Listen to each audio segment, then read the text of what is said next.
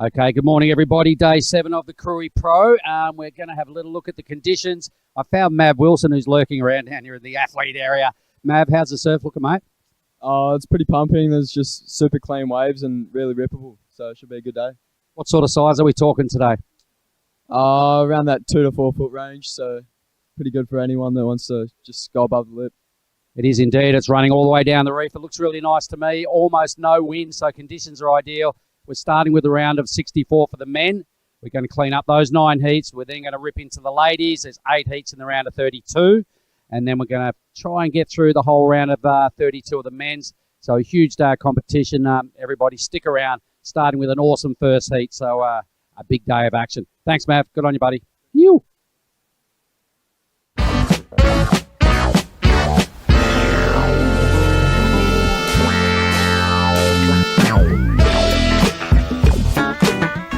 Hi everyone, it's day 6 here at the Krui Pro in South Sumatra. We are still on hold with QS competition, but we've got big crowds here and the surfers wanted to go out, so we've called on an expression session. There's a couple million rupiah up for grabs for the top performing male and the top performing female. It's going to be live on YouTube. Check it out, heaps of fun, or get down here to Tanjung Seria Beach.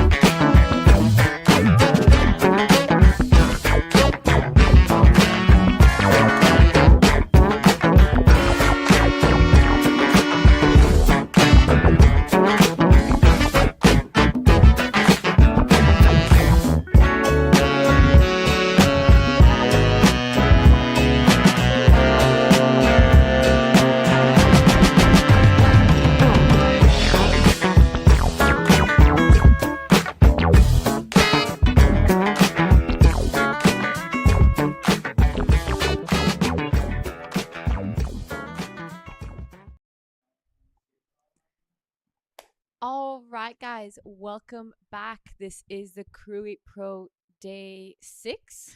Yes, day 7. Oh, wow, day 7. You're right. Sorry, guys out there. This is day 7. It's early. I'm Jana Legati on your screen right now. This is Daiwako in the booth. Everyone. We are going to be starting off or finishing off the round of 64 of the men's, and then straight into the round of 32 of the women's, and finishing off the day with the round of 32 of the men's again. So it's a huge day of competition.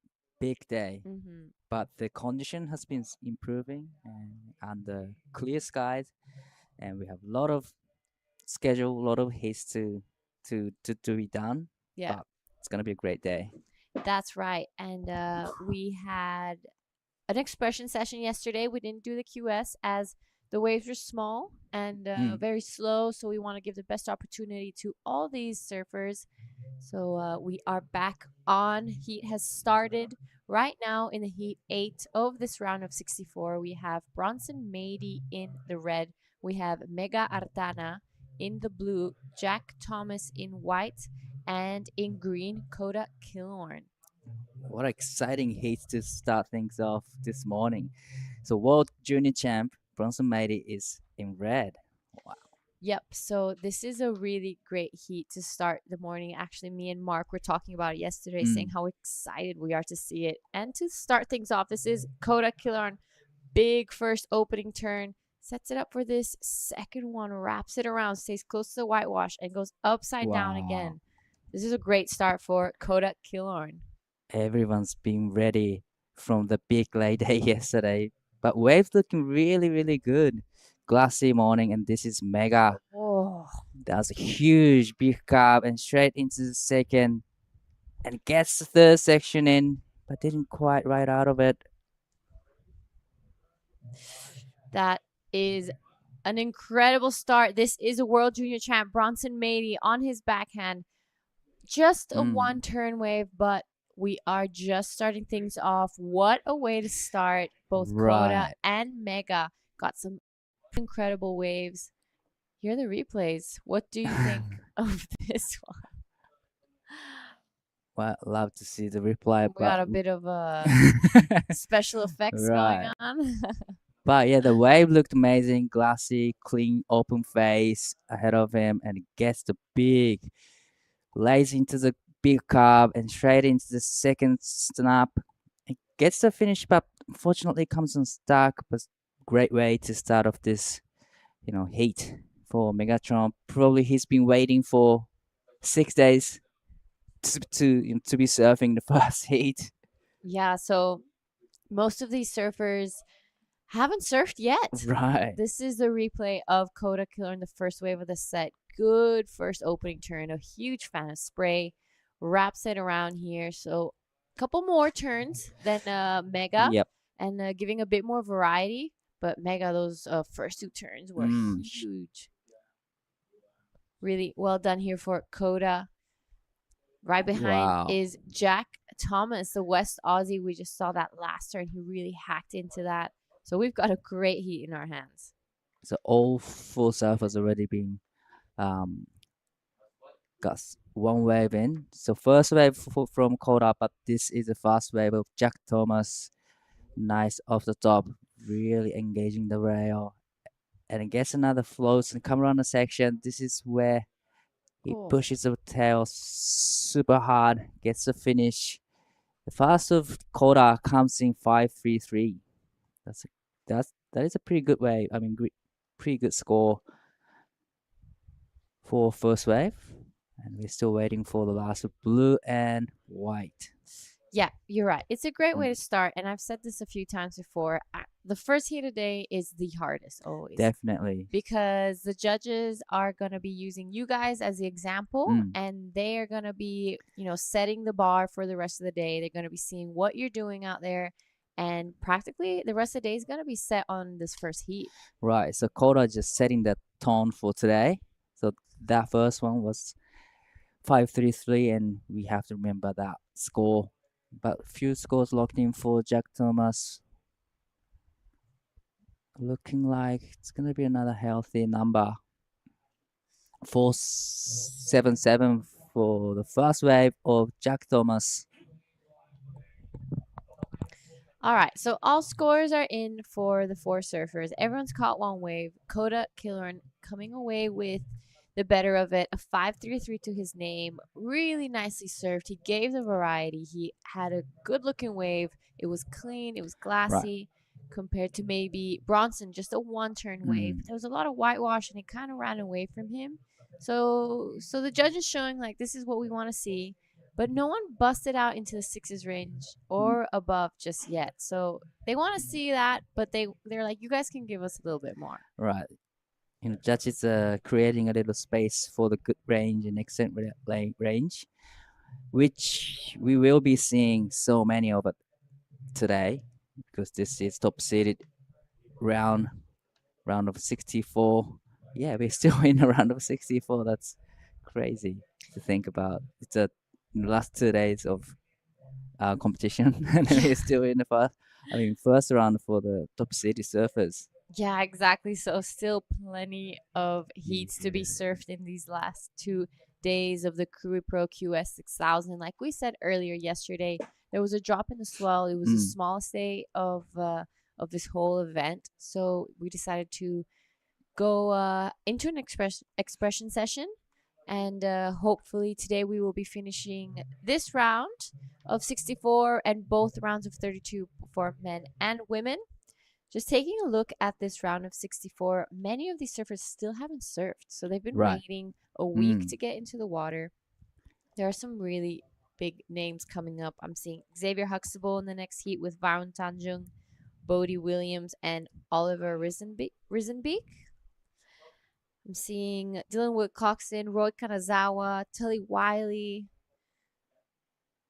There's as well Rinta Otu, Oscar Berry, Iko Watanabe in the yellow jersey, Keon Martin, Marlon Harrison, Jarvis Earl, Elliot Parada-Reed, Saxon Reber. So huge names still to hit the water. It's going to be a big, big morning. I guess not only big morning, it's going to be a big day. Big day, definitely. So this is a replay of the first of Kota. This is what 533 looks like. Couple good turns in, and gets variety, and gets a finish right here as well. Wow, really love the big wrapping carve. Yeah, it's gonna be a huge day, but as CT Trussell finished it yesterday or day before, so people can watch it all day today, and we're gonna have a lot of actions. Yep, that's right. It's absolutely pumping out there. I was having my morning coffee, and we're staying right next to the contest site, our spot. We have the perfect view of the lineup. Right.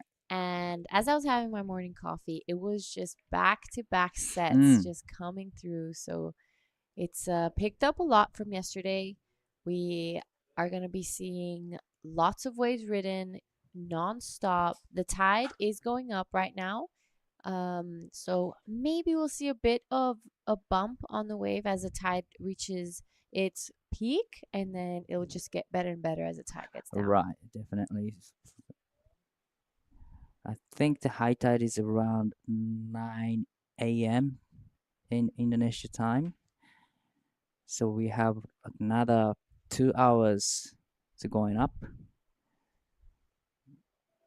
It's probably the best time of the day right now at the moment. Just coming up tide. Yeah, especially since it's so glassy. There's not a drop out of place. It's a beautiful morning here in Ujung Bochur. We pretty much woke up at dark this morning, and we could tell by the sound of the waves that definitely picked up overnight, and here it picked up quite a lot to me on the set. Yeah, compared to yesterday, it's picked up a lot. Here we have a couple waves rolling through. Oh, look at those one at the back. Oof. That's looking like a pretty good wave. Is the wave gonna be rolled through to the lineup? Looks like Kota having a look at this one. No. Yeah, so Kota not really seeing any potential on that wave, but Jack Thomas with fourth priority will be taking a look at this one. Just a quick up and out. No foul, no harm. He had fourth priority, so it wasn't really a waste. So it's a Bronson that can pick the anything he wants for the next one. Here is Jack Thomas up and riding. He's getting those back up first. Gets vertical and first carve, couple turns in. Checking turn to try to connect to the inside. Started to wind up. Really love the big carve from Jack Thomas. Managed to put a couple good turns in, so it's gonna be a good backup, that's for sure. Yeah, right behind him, Kota Killarn, a big opening carve, wraps it around again. So this is looking like a pretty good way for Kota. Really pushes the tail on that last one. There's a little bit of whitewash on the face just from Jack's waves before, but he managed to really flow through that nicely. Right. But you're right. Jack Thomas will be getting rid of that 0.43. This is the replay of that last one. So really nicely surfed from Jack Thomas. A bit of a smaller wave, but I'm guessing his strategy right now is just to back up that 477 and just slowly build his score as the heat goes on. Definitely, he's really done good job to backing up the 4-3. 520. 477. And this is a replay of the Kota, the last wave.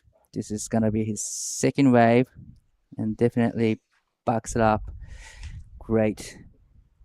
But we're still waiting. Bronson, he's holding on to the first priority for quite a long time. He has got a wave, but it's only 2.17. Yep, so Bronson just playing the patient game, but there's plenty of waves coming through. I think Jack and Kota going for the more staying busy approach, catch those two waves early. The past couple days it got really slow, and we saw so many surfers just not being able to back up their scores. So it's It's a pretty smart heat strategy from the boys in green and white. But here is Mega up and riding. This is a good looking wave. He has clean face. First big start, and that was a bigger turn on the second section. Comes around the corner, but not quite. But this is Bronson Matey up and riding. It's a good looking wave again. Nice off the top. And put another one. The wave started to stand up for him. That's better turn right there. And he gets a finish. Fins out. Is he gonna? Yes, right out of it clean. So great wave from Mega and Bronson. Yep. So the Indonesians going back to back on those sets. That was an incredible wave from both of them. Bronson really getting this heat started now. That was much better than his 217. So this is the replay of Mega's last wave. Look how low his center of gravity is. You know, Mega is such a solid surfer, just 2 turns, but it was super well done. And this wave from Bronson, I love how he just opens it up, gets around this section, really smooth style, not rushing anything. I loved these last 2 turns. He just kept getting stronger as he went down the line. You know, he was waiting for that wave for quite a long time, but didn't seem like he was nervous at all. He's just showing what junior champ looks like. Yes, and since Bronson won that title, I feel like he has this newfound confidence in him, especially in his like competition surfing. It's grown so much, and I feel like he's one of those only surfers that maybe later on in this contest he'll start bringing more his free surfing into the heats, and that's when it really goes big. And there we have it, the last of Bronson Matey, a 6.67 pushes him straight to second. Wow, the Mega 5.43. 2 Indonesian surfers getting great scores out of all rides here. So now green and white in a pressure moment. Yeah, so Kota Killer now taking a look at this one. Well, he wants to get rid of that 327. Pretty good looking wave. Gets a little bit stuck there when he on the way back to the whitewash. There again, fumbles a little in his first 2 turns and kind of slows him down and wasn't able to get around that section. You know, just like you said, it's getting, started to see some bumps on the face. So you kind of be patient for pick the right ones. But here is the Indonesian teams at R3 area. Just be ready. Yep, that's right. On your screen right now is Team Indo. I'm seeing Taina, Izquierdo, Rajusena, Pajar, Lydia, the coach, Ivan Sudena. Sorry, not Ivan Sudena. But there we go. This is Kota Killorn. Yeah, just like you said, he's just trying to, stay busy, trying to get rid of the backup score 3.27. He only needs 3.52 at the moment, but there's still plenty of times. Now, first priority is sitting with Jack Thomas, needing 4.08, which is not a big score, but looks like Bronson is having a look at this one and up and riding. This is a smaller size waves, but looks great. Nice off the top and straight into the second floater section, come around, and nice connecting turn, a nice finish right there. It was a smaller size, but here is Jack Thomas up and riding, needing 4.08, big layback. Unfortunately, comes unstuck. Wow, Jack is such a powerful surfer. He's from Western Australia, so there's just so much raw energy out there. When a West Aussie surfer says it's like 2-3 foot, expect something like 6 foot, because they are used to surfing these really heavy water waves. So you can really see that power that he has in his surfing. This, though, is the last of Bronson Matey's. He wants to get rid of that 217 and back up that 6.67. Definitely he's done that, but here is Jack Thomas again. Comes unstuck. Well, he's just trying to, stay busy, trying to get the requirement 408. So here we have the replay again of Jack. He really hacks into that last one. You saw him push his tail, but unfortunately wasn't able to land that one. But when he does, that's when those really big scores come through. Definitely. But really like Bronson's game right now, trying to get rid of the 2.17 and got the last wave. Pretty much he's done all the work. So I think to me, the last wave will put him in the first. Yeah, I agree with you. He's only needing a 309. So his last wave, a little not so strong the turns, but really, really took advantage of the whole wave. I think he got a lot done in a small amount of space. Yeah. Here it is, 470 for the last of Bronson. That puts him right in this lead. So great job from Bronson Matey, but still there's plenty of times for all the opportunities for all surfers. It's a very close heat actually. Green and white needing about like 5-point range. So one wave can change everything in this heat so far. We have still 7 minutes remaining.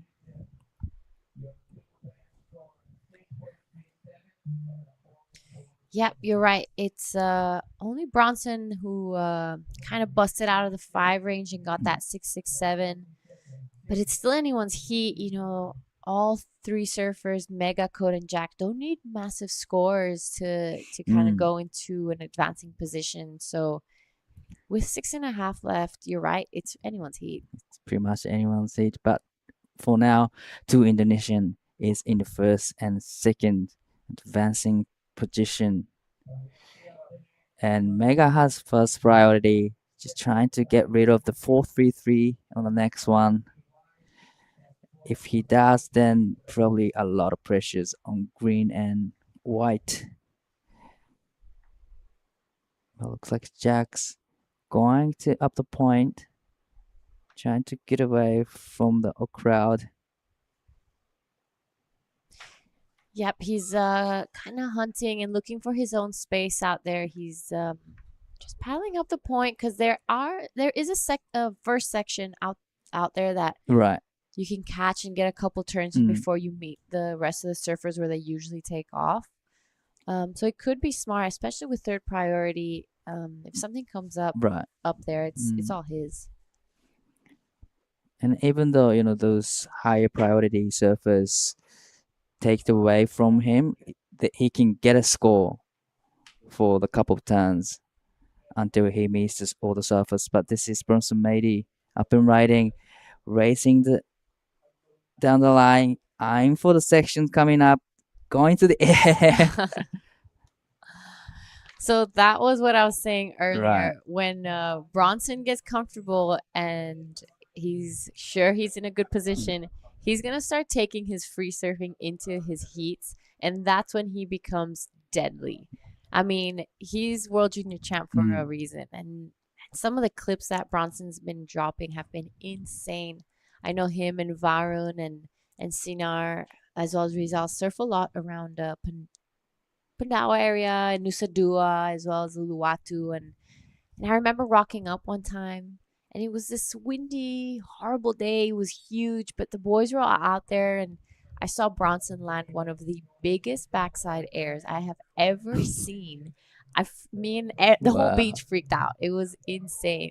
So hopefully as the contest goes on, we're going to see him do a couple more of those airs.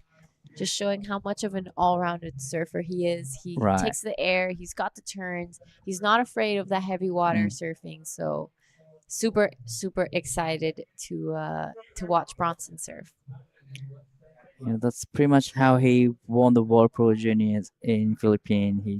He did a really big air, but this is a Bonsai replay. The second wave of Bronson's. This was 667, which puts him in the first position. Really nicely connecting all the turns and get a big finish right out of a clean. This is Coda up and riding, looking for a wave, 4.44, but unfortunately just wave closing out on him. Yep. So bit of a fast one for Coda Killorn. Looking like might be a little bit of a mistake there with 3 Right. minutes left. Mega's in second and he has priority. So when Coda comes back out, he's not going to make it easy for him to catch another wave. So now Jack Thomas kind of, come back to the lineup with the crowd as he has now second priority. But Mega has the first priority. Try to get rid of the 4.33 to extending his lead over green and white. Bronson is kind of sitting in the comfortable position right now. So 2 minutes 30 seconds. Looks like a few lines on the horizon. Yep. So we are about to reach the 2-minute mark, and it's looking like Mega has seen something that could possibly interest him. Both blue and white. Taking a look, but this wave just not offering too much. So yeah, you're right. Bronson looking in a good position, but they don't need big scores. Mega's only looking for practically a 6 at this point. Coda a 4.44, and Jack a 5. So it's pretty close. Definitely, it's really close. But now Mega is trying to play priority games over green and white. Just be patient. Try not to go for it. That looks like a few lines again rolling through to the lineup with 90 seconds remaining. Yep, the next heat's already at the back. Excited to get out there. Coming up, we have Xavier Huxtable, Varun Tanjung, Bodie Williams, and Oliver Rissenbeek. We're about to reach the 1-minute mark, and it's looking pretty good for Megartana and Bronson Mady. Not too much happening out the back. Is there going to be another set in time and 1 minute to go in this heat? Time is ticking. There we see Mega on the outside of all the surfer because he has first priority. And at this point, he doesn't want them to catch another wave. Right. Mega's not looking for a score. Definitely. He just wants the other guys to not get a score. So he's in the position to just block other two surfers. But Koda. No, Jack Thomas is up and riding, needing 5.00. Nice off the top for the first stand. Gets a layback in. This is a small size wave, and didn't really, wave didn't really offer too much in the first section. I don't think it'll be enough for the requirement unless he does huge maneuver in the inside about 9.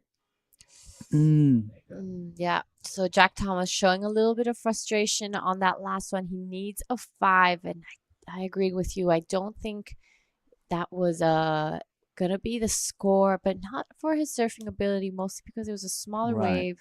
He was at the front, and the judges are going to be comparing that to Bronson's 6, and I don't think it reaches what he needs. And there we have it. The last of Jack comes in at a 2.9.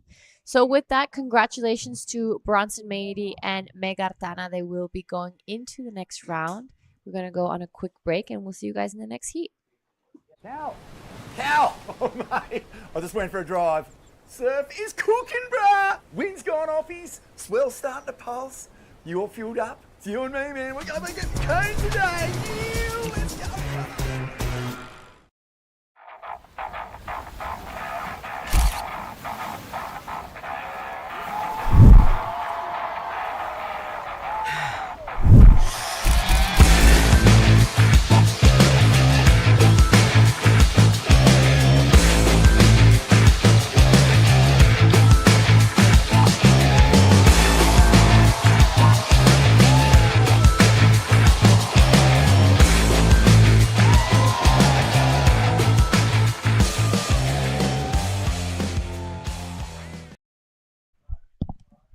Welcome back, everyone. This is day number 7, Krui Pro QS 6000. We are into round of 64, heat 9. I'm Diawako here in the booth with Mark Clift. Good morning, Mark. Hey, Di. What a morning it's been too. So that first heat, we were really frothing on it yesterday because Right. look at these names, and we do lose Coda and Jack, the big, strong, goofy footers in that heat. Bronson got the least start out of anyone and came home strong. 667 really standing up well in his scoreline. But it's just going to be a monstrous day. Look at this next heat. There are no easy matchups. It's Xavier Huxtable, Varun Tanjung, Bodie Williams, and Oliver Rissenbeck. So 3 Aussies taking on Varun, the Indonesian in blue. Another exciting heat. Second heat of the day, but Xavier up and riding. That was a huge first turn and nice transitioning turn straight into the finishing turn right there. Nice combination from Xavier Huxtable. He's been waiting to surf in the competition for 6 days straight. I know, right? But Zave's a big-time performer through the Asian regions. He's been here, I don't know, maybe 5 years in a row. We've got a flashback to last year. Had the heat of the year, pretty much. Heat of the century. Heat of the century at Nias. Fond memories of the Asian tour for Huxtable. He's in red. He's already got a wave. Here is Varun. So I'm sure the boys down in Bali town will be watching closely. Oh, they've just watched, another one of their chargers in Bronson Matey fire up and take the win. Right. So I'm hoping the boys down there at Kanoa might have the screen on and watching. JT, Johnny Tucker and the team. Varun's turn now to fly the Indo flag, but he's up against 3 pretty high-powered Aussies, and, this is a big name in the draw, Xavier. wow. Straight into second wave, and this is looking great from Xavier.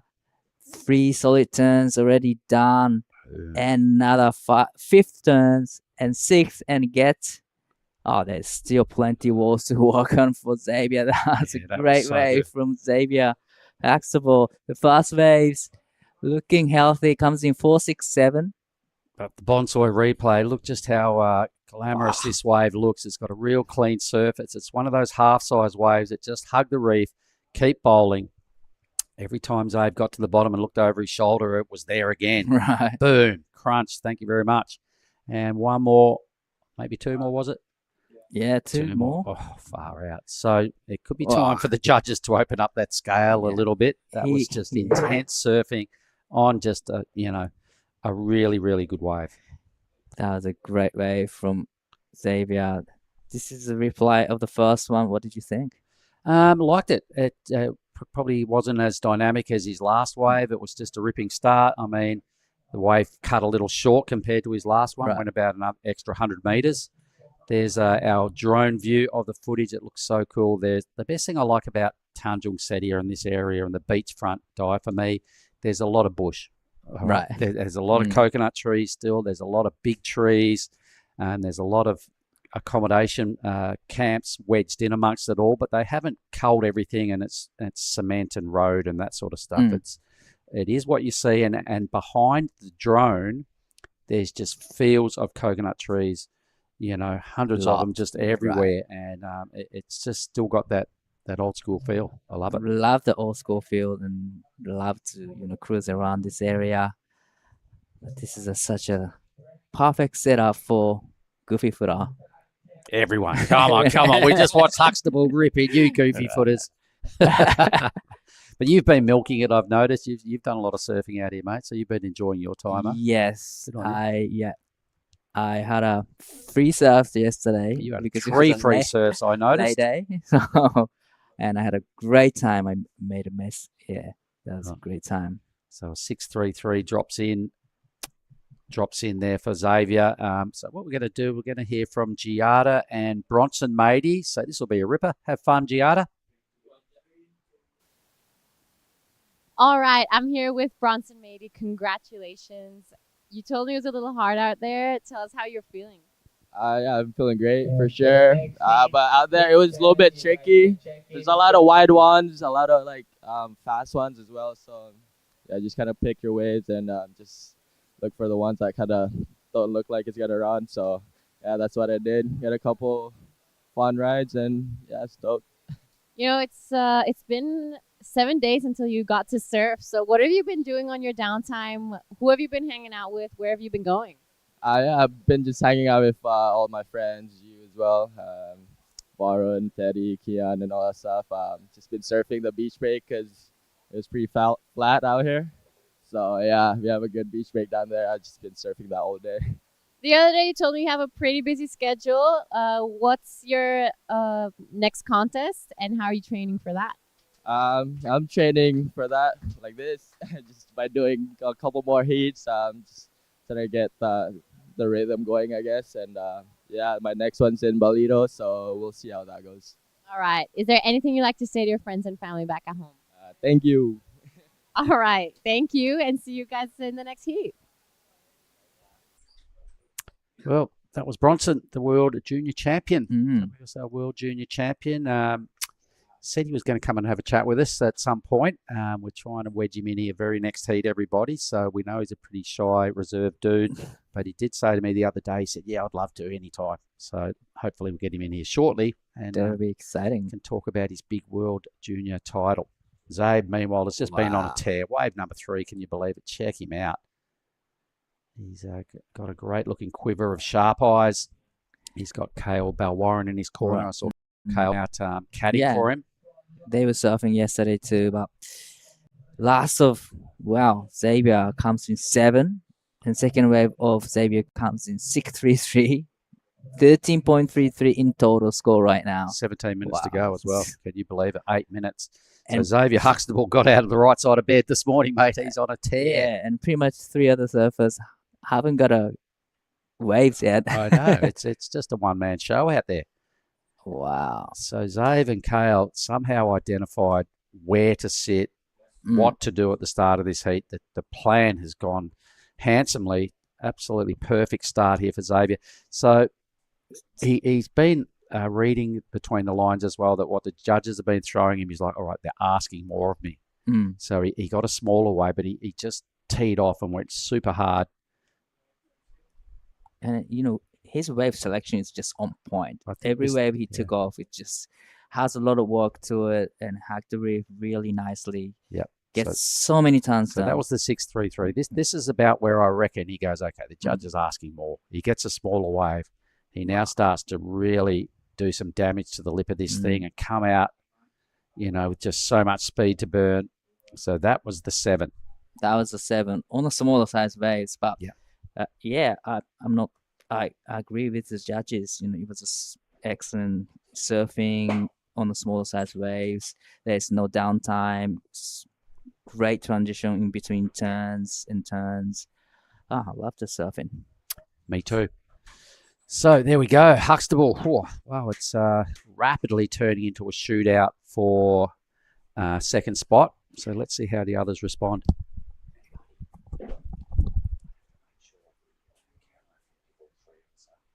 Yeah, there's still 15 minutes in.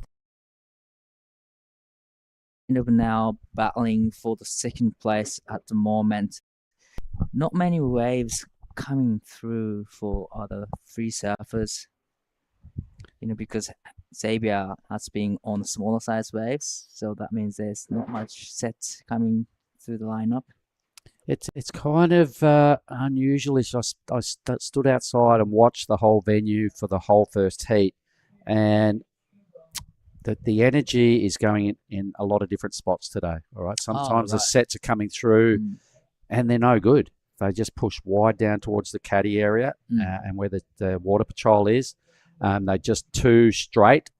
They don't offer a whole lot of maneuvers, maybe 1, maybe 2 max. The medium ones like Zave has found, obviously, they're still hugging the reef. They're looking really good. Sometimes sets are hitting up where white is and the other side of green, and that's the prime pole position, right? If you could take off there and get a medium-sized one, that's ideal. But sometimes a whole lot of energy comes in and does not hit that spot. So if you've got priority or you desperately need a wave and you're on the back end of a lull and one of those wider things comes through, it's like, damn, a whole lot of energy getting a little bit wasted because it's not focusing on all the time where wide is. Right. Sometimes back-to-back sets do, but I did notice, and a few people were having chats down there. They go, "Oh, what's going on out there?" And I'm like, it looks difficult to me. It looks a little bit tricky. Is that because of the swell direction? do you That's think? what, well, Ooh. Dino, again, down at Larney's, every time when we go down there, he gets on his computer and he checks stuff out and he checks wind and he checks direction. He's a big campaigner for direction. And he said, you watch, he goes, it's going to be focusing down in front of the restaurant. Most of the swell. Most of the swell. He said, So these numbers are adding up to, a lot of swell hitting down wider of the reef. Not to say it's going to be wasted, but there are moments when sets come in that I noticed in that last heat that you just can't even go near them because they're just no good. They're a closeout. So that's a great tip for all the surfers coming up in the next few heats. Just making sure that there's gonna be not great looking sets. So Just limited options, Right. limited opportunities. So really got to make it count when you can, and hope that a good mid-range set comes through and hits up in the corner you're sitting on. So we've got a third and fourth priority thrown down. So it's between blue and green and white to sort out who gets the next wave. And this is Oliver. Oliver up and riding. This is gonna be his first ride. Really tucks into it, first and second turn, and gets to third and gets finished. Unfortunately, comes unstuck on the last one, but still, it was a great surfing from Oliver. It was his first wave, 20 minutes and 20 seconds to go. All right, the Bonsoy replay it from the judge's view. Colours are looking real nice out there this morning. The sun's just come over the ridge, so it's an A-grade time to get your clips and your shots because this is what the photographers love. And Ollie just teeing off, unfortunately, over the hangers there on the end move. So a little bit of a missed opportunity. Can't afford too much of that stuff today. I did notice in that last heat, Bronson was the last surfer to get a start. He only had a 2. Right. The others had 5s and 4s and nothing too major, but he was the last one to get a start. And then he kind of got one of those 3/4 sizes and he did 3 really strong turns. I got down to that end section and belted it. And it was a touch and go finish, but he did make sure he rode out, unlike Ollie, and put some real runs on the board. And that was a 6.67, I believe, wasn't it? Something about that, 6.37 or something like that. Mid-6. So the end of the waves are important, is what I'm saying. You've got to capitalise and finish on your feet. Definitely. The judges love to see that. It's a pity to go that extra distance further and not finalise the waves, kind of throw away a number a little bit. Xavier's gone on a bit of a inspection up the reef, which is paying off. I heard him talking to Kale on the way out. They were suggesting, do we start up there and try and surf your way down the reef? But they definitely had eyes on what was going on deep. Up the point. And some waves are hitting there. They always do. Occasionally, some come from right up on the A-grade spot and just rattle all the way down. Today, they're a little rare, and it could be a low percentage play, but if they do and you're there, you score big time. Definitely. But Bodie Williams. wow. Bodie just had a little bit of paddle. So I'm not sure it's going to be a paddle call. It won't affect his priority, surely. It was just it does. It does affect his priority situation. Now, Varun has first priority. That's kind of mistake that you don't really want to take in this slower condition. All right. So Bodie down to third priority. You saw him hang his head just then. It's like, whoa. With 10 minutes to go, it was time to capitalise. And yeah, you really want to capitalize the first priority. But unfortunately for him, he just lost his first priority down to third. Now Varun has a first priority with 9 minutes and 40 seconds to go. Doesn't have major score yet on the leaderboard, but having a first priority is a great position. Well, Oliver got a 4, so that's better than a nothing, and he's on the hunt again. So wave number 2 for Oliver Rissenbeck. Yep, this is live action. Inside wave, went under the guard of the other crew. That is a huge one turn. But that's a really huge turn from Oliver. And pressure's off there for Huxtable out the back. He's just hunting around. He might have been waving to his coach, but here is Ollie's last wave. Big hit. Check it out. Yeah, just one time, but still big hit. So it's not going to be a major score, but still it's going to be decent score for Green. 3.33. So now he gets 2 waves done. Yep. Okay, 3-3-3. Good result for one big hit. Mm. All right, Bodie, finally. Got to make this count. So, Wow. stylish, goofy footer. I Wow. like what he does. Really loved the first time with a big spray and straight into the second, but not much offer afterwards. But still, it was a great 2-turn combo. This is very important moment for Varun. Big hit and put another wrapping cut back. And Wave started to stand up for him. It gets 3 and 4s. Nice transitioning in between turns. And this Wave looks like hugging the reef really nicely and gets the big finish right there. Comes out really clean. Well done, Varun. Right on cue, just to stay in striking distance. Team Indo, they're everywhere down there in the athlete area. There's all the gangsters hanging in there. That's his little brother. Mm. And here is Huxtable again. So, oops. All right, so he had to give way, I think, for Green, maybe, but didn't like what he saw. He doesn't even need a wave. And Ollie's just kind of caught a little bit of a closeout.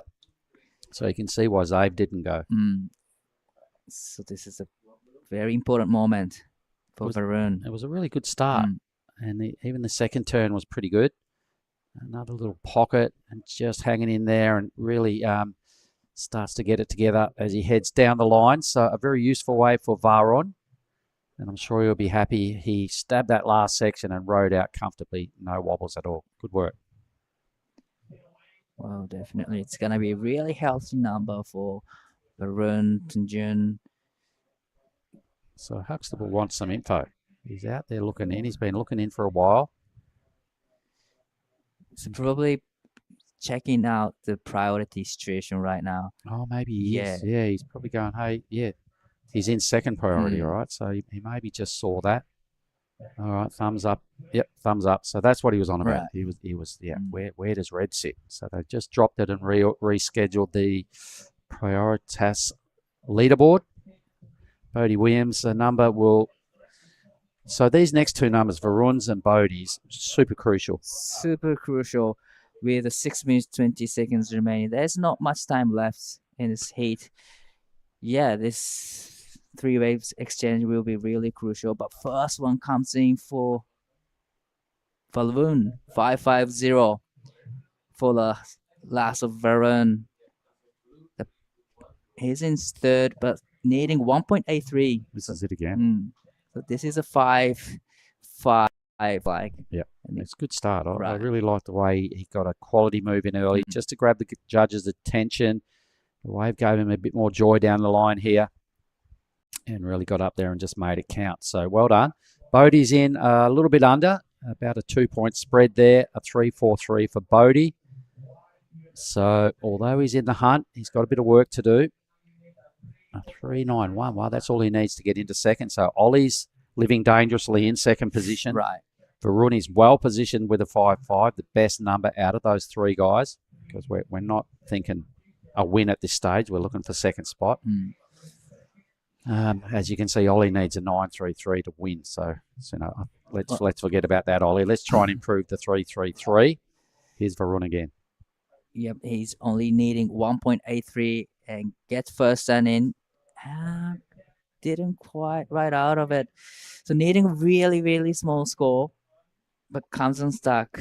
So I don't think it's going to be his requirements. No. So needs to get back out again and regroup, get a score with 4 minutes and 40 seconds remaining. Now, Bodie's a really smart competitor. He's been doing these rounds for a long time. He's got priority. He needs a 3-9-1, but he knows in reality he's probably going to have to get at least a 6 or thereabouts to kind of, feel any sort of comfort having Varun right next to him and Ollie sort of positioned reasonably well also. So Bodie, it'll be interesting to watch his next wave because there'll be a bit of pressure involved. Wave number 3 here of the Xavier, and this is the 7. So this is the absolute heat highlight. There's been a lot of highlights out of the red Rashi. Definitely, Xavier is sitting in a really great position right now. It's all about second place. Thanks to the Bonsoy replay.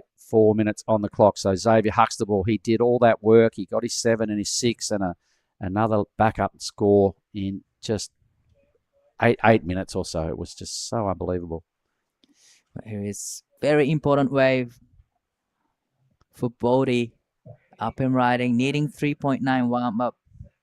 Probably he's looking for wave mid-5, mid-6, but nice starting off this wave. Doesn't want to get stuck here. He's pushing hard. He's still pushing hard. Just didn't quite, come around the section, but this is Xavier's up and riding, live action. Oh, nice. Flows the section. That doesn't even matter in the big scheme of things. Just went out swinging. But, geez, that was an important moment for Bodie. He got a little stuck and he knew it. He's trying frantically to get around that white stuff, and the lip just kept dropping right on the rail of his board, and it was impossible to get a good pump and get around. So Bodie will be spewing with that missed opportunity because it looked like it was a good wave. Right. All right, just, the wave just ran away from him. I'd love to watch the replay of Last of White. He got 2 decent turns in. So all right. Needing 3.91, but comes in 3.43. Not enough. Wow, into third spot. So Now, still needing the 391. Varun, important way for him as well. Needing 1.83. Nice checking turn. That's a better looking turn right there, and get the third turn in, but again, well, he's still got his number. You know what I mean? A 183. Definitely done that. Probably right after his second hit, convincingly, we'll move into second. Well, we'll get a number, the requirement. Let's say that, boom, because that was a pretty good hit. Right. All right. So he would have been a little bit filthy on himself that he fell again there. He's kind of made a couple little mistakes that he could tidy up in the big scheme of things. But Ollie now would have dropped down to third. He wouldn't have heard anything. So Ollie's surfing for his life here. He probably wouldn't know that Varun's just gone into second. And he fumbles around as well and can't capitalise. He's trying to improve on a 3.33. That could have been the wave for him to so improve Varun, his I session. think, is going to second and will stay there temporarily. It's a 2.7, so just gets the number needed. Ollie scores in, and that's not enough to bother the leaderboard. So it is red first, Varun in blue second. Ollie's dropped down to third after holding on to second for so long. Bodie with priority. Here he is, just over a minute to go. This is absolute crunch time for Bodie. This is a crucial way for Bodie. Needing 4.78. Pretty good score, but nice layback for the first turn. Big wrapping cutback. Just waiting for the wave to stand up for him. Probably need a couple more decent turns. Needs a steep section. Stick to the wave. Here it comes, the steeper section. Gets a finish, but needing 4.76. You could just sense the nerves getting down to that end section. He looked like someone that really needed to and wanted to make that last turn. He didn't really super go for it. He got the completion, but it's over to the judges to see who gets second here as we watch Varun on wave number 5. So a bigger wave now for Varun. A huge finishing hit. He's fallen a couple of times in this heat. He's leaving the door open. Bodie may or may not have got the number. We're just speculating, but Varun could have really shut the door down by improving on the 2.7. Team Indo looked nervous down there. Huxtables looked anything but nervous. He's been all over it. Upside down for another fall, but Xavier Huxtable, best display this morning. Throwing away a decent number as well, but he did all the work in 8 minutes and just killed the heat. All right, watching the Bonsai replays. Varun, I think if he smashes that and rides out, he consolidates second. He might still, because it's Bodie's the only one that can take him out of the picture here. So the judges are no doubt rewinding and rewatching this wave. The Bonsai replay, you can see Bodie measuring his moves. He knows what he's got to do. He's playing the game pretty well. The wave's not offering him a whole lot of joy, right? So he's kind of just probably thinking right about now he still needs something. So he got up there and hung one on the end section and lands it. He kind of gave a semi-little look at the judges. Right. He gets, first turn done and he gets finished, but there's a lot of downtime in between. Yeah, the wave was a bit sleepy. Right. A lot of work done on that wave. No one down there knows what's going on. So Ron, there's his young brother. He trying desperately to improve on the 2.7. The first number in is not looking like it's going to. Oh, it's not going to. So his 2.7 remains in his score line. It's locking in. A 2.37 is the result. It doesn't go anywhere near his top two. Bodie's number is so important now. Wow. He did a lot of surfing on a sleepy wave, but still hit sections. Here's the replay again. So the judges would have been watching this again. This is probably one of his best moves of the wave. Big wraparound cutty. You don't see that too often. A little bit of a downtime here. Just as wave didn't offer too much, but here is wave started to steer up and gets a finish. He's pretty happy with it. Yeah. And after watching replay after replay, it's kind of right there. I think he might get some love from the judges though, because it was still pretty good, right? Definitely was a good ride from Bodie, and definitely it's going to be close. Really close. 4.78. Pretty much you need 5 to get that score. The judges will be remembering what Huxtable did. Oh, it's right on the line. This is so close. It's a 4.2. It's not enough. One judge went there. None of the others did. So once they drop highest and lowest, boom, boom, Varon Tanjung survives another heat and through to the next round with Xavier Huxtable. Let's throw to a quick break and get back here with Heat 10. That's a weird looking smoothie, Vorno. Tell him, son, this ain't no smoothie. This is a smooth as broth base for our bonsai ramen. How long should we wait, Master Ramen? Patience, young noodle. Wait, and top secret, I need a corn. Behold, bonsai ramen. Moon-san, this is Absolutely cooking.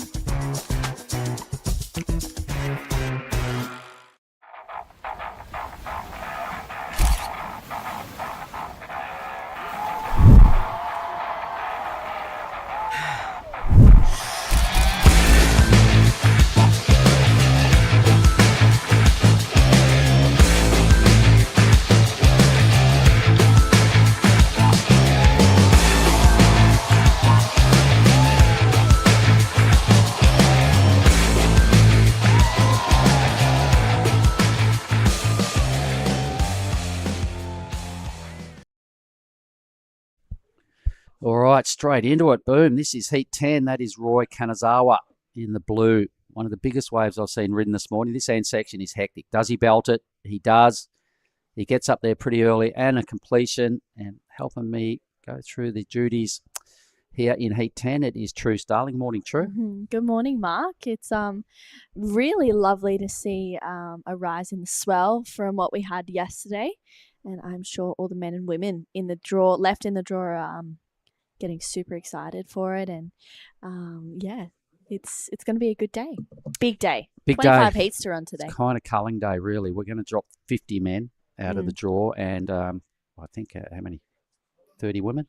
Yeah. Yep.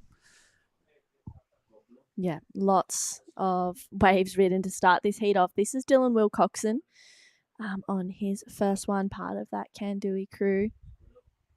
And he hasn't really put a solid turn in just yet, just ducking and weaving as he loads up there. That's a good-looking backhand snap in that big section. Wow, for Dylan. That was really well done. And looks like there's waves for Tim and also Taj Stokes to lock in.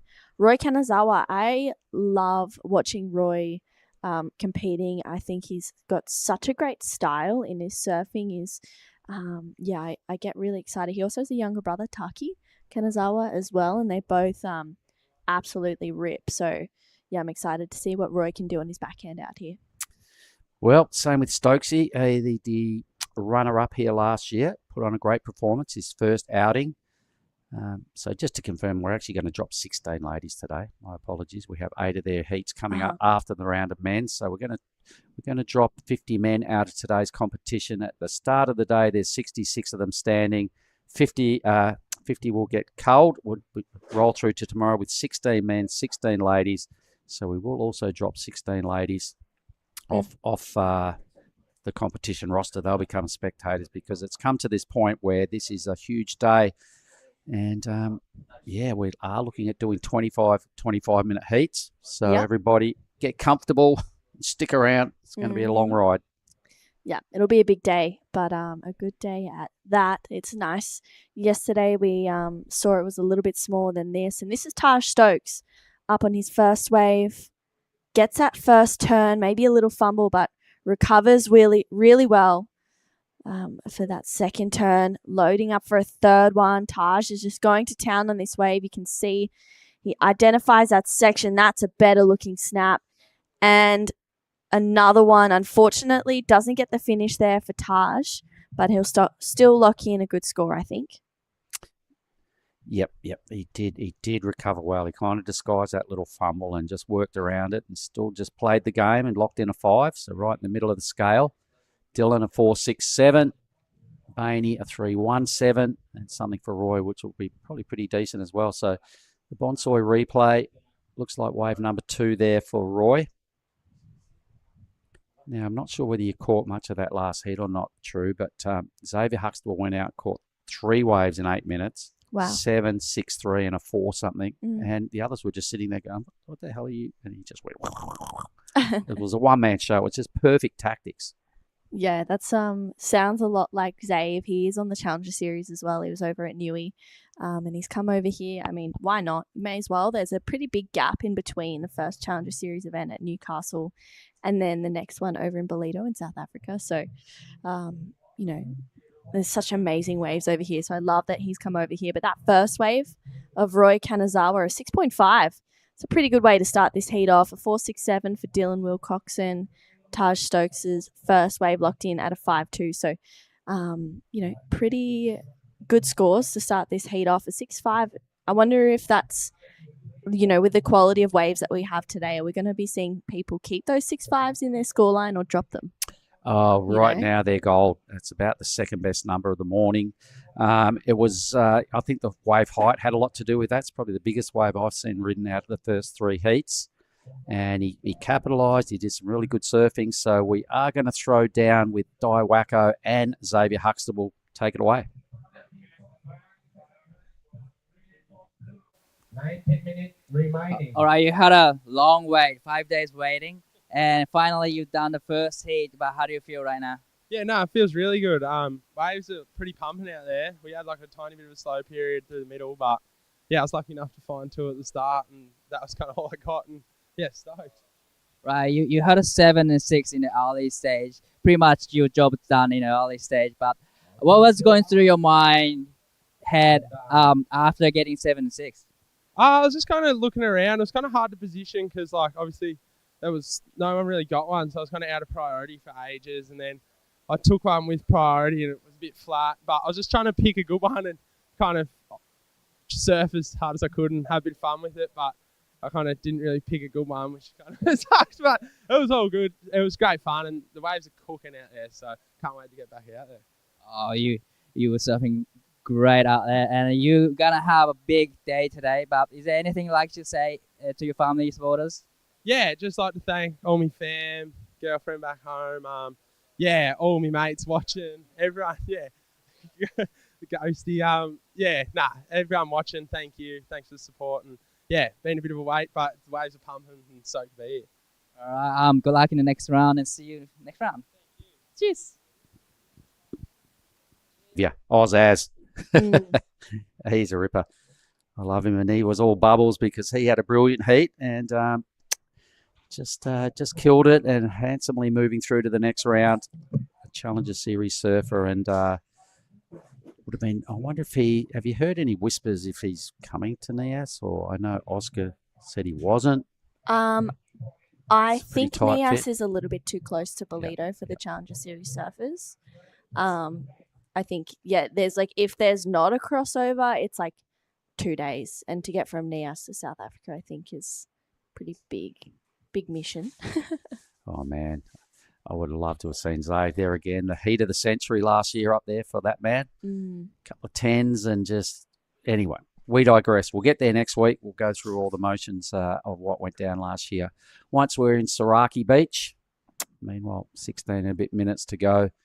So the youngster in Dylan, I'm sure his dad's tuning in and watching, and his team Will Coxon and the team Mentawai watching this young fella. So here goes Dylan.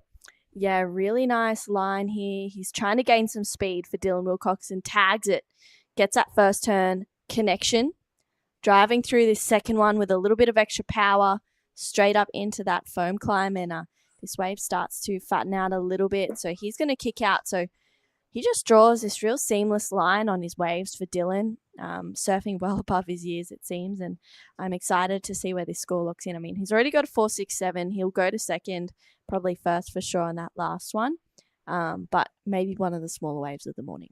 No, I really like Dylan, and just his story is just so cool, living in the Ments and just getting tubed all day and just, lolling around in the world's best surf, if you don't mind, because Dad's bought himself a resort right there in Playgrounds area, and what an upbringing, all right? So he's well removed from the world most of these people live in. He's not really in the spotlight that much.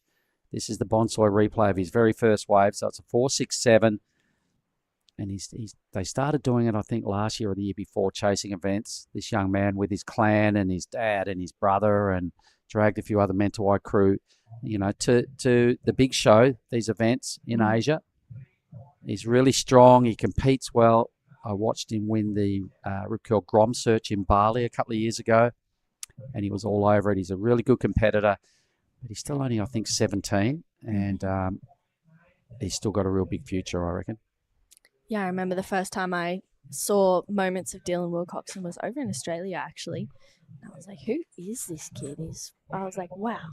And it just absolutely blew me away in Oz. He didn't miss a beat. And sometimes it's hard, like coming from Indo and then going back to surfing Oz. The power of the waves are different. It's probably not as steep, not as perfect. And he just made the transition look effortless, really. It was so exciting to watch for Dylan. So we'll see what he can do throughout the rest of this heat. A 4.67 and a 3.3. They're good scores, but you'd think that they would be throwaways by the end of this one. Yep, that 3.3 doesn't look good in your scoreline when you're up against Kanazawa, the runner-up from last year in Stokesy, and Tim Bain. So, yep, he'll realise that, but at least he's not sitting around being nervous and having too much time to think about the situation and maybe, getting out of rhythm. So at least he is competing well, and I always see him compete well. I remember seeing him surf a heat at Lagundri Bay last year where he surfed so well in this heat, did nothing wrong. It's just the other fellas that he was against, a bit more experience, got better waves, and that was about the only difference. And I mentioned that to him at the end because he was kind of bummed. And I said, dude, you did nothing wrong. This is learning. Just got to be on the better waves.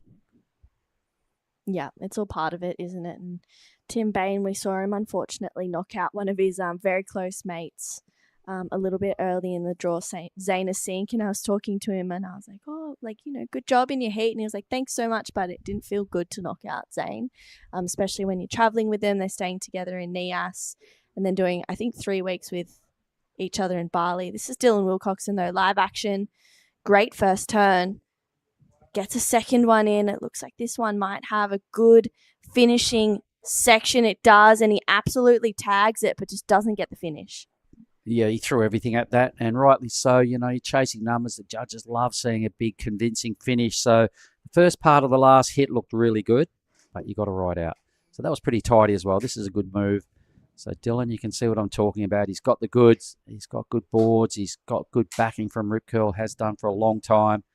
End move, he just momentarily lost a little bit of forward momentum, and that was about the difference. Landed with the lip instead of coming out in front of the lip. Yeah, I feel like that's been happening a lot throughout this event, just mistiming that end section a little bit, I guess. Needing to hit it a little bit earlier, so I'm sure Dylan will be able to tidy that up towards the last 12 minutes of this heat, because Taj Stokes, he missed out on the Challenger Series last year by, I think it was one heat, or there was, something had to happen. I think Tully had to get second in the Phillip Island QS and he got second or one or something like that. Right. So it was a real dramatic finish. I know that it was, pretty heartbreaking for Taj in those moments. And it is Tim Bain going to use his priority on this one. All right, let's have a look at him. on his backhand. He's picked what looks like a pretty good wave, a little sketchy off the bottom first move, but he's recovered.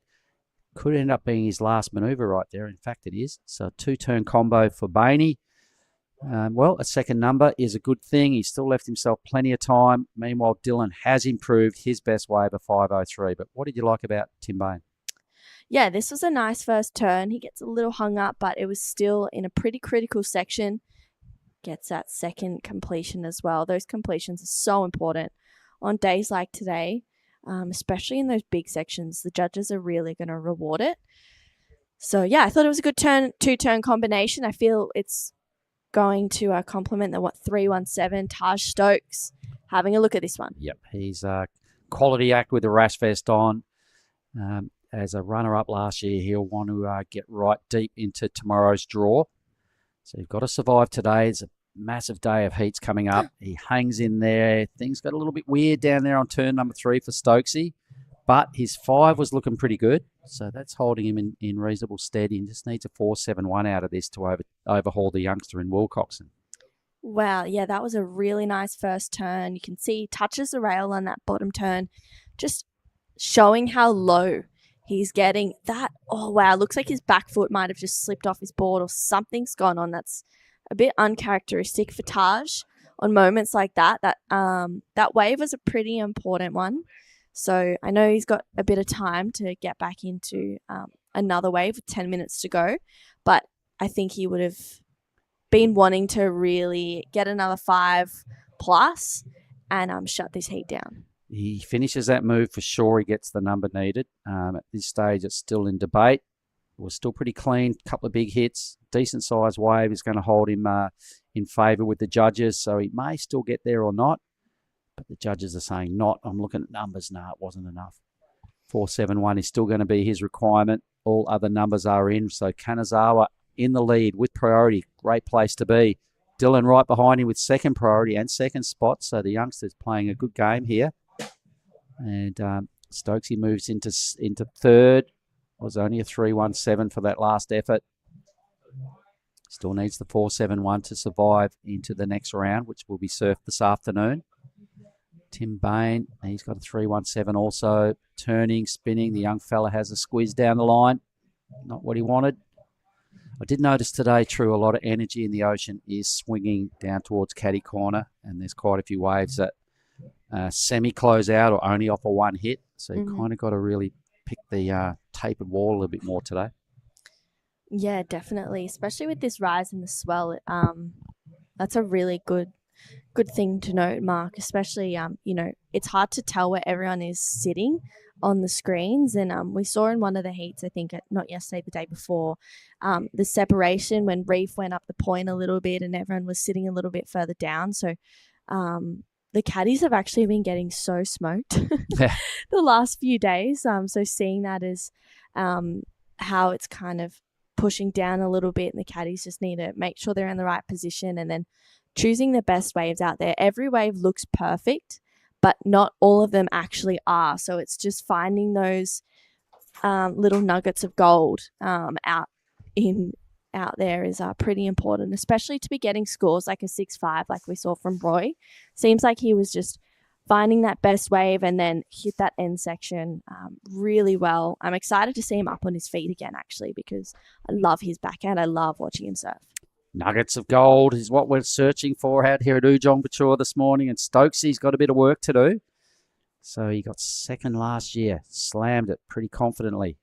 It's looking like he's on his way. He needs a couple more good moves out of this to convincingly get a 4.71. Finish this time, no worries. No errors right there. Did you like that one, True? Yeah, I liked it. He needs a 4.71. I don't know. Okay, yeah. I love seeing it from this beach angle because you can see how big the wave is and gets that first turn in. That's a better connection, maybe just a little bit late, and then he gets it in there. I mean, throwing heaps of spray. Taj, 2-for-1 combo to finish.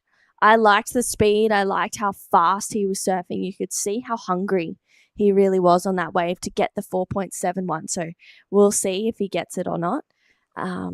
I liked it though. I think Taj is a really quality surfer, so we'll see. He's given himself every chance indeed to move into second spot. So it's over to the judges. They'll be watching replays and throwing it out there against Will Coxon's wave and maybe Bainey's wave and going, all right, was it better? Was it worse? Where does it fit? Because the boys, they have to compare scores and then separate the numbers. They evaluate the rides up against other stuff that's happened, and then they sort of go, all right, where does it fit? And this is the important moment for Taj Stokes. And it's looking like that number. Wow. Locks in at a 4. Yeah, okay. So Taj not getting the score there. This is Dylan Wilcoxon. Oh, nice first turn for Dylan. He was hunting the barrel there, but that wave just didn't quite offer it. Wow, really lays into that turn, gets it quick. Another one up there. That was a really good timing for Dylan Wilcoxon. That second turn was really strong. Unfortunately, not getting the finish. It looks like there was someone out the back there, seeming like they came unstuck with 5.5 minutes to go. Yeah, I missed a lot of that. I was just checking something else out. So 5.5 minutes. Yeah, I was just checking something else out. So anyway, let's watch the replay again. So sorry, I was just trying to organise something else then. And Dylan, all right, I can't wait to see him in an event where there's full barrels on offer because Dylan is gnarly good around tubes. It was still a really well-surfed wave by the youngster in hindsight. Thanks for the Monsoy replay and the production team. All right, so waves rolling through. There's something from up the reef that looks pretty good. Xavier Huxtable went exploring that part of the reef today. Didn't find a wave up there, but like you said earlier, Reef Hazelwood did the other day. He had a blinder. We're seeing Reef in the next round. We've got Jarvis Earl coming up, I've noticed, in Heat 13, the winner, defending champ here. Yep, Heat 13. A lot to look forward to today. All the seeded surfers, as we've been saying all morning, it's day 7, and a lot of the top-ranked guys are just having their first feel of getting the rashy on morning 7. So must be kind of hard to hold your focus and stay fully in the zone day after day and just to get to this point where you finally get a go. I was actually talking to Saxon Reba last night over at Lani's, and we were like, hey, it's like yesterday was one of those days where it's like, am I on? Am I off? Am I on? Am I off? How I was like, how's it all going? And he's like, I'm going to surf and I'm going to surf and I can't do anything about it. So I'm ready. I'm just going to be ready when I need to be ready. And if it's on day 7 or on finals day, then whatever, I just have to be ready for whenever I'm called on. So, and he is also in that Heat 13 up against Jarvis and I think Elliot and another campaigner as well when we get to that point, and Ty Koulis. So good. That's a good response. I mean, as surfers, we always want to go surfing, right? It's just a matter of getting in the zone exactly when it's required. But a clean looking ocean this morning here at Ujong Bachord. Tanjung Sedia is the area. It is the Pesisir Barat region and the province of Lampung. Next heat position, pretty deep on the reef. It looked like a slightly different change of tactics to kick off Heat 11.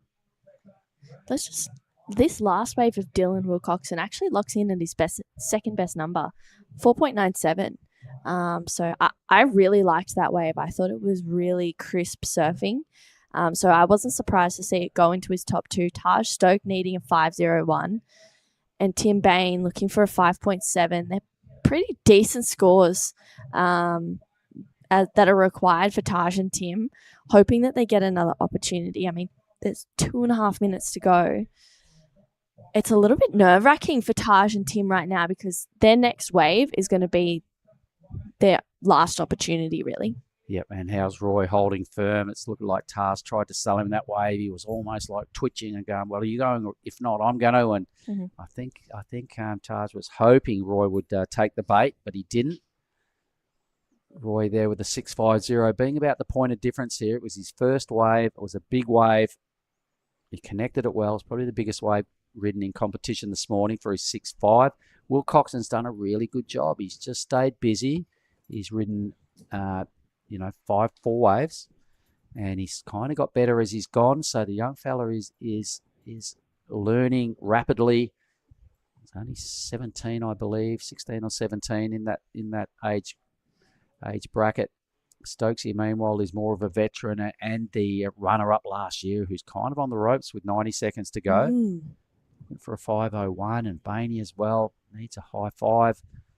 So the youngsters kind of got him worried. Yeah, definitely. Yeah, look at Taj. Yeah, Taj is asking for a situation. His last wave was a 4, so it was not the requirement he was looking for. He needs a 5:01 now because that last wave of Dylan was a 4.97. And needing a situation. Maybe Taj feeling a little bit nervous. Oh, for sure. Wow, just under 1 minute to go. Roy Kanazawa holding on to first priority. And yeah, wow, Taj needs a 5:01. Tim Bain looking for a 5.7. You can see him paddling up the point there. All right, well, the ocean's gone pretty flat. Look at Stokesy standing on his board going, give me some love. And either way, Roy can take it off him if he wants. Part of the deal. It's how it works. Smart heat, though, for Dylan Wilcoxon. Stokesy now, he's just got to manufacture something out of an ocean that looks like it's gone to sleep. And with 18 seconds, we're going to have a chat with Bronson Mady next heat. That's going to be pretty exciting. Ask him about his world title, all those good things the whole world wants to hear about. It's not often we get access to Bronson, so he's in the gallery waiting to come in and sit in the next heat. This heat is done and dusted. Roy Kanazawa, well done. Dylan Wilcoxon both moved through to the next round, and the Aussies are out. All right, let's throw to a quick break, and we'll be back in a moment with heat 11. This is the smoothie I've been waiting all day for. I'm going to start with a couple bananas and then mixed berry frozen blend, my favourite. Bonsai almond milk and heaps of peanut butter. Nice little bit of coconut to finish off. Get that in ya.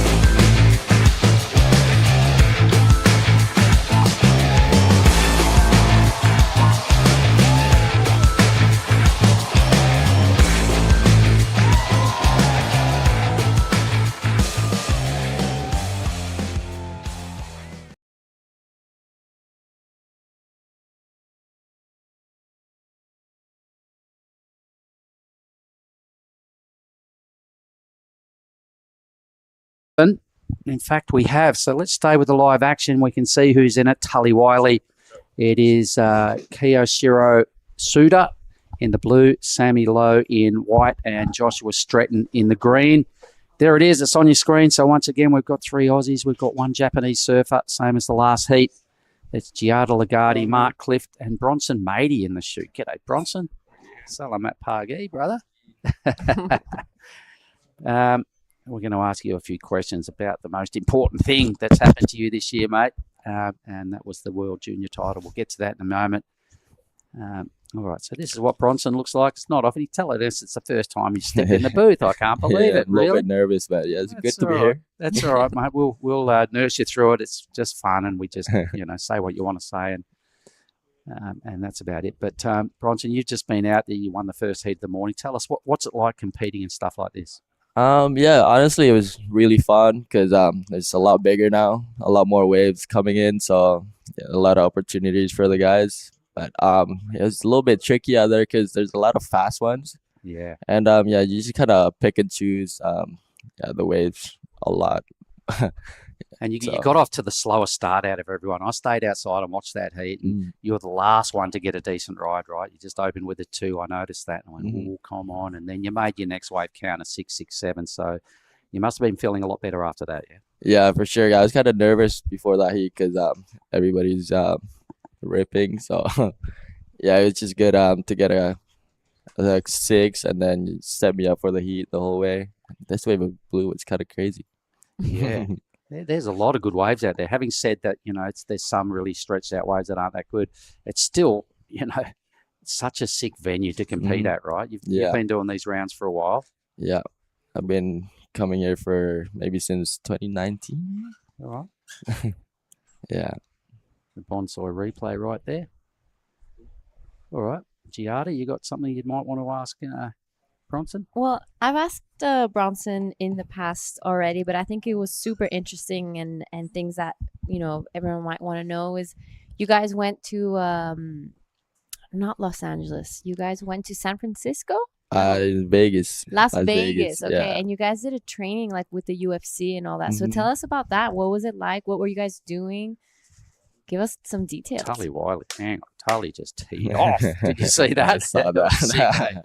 A big guy like that looks really good on waves like this. Yeah, But anyway, so much power. Back to Giada's question. Yeah, me and Varn were in Las Vegas for 2 weeks because we were at the UFC Performance Center, and I was doing my rehab there, so I was just kind of working on my knee, just trying to make it stronger. And we weren't doing the fighting part of the training part, just the strengthening and all that stuff. So yeah, it was really good. Just thank you to Dana White for letting that happen. Look at Tully with the rainbow flavored shooter. Oh, wow, nice big wave. He's been ripping the whole time. He just good to watch. Yeah, he is. He's one of the big alpha males that gets around the athlete zone with a strong finish. So that was a good question, G, because you've come off major knee surgery. How long ago was that knee operation? Must be like maybe over a year and a half now. It's been quite a while. So yeah, I'm back to normal. Good to be. And with ASL reconstruction, I mean it's a big thing, and there's a lot of hard work that goes back to getting back. Yeah. And you must have done a whole lot of training and some hard yards in the last year and a bit, huh? Yeah, I was just pretty much just trying to train every day as much as I could because being like that, I didn't like it. So I just wanted to stand up and just get moving as soon as I can. So yeah, just a lot of training, and that's pretty much it. What about the mental side of it? How are you like kind of pushing through and making sure that you knew you were going to come back and come back stronger? I wasn't really thinking about that really. If I was just trying to just get it done, just before the surgery too. I was just get it done so I can just recover and take my time. No need to rush because that's when it's scary. Yeah, well, you do got to take your time with those things. You don't want to get back too early and re-injure something like that, especially at your age. You know what I mean? You've got a huge future.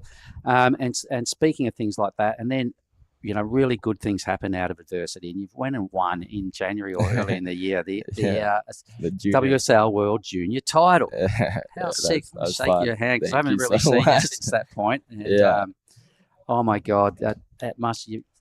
You must just get goosebumps just even thinking about that day again and the whole campaign that it was over there in the Philippines. But if we can just ask you, because the whole of Indonesia probably want to hear this story and how it all unfolded. Can you just tell us about how finals day went? Oh yeah, finals day. I was just feeling it kind of. I felt like my surfing was really good that time, and I kind of went for everything, and then I started making everything. So I just had a really good flow, good rhythm going. So yeah, I was. So when you woke up that morning, we'll just watch White here. Let's just stay with Sammy Lowe. Do you know much about Sam? Yeah, I was in Phillip Island maybe like a couple months before this, and I saw him there. He's a really good surfer too. Wow. Everyone's a good surfer at this level, eh? These events are gnarly. There's no easy heats out here. No. Wow. That was a really good turn from Sam. Off. Good connections. So what did Tully's big wave ended up at? A 6.83. So I think Tully's last ride that we saw in red was the second best number of the morning. Xavier Huxtable had a ripping heat right up. Yeah. Geez, that was just insane. So there's a lot of goodness going down. So finals day in the Philippines, you wake up. What round were you in, and how many heats did you have to surf that day to win? I think it was quarters until the finals. So I surfed like 3-4 heats. 3 heats in that day. Yeah, and I had a great time. and obviously the waves were right in your back pocket. You know, there was ramps everywhere. So were you kind of licking your lips and looking at the surf and going, oh my God, this is exactly what I love? Yeah, what is so funny, every time I paddled out, the air wind started coming. It was just perfect timing for my heat, for the wind and stuff. Wow, that's so incredible. And I was actually mentioning during your heat that I feel like the past year or so you've really been able to bring your free surfing into contest surfing. So what adjusted? What changed? I don't know. I just try to work on my consistency pretty much. Just not fall and make sure I use my priority right and all that stuff. Because you don't got to go 100% out there, just try to make the wave. All right. Well, I think we'll just hear from Roy Kanazawa, winner of the last heat, and then we'll get back to these questions. Bronson Matey in the chute. So over to you, True. 見事第1通過でラウンドアップをしました金沢ロイ選手に来ていただいています。1ヒート目というか、この大会最初のサーフィンでしたが、6日間待ちました。いかがですか？いやっと試合できて楽しみでしたね。はい、楽しかったですね。はい。そんな中で1本目から6点台を出して終始ヒートをコントロールしていたような印象ですが、少し1回目のヒートということもあって緊張感はあったんですか？はい、緊張はしてましたね。そこで6点、もう自分のプラン通りいきましたか？最初はなんか自分1本目か2本目を狙ったんですけど、その他の選手に乗らっちゃって、4本目仕方なく行ったら波良かったんでラッキーって感じでしたね。So he's another surfer been waiting for his first hit in his comp for like 5 days, 6 days straight, and he was kind of nervous out there, and he didn't think that 6-point ride, that wave will stand up for him, but he fortunately got a wall to work on and got the score. でも今日はこの後たくさんヒートあると思いますが、どうやって、セットアップしていきますか？リラックスしてできたらいいかなと思います。たくさんの方も、待ち望んでいたヒートだと思います。メッセージの方お願いします。応援ありがとうございます。次も頑張ります。次も頑張ってください。ありがとうございました。Thanks, guys. All right. So that's what a post-heat interview looks like from up here, Bronson. First time in the seat. All right. Having fun talking with the World Junior Champion, everybody, Bronson Matey. Okay, so we've spoken about the finals day. We're watching replay of Suda's last wave at 6. The score may be still yet to come through, but he opened with a 6, in fact, and this second number dropping now is a pretty good backup. So Bronson, he woke up 2 6s. 2 6s there. Yep, a 5:07, pretty close to it. Pretty close to it. He moves into the lead anyway. So there's our leaderboard: blue, white, red, green. So your finals day, you woke up, you served quarters, semis, a final. You become the world junior champion, and you had a whole lot of Indonesian crew up there with you. So who was traveling with you and on the beach at that moment? We were traveling with the whole family: Rizal, Chandra, Sinar, Warren. So it was a good crew. Really, really fun. Always good to travel with them and having them on my side. And can we then talk about what happened that night? Nothing crazy. Do we have to censor it, or did you go out and celebrate dinner and just celebrated a little bit? I flotsam, jatsam, so that's where all the after party happens. And I just had a little dinner, a little bit of drinks, and just went home. Was it a late night? Nope, not a late night. All right. So keeping a lid on things. All right. So since then, well, let's watch Tully here. So this is another brilliant wave by the big fella, just stomping around. And, power surfers look so good on this wave because it's long and it's a big stretched out wall, and, bury some back foot like Tully does. Some of these guys just look so good. So during this event, you were sat on the sidelines and you've watched a lot of it. Who's catching your attention? Who's surfing do you really like to watch out here? Ooh, Xavier's kind of been ripping out here. Like the backside, he never falls too. So it's good to watch him. Tully, look at this, man. What did you like best about this wave, Bronson? It's a really nice wave. It's just good linkage the whole way through. Like no downtime. It just kept going. It just kept giving. He's gonna get that sure. Needs a 1-5. Oh yeah, he probably go to first. Really, wow. In all reality. Yep. So stringing it together again, the big fella, the Victorian, going really, really well. All right, so we've talked about your win. We've talked about the after party. What's life been like for you since winning the World Junior title? I'm sure you've had a lot of moments like this where people just want some time with you and some interviews and all that. How's it been? No, it hasn't been pretty crazy. I just been surfing. It's been normal like before, but yeah, sometimes a couple people ask for photos and stuff, but it's fine. I like it. Well, you're the inspiration of Indonesia, mate, along with Rio. What's happened is, Indonesia now has a world champion in their surfing ranks, and that must sit pretty well with you. Surely that feels unreal. Unreal, yeah. And when you were growing up, and you had this unbelievable grommet hood as being a lakey grom and growing up down there with all the boys and just cruising through day after day of just really, really good surf. And I saw you through all those years and watched you grow up and watched you surf those waves. And I knew how good you were. And you had some big sponsors early. You weren't getting results, but you had this massive hype on your head. And then all of a sudden everything connected and you've got the result that we knew was coming and the world now know about you, but we always saw that coming. Do you feel that? I don't know. I just like to surf. I know you do. Yeah, you just surf and you actually speak these days because back then you never spoke with me for 5 years. You know that. But it's unfolding pretty well. How old are you now, Bryson? I turned 21 in May last month. All right. So was it a big 21st or did it just... No, nothing crazy. Like just right. sunsets with the boys.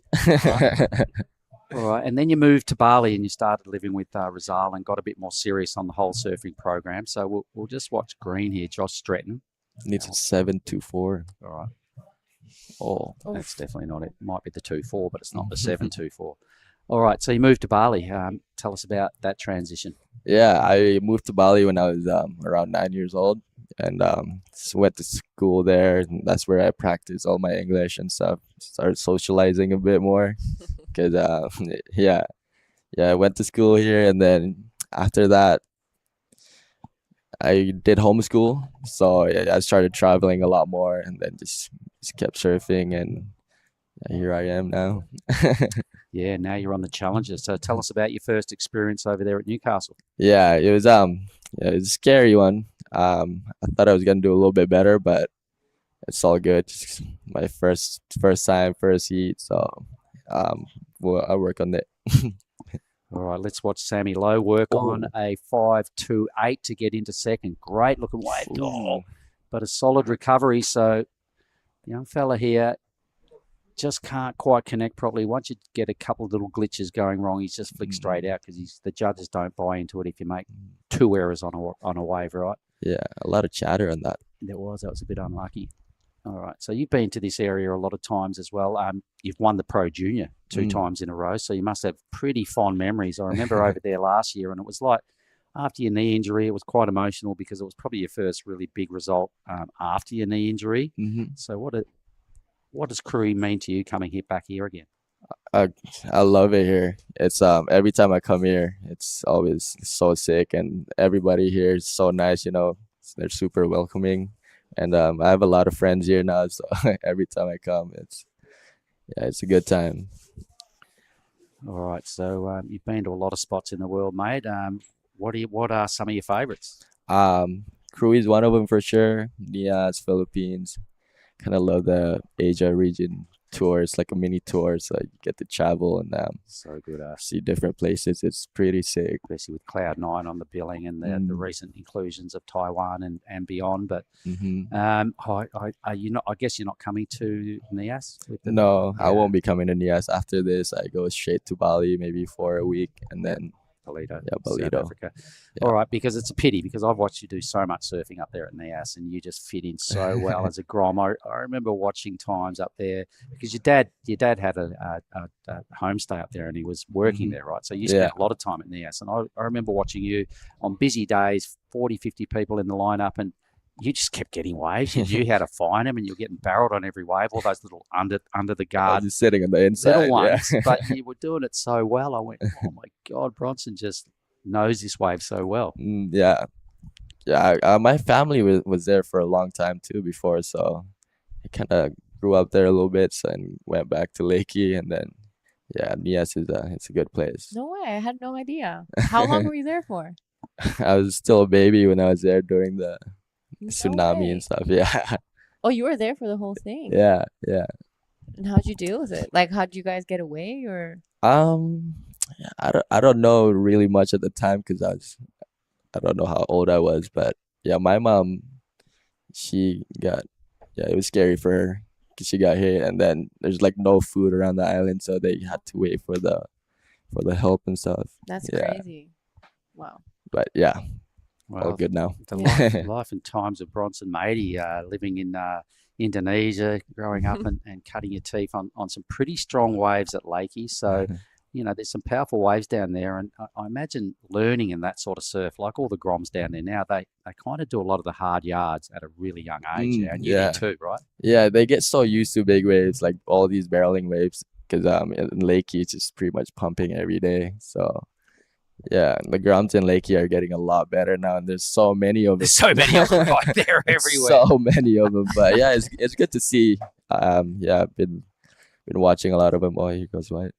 All right, take us through Sammy's wave. Oh, whoa! Trying to do Almost a a Bronson fin up Matey. the head there.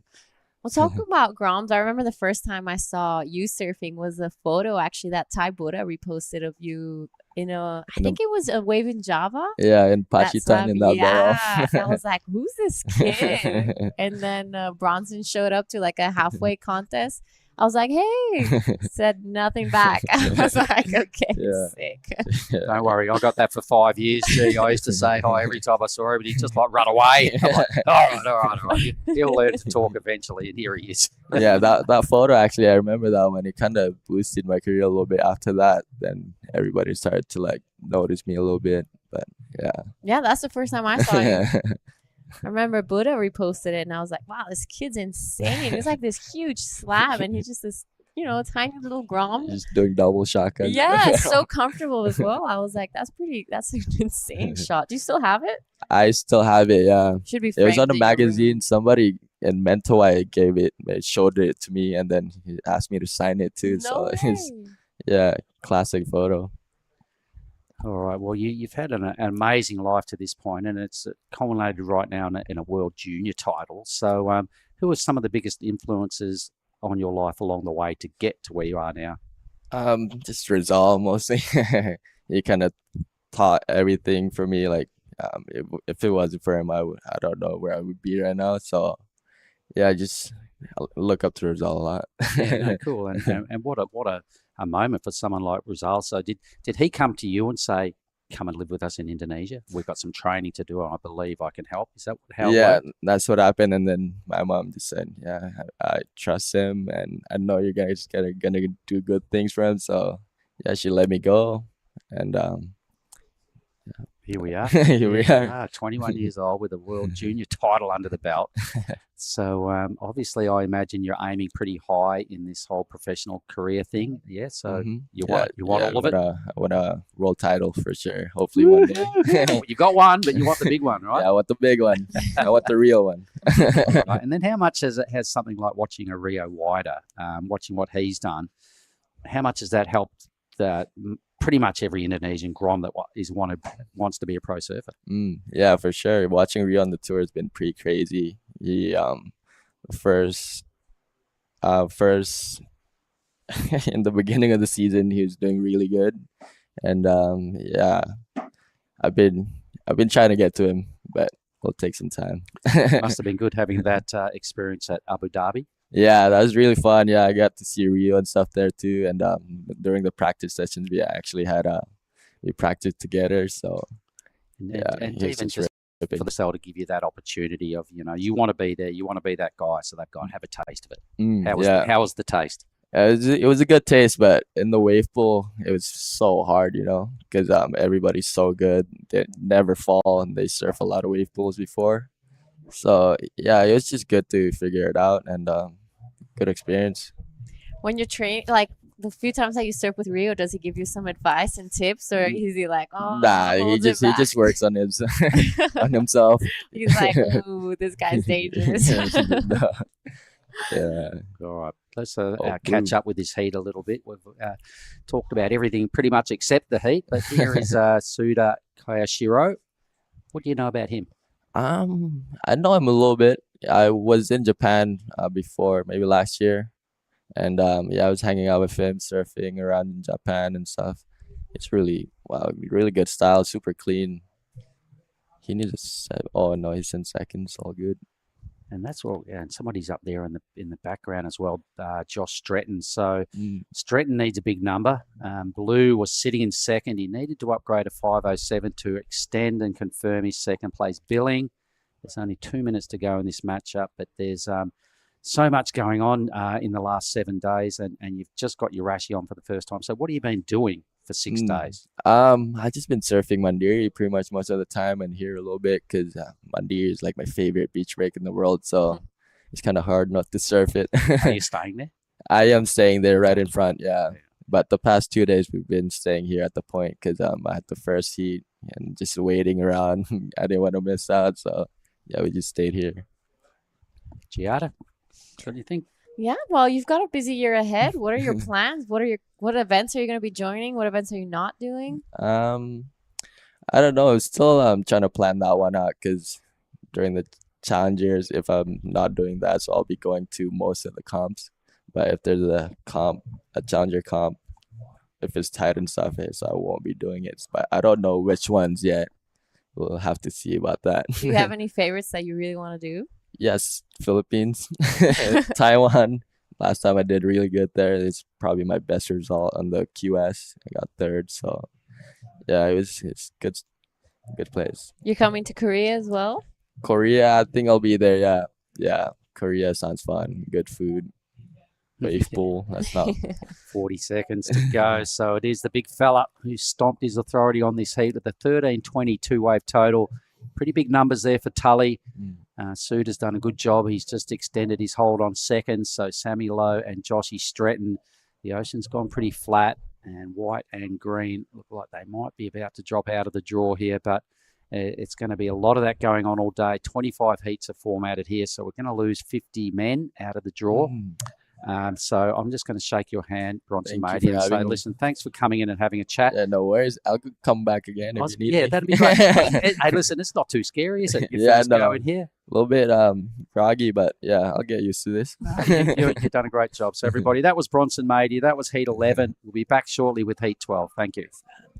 This is the smoothie I've been waiting all day for. I'm going to start with a couple bananas and then mixed berry frozen blend, my favourite. Bonsai almond milk and heaps of peanut butter. Nice little bit of coconut to finish off. Get that in ya.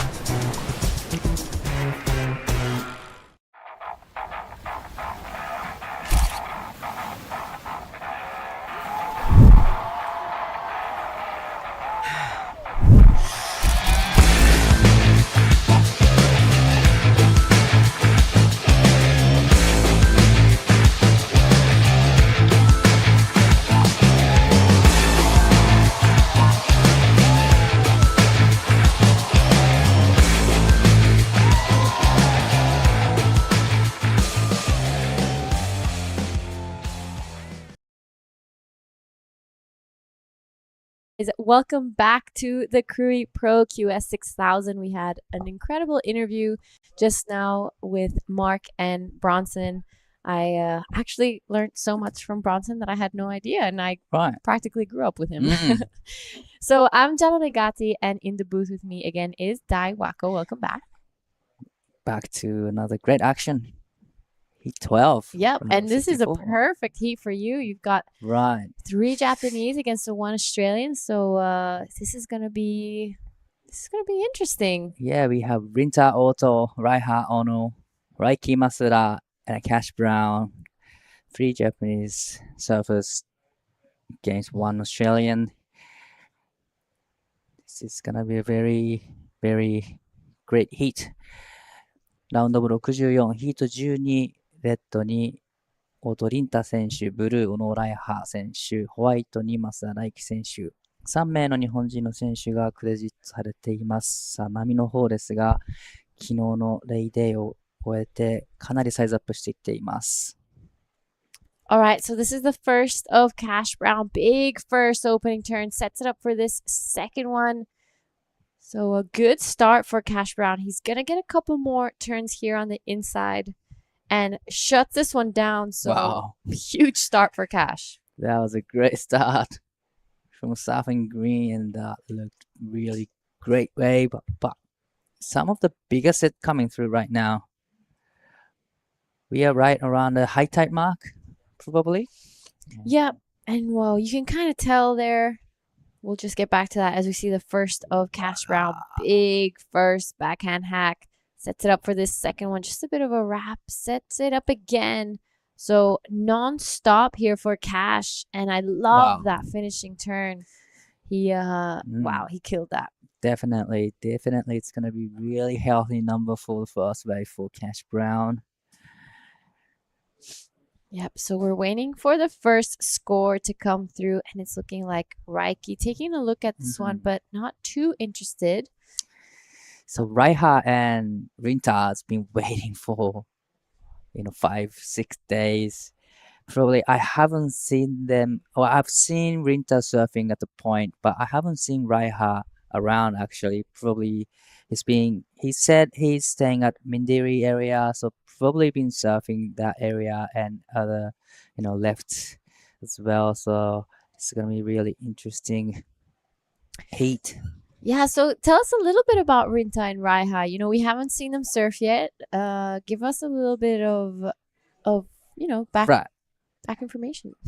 I know Rinta is from Chiba area in Japan, and he's once on a Challenger Series couple years back, and he's just trying to go back to the bigger stage. But he's been in the surfing industry for really long time since he was kid. Very smart competitor, strong surfer, and Raiha Ono is still 20 or 21 years of age, and yeah, he's another strong surfer competitor, and he spent a lot of time in Bali, spent a lot of time with Pepin, and searching in Java before the Krui Pro. But this is a replay of Green Cash Brown. It comes in 7.50. Yeah, that's a huge start for Cash Brown. He busted out of this heat with this wave and shuts it down. He is looking solid on his backhand. And still 20 minutes to go, so that's a great start. Definitely, it's a great start. Being the other surfers in that heat, hearing your competitor catch the first wave and start with a 7.5 must be a little rattling. It's definitely not a good feeling, but they must hear that and fire themselves out, be like, all right, there are 7s and 8s out here, so they can do it. This is now Raiha. さあ、このライハー選手1本目のライディングです。QS 5日間ほどでしょうか。待って、ようやく1ヒート目スタートしています。まず一発目、クリティカルなセクションに当ててきて、ここは波が切り立ってくるのを待ちます。さあ、これはインサイドまでつなげていきます。ここでしっかり出てきたセクションに一発当てて演技を終えます。その後ろからはオートリン選手、1本目のライディング。これは一発2発した後にキックアウト。Amazing. 増田選手さ、プライオリティを使ってこのセットの波にテイクオフしてきました。スープにしっかり当て込んでいって、少し熱くなってきたセクションはしっかりとタイミングを測って波が切り立ってくるのを待ちます。ここで大きな一発を入れてメイクしてきました。Well, that was a great ride from Reiki Masuda. And here is Cash Brown again. Yep, so Cash wanting to back up that 7.50. You didn't see what he did out the back, but this wave standing up for him on the inside. That's a huge turn. And doesn't manage to get around this section. The wave just shuts down. But this is a great heat we've got in our hands. So much action already. Scores to come in for all 4 surfers. This is great. Right. I got a feeling that Reiki's last wave will be the better number out of 3 surfers so far, but pretty much Cash Brown got 2 scores already with the 7 minutes in. Having a great heat. Yep, so scores to come through while we wait for that. I gotta ask, our Japanese surfers are such a big part of this QS.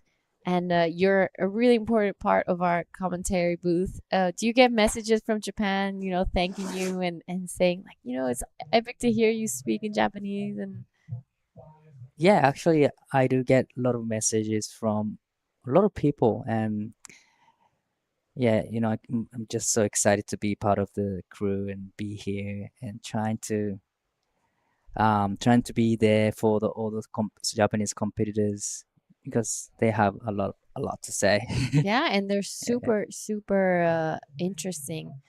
And with that, we're gonna go to a quick post-heat interview. Okay, I'm down here with winner of the last heat, Tully Wiley. Tully, first I'm going to shake your hand. That was a great heat. Tell us about how it unfolded out there. It was pretty good.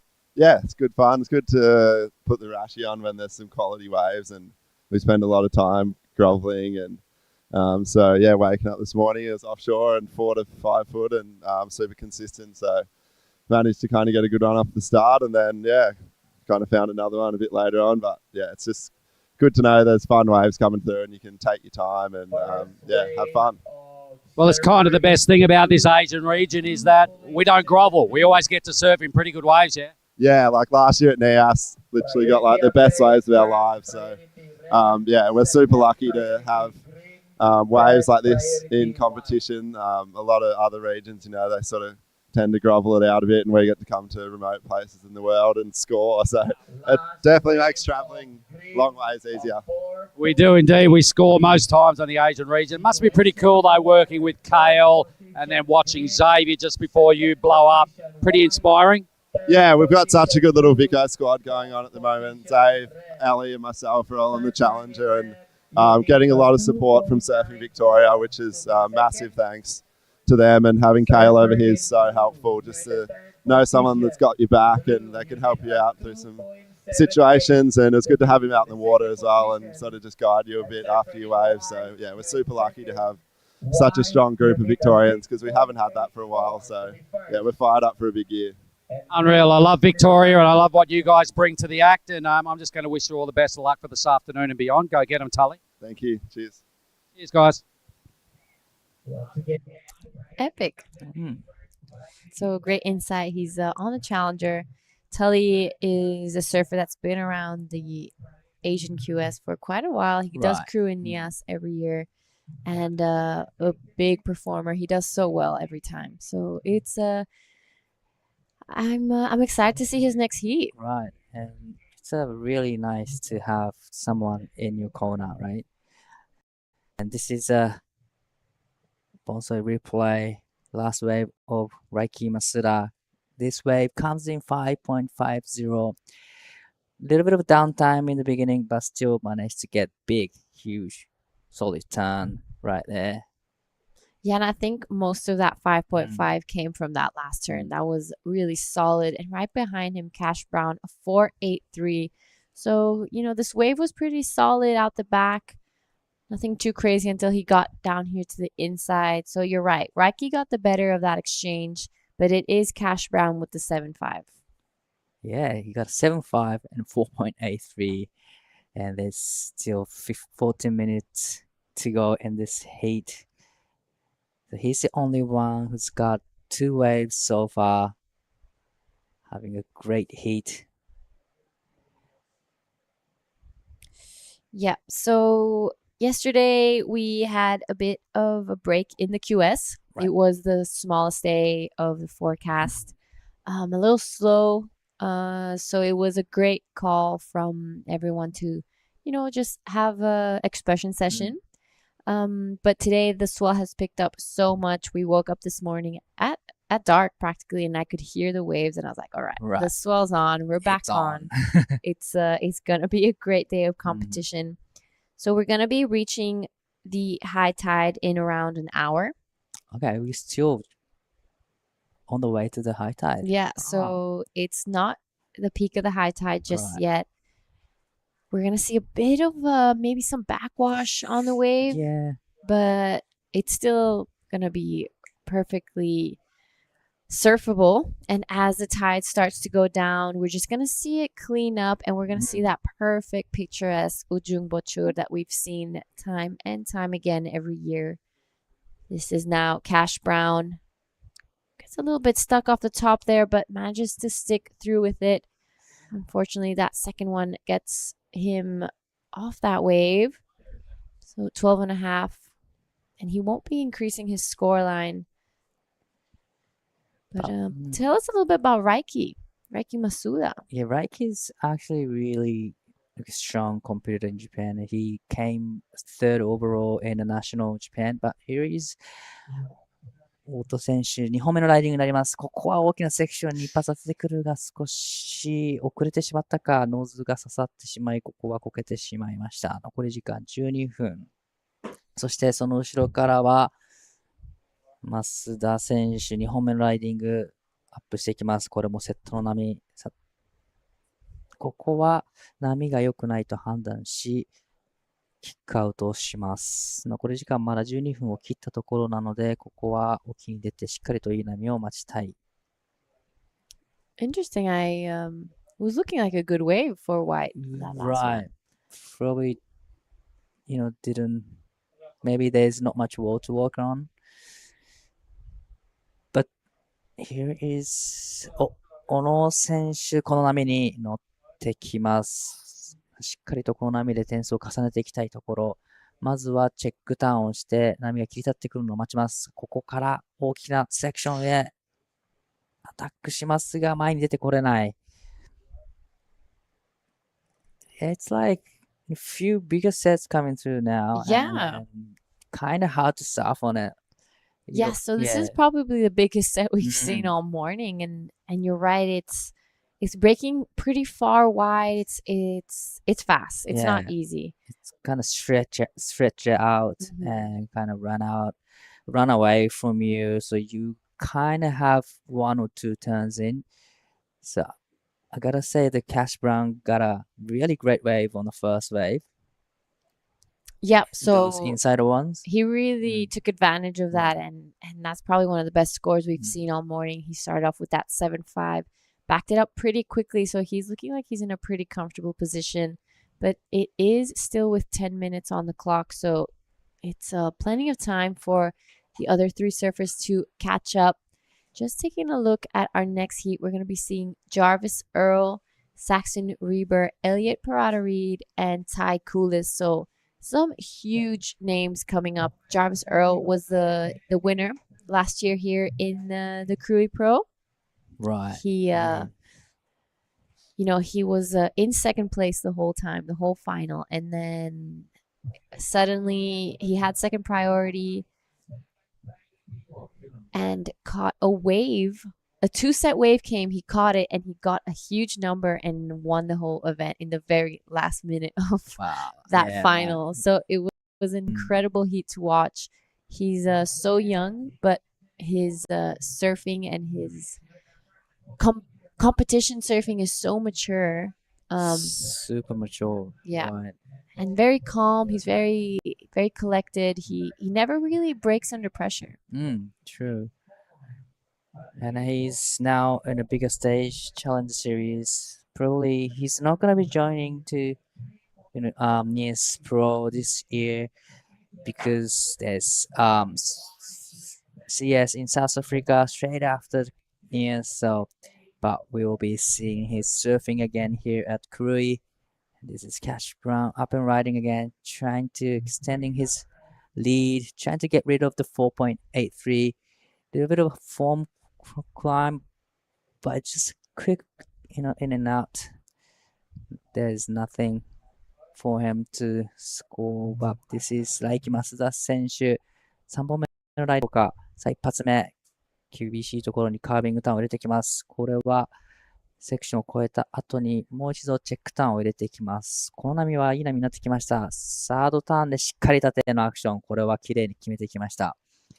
That was well served from Reiki Masuda. 小野選手、ここでスコアを重ねていきたい。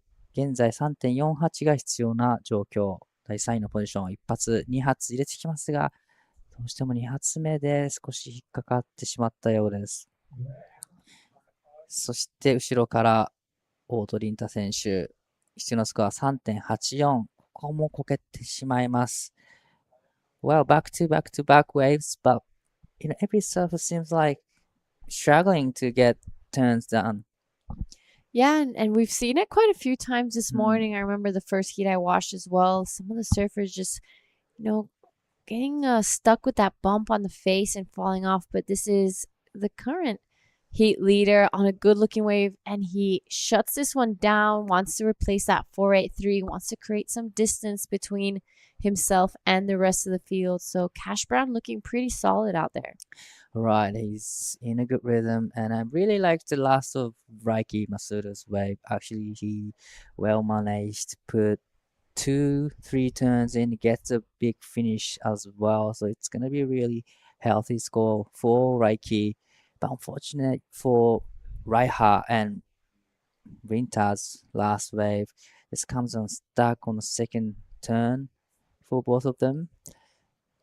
Yeah, so unfortunate for Raiha and Rinta. They haven't really been able to get past the twos and the twos. Right. They've unfortunately fallen off in quite a few sets, so it's looking like the bump really affecting them, and they keep bogging as well. Right, just like you mentioned, here is a replay of the last of Raiki's. This one comes in 6.33, healthy score for him. Gets around the corner, did a little bit of check down, and gets finished here. It's a huge finish right out of it, so clean, and this wave comes in 6.33. Now there's a little bit of so now Raiki is in the second place, 11.63 in total. So there's a lot to work on for blue and red. Yeah, so they both need nines to be able to put themselves back into this heat and move on to the next round. This is a replay of Cash Brown. I'm pretty sure this is his last wave that comes in at a 5.73. Wow. He extends his lead again, so he has been improving his score throughout this heat. Raiki pretty close behind, but it is Raiha and Rinta now with the work to do. I'm pretty sure both Raiha and Rinta were the top seeded surfers in this heat, and they're both in third and second. So maybe showing that Cash and Raiki, having had surfed those heats before, having had spent some time out there, just getting to know this wave a little bit better and feeling more comfortable, and don't have those first heat jitters on them. That's definitely true. Well, yeah, things are not going their way. Two of the top city surfers having really big trouble right now under 5 minutes mark. So this is a replay of the first wave of Cash Brown, 750. Really great first down and third turn, and this was a fourth down and gets a finish. So clean. This was 750, and this is the first wave of Raiki Masuda. Nope, this is the third wave of Raiki Masuda, 633. Really love the solid finishing turn here. さあ残り時間が4分になったところで、オート選手、この波にテイクオフしていきます。さあ一発目、綺麗に入っていきました。3発目もこれもしっかりと決めてきた。これはいい波になってきています。3発目はチェックターン。そしてここも縦のアクション。まだ続きそうです。そしてフィニッシュをしっかりできた。これは素晴らしいライディング。現在必要なスコアは 9.26 ですが、まずはトップスコアを塗り替えていきそうな、そんなライディングでした。現在、増田大輝選手が2位、小野ライハ選手3位、大戸凛太選手4位というポジションで、小野選手、そして大戸選手ともにライディングを終えた段階、残り時間3分30秒。本日はラウンドオブ64を行った後、メンズ、ウィメンズのラウンドオブ32を行っていく予定となっています。All right, so this wave of Rinta was looking much better for him. Some pretty solid turns out the back. He got a lot of work done, started to go a little stronger, a little more upside down here. And I loved how he finished it off here. Boom. Almost fell over, and here, I love that. That was really well done from Rinta. So much better. I don't think it's going to be the 926, but he did kind of chip away at his score, and he's going to be back into this heat with just under 3 minutes left. Yeah, definitely he's now back in this heat. Yeah, I totally agree with you. It's not gonna be 926 that what he requires, but still probably mid-5, might be a mid-6. I would say mid-5. It was a great wave and well managed to couple of solid turns in. It was a smaller waves, but still has a better wall to work on it. Yeah, you're right. So the judges are going to be comparing that wave with both Cash and Reike's 6 and 7.5. It was one of the smaller waves, but he surfed it really nicely. We'll see if the judges really say that, we want set waves. We want big turns on big sets. So the judges taking a good look at that. We're going to be under 2 minutes. And it is Cash Brown now, still in the lead with Reiki Masuda right behind him. 大戸選手の4本目のライディングのスコアが入ってきそうです。これはいいスコアになってきそう。5.73。現在第3位のポジションに上がってきました。逆転に必要なスコアは 6.11 と縮めています。残り時間1分30秒。So last of Red comes in 5.73. Now put him into third place. Requirement is 6.11 and just over 1 minute remaining. Is there gonna be enough time for him to go back out there because it was a kind of long wave, so he just rolled it all the way to the inside. It's gonna take a little while to get back out, but this is Reiki Masuda's using his first priority. 増田選手、さあこの波もいい波になってきました。2発縦のアクション、素晴らしいライディングです。Wow, that was a really good wave from Reiki. Only 2 turns, but definitely big turns. Big solid turns. I got a feeling that's gonna extend his lead. Here's a replay of Reiki Masuda. Nice vertical lip. And then even bigger solid turns on the last section. Yep, so he needs a 6.91 to go to first, and he got a 7. That is a big score for Reiki Masuda. Really smartly done. He used his priority. Right. He saw the potential in the wave. He's like, nah, I want to pass this heat. So really well done. Unfortunately, Raiha getting stuck behind on this one. そのライハ選手、この波で9点台必要ですが、少し波が緩慢化。増田選手の最後の波 7.0 出し、1位のポジションに上がってきました。Yep, so a couple waves ridden at the very end of that heat, but I don't think it will be changing anything in the scores. So with that, we're gonna head over to a quick break, and we'll see you guys in the next heat. There's one thing we all love to bits, it's a fresh spritz. A little bit of ice, juice is worth the squeeze. Now the magic elixir. Next up, a bit more citrus. Mint, agave. Hey, that is incredible.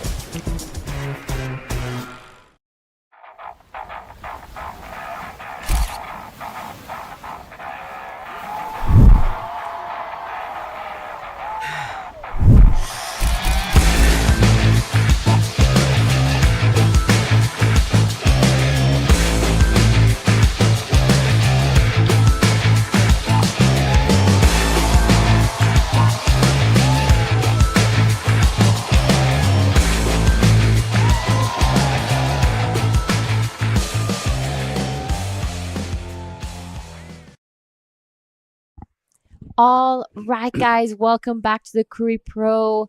This is the QS 6000. We're into the round of 64, heat 13 of the men. And on your screen right now is Ty Coolis going to town on this wave, jams that one, manages to surf this wave pretty nicely, even though there's a lot of whitewash on that on the face of that wave.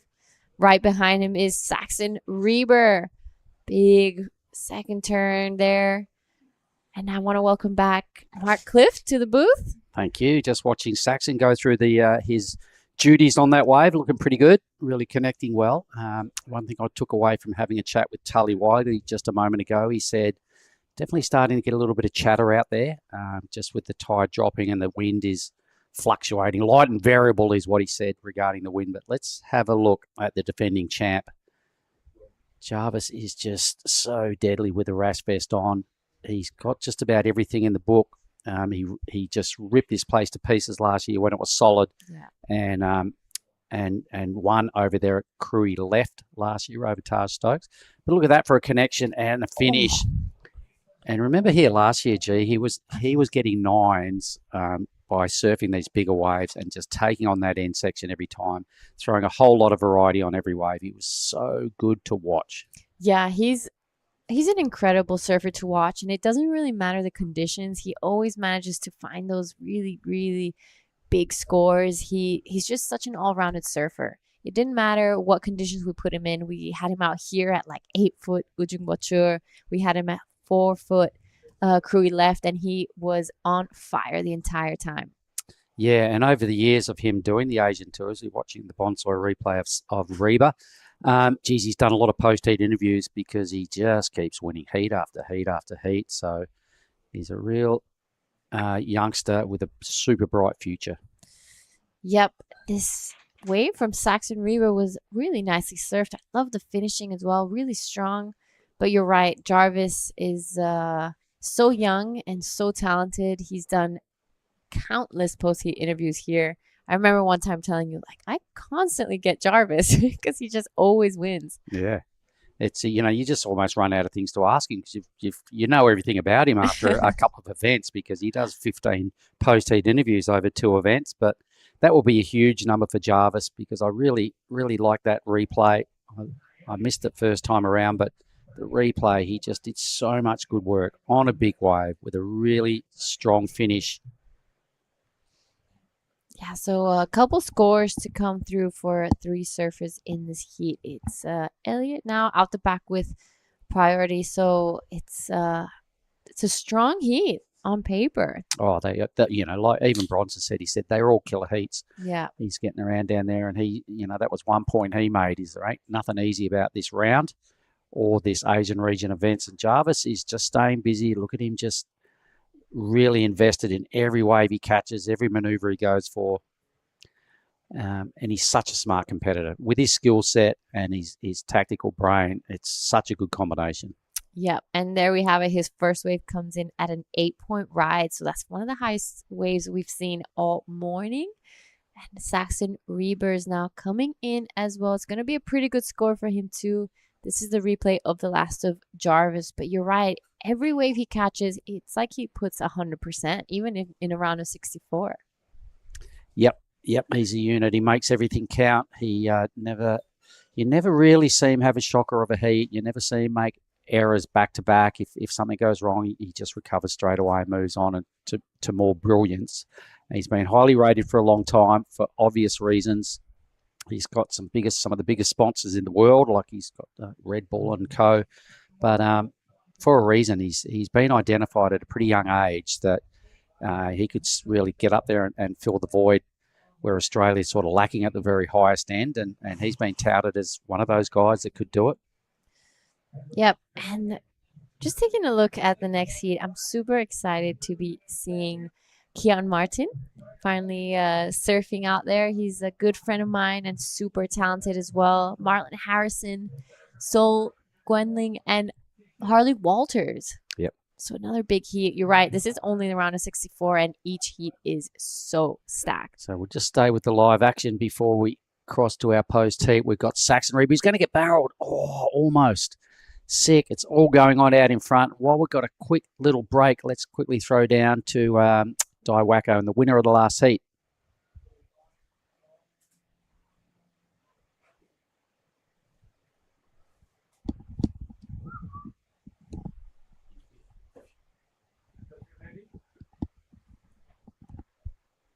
Oh, well, we'll get down there in a moment. So Saxon's looking pretty good in second. Coolest opened with that 4-5. I think Jarvis's number was the best today for me. I haven't seen an 8-point right thrown down. Me neither. I saw a 7-5 in the last one, but not an 8 yet.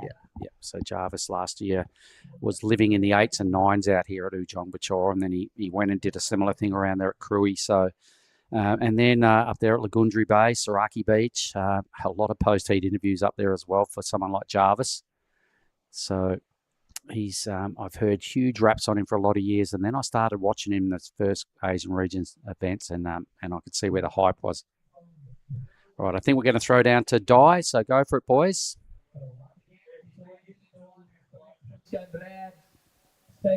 ではスタートからグリーンの選手が 7.50 という、グッドスコアをスコアしてきたんですが、やはりあれはかなり意識することでしたか？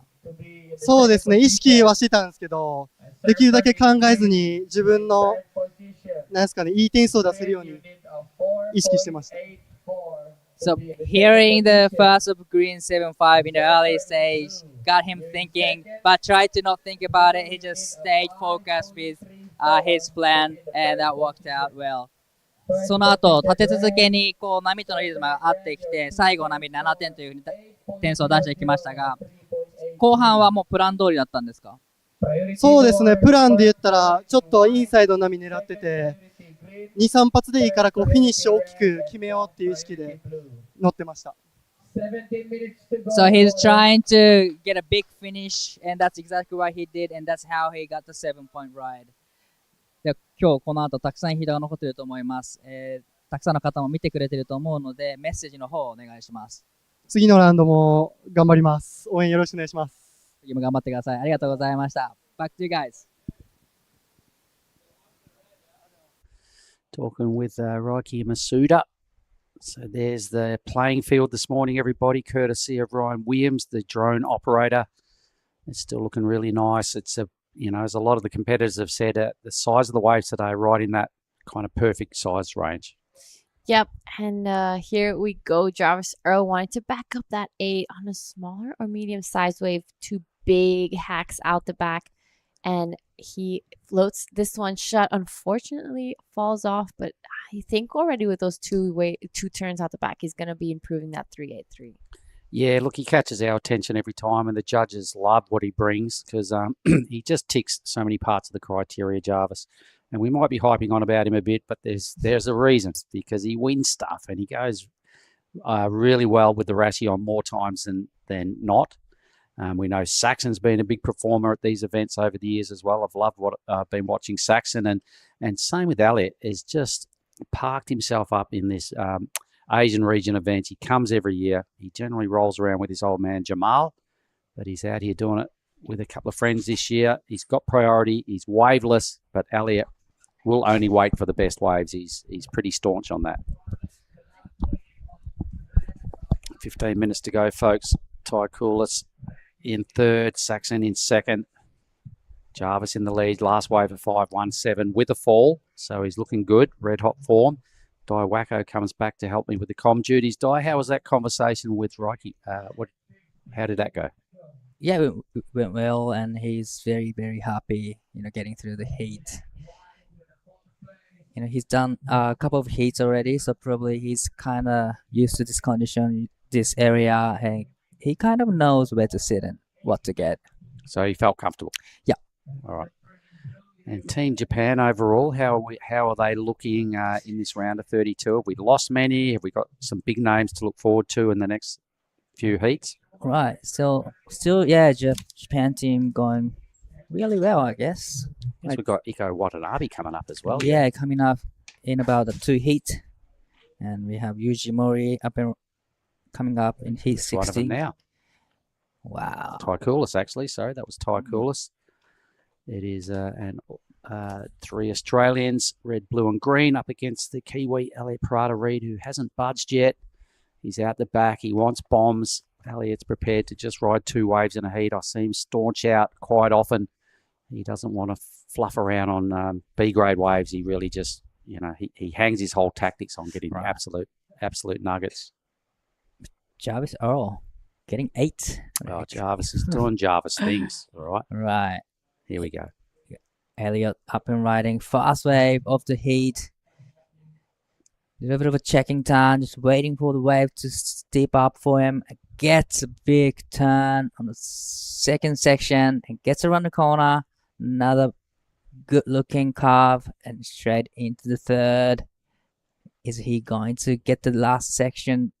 He does actually, and it comes out clean. It was a great wave from Elliot. Been waiting for about over 10 minutes, 12 minutes for that one. That's just what Elliot does, you know. He doesn't bother messing around trying to get fours on half-size waves, or he doesn't play that game.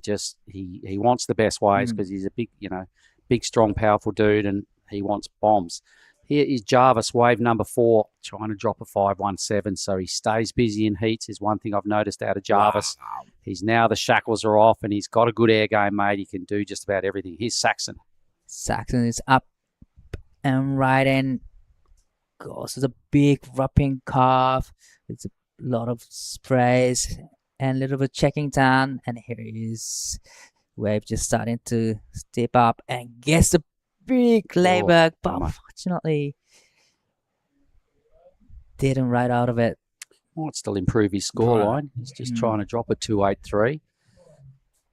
Jarvis is down for the count on his last wave, but when you start with 8s and your backup's still pretty solid, Jarvis is well positioned. Saxon was trying to catch up. He needed a high 6 to win, but he's got to get rid of that 2.83, and Elliot will have a pretty good score to come as well. So here's the Bonsai replay. What did you like, Di? Well, I like how he waited for this wave so long, but he, doesn't seem like he's has the nerves going around. He just managed to put a couple solid turns in and gets the finish as well. So it's gonna be a really good score for him. But what did you think? Because I haven't seen excellent score and Saxon 6.5, so I'm not too sure.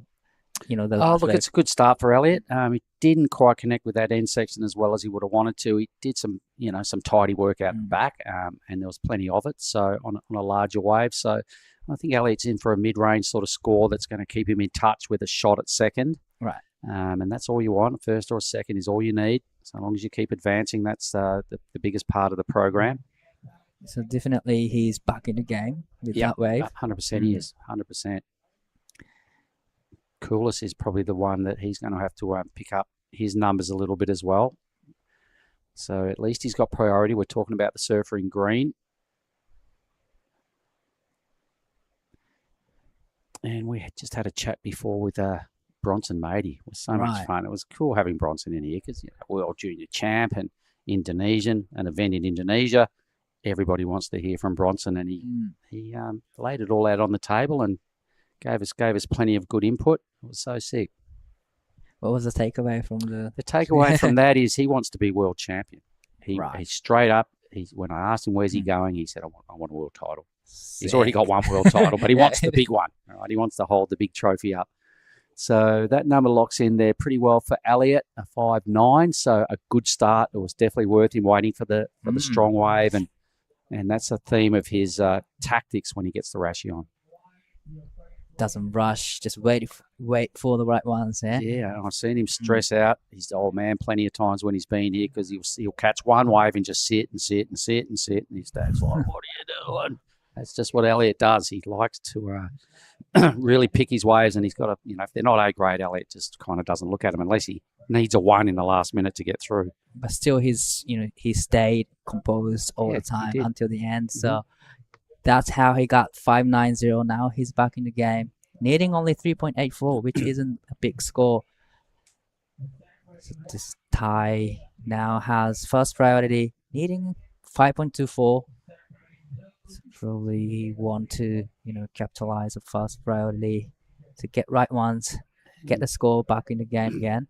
And for the coolest clan, I'm sorry, I don't know a lot about Ty, so we haven't harped on about him a lot, but he's well and truly still within a chance of getting off the bottom of the pack. You can see him sitting there in the green. He does have priority. There's plenty of time to go.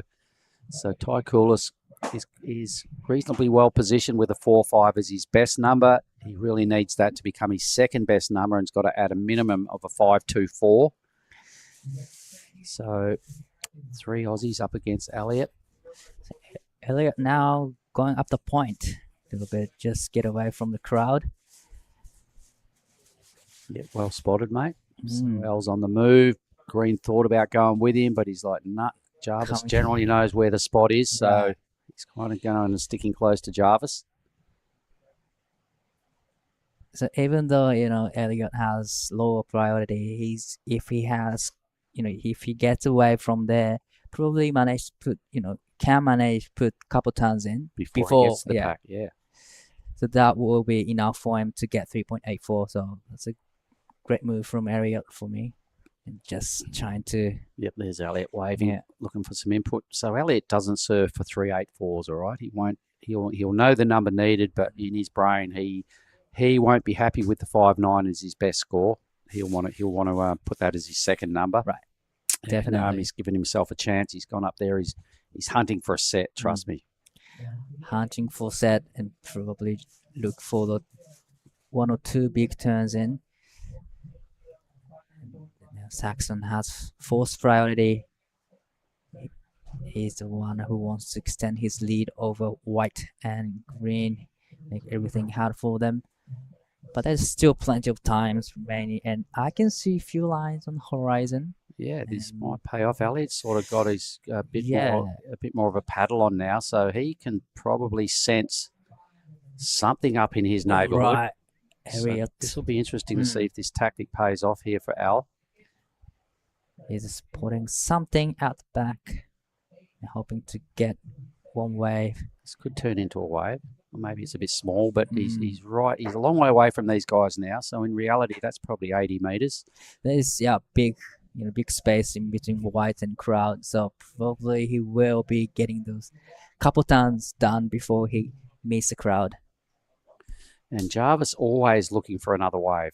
He loves to stay busy. His wave counts are always pretty high. So let's have a look at this wave again. This is the 8th. I think it is. Yep. How's how much speed he's got. And then when he does turns, he does full moves. He doesn't sort of cut turns half short. He generally just lays it all out there. And this wave just has such a brilliant finish. So you watch what he does at the back end of this wave. It's what he was doing last year, this big layback hammer that he's got going on. Wow. Boom, see that? He was doing that on waves almost twice the size of that one last year, if you remember. Right. Here's Elliot. Yeah, needing 3.84 into second, a couple times in, but I'm not too sure if it's going to be enough for him to go into second. It was a probably quick way for him, just go back out. Yep. Trying to get another one. Yeah, we didn't see the whole ride, so this is it. All right, so 3.84 or better puts him into second. If you're playing along at home, you can just watch it as well. It wasn't a bad start. It's a smallish wave in today's conditions. He's got a third decent move, all very similar moves. The wave not offering a lot more there for Al at this stage, but he decides to hang in there. So we didn't see all of this. Right. So now he gets into the inside track. Things are looking better. A floater. Something to finish would be really handy. All right, I think he's going to get the number he needs. He did a lot of work on that wave. It was kind of a B-grade wave in the scheme of things, that what we're seeing today. But still, I think Reba might be a little nervous waiting for that number of Elliot.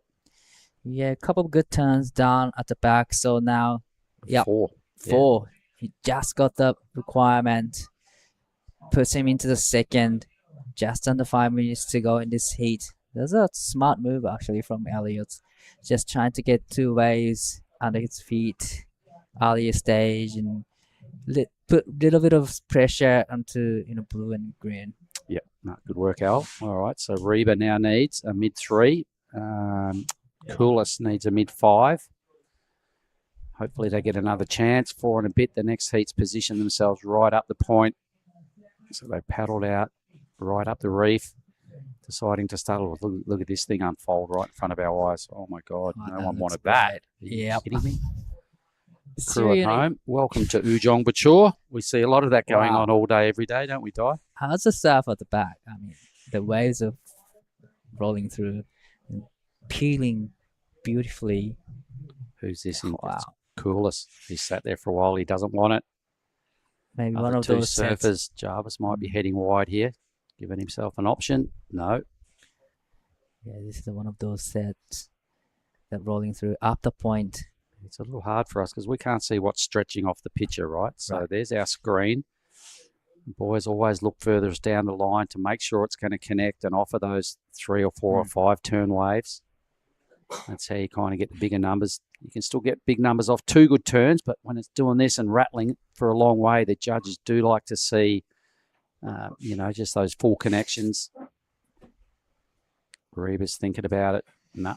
Yeah, probably Elliot was looking for those sets when he was up that point. I know, might have lost his nerve a bit earlier. If he had still been sitting there for sure, that would have been a good wave. Could have scooped up one of those. We'll never know, but that was a good set from deep.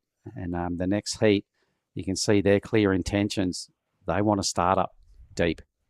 White and green are already in a paddle battle, and they're 2.5 minutes off even starting. So the boys are frothing.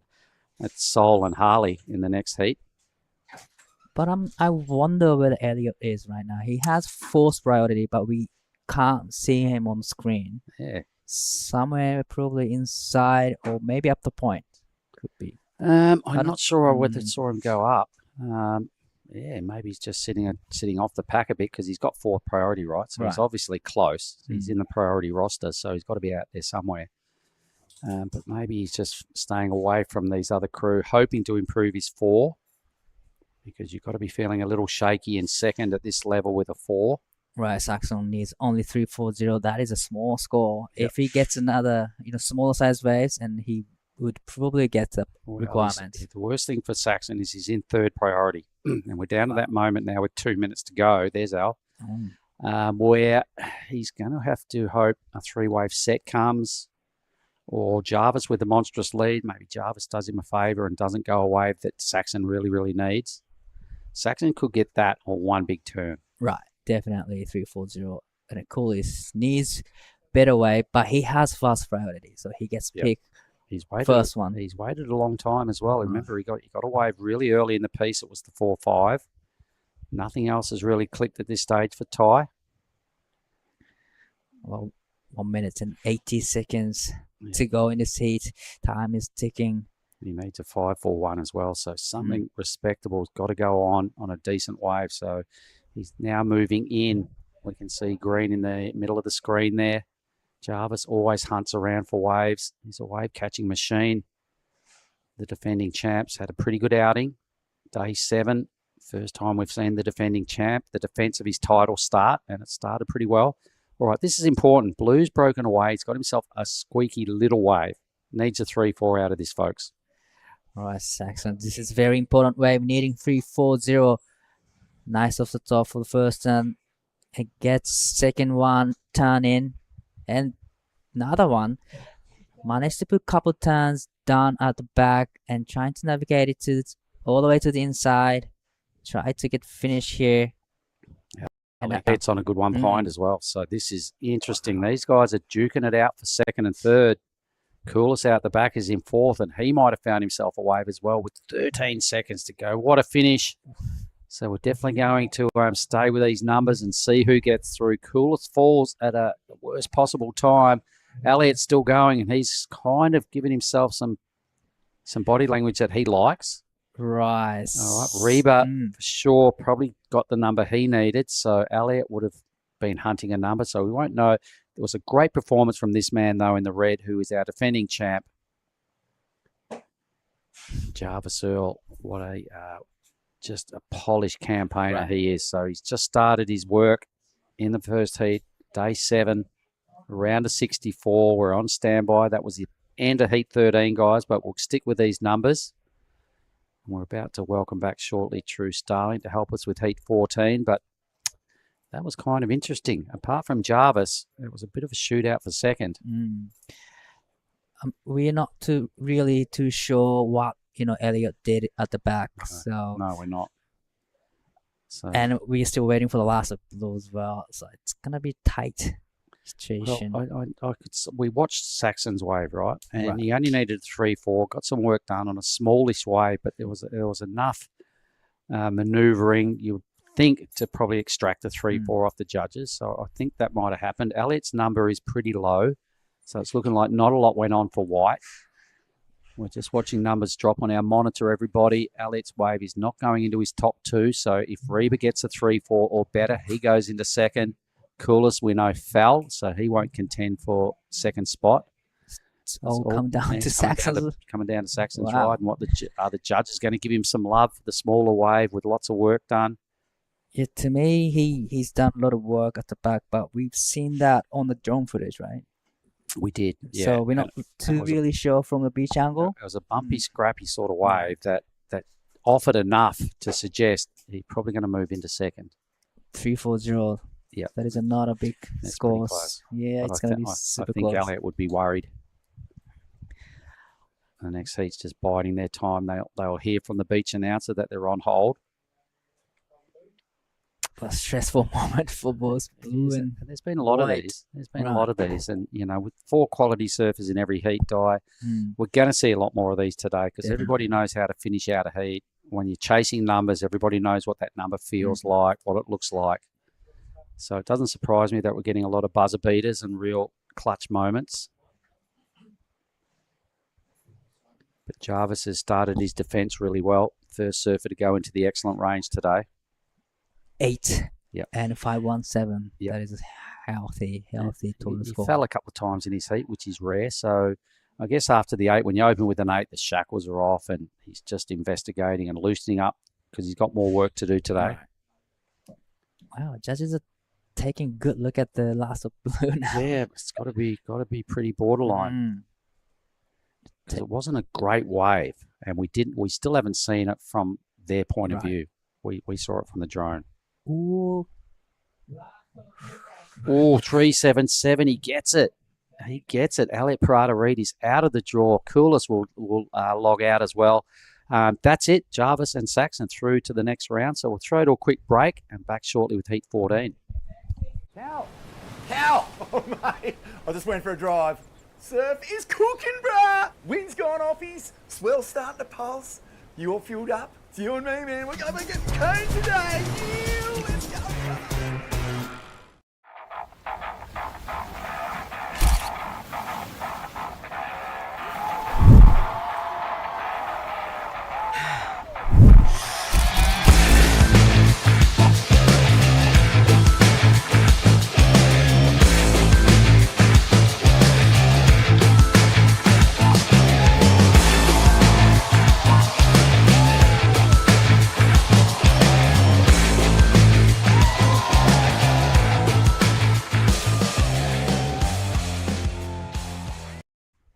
We are back, everybody, and Heat 14 is on the move already. Check this out. There's just glorious waves rolling down this reef. This is who's involved.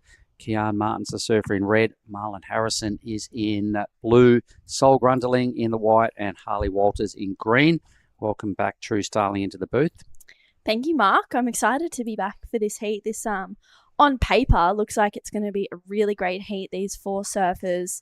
Well, I mean, we've seen 2 of them already, Sol and Harley, but I've seen Kian and Marlon or Marzi absolutely ripping in the free surfs as well. This is Harley Walters. He had a bit of a nudge in the expression session yesterday. Nice opening carve for Harley.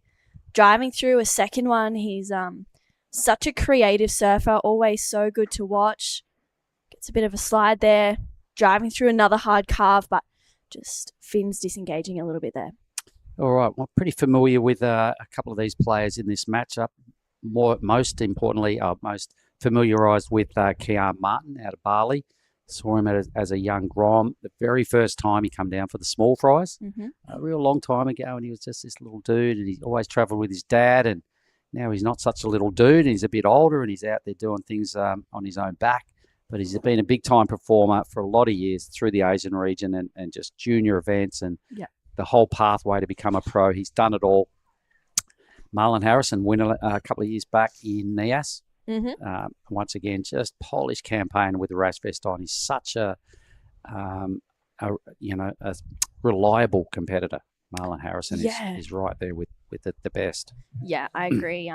He's got that experience and he's still so young as well, just 21 years old, and having won that QS back in NIAS a few years ago, as you mentioned, Mark, it's just a real testament to, his heat strategy and the power of his surfing as well at such a young age. Yeah, for a slender dude, he kind of surfs out of his weight division once he gets on a roll. He's really, a pleasure to watch. And the way he competes is just about faultless. So let's have a look at this. Wave coming through, grundling now. He's the other little Grom. You know a fair bit about Sol. Yeah, love Sol. He's from Freshwater over on the Northern Beaches, part of this big Northern Beaches group. That was a huge first turn for Sol. Really loved the attack that he had. You can see here he's just driving through this second one. He's found a really good looking wall ahead of him. Sol gets a third connection in there as well. And wow, he's just flowing in between maneuvers. He's not made a mistake on this wave yet. And he just, again, absolutely tags it. What a great way to start off his campaign in such a tough heat. Sol needs to finish this one off strong. He's going to get the bonus sections here. This wave is just never ending. He's going all the way to Krui Town on that yeah, thing. He liked it. You could see a big breath there. I think he was feeling, I saw him actually run out just before his heat. And he said to Sammy Lowe, like, Sammy, can you caddy me in this one? And Sammy was already caddying for Marlon Harrison. So I think there was a little bit of nerves there. I don't know if he sorted that situation out or not, but this would be feeling really good. His first turn was just a huge statement. When you kick things off like that, you know he's feeling it. He knows he's in a tough heat. So he went flat out to really grab the judges' attention. Let's count him. This was his second turn, right, on the Bonsai replay. He gets 8 turns out of this wave, I reckon. That was a third. A lot of top-to-bottom surfing. A fourth move. He's now only about halfway down this wave. A fifth decent blast. And like you said, he didn't do anything wrong on this wave. Turn number 7 coming up. And another huge crunch out wide in caddy corner.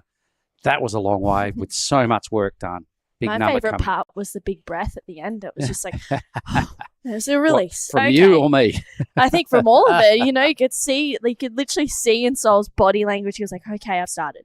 6.17 straight off the bat. It's a great way to start this heat with such incredible surfers as well. Yep, and the judges still leaving a fair bit in the tank on the scale because they just spied the work that Jarvis did for his 8 was still a couple of steps above what Sol did.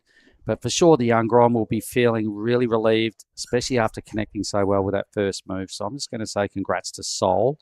Harley's dropped a 3, and Kian and Marlon just scanning around. You can see them on picture there. They are. They're having a little investigation up the point, and more importantly, neither has priority. So they. Is this an investigation, or is it trying to hold the inside? I reckon it's a bit of both. It's a bit of both, you think? Yeah. I think so too. I know they're both very hungry competitors. They like to start off really strong, and part of that is maintaining that inside. All right. Well, we've got, I'm pretty sure it's Daiwako with Jarvis Earl. Take it away, boys. All right. You had a first heat in the comp and first ride, and you got an excellent score. How are you feeling? Yeah, I've been waiting. It feels like forever to surf this first heat over here. I got over here like a week ago, so there's a lot of build up to that first heat, and I was stoked. I started off with an 8, and yeah, I always love surfing this wave, so it's real fun. Yeah, I really love how you just pushing so hard on the tail on the last one. But what happened to your board? Yeah, so I think it was my second or third wave. That was like my favorite board, and I creased it in a free surf, and I got it fixed here by the ding doctor. And I went for a lip line on my end turn, and I just heard it pop off the lip, and then I landed, and it just like folded. But it's all good. I had my caddy out there, and yeah, got back out there. Good to have a caddy around here. Yeah, I was stoked. I had a caddy for that heat for sure. Well, you're gonna have a lot of heats to get done today and tomorrow. But is there anything you like to say to your family, your supporters? Yeah, thanks to Mum and Dad. They're probably watching now at home. Maybe my sister and brother, and just anyone in Cronulla who's tuning in, and Lura board riders. Cheers. Cheers. Thank you so much. See you in the next round. Thank you, Di, and thank you so much, Jarvis. Yeah, there's been quite a few people that have either creased their boards or something's happened in their heats or before their heats with their favourite board. Speaking to Kobe Clements yesterday, he said when he was walking out for his previous heat, he's walking out, slipped, fell on his bum, and cracked his rail, cracked his fins. he's like, it's my favorite board, and none of the other ones really go that as good as this one does. So he had to go get it fixed really quickly, and hopefully it's back to normal for his round 32 heat today.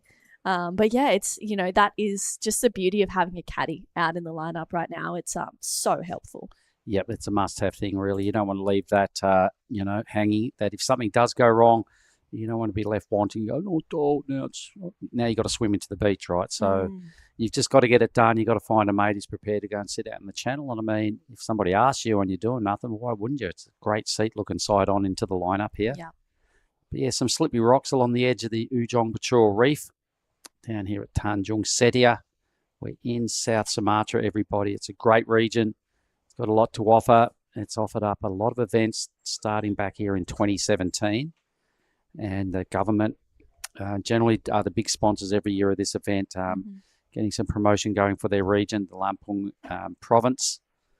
And it's a ripper. And the locals, yesterday and Saturday, we saw a lot of local crew coming down to the beach here, being a weekend. Oh, yeah, there was so many people down here yesterday, even just going between here and back at where I'm staying. It was a little bit of a mission to get back to. You're ducking and weaving in between people and taking lots of photos, which is super cool. I think it's amazing for the locals to have this influx of incredible surfers to inspire the next generation here.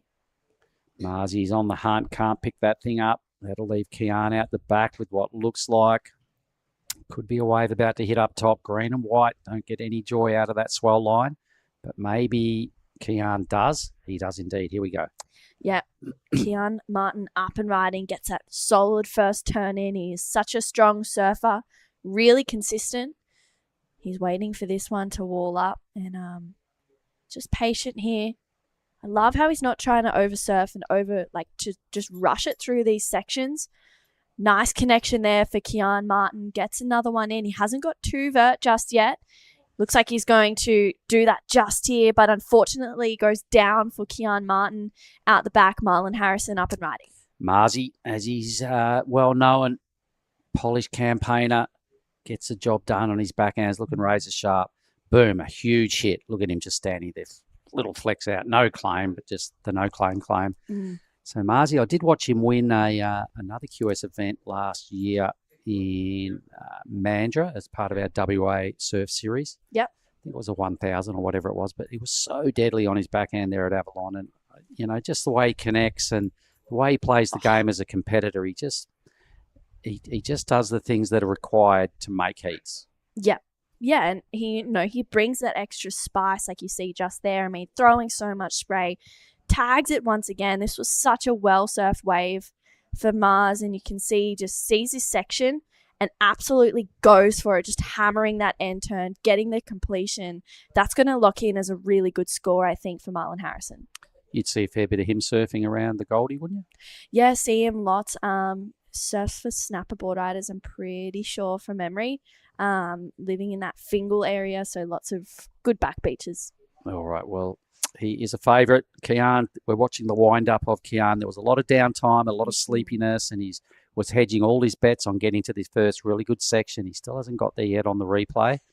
He's still biding his time. He can see it coming, so I wonder what went wrong. He poised himself really well for this, and he got the hit, but it was about the ride out that went wrong. It looked like he kind of timed it. Maybe there was a little bit of a backwash moment there. I'm not too sure. You could kind of see the wave lift up, and then he kind of got exploded as he was coming down. You mentioned, was it you that was mentioning to me yesterday he's been a bit sick? Not me. No. Giada. That was Giada saying, he's been a little bit sick while he's been here, unfortunately. So I think this is one of the first times that he's kind of been surfing out here since he's been in Krui. So yeah, it's just a little bit of a shame for Kian, but I'm sure that, these next 13 minutes, it's a 25-minute heat. It's like, you know what? I just got to give it 100% where I can and just brush everything else off and go for it for these next 25 minutes. And then I can go and rest up a little bit. Yeah, because the women's are on after our 2 more heats. So 8 heats are about to roll out in the next hour or so of the ladies surfing. 617 stands up pretty well for Sol. 8 manoeuvres on a really good wave. The judge is just asking for a little bit more out of Sol. I reckon had he got 3 moves on that wave like his first move and So 3 moves like that and nothing else. He probably could have scored more than 6-1-7. That first turn was just so brutal. Yeah, no, I agree. It was really strong from Sol. I think this score of Marlin's is going to overtake it for sure. It was such a well-surfed wave. There was so much power to it. Or if not, be a pretty similar number to Sol's. So we'll see. He's asking for a situation, and the judges are having a really good look at it because it's a necessary number for Marzi with just under 12 minutes to go in this heat. We'll see. All right. Well, maybe we'll get another look at it because everybody's got one wave apiece. So on one single numbers, I agree. I think Marlin's going to go pretty close to the top of the tree. Here's the replay. So he did a lot of quality surfing on this wave. We saw Sol get an 8-turner. But this one also just had big moments along the way. That was his first big turn. Back-to-back big moves right there. Loving it so far, and he's doing a lot of good work. And then he just went, right, I've got to finish with a bang. That was solid. Yep, so just a little point of difference on that last move. Added a bit of spice. He drops into second, but those numbers are just about identical. This is really important now for Kian. Yeah, he needs to go big on this wave. A 6.1 for that last wave of Marlin is applying that pressure. Kian gets his second turn in, loads up there to free fall down, gets a completion, and he might even get a couple more bonus sections on this wave. Just a quick check turn as he floats it there. And he's patient as he comes along this one. A nice hard carve for Kian, driving through a nice connection there, letting the fins free a little bit as well. So he'll lock in his best score on that last wave. Yep, he's back in the hunt now. So right on cue, exactly what Kian needed to do. He had third priority, got right up the point, and no one took this wave off him or even looked at it. But there was 3 of them sitting right there. 2 of those guys could have taken that wave off him. But Kian's like, thanks, boys. Down the line he went, just at work. So he'll be living in that mid-range number as well. So at least his 3 becomes his backup. Yeah. Yeah, he's styling himself away around that bit of wash back onto the face. Oh, I love that turn from Kian. That was a very well-surfed wave. Pretty smart from Kian as well to just get that second one in. Everyone has only had one wave. So applying the pressure a little bit for Kian Martin. He's just trying to stay busy and roll with the momentum. Marzi's first wave locked in at a 6.1. That last wave of Kian Martin, a 4.83. So it's still Sol off his first wave, who has the best wave of the heat, a 6.17. Marzi's very, very close behind it. It was a 6.1. So I thought Marzi's wave was going to be a little bit better than Sol's, but I think Sol's wave was actually a tiny little bit bigger. Yeah. Pretty similar, though. Yeah, very similar. You're splitting hairs there, Yeah. 0.07 difference. So the judges threw almost the identical number. Less surfing for Marlin to get a very similar number than Sol. So the judges always reward that quality, and they've been sending that message all week. There has been still some big scores thrown down 2-turn waves, so long as they're gigantic in big, heavy, meaty sections. Judges are prepared to go there. We've just seen Jarvis Earl extract the biggest number of the morning off the judges, 8. And the defending champ looked really on point. So he'll surf again today. Now, very next heat, we've got a little story coming up that Bonsoi are putting together throughout this year's Asian region tour. You can elaborate a bit more on that later on. But for the first time, we're going to see Iko Watanabe paddle out in the bright yellow rashi. Yeah, the Bonsoi leader jersey. It's going to be exciting to see him out there. And it looks like this is live action. Mars having a look at this one. All right, let's see what he's got here. A mid-size wave, small to mid. He's way downtown and he's too far back to make sense of that line. So dropping is a really low number there for Marzi. But on the back end of this wave is Harley Walters. Yep, Harley leans into his rail there. Nice connection for Harley. Once again, he opened up with a 3. Using his priority on this wave, this one starts to grow a little bit more as he leans back into his rail. Needs to go big.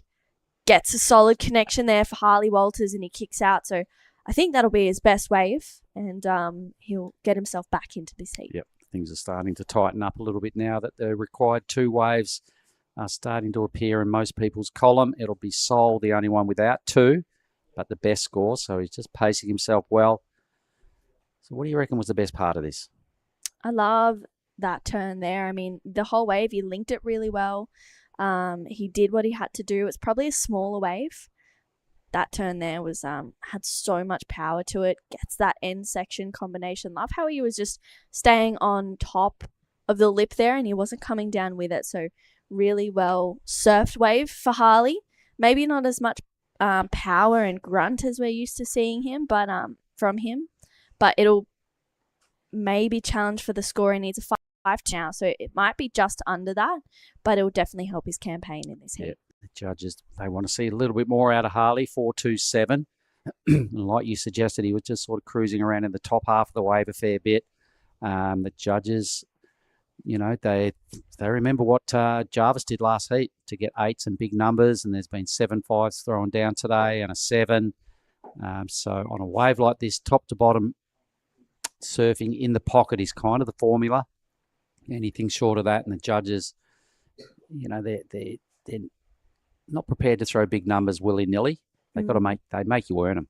Yeah, they definitely do. I mean, we're in the top tier now of this QS region. This is a QS 6000, and you can't really be bringing surfing any less than what you'd be expecting to see in this. So the 6s that we've seen from Seoul and Mars, you know, they're the standard in this heat, but throughout the rest of the rounds, I think they need to be giving more than just that as well.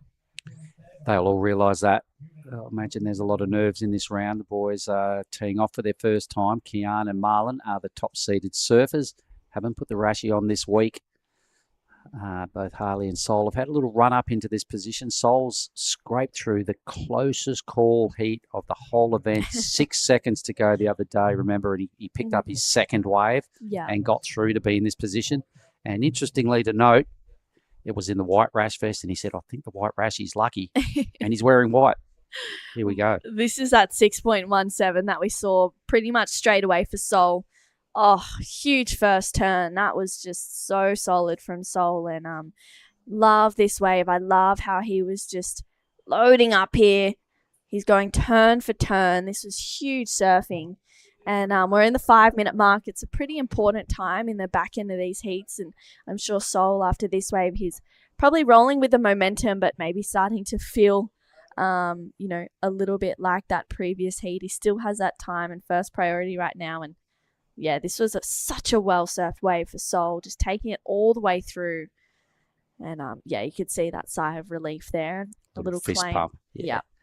So replays of, I think that was Marzy's live action. This is Harley now sitting in third position, a big up and over, and draws the error. Whew, okay, 4 minutes. A few little fumbly moments for blue and green. Didn't catch all of Marzy's way. Here we go, Bonsoy replay. Yeah, Mars gets a quick float there. It's a smaller wave. He only needs a 2.33 to go to first. I think this is really smart to see if he can get that another backside float straight into a nice backhand snap, driving through another turn, and then, wow, quick 2-for-1 combo for Marzy. And yeah, that was a well-surfed wave. I feel like that's going to definitely put him into the lead for sure. Right on. Well said. So, yep, let's have a little look at things. Priority sitting out the back is Sol. Geez, he's waiting. He's doing it again. You know, I said to him in the post-heat interview, would you like to apologise to your parents and your fans for leaving it so late in that heat with 6 seconds to go? I'm sure he stressed out a lot of people. He just had a look at his watch and he's like, oh, no, not again. There he is. Yeah, he needs a 2.26, not a big score for Sol to go up into second place. Harley's chasing that 4.17. Again, not a big number, but it's just that time that is always the enemy. Kian Martin has second priority. I'm sure once he gets to his feet, he's probably going to get rid of that 3.6 and see if he can better it. I mean, we haven't seen too much of him. He's been a little bit unwell, but it's nice to see him in this heat just rolling with it. You know? There he is. He's well into it as well. He wants to know what's going on. Well, at this stage, second priority, second position, sitting on a dodgy 3.6 as your backup. He'll know that that spells danger, especially with someone like Sol breathing down your neck in fourth, but needs look at 2.25 and he's there. So, and the ocean's gone super flat. There's nothing in the immediate vicinity. So they're going to have to wait out these 2 minutes, and everybody's going to have to hold their nerve. Sol is starting to scan the ocean. He's probably getting some input from his coach on the beach. Marzi's wearing him pretty close, but I'm not sure why. Marzi's got 4th priority, but he's in the lead. So Marzi should just stay out of trouble here. Wow. Marlon's become Sol's new best friend.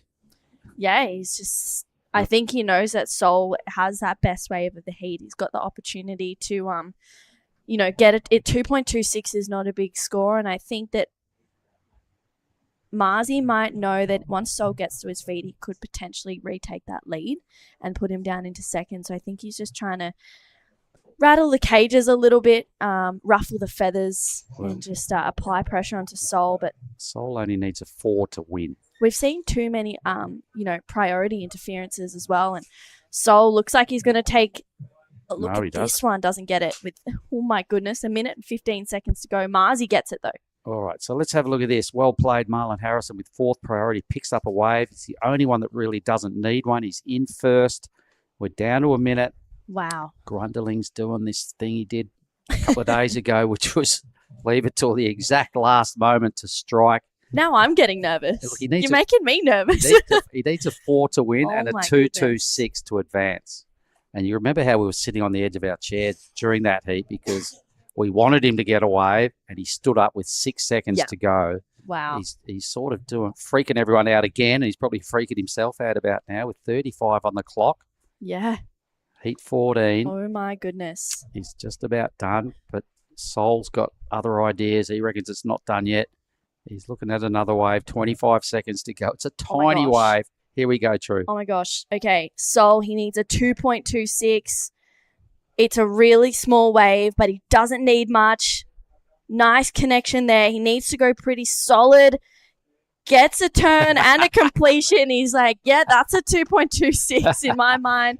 Kian on the answer back. He needs to better a 3.6 on this wave mark. I know, it's gnarly, right? So Sol may have gone into second, but Kian's having something to say about who moves through into this next round. You're right. If he could improve on a 3.6, the 2.25 was fake news for Sol. Oh, my goodness. Kian's done a lot. The wave's growing. Sol might have claimed a 2.7 or whatever it is, but Kian's going to put him on the back burner. Right on cue. Super close finish. We better stay with these numbers because I'm not sure what Sol got, but he didn't do a lot of surfing on the wave. He needed 2.25. If he did move into second place, it was only going to be temporary because the 3.6, every bit of that for Kian. We're speculating, though. Let's just hang in there and the drone stays with Kian. Some crunch numbers. This is crazy. The back end of this heat, the last 20 seconds, I think Sol gets the number. I think maybe Kian betters his. Well, I feel like Kian betters his 3.6. Yep. There was a lot of decent surfing. And the wave gave him a lot of love. When he stood up, it wasn't very big. Wow. But speaking of not big, look how tiny this thing was. My goodness, You know what I mean? There was a little mini move here and then one big stab. Okay, he gets it. It's a 2.4. Tagged it. I mean, that was strong. Kian needs a 3.75 on his last wave. I believe if Sol gets a 2.4. He's asking the question. He's going, what's going on? Yep. Give me a situation. Here's the replay again. What moment do you reckon gets him home here? None of this right yet. Yep. But, he's surfing with speed. The waves are bigger than Sol's. He only needs that 3.75. Goes up into that section. Gets another one there. It was a little bit of a foam climb. Comes around it. And, does some good surfing. The only thing, gets that turn in there. The only thing, it has to be the score. It was a flat wave, but he did enough to suggest that I think the judges have got to throw him the love he needs out of this wave. 3.75. Yep. Well, Grundling gets a 2.4 for, not much on a tinier wave. We're still speculating, folks. If Wow. look how stressed Kian is. I'm stressed for him. I'm also stressed for Sol because Just this feel is. these moments along the way, don't you? Oh my goodness! Oh, it's so wow. close. Oh, It's he a doesn't get it. 3.23 for Kian, so he doesn't get the score. He needed a 3.75. Wow. So it's Marlon Harrison taking that heat out. Sol Grunling coming in second. Don't go anywhere. We're going to be right back for a very exciting Heat 15 with the Bonsoi Leaders jersey out there. This is the smoothie I've been waiting all day for. I'm going to start with a couple bananas and then mixed berry frozen blend, my favourite. Bonsoi almond milk and heaps of peanut butter. Nice little bit of coconut to finish off. Get that in ya.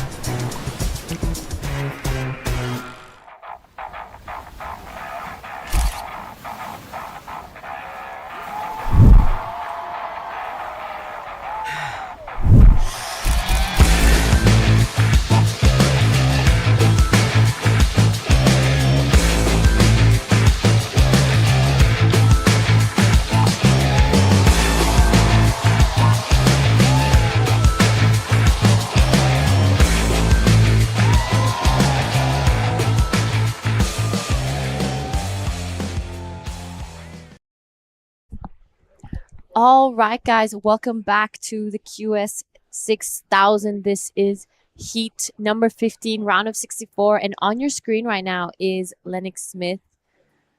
We will be checking out in this heat Iko Watanabe, Macklin Flynn, Lennox Smith, and Toi Tanaka.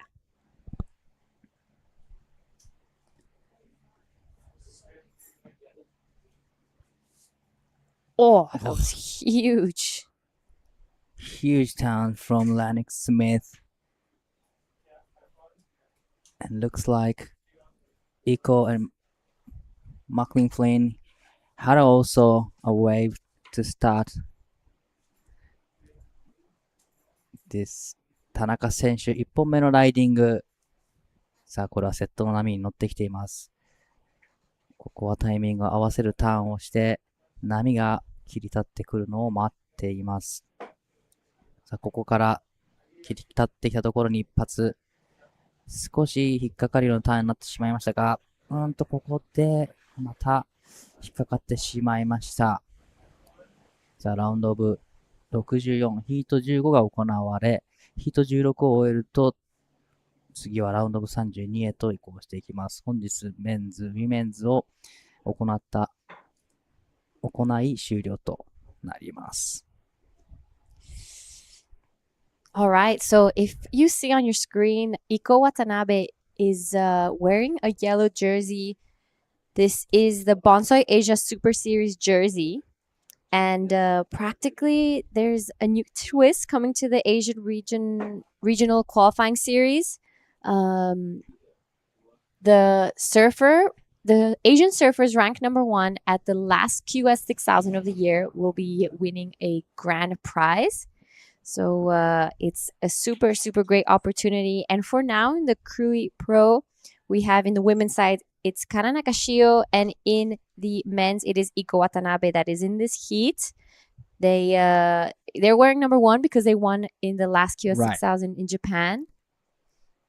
Yes, Hamamatsu Open. Actually, it was QS 2000. Oh, sorry. Yes. But they're number 1 ranked right now, and it's going to be throughout this whole season. So incredible opportunity from Bonsoi. Definitely great opportunities for all the Asian tour surfers.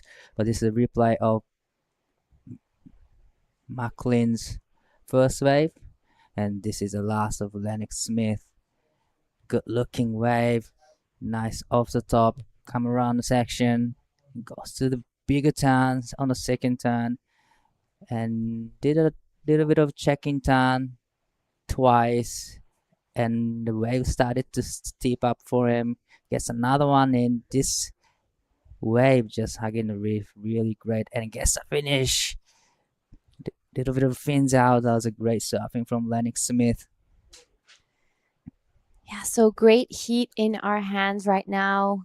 We will be surfing the end of round of 64 and then heading into the round of 32 of the women's right after the heat 16. Coming up, we have Oscar Berry, Danny Widianto, Yuji Mori, and Jay Brown. So the first of Lennox Smith comes in at a 6.10. So great start for our man in white. Wow, 610 to start. The heat off is really great way. But Iko Watanabe in yellow jersey has first priority.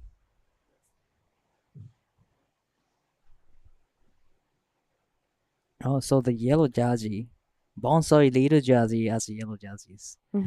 Just like CT yellow jersey. Yep, so Iko Watanabe is wearing the Bonsai leader jersey in this heat, meaning that he is currently ranked the #1 male surfer in the Asian QS region. It was Kana Nakashio wearing it in the women's. Saying it again, just so people see and understand why he's wearing the yellow. And at the end of this season, the surfers ranked #1 in the last QS of 6,000 will be awarded a prestige prize. Extra bonus.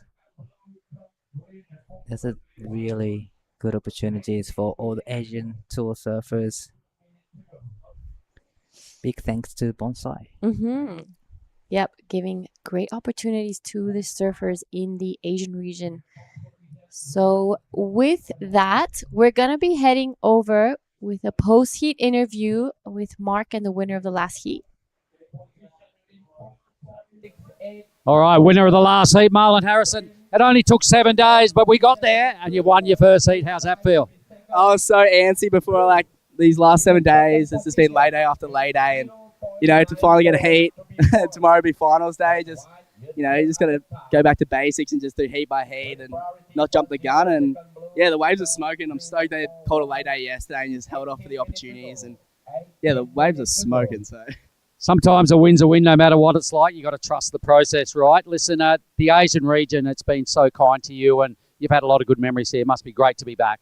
Seriously, this place, Nias and here is just like the most dreamiest, surreal waves you can surf, and I'm super grateful. Thanks to Asia and WSL, and for the opportunities to surf these waves is pretty crazy. And yeah, I can't believe how fun the waves are, and it's only 4 guys out, so that's ridiculous. I know, right? And you've got to be pretty happy with our next stop. You won there before at Nias. There's a big swell coming. Do we have any bigger fiberglass than this? I got a couple of magics that I brought for Nias. I did hear there's going to be a bit of swell, and yeah, I'm pretty fired up for that. But, just stick to Krui right now. We've got to surf a couple more heats and get a result here. And yeah, the end goal is to qualify for the Challenger Series, so bring it on. All right, you got another surf this afternoon. What do you do between now and then? Go and have a kitty cat nap, I reckon, for sure. Get in some AC? Yeah. Funny enough, I'm not even in AC at the moment, so I'm just sweating. I got just big sweats in my back, so not good, not ideal, but we'll make it work. I'm going to shake your hand. Job well done. Good luck for the rest of the afternoon. Cheers. All right, epic Marzi Harrison. We've seen him around this QS region so much, and he's such an incredible surfer from Snapper Rocks. His sister, also an incredible surfer. I'm sure she's watching. So a big shout out to Piper Harrison and the Harrisons in Australia. She also had some incredible results and heats in Nias. So it's a wave that they do really well in. And this is Iko Watanabe right now. Unfortunately, the wave just shutting down on him. This is Macklin's up and riding. He's already got locked in 517. Nice turn and gets finished. Get over the foam, but unfortunately it comes unstuck. 田中選手、さあこちら2本目のライディングになります。少しサイズの小さい波にテイクオフしていきますが、これはいい波になってきそうです。さあ一発大きなターンを入れた後に2発目もスプレーを飛ばしてきます。ここから切り立ってきたところでまた少しレールが食ってしまったか。As the tides coming in, like you mentioned before, we getting to see the bumps on the face a little bit, and people are kind of started to bulk the rail a little bit more on the bottom turn. Yeah, that last wave for Toitanaka, super unfortunate. He was doing really well, and He kind of looked like he bogged a rail in that last turn and wasn't able to get that completion, but I think he got most of the work done on the outside, so it's going to be a pretty decent score. Right. さあ、渡辺一子選手のリプレイになります。これは少し看板のセクションが続いた中でうまくターンをしてつなげてきます。そしてここから波が切り立ってきました。一発目、綺麗に大きなターンを入れてきました。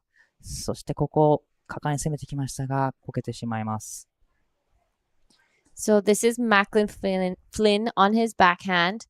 Good first opening turn there. Sets it up for this second one. This wave a little more filled in than maybe he would want, but he finished it off here. Unfortunately, going over the falls as well. So you're right. That high tide really affecting that last section, making it really difficult to get that completion. There's just so much water moving. There's bump on the face. But we are just stoked that we got our waves back. Yesterday was pretty small. And yeah, this morning it's looking like it's going to be a huge day of competition. We will be finishing this round of 64 and heading into both rounds of 32, men and women, and getting as many heats done as we can. Definitely, it's going to be a big, big competition day. But we'll be seeing a lot more great actions because we have already seen some, excellent scores in this last few heat. Yeah, the heat previous to this, unfortunately, a little slow and not too much happening. We had Seoul get that last 2.3 right in the last minute of it. So it was a really difficult heat to watch, but this is looking much better already. Macklin up and riding. Try to get rid of the 3.83. Nice opening turn with the nice top turn right there. And just trying to connecting to the inside and gets the finish. Is he coming out of it clean or maybe incomplete? But this is Leonard Smith up and riding. He's already locked in 6-1-0. So this is going to be a great backup score for him. Gets a big finish. Yeah, so Lennox Smith has that 6.1 to his name already, and he's going to be backing it up really nicely. That last turn was pretty huge. So, Toi Tanaka now. 田中選手、このライディングでスコアをメイクしていきたいところ。さあ一発目。カービングターンでタイミングを整えます。さあ、これもタイミングを整えるようなターン。そしてここで波が切り立ってきたところでターンを入れてきて、これはメイクしてきました。そしてその後ろから渡辺選手。これもいい波になってくるのか。一つ、チェックターンを入れながらインサイドまでつなげてきます。少し満潮を迎えているこのコンディション、難しいコンディションですが、ここはうまく合わせて大きなフィニッシュターンを決めてきました。残り時間が12分を切っています。There's many people in the athlete area. Just some of them are trying to be ready for their coming up heat.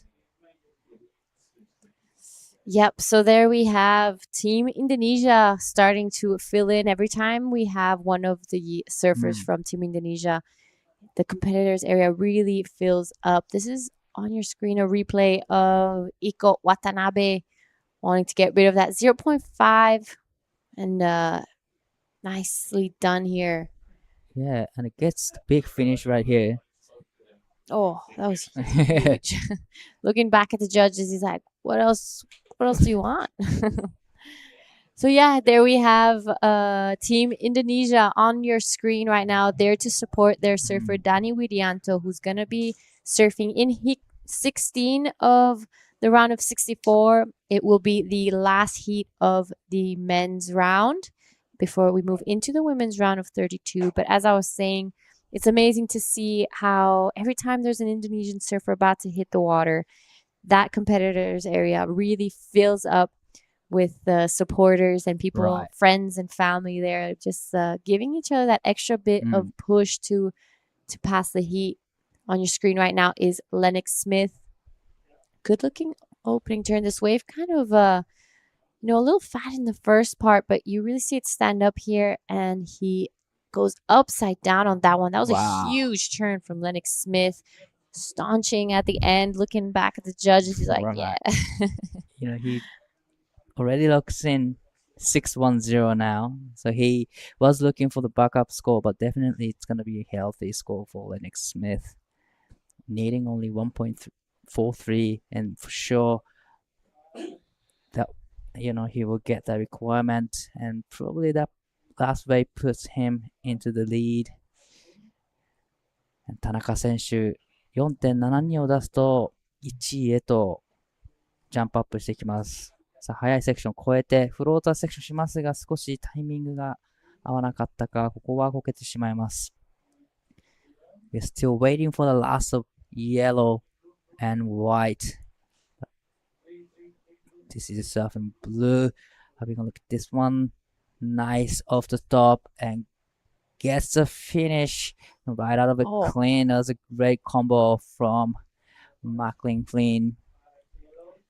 Trying to look for the wave, get rid of the 3.87. 渡辺選手、この波フローターしますが、少しタイミングこれも遅れてしまったか。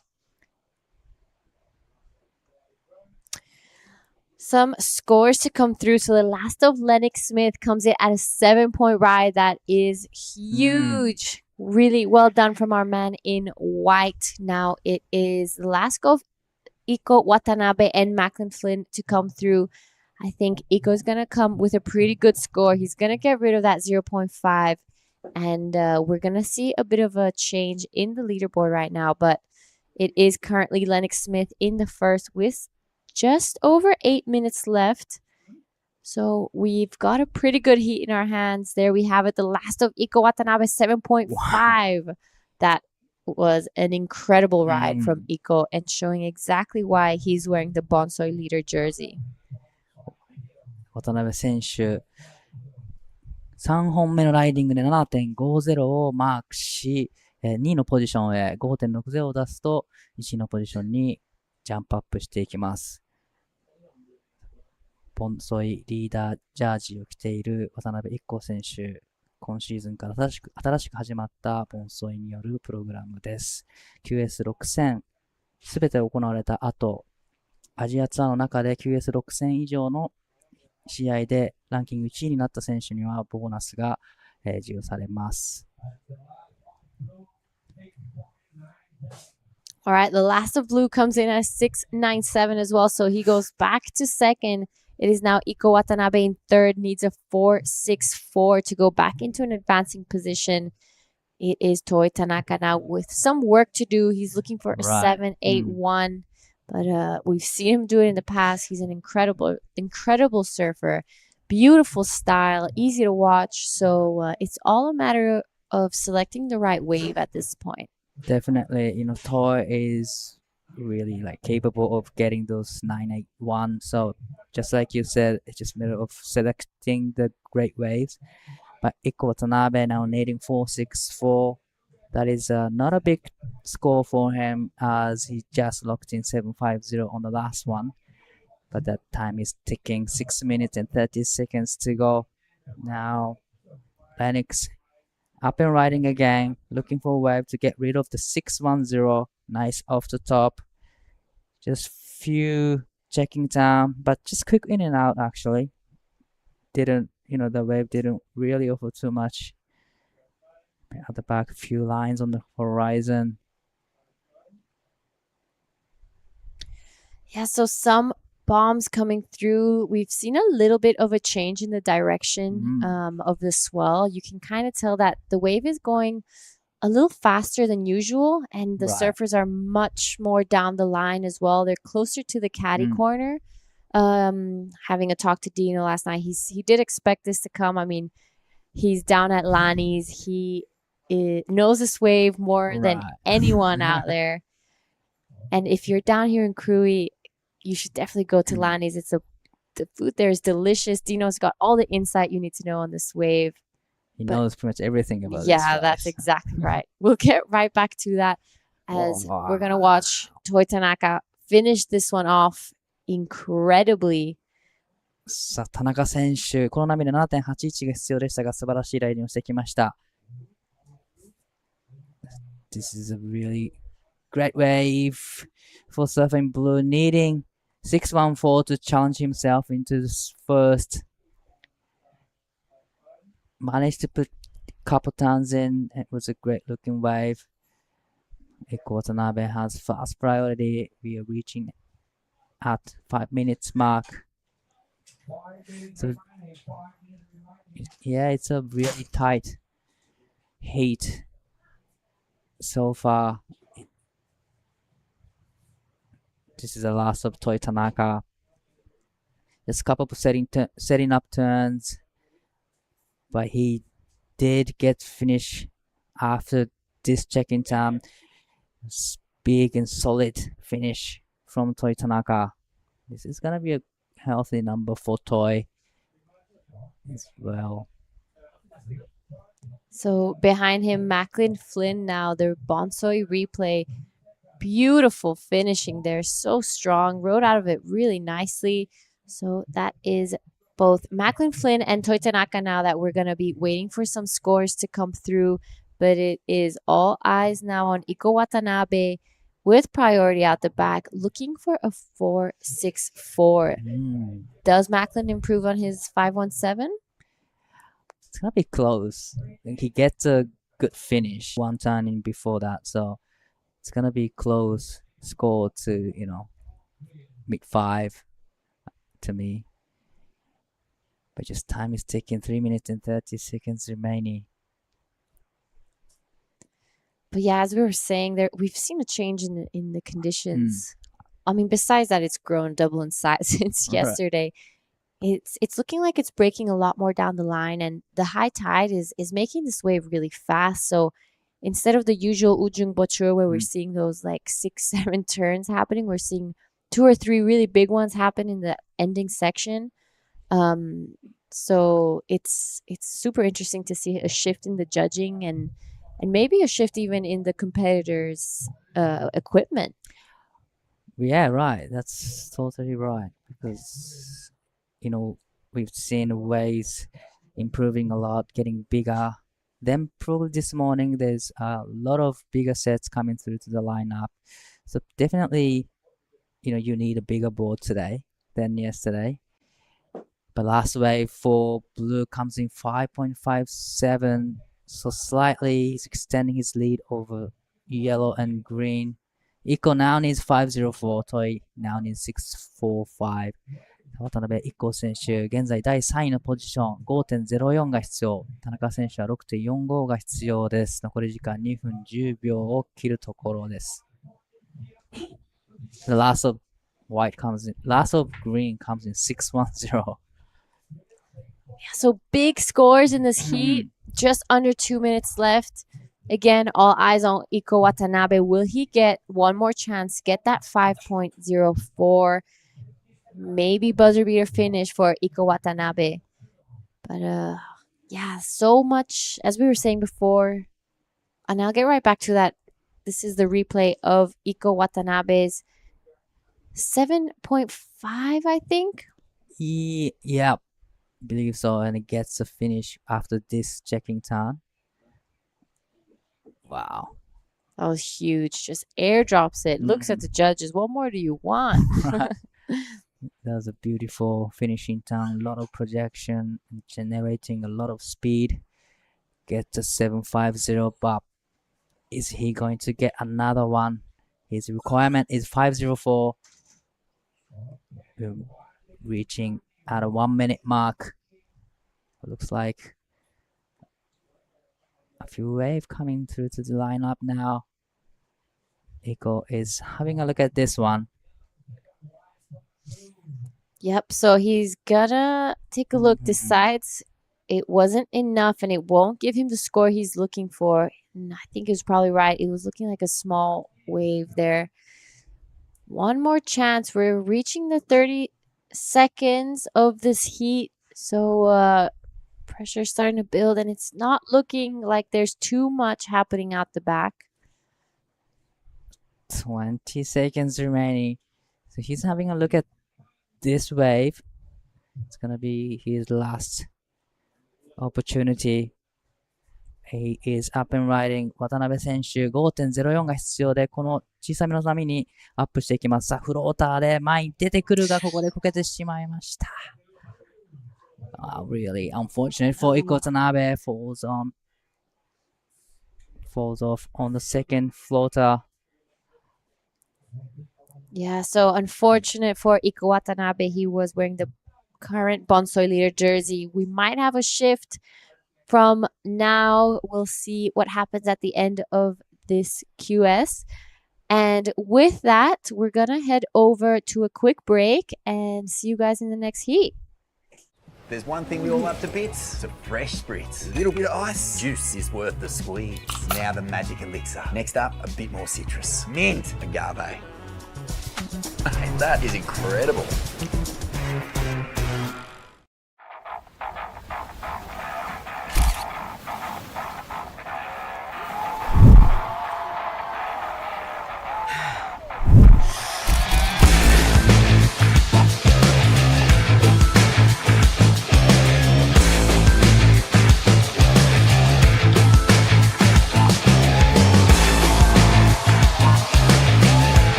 All right, guys, welcome back to the Krui Pro QS 6000 in the water right now. Heat 16, the last heat of this round.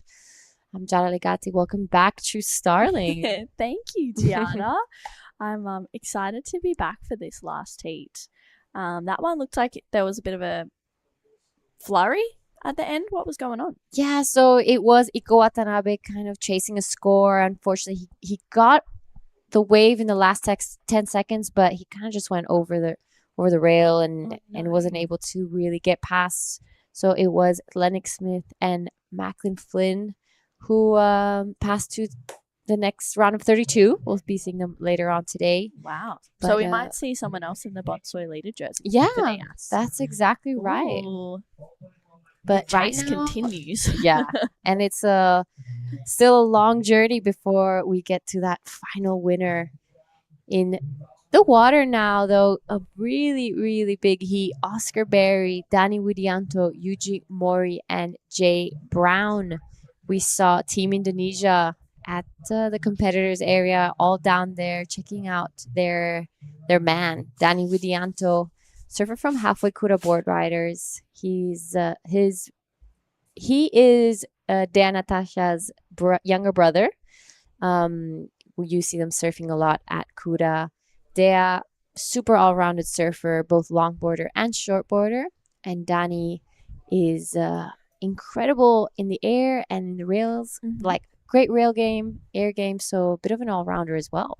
Wow, super exciting. But that was a huge turn there from Yuji Mori. An incredible surfer in his own right. He's also a surf coach as well. So he is just putting together a couple of really nice combos, gets another connection in there. Wow, this wave just keeps giving, goes up and over that section. What a way to start off the heat for Yuji Mori.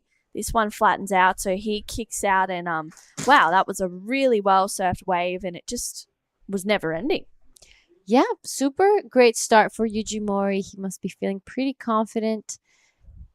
Love those turns. He really placed his board in the right spot each time, so just throwing so much water out the back. But Oscar Berry is a name I've seen here quite a bit. He's always a great performer. We'll get back to that as this is a replay of Yuji Mori. Gets a little stuck on that first turn, but this second one was much nicer. You know, not too much movement in between turns. He doesn't pump too much. It's just more like getting the speed from the previous turn and goes straight into that next one. So great job from Yuji Mori. Yeah, wow. This wave just keeps giving more and more, and he throws so much spray as well.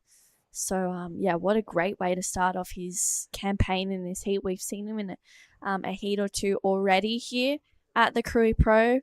And it looks in at a 6 for his first wave. So, good score to start this one off for Yuji.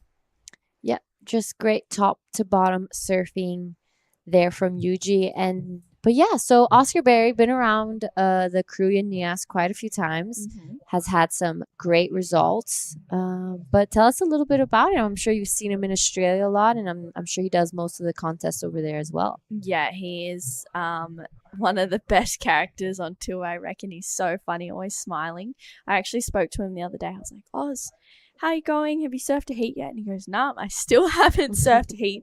I'm last heat of the round. I was like, oh my goodness, wow, that is so crazy. Like a lot of these competitors, they haven't surfed a heat yet. Danny Widianto, this is his first wave of the event. Nice first turn for Danny. And gets around this section as well. This is live action as he just drives up for a nice carve. You can see Oscar and Jay were checking it out from out the back. But yeah, Oz he's over here in Krui. He actually was just over in the event in Newcastle where he got 17th there. And he had some really amazing performances. He had his first year in the Challenger Series last year. And yeah, did really well this year in Newey. It was great to see him just lock in a couple of good heats. Yeah, he's a really consistent surfer, and it looks like he's really put the rounds and the hard work in, especially with his competitive surfing. I don't see too much of him with the free surfing side. I think he really focuses on the competitions, doesn't he? Yeah, he does. But he definitely drops some awesome clips on his Instagram. He's always surfing. So yeah, he's definitely one of my favorite people to surf with for sure. It just brings a different kind of vibe to a free surf. But yeah, rides LSDs. I know that he's been working with Luke really closely over the last few years to get some good boards under his feet. So I think that's been really working for him, and I'm sure that Tony, Jackie and Rom are all watching back at home, feeling the nerves for him. But someone who did pretty well in that last heat, not feeling the nerves at all, was Lennox Smith. He's there with Daiwako.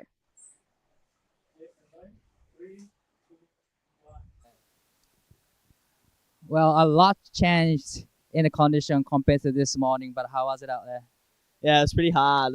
Sets that break wide, flog out. It was that tired out there. Tell us through your 7-point ride. Is that one you were looking for? No, not really. It was like a wide burger, but I managed to do one turn at the end. I was pretty happy with. So yeah, I guess all the points come from that one turn at the end. Yeah, that was a great job.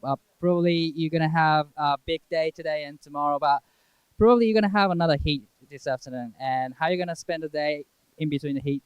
Well, I'll probably just kick the feet up now. I'm that tired already. So yeah, another heat's gonna take it out of me. But yeah, just sit in the AC with Jarvis for a bit. Hose phones. Any quick message to family, friends back home? Yeah, hello to everyone at home. Dazza, Toz, Mum, Dad, my favourite sister, Bo. That's it. Cool. Good luck in the next round and see you soon. Thank you. Cheers. Cheers. Thanks, Lennox and Di. He's so funny, and wow, it must have. Yeah, it's hard out there. You know, there's lots of waves coming through. There's lots of wide sets coming through to the caddies. I feel like caddies have a big day today. Yeah, it's a full-time job being a caddy.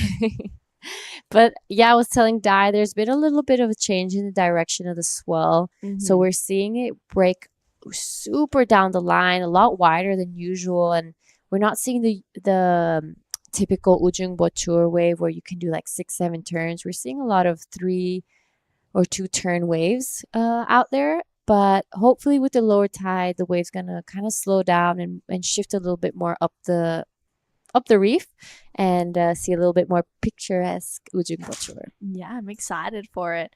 It's definitely was nice to wake up this morning to a little bit more swell.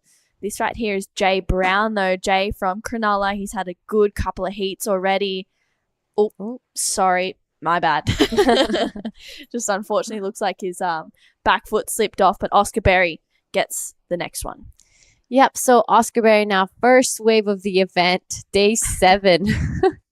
And this is looking like a good-looking set.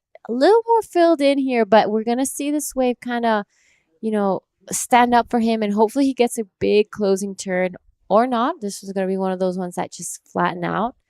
Right behind him, it's our surfer from Halfway Kura. This is Dani Widianto on his backhand, wanting to back up that 4-5. And that second turn was beautiful. He's going to go for a third and hopefully finish this one strong. That was Dani Widianto, unfortunately, just falling off on that last turn. But really well done nonetheless. Yeah, that was a well-surfed wave. You can see the Indonesian team just all banding together to support Dani out in this one. They go through it together. They go through the wins and the losses together. Something that really sticks out in my mind is the support and enthusiasm and the encouragement I saw in Taiwan from that whole team. It was just, it was huge. They were absolutely they were loving it. They were cheering, stomping. They were the loudest ones there. And this is, replay of this wave of Dani's. It was a bigger wave. He did really, really well. This second turn here, huge, throwing so much spray. And he's looking really strong. Finding just those perfect moments out here on the reef for Dani. He's going to back up that 4.5. First wave of Oscar Berry, a 3.73. First of Jay Brown, just a 0.73. But it's that 6 for Yuji Mori that is really standing out in this heat so far. Yep, and it's the only wave he's really caught for now. A bit of a slower heat than the previous one. Most of the surfers only caught one wave, but I agree with you about Team Indonesia. It's great at these events to see them all just come together for each heat, and it's not just the ones that have been selected for the national team. It's practically every Indonesian who's in this event is going to be down there watching and supporting these guys, and I'm sure Dea, his sister, is out there catting for him and kind of cheering him on from the water. Dani has represented Indonesia many times in the past, many ISAs. I saw him in Maldives last year as well with your sister Jessie. Oh, yes. So that was a great event as well, and Indonesia did really well. So I'm excited to see him hopefully pass his heat. He works so hard. I see him surfing Canggu a lot and training in halfway. I saw him a few times in Ulus leading up to this event. So he's been putting the work in.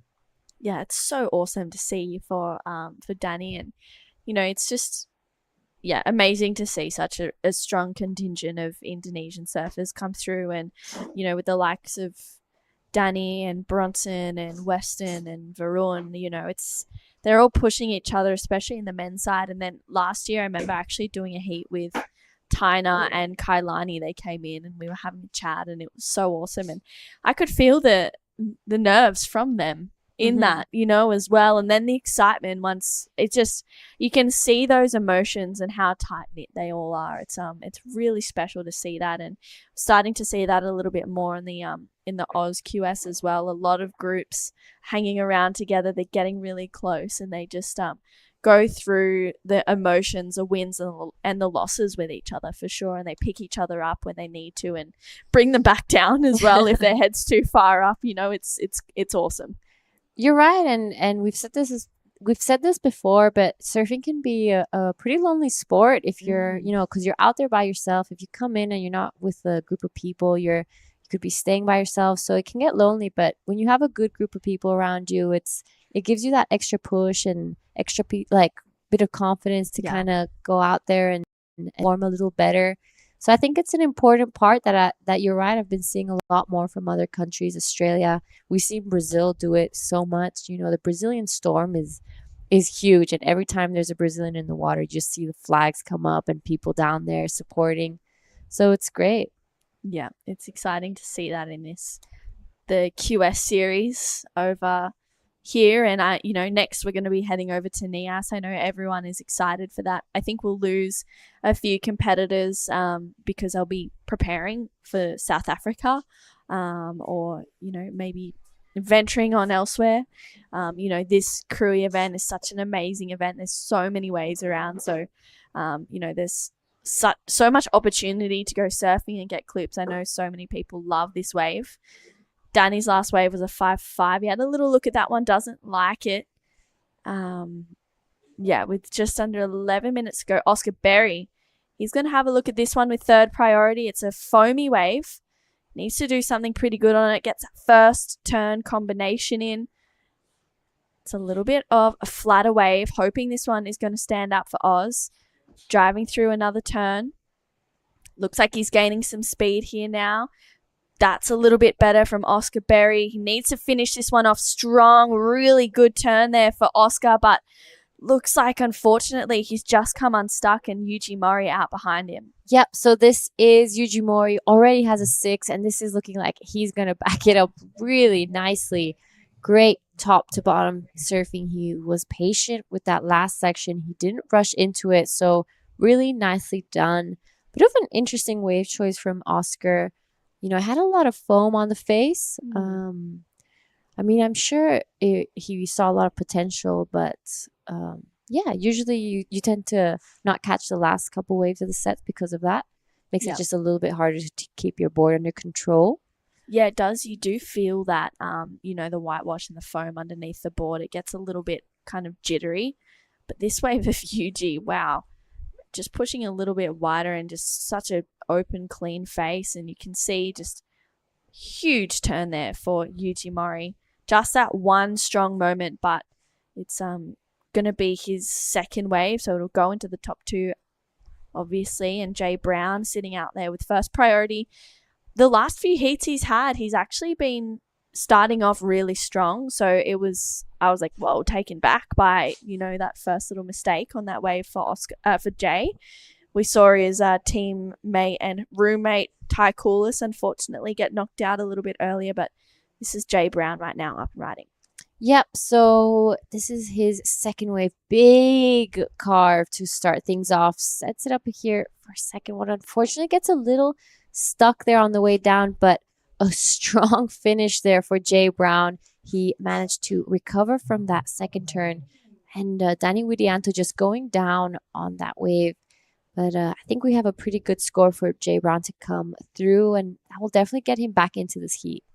Yeah, for sure. That was a well-surfed wave. That second turn, I was like, oh, what was that? But recovered really well for Jay. That last turn had such a moment, had so much power. So that will be his best score so far by far. And last wave of Oscar Berry, a 3.2. So it was good surfing. I mean, that last turn probably would have been the difference between threes and maybe a 4, high 4 to a 5 potentially for Oscar. But just under 8 minutes to go, there is still sort of enough time to try and catch 2 more waves, because I think those threes, they're not going to stay in the scoreline. Yeah, compared to the last couple heats I've seen, this scoreline's a little lower. This is a replay of Jay Brown. Started off really strong here, fumbled a little bit on this second one, but he recovered nicely with this last turn.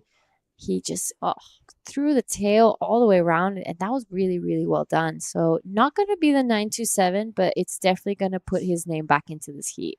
Yeah, wow, it's a 7.33. Best wave of the heat so far. Danny Widianto, he is looking to get rid of a 4.5 or lock in a 4.74 to go to first. Nice second turn there for Danny, and gets a third one under the lip, but that was a really, really hectic fall there for Danny, hoping that he's okay, landing on his board a little bit awkwardly, but that could have been a really big number. Yeah, that could have been a huge number for Danny, especially if he got that last turn. And that was a super critical section. Here we have the replay and Team Indonesia taking a look at that last one. So some 2 or 3 really nice turns out the back here. You saw him setting up here. He knew it was a big section, and unfortunately just kind of going over the rail there. But it is currently still Yuji Mori in first. Now Jay Brown with a 7.33 to his name, only looking for a 2.67. So a bit of pressure now for Danny. He really needs to get some scores up. Yeah, for sure. And Jay's been dropping 7s pretty much in all of his heats so far already. It's been so exciting to see him locking in some big scores. I know he's excited to be here in Krui. He was here last year, and I think he may have had a first round knockout, or he got an 81st or something like that. So I know he's stoked to be moving through these rounds. He was such a in-form competitor back in the junior series, coming from Cronulla and doing a lot of the QSs, and now he's just slowly creeping his way back and just, been, I don't want to say the underdog because he's such a, solid competitor and such a strong surfer, but he's just been making all these heats and knocking out some big names. And for someone who's not doing the QS full time, maybe the question is, should he? Yep. So this is a replay of Yuji Mori's 6. So big first turn. Big fan of fast spray there, just top to bottom surfing here. Not too much double pumps on the bottom turn. I love his style on the bottom one here in this bottom turn, that drop knee. So really well done from Yuji Mori, current heat leader, but it's Jay Brown with that 7.33 looking pretty dangerous. Yeah, that's a big score, but we've also seen people get knocked out of heats with the best wave of the heat and not being able to get a backup. This is that 7.33 though. Love that opening calf. Just a bit of a fumble here for Jay, and then did well to really regroup, and that last turn was the money turn. He had threw fins out the back and stomping a pretty critical landing on that one. So 7.33 was rewarded for that, power surfing. Yep, so right after this heat, we're going to be heading into the first heat of the women's round of 32. I am seeing in red Siki Yang. In blue, we have Rita Suzuki. In white, Yagel, Charlie Hurst. And in the green will be Taina Izquierdo. So it's already a pretty stacked heat to start off. Yeah. Yeah, I was having a look actually at the heats of the round of 32 of the women, and I was like, wow. There is a lot going on, a lot of good heats. It's going to be a really exciting round. It's what we're expecting for the round of 32. We'll lose half of those women, unfortunately, but there's going to be a lot going on.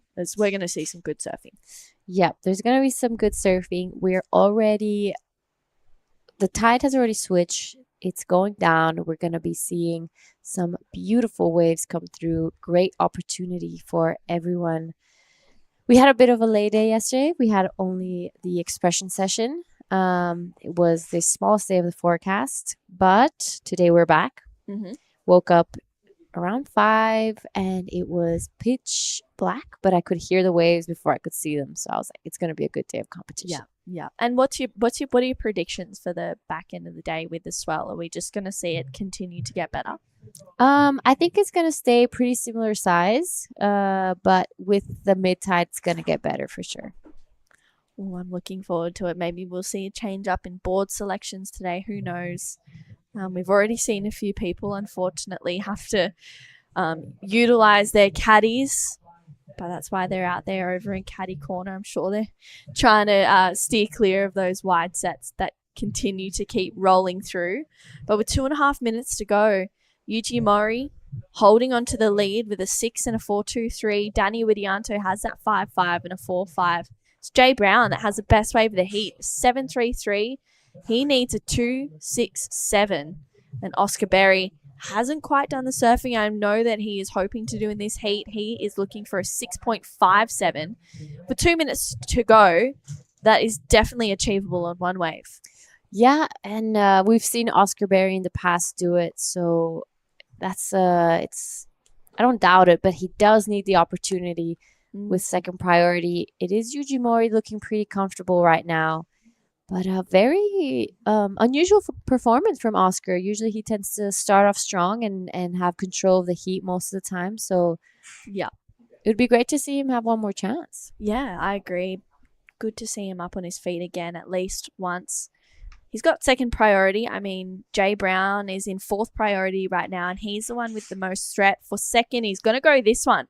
He needs a 2.67. He's picked this up with last priority. Huge opening gaff and just gets a second turn in. And Danny Widianto unfortunately goes over, but I think that Jay got the job done.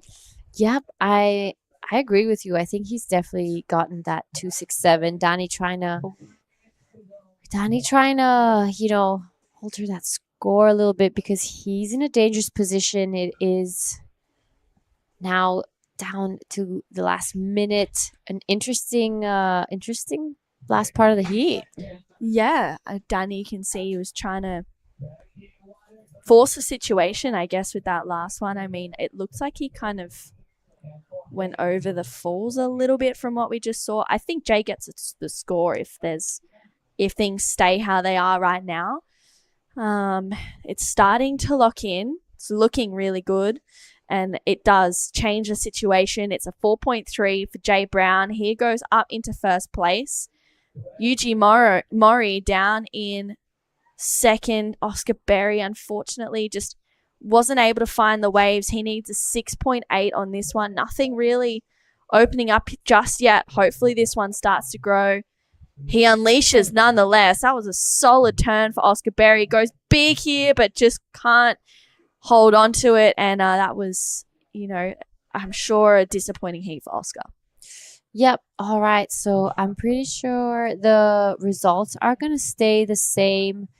I'll be having a chat with Jay Brown. And with that, we're going to head over to a quick break. And we're going to see you guys next heat. Cow! Oh, mate. I just went for a drive. Surf is cooking, bruh! Wind's gone offies. Swell's starting to pulse. You all fueled up? It's you and me, man. We're going to get cone today. Yeah, let's go, brother.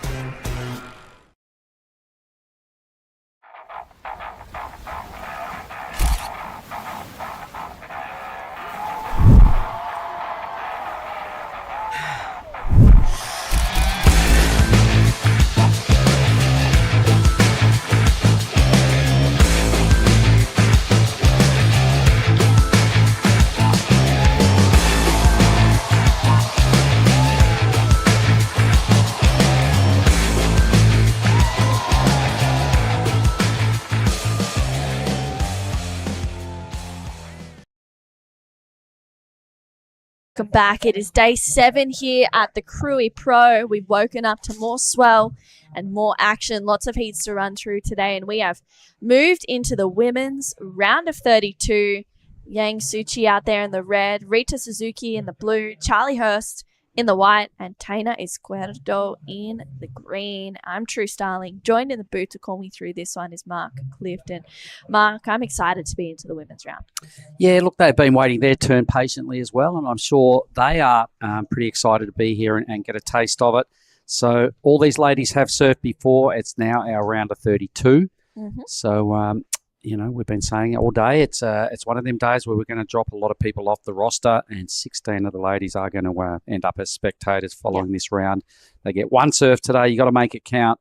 Can't afford to get third or fourth, but we do have a quality lineup and a full international heat to kick off this round. Yeah, I'm excited for it.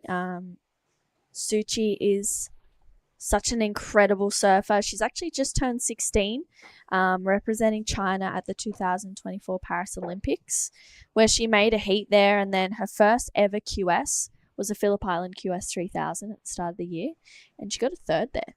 All right. Going down to Sophie McCulloch.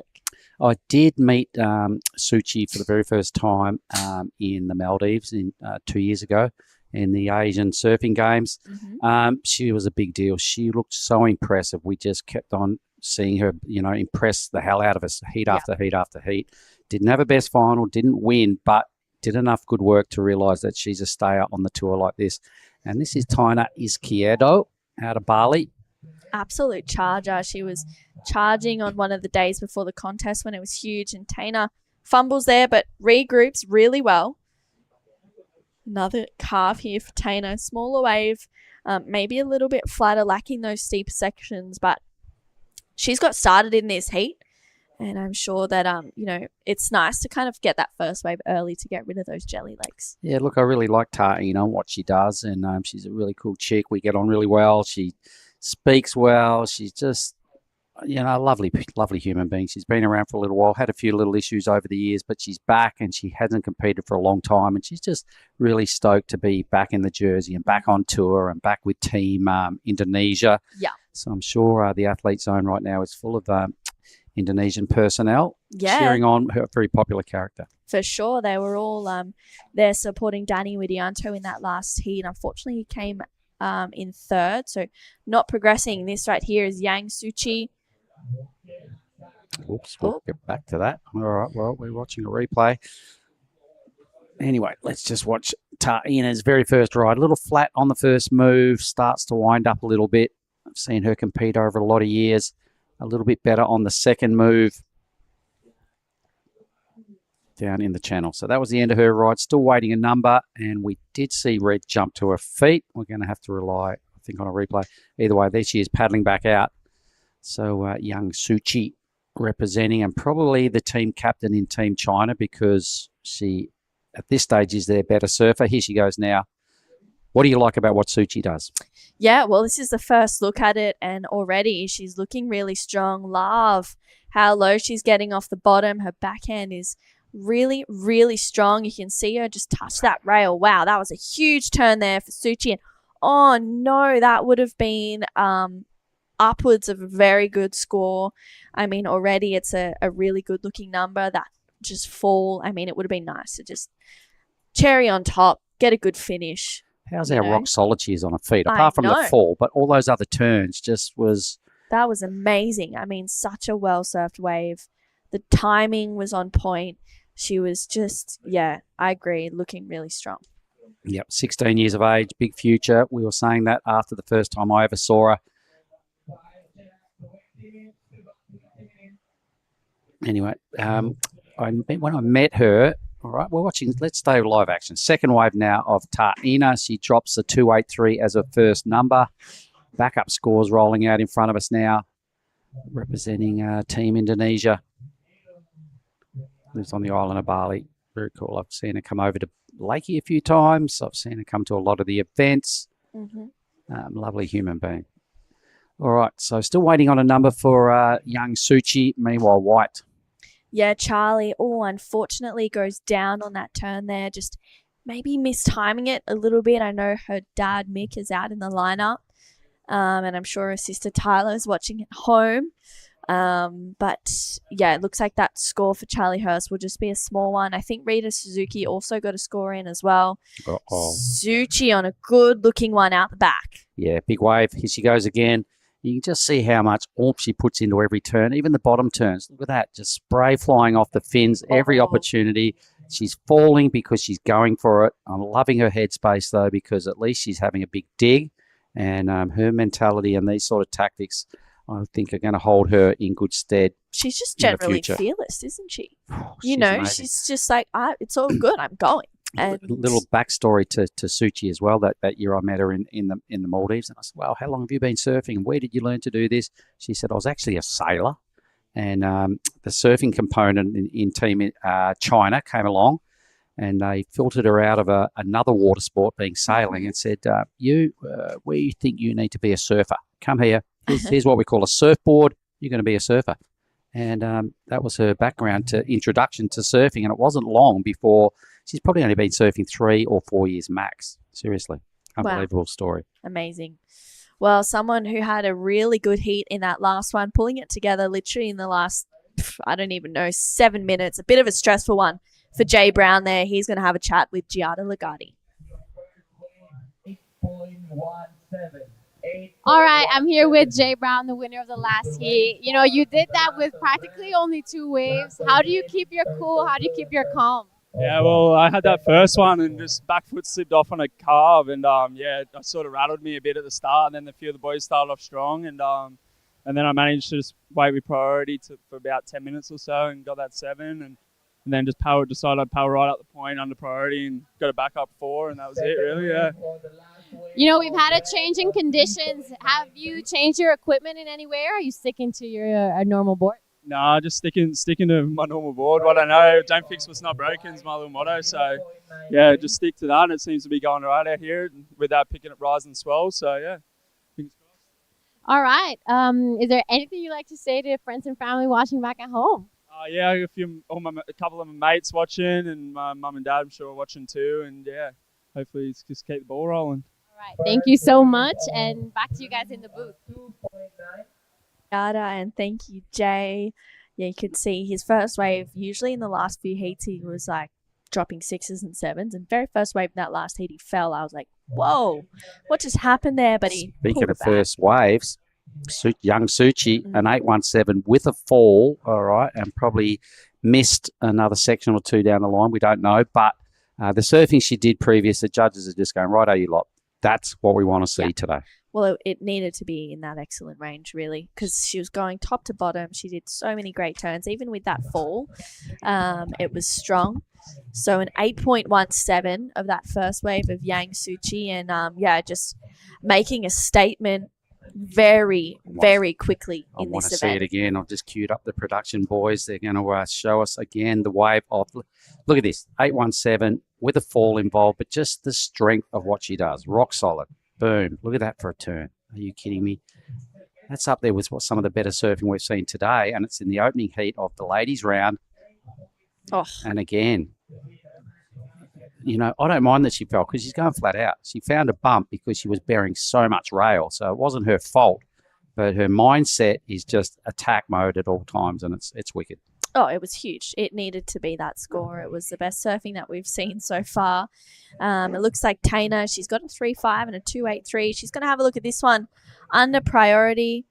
It's one of those mid-sized waves. She's flying down the line and waiting to get up into it, but unfortunately falls. That is the live review of what the Indo team is seeing right now. And Team Indo, how's their support? It's so good. A lot of the lads have come down. That's Dylan Amar left of centre, the national coach Aria in the middle, and just a whole lot of cool crew giving their support to a very popular team member, Taina Izquierdo.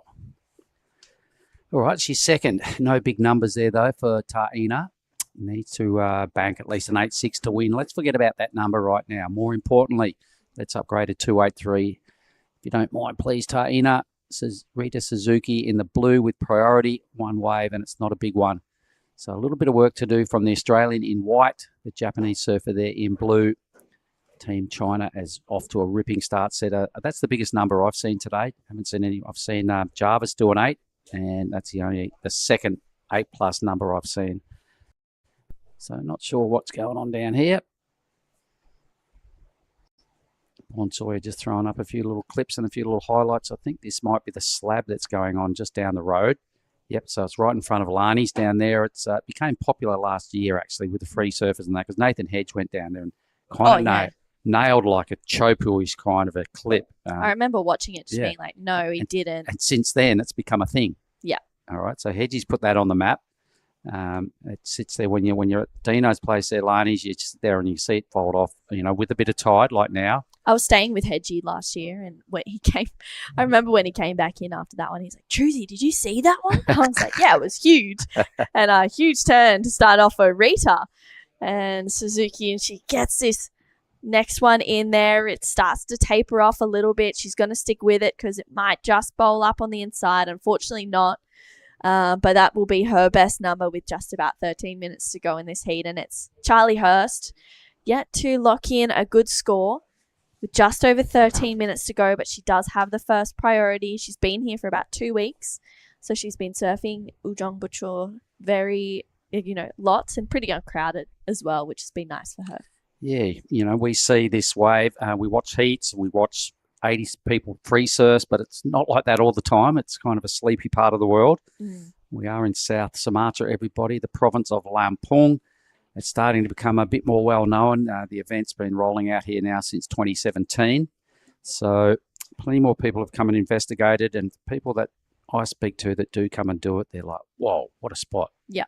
Oh, it's amazing. Last wave of Rita Suzuki. It's her best wave. It's a 4.9 that she locks in, and with 12.5 minutes to go, she moves up into second place. Taina looking for a 4.31. Charlie now chasing a 6.87. It's Suchi Yang, or Yang Suchi, out there with an 8.17. That wave was so huge. It looks like we might see a few lines rolling through as well. Can't wait to watch her get another wave. So having a think about it. So is White. White desperately needs one. She's got priority. So let's have a look at what Charlie brings this time.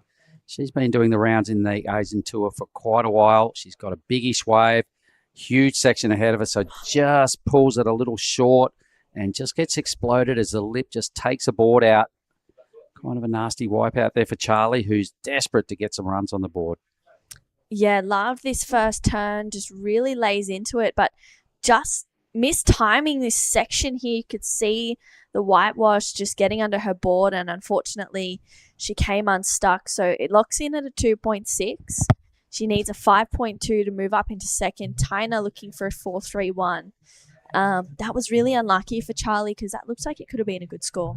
Yeah, it definitely had a bit of taper to that wave. It was all looking pretty good. Decided not to hit the lip. It would have been a little bit late to the party, so just a little untimely fall there for Charlie. 11 minutes remaining, though. She can still do it. Needs a 5.2. We know she's capable of that. Really, really want to see young Suchi get another wave. The Chinese surfer in red. She's really leading the charge out of Team China. And she's got a whole bunch of other ones in a slipstream. They're travelling around together. There must have been, I reckon, 15 Chinese surfers at this event. And young Suchi is flying the flag very well. Yeah, we've also got Deng Zuiyin coming up in one of those later heats. I think it might be, heat number 8, the last heat of this round. She's from the Hainan province and has been absolutely ripping as well. But right now it's Yang Suchi out in front. Rita Suzuki in second. Taina looking for a 4.31. Charlie chasing a 5.2. I mean, they're not big scores in relation to the quality of the surfing that we know these women can provide. It's just they're in that kind of, Charlie's in 4th priority. Taina's actually in 2nd priority, so she gets the opportunity at the second best wave. Yep, she's looking around. She's looking into markers, the lineup. It's quite a big takeoff area out here for those that are not familiar with Ujong Bachor Reef. You can get lost pretty easy. The swell lines are moving around a fair bit. Energy is just, moving up and down the reef as well. It's not pinpoint accuracy with every wave that breaks today. It's a little semi-funky. I think I was told the swell direction is not 100% ideal for this reef. Hence, some of the waves are missing the spot or pushing down a caddy corner. And I did notice the caddies today, they're in trouble with becoming extinct specimens because there's some big sets. Most of the power today seems to be focusing down around about where the safety vessel is and the caddy sit. Yeah, those wide sets definitely catch you off guard for sure. It's just important to be aware of that. So 9 minutes to go. So what the wide sets do, they swing down to Lani's left, down to that slab we saw Hedgie surf and nail a screamer over last year. So the drone is down there biding its time because there's been a helicopter circling out the front here. It's been ridiculously low. You should have seen it. It kind of freaked everyone out in the judging tower. So the drone I almost got taken out by the helicopter. It was so low. So, wow. Riser just tapped out for a little while and had a break. And then he went, hang on. There's about 10 people down on the slab. So he just decided to take his drone down there and bring us a few clips of just what it's looking like about 400 meters to the right. Here we go. Charlie. Charlie's on a smaller one, but she's hoping to find a little bit more connection. That's a little bit more power that we've seen from Charlie. Needs to hit this lip. She does. That was a beautiful arc there for Charlie Hurst. Gets in there once again. That's a better looking wave. And she kicks out. Really strong surfing there from Charlie. I liked that wave, but it is this woman right here, Yang Suchi, looking to better a 3.93. Stand by, ladies and gentlemen. Boom. That's what she can do. She gets hung up. Down she goes again, but packing an 8.17. Only sitting on a 3.93 as a backup. Just going for it non-stop. The good news out of this heat is there's still 7 minutes. I really want to see her ride one more wave because you'll see what we're talking about once she connects. This is Taina again. Yeah, Taina looking to connect with this one. Drives through a nice carve. You can see the reactions from the Indonesian team. Pajar right up front. Taina gets another nice turn in there, driving through a carve. Will this wave offer any more opportunities? Grabbing that rail, but unfortunately looks like she's come unstuck on that last turn, but might be Taina's best wave that she's locked in. Well, the team looked pretty invested in it, all right? They were watching intently. She's just trying to improve. Something around a 4.3 would get her into a qualifying position. Yep, potentially her best wave and good size wave now for Blue Rita. Yeah, Rita Suzuki on a set, loads up. Gets that nice first carve in for Rita. She's patient through this one. Another backhand carve, just really leaning into that rail. Starts to load up once again. Unfortunately, her spin skip out a little bit, but she recovers well. Low off the bottom, gets another turn in there as she kicks out. So Rita gets a look in that exchange as well. Pretty important scores for Rita, Taina, and Charlie. That's going to increase numbers and requirements for green and white. That was a good, well-surfed wave by Rita. A bigger version of what Ujong Pachore's been delivering here today, and dug in deep. Most of the turns, a nice little recovery at the back end of that wave, but I'm sure Rita will be pretty chuffed she finished that one, dropping a 2.9, adding something reasonably substantial, I reckon. So it's not going to be ideal reading for Taina or Charlie once those numbers drop, but we are owed 3 scores. Young Suchi sitting out the back. I really hope she gets to ride another wave and challenge for another top score. Going flat out on a backhand. Super young. Met her when she was 14 a couple of years ago. And yeah, the fact that she's only 16 and surfing with this much power and attack, just confidence plus, it's looks really good for her in the future. Looks like maybe she's had a leggy break or something go on, because she's made her way over to the caddy and had to swap boards a little bit there. So I'm sure we'll be able to figure out what happened there with Yang Suchi, and still waiting on these scores for Rita, Taina, and Charlie to lock in with 5 minutes to go. Charlie regains first priority, which is good for her because she's probably going to need another wave once this last one of Rita locks in. Yeah, so really hasn't put her best surfing together. A 2.6, couple of good. I think we're still owed that number, aren't we, for the 2 good turns? All right, so let's just hold on Charlie's because I liked it. Artie definitely liked it in our production room here. He was jumping up and down. So here's the action replay of last wave of Charlie Hurst winding up. She actually got a couple of good moves on this wave. Leans into it. A lot of spray out the back. Good, confident maneuver. Again, really strong use of the rails and attacking the top of the wave. Flicks out with 3 decent moves under the belt. Up into second. How's that number look? Yeah, looks like it locks in at a 6.0 for Charlie Hurst. So she moves up into second momentarily. We've got these scores for Rita and Taina to lock in. So situation is not quite solid just yet. Rita has a good score. Her wave was pretty nice. She didn't really get that solid connection in. Let's have another look. I mean, it's a bigger wave and does some good surfing on it. She did. A lot of rail work. You know, it was a lot of those sort of maneuvers, though, like you said. And it wasn't a really big pocket for her to get into. I think her end turn ends up as the better move. Yeah. Because she kind of got a little bit more squared up, a little bit more contour involved. Apparently she flicked off out in the channel with the best move right at the end for the judges to think about. So a 2.71 needed, for 3.71 for sure. She's going to go into second. Yeah. So Charlie Hurst just holding that spot temporarily. Taina's number about to drop. There goes Rita into that position via 5.23. Yeah, well, last wave of Taina, 3.63. So Taina needs a 6.5 to go up into second place. Charlie drops to third. She needs a 4.13 with 3 minutes to go. Rita, having a look at this one. Oh, it's a bomb. Bomb. Wow. Nice first connection for Rita Suzuki. Gets it under priority. Oh my gosh. Going for it on that section. Wow, that was committed from Rita Suzuki. That was huge. Oh, she may need a Panadol after that. That was hectic. She copped a heavy section on the back of the head. Going for it unbelievably, but it was a super low percentage section. I love the fact that she went for it. She's going to earn a lot of fans just taking this on, but look how big that is. Oh, my goodness. Hey? Wow. Nerves of steel. There was about a 1% chance of pulling that off. It was a bit of a Hail Mary and got clobbered. But thanks for the entertainment. It's not going to bother the scoreboard too much, but just flat-out attack as well. Yeah, she loves the big waves. That was great to watch. She's ridden the 2 biggest waves of the heat. Oh, my goodness. Wow. Bit of a charger. Well, with 2 minutes to go, Charlie chasing a 4.13 holds first priority. Yang Suchi out there back with second priority. Looking to better a 3.93. Looks like there's some waves coming through as well. I hope so. Oh, this is looking good. Wow, Charlie's going to go this first one with a minute and a half to go. doesn't need a big number, but she needs some steepness to track down a 4-1-3. It's a big wave. It's one of them burgery-looking waves at this stage. I think she just pulled the trigger maybe a little early on priority because hasn't offered much. She did have top billing.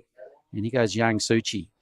Yeah, Suchi, the current heat leader, up and into this one. And she's just looking so strong on her feet.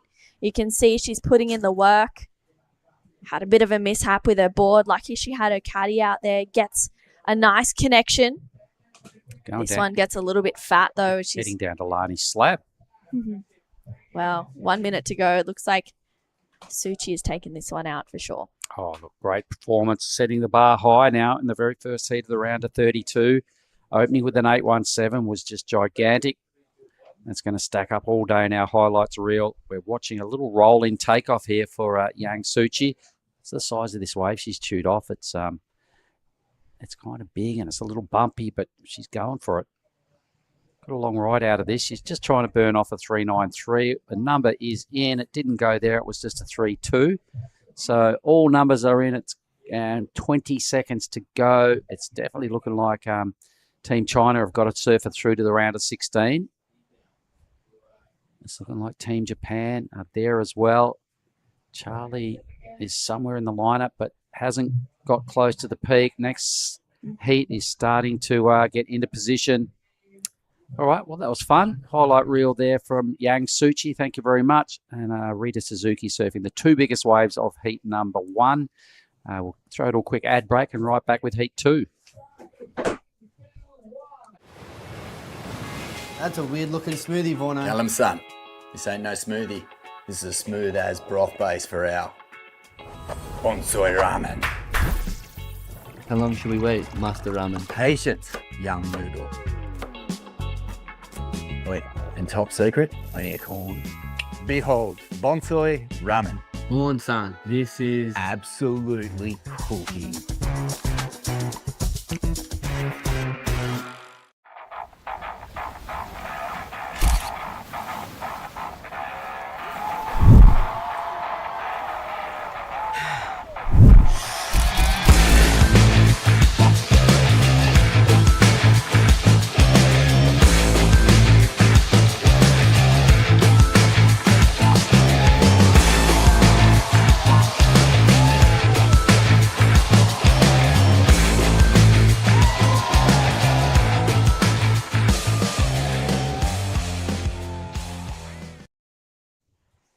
All right, straight into it. Looks like the style of Freya Prum. We are watching Heat 2, the round of 32 for the ladies. It is Lani Morse in the red representing New Zealand. Freya Prum, we just saw her jump up to a feat. She's out of Australia. Kira Buckpitt had a blinder of a heat. We'll talk more about that. Last time she performed was insane. She's in white. And Paige Harrop, another Kiwi. So it's a battle of the Anzacs. The two Aussies up against the two Kiwis. Di Wacko, he's back. Here we go, Di. Look at this. Remember her a couple of days ago, Kira? Yep. Wow, that was a huge time from Kira. On the bigger sets, Cameron, is she going to Cameron section? No, just one time, but it was a huge set.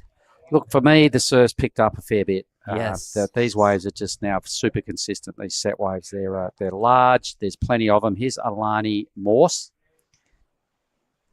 She hangs with a good mate of mine who is no doubt tuning in, Larry Fisher. Oh, the big turn under the lip. Was that out of the Fish Handbook of Surfing a Heat, Larry?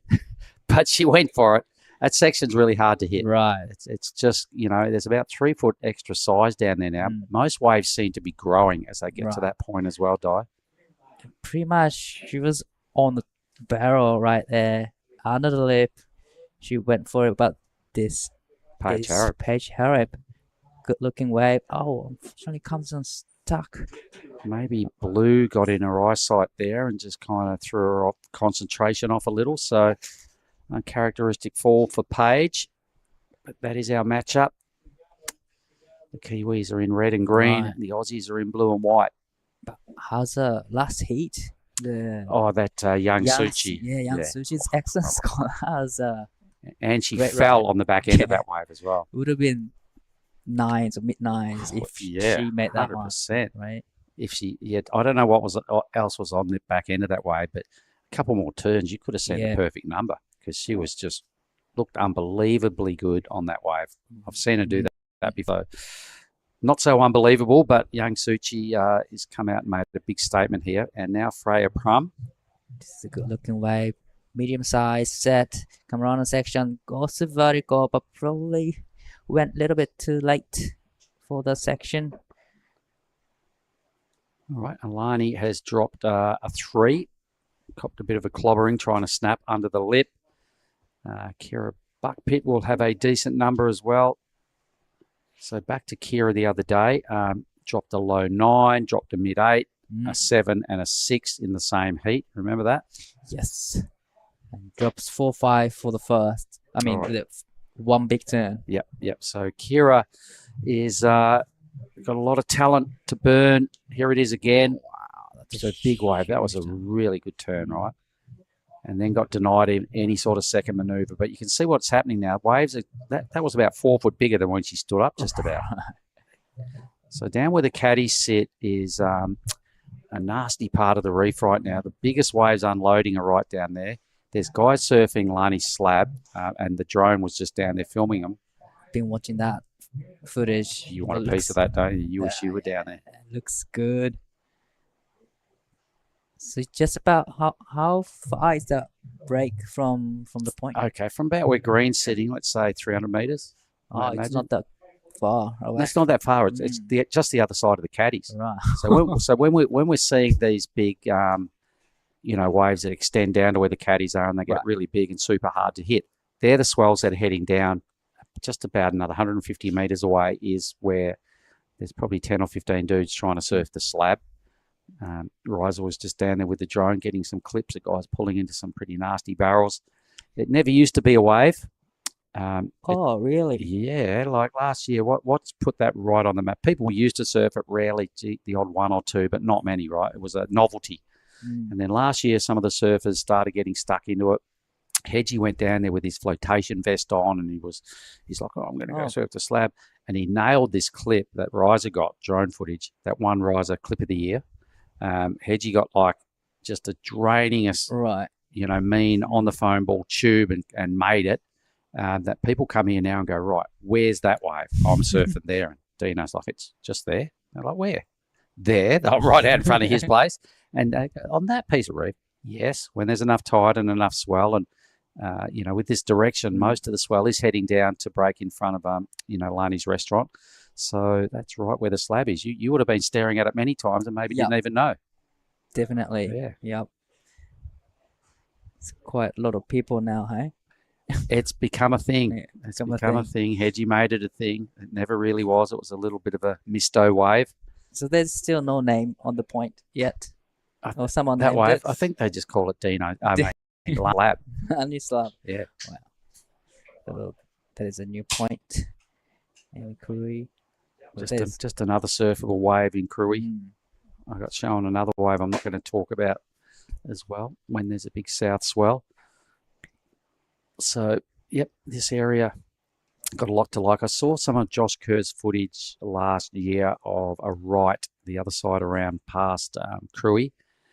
Oh, dynamite wave. It looked like a big, longer version of Nias. Wow. Yeah, because there was a really big swell here, right? So Josh has taken his daughter around there and they're surfing this slab and he showed me the clips at the airport. I'm like, oh, what? And his daughter, Sierra, got the bigger wave than Josh and got it filmed. And it looked like 8 to 10 foot Nias, but maybe a bit longer. Right. Just a bit longer. It kind of was. It was super heavy, but that's what they do, those team. That team of the Kerrs. Both in the Challenger Series. If you're listening at all, you guys, loved what you two brought to last year's tour. Josh made the Challenger Series based off what went on here last year. Taking his daughter around, entered some events, and I saw his name in the draw here last year, right? We're talking about Josh Kerr, everybody. Quick little throwaway here.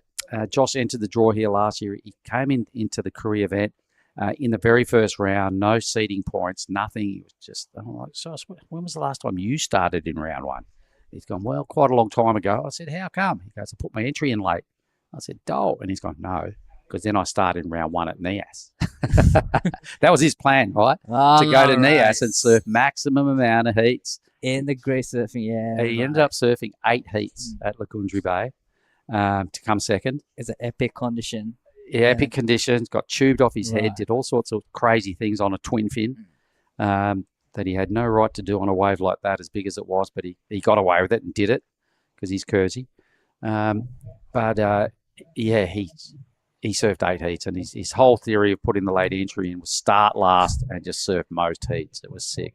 And if he pretty much nailed the ranking through that result, and now into CS Tour with his daughter, that's amazing. Yep, exactly. And he just did, I think, 1 or 2 other events in Australia just to confirm and get over the line into those top 6 or 7 spots, whatever it was, and made the Challenger Series. And actually, he did really great in Xiaogao and Taiwan as well, making couple heats, making to like quarterfinals. A 40-year-old dude going around mixing it up with the Groms and qualifying. And on 20. On a 20. That's the thing. Yeah, they were small twin fins as well. And he had his, I think he called it Draft. Yeah, That's right. Draft. And he just started his brand a couple of years back. Yeah. All right, so a little side story there, everybody. We digress, but it was so much fun watching, everybody knows that name, Josh Kerr, everybody worldwide who was a surfer. And now his daughter's doing it. She wants in on the big stage. Kersey's been to the big stage. He's had a good piece of pro surfing. People here are trying to do that, all right? This is the 3rd level of pro surfing, the QS series, and then onto the Challenger and onto the CT. So we've got our interview ready. We're going to hear from True Starling with young Suchi. Go for it, True.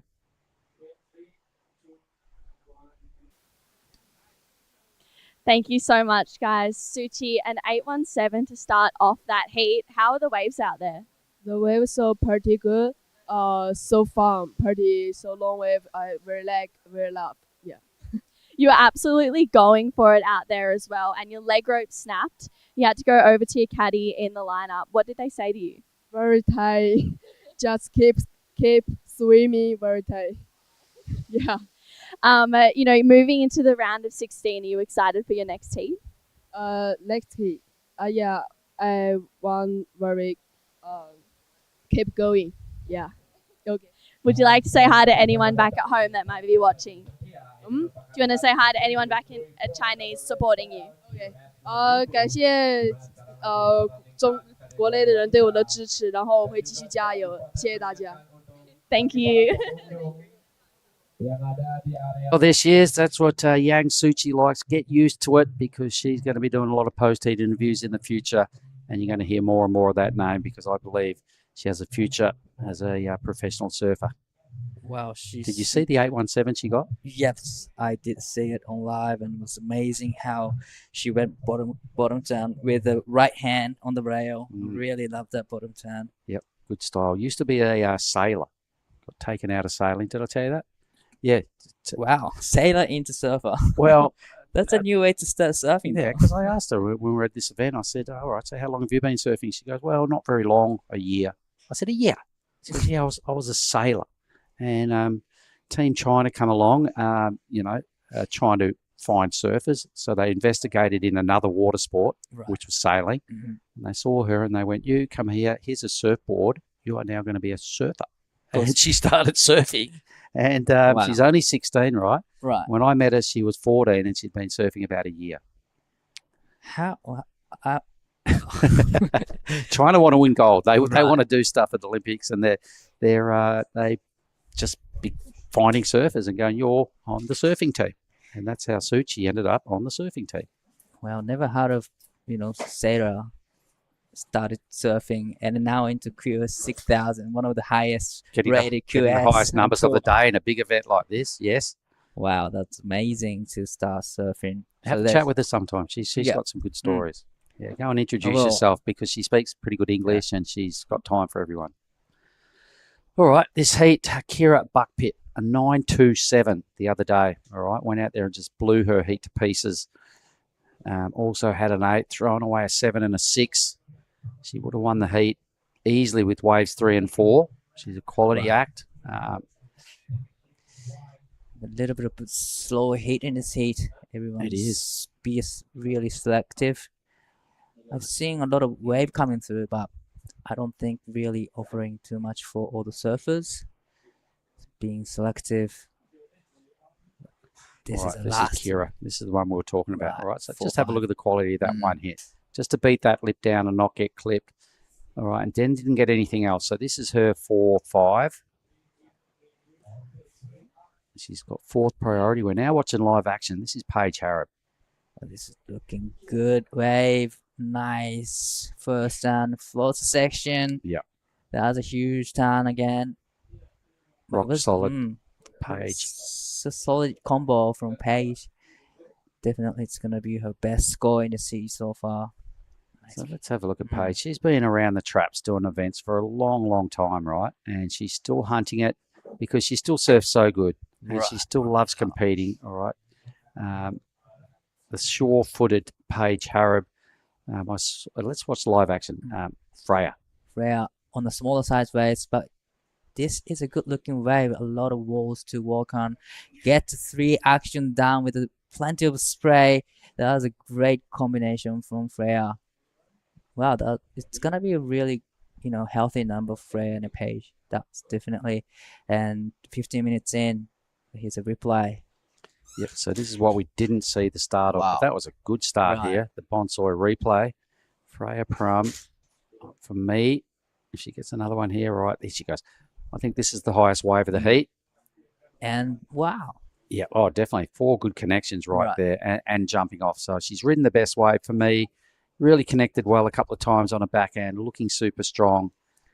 So Kira and Alana. There's going to be a little reshuffle on the leaderboard. I think Freya will go all the way to first.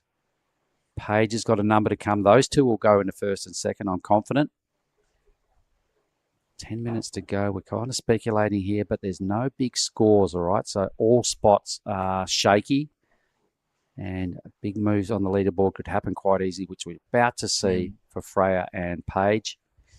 So I'll tell you how long Paige has been doing surf contests. I watched her win the Margaret River Pro over at Southside in 2008. Wow. All right, so that's almost 20 years ago. That's 18 years ago. Been here for quite a long 17 time. years ago. Wow. Yeah, a long time. So, wow, healthy scores coming in. Last of Freya comes in 617, but looks like 7.04 Paige's last wave. Straight, 2 of them straight into first and second now. Less than 9 minutes remaining. And then Paige also just back to the Harrop story. She won Nias a couple of years ago on a backhand. Yeah. Oh, yeah, on a backhand. Killing it. All right, big pumps. This is the numbers again, so let's have a look at it. Harrop leans the board over, strong bottom turns, nice connections. That was a good hit. It's only a 2-hit wave, but the judges buy into her act because it's always strong, and that was a 7. Yeah, definitely. It was a great combination from Paige. There's no downtime in between, 2 turns. And just how much she laid over that first bottom turn. You could see the whole bottom of the board. So Freya did twice as much surfing for a slightly less number. It was still quality, hence the 617. But the judges just sending that message again. You guys out there, pro surfing, we want to see the best, most committed, strongest surfing ball to get the big numbers. We don't count turns. They just score the turns that count, the big turns. So now Kira and Alani are in the 3rd and 4th position, but they have high priority. So the question is there going to be another good wave coming through for them? Sure there is. There's about 8 minutes. And Alani came and introduced herself today. She's in the coaching stable of a good friend of mine, Larry Fisher. Larry, I'm sure you're tuning in, mate. Love your work. Good act. A lot of respect there for what Larry does. Kira chasing another number as well. Pretty low requirements by both those athletes. White's in 3rd, Red's in 4th. They've got 1st and 2nd priority. We can see them just sitting there biding their time. For sure they'll get another crack at it. All right. So what's the best thing you've seen today, Di? Well, I gotta say the last Red, Yang, the excellent, Suchi, Yang Suchi. That excellent score was amazing. Even with with the falling off, still getting those 8s were amazing. And love the bottom turn, really. Yeah. All right, so this is it. Just watch this bottom turn. She's got a lot of speed to burn here, and then she just goes whammo. Lots of spray. Second big hit, connects with the lip. Not many people have got up there and hit a section like that today. So that's probably where the judges went. That's what we're going to ask you ladies to do a bit more often. Take that risk and nail it as solidly as she did. She would have got, probably 4.5 points off that turn alone, and the other numbers off the first turn. That's a great surfing from Paige. Really lays into the bottom turn, engaging the rail really well. All right. Well, I think the best thing I've seen today, calling Jarvis's heat was pretty exciting. The defending champ, he was in heat 13 of the men's. That was really good. I think the best overall effort I've seen someone do was Xavier Huxtable went out and just put together some huge numbers in about 8 minutes, and no one else budged. And he just went wham, wham, wham, did it all. Right. And he won one of the previous heats. I think it was about the second heat of the morning, so it was heat 9. Yep. He's only one got 2 waves and like 7 6, and no one was riding anyways. Yeah. And he even had, I think he even had a 4 there as well before anybody else clicked into gear. But we're going to see a lot of highlights today, mate, because, a bit of a culling day down here. We were sort of running the numbers by you at breakfast and going, right, we've got 66 guys die. By the end of the day, we've got 16. 50 are going to drop out of the draw. So we're going to finish off this round of 32 women's, and we straight into the men's round of 32. So yeah. All right, this is Freya. Yeah, this is a slightly smaller size wave than Paige, but managed to put a couple solid turns in with a lot of sprays going around and get this. Best turn right there at the end. 617, Freya. Thank you. She's on again. Didn't see the start of this wave. No comment on what happened. And here is Kira. Oh, sorry, Alani. This is a very important wave for her, needing 4.74. She was utilizing the first priority for that wave. Unfortunately, it didn't offer too much, so I don't think it's going to be 4.74. Let's have a look at it again. Just check turn, and then decided to just kick in. Well, unfortunate for her, but still there's 4 minutes to go in this heat. Still looking for 4.74. The last of red comes in just 2.0. Now Kira's first priority, needing 3.24 to go into second, but I don't think 3.24 is going to be enough to go into second, because Paige is just looking to get rid of the 0.73. Plenty of big names coming through in the next matchups as we watch Blue drop into this wave. Freya is in the lead, trying to burn off a 3.37. Now starting to get some rail work done, looking much better. Solid section. Connects with the lip, throws a bunch of spray. Looking really confident here on this wave. Freya, she knows it'll probably be, it should be a last ride with 3 minutes to go. So she's kind of going to bank it. It doesn't matter how fast she rides down the line, because with a performance like that and that wave as your backup score, you could turn around and pretty much come in. Right. Alani's up and riding 4.74. That is her requirement. Nice first turn. Get the second turn in and ride out of it when she likes it. So 4.74, that is what she was requiring. Trying to convince the judges to give us some love and throw the number. Let's watch Blue again. Freya got a really nice long ride out of this one. I'm confident she's going to extend the lead. That was a bit flat, but then she started finding some bowl and gets up there and really put in quite a decent move on that one. Another flattish turn, but she's like, well, you know what? I'm just going to stay on this thing, see how she ends up down the end. And looking for a final hit. Wasn't a blockbuster finish, but when you try and improve on a lowish number and we're running out of time, I think you just got to stay on it and hedge your bets. 2 minutes to go in this heat, so we're still waiting for the last of red and blue.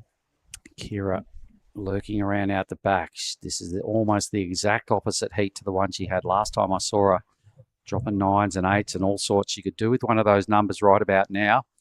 And if it's a 3-2-4, then she will advance. Oh, well, we're just waiting for Alani to see if she moves up. Right, and Paige, probably she wants to get one more wave as she has 0.73 as a backup. True, yeah, I didn't see that. So 3-3-4 to go into first. So definitely she wants to get one more wave.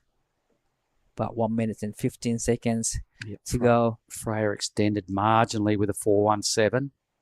So Paige could easily go to first here, and that definitely helps your seeding going through to the next round. So let's have a look at White scratching on here.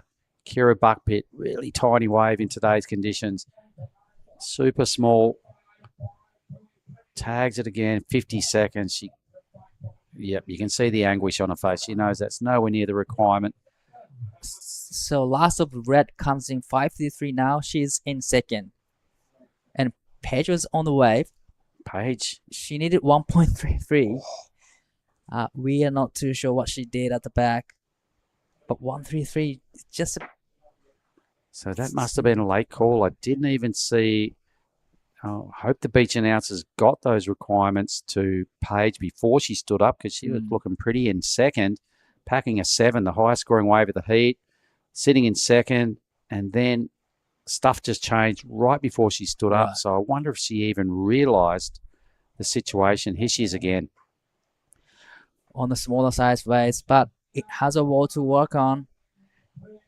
Need to finish this time. Unfortunately, it comes unstuck. But she only needs 1.33, so definitely done that job. You would be expecting so. You know, we've been wrong before, but the numbers are coming in. A second last wave, so she got 2 in a row, 2 waves in quick succession. She got a 2.03 for the one previous. Last ride's going to lock in just over 2 points. Either way, she does move up into second spot. Although she fell, she is still through. So we're going to cut to a quick break, and we'll be back with Heat 3 in just a moment. This is the smoothie I've been waiting all day for. I'm going to start with a couple bananas and then mixed berry frozen blend, my favourite. Bonsai almond milk and heaps of peanut butter. Nice little bit of coconut to finish off. Get that in ya.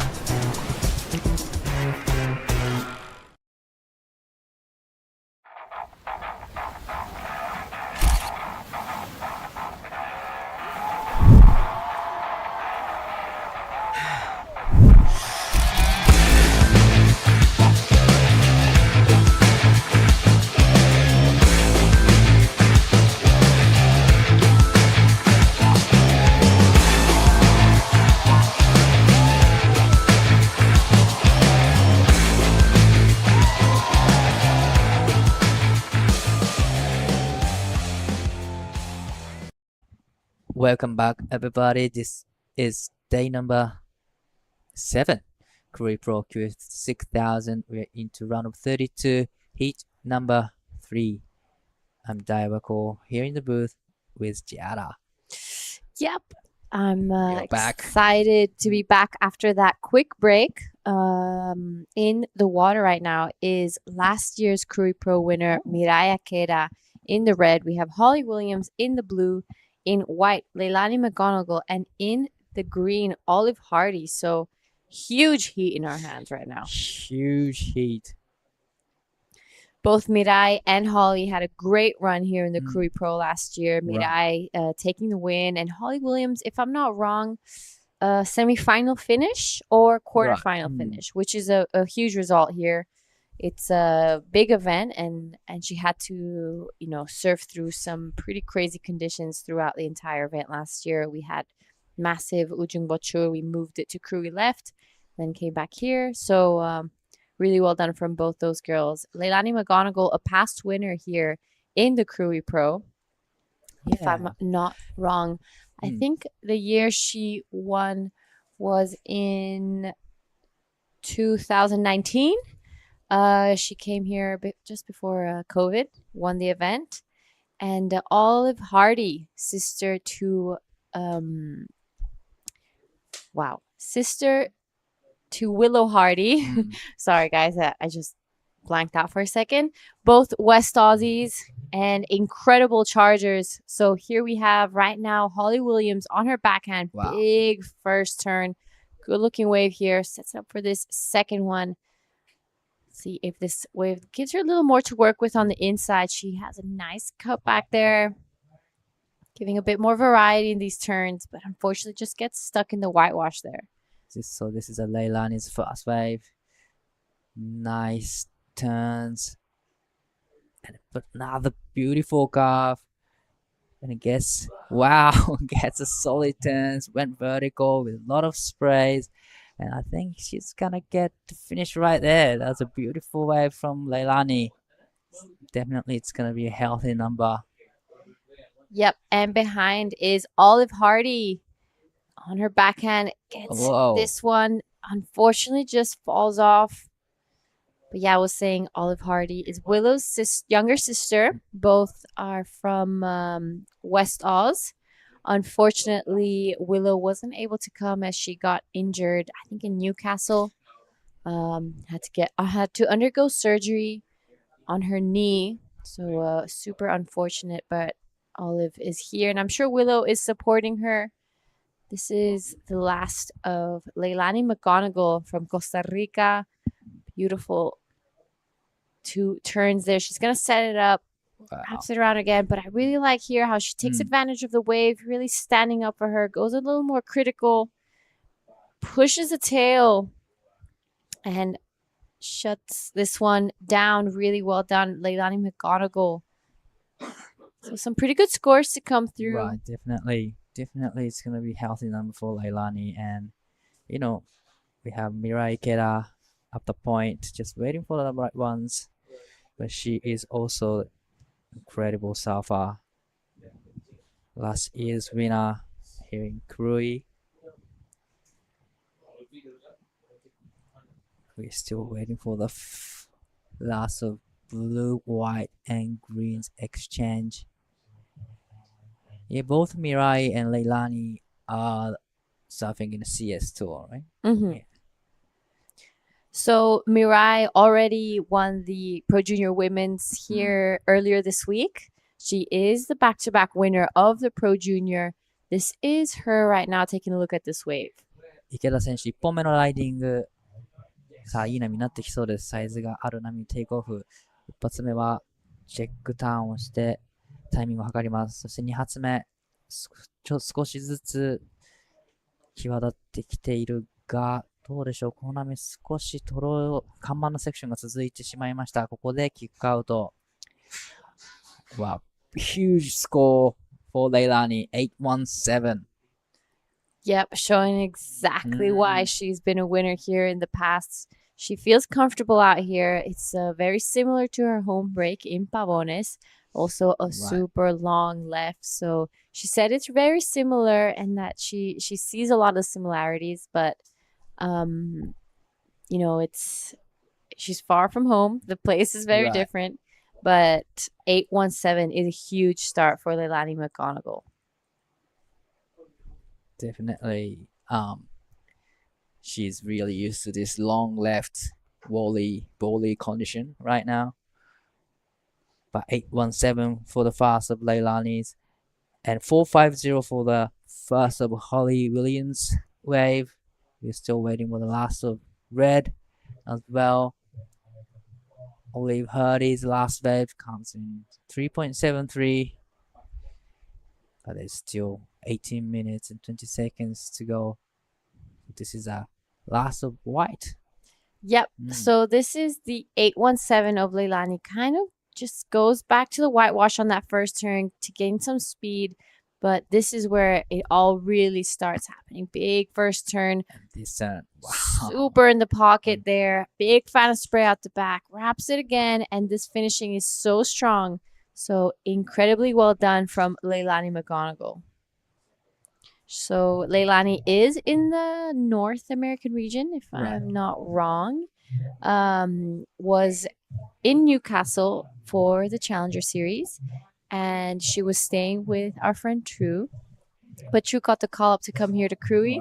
And then I was like, you know what? I'm going to come with you because I need some practice as well for South Africa. So she came down here. She's here with her coach as well, and getting some heats in. And after this, she'll be heading over to Australia again before heading to South Africa. Right. So yeah, definitely it's a good warm up for her to be ready for South Africa's event, and it's such a nice place to practice actually, and getting a good rhythm in the competition is really crucial. So if she had a great heat in CS at Newcastle, so trying to stay with that rhythm, and she was surfing from round one this competition.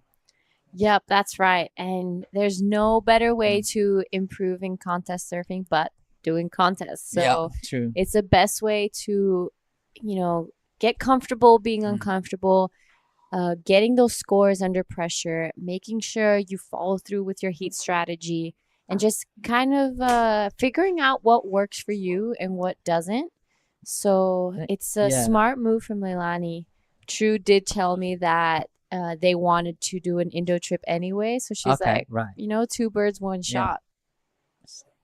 And probably because it's not affecting her ranking because she's in a different region. So we have a little break in action. So we're gonna go over to post-hit interview. So go ahead, Mark. All right, winner of the last heat, Freya Prum. It looks like a tough day at the office because for me, there seems to be swell swinging all over the reef out there. What exactly is it like? Yeah, I mean, it's pretty exciting because it's clean and it's solid and there is amazing waves everywhere, but with the extra south and the swell, there's a big ones going wide. So positioning is pretty tricky. Well, you did a good job because you won and you read the lineup better than most people. Listen, you look super fit. You've been training hard. Do you work with someone at home? Yes, I'm working with a really experienced lady named Jan Carton. We're focusing on rehab, basically getting my posture corrected. I actually do a lot of mindset work as well with the lady Claudine Sheesh-Portiche. So those two ladies in combination, preparation sorted. All right, well, your preparation is paying off, and I've seen you come to the Asian region events for a lot of years. How long have you been chasing this circuit? Yes, this is my 4th time in Krui. Love coming back. It's such a miracle venue. Like, I can't believe how good it is. I just love it so much. I'd come here for a free surf for sure.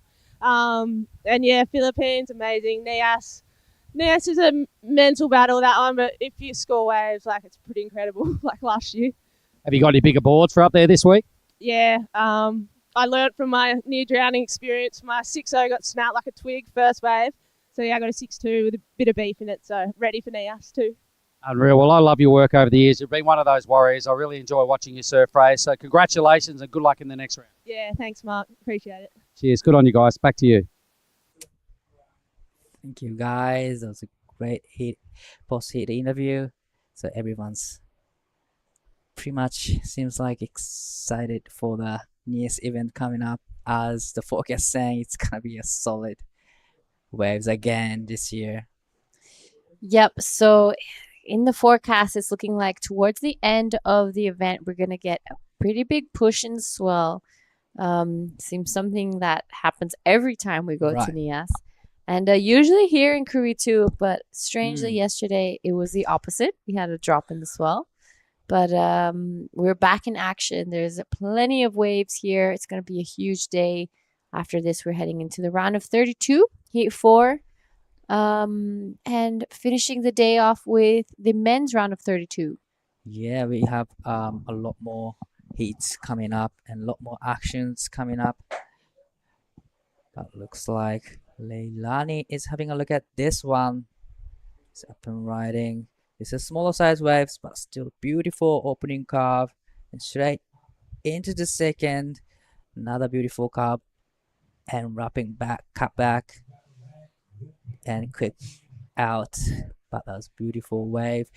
池田選手、2本目のライディング。さあ、これは大きなオフザトップ見せてきます。そして2発目もこれも大きなスプレーを飛ばしながらアクションになりました。そしてここからどうでしょう。ここはキックアウトしてきます。Oh, this is Holly Williams now. So we've had a couple waves ridden. This wave going to stand up for her. Will she finish it off strong? So she does that one turn and goes a little more vertical on that one. So really nicely done from Holly Williams. A good couple sets came through. We are waiting for scores for 3 surfers. Olive Hardy now out the back with priority. Just passing under this wave right now. That's pretty unfortunate. This is a pretty solid set right now that Olive is about to get on her head. One of those bigger sets rolling through the lineup. But it's gonna be interesting exchange from 3 surfers. Every surfer has the good wave and great ride.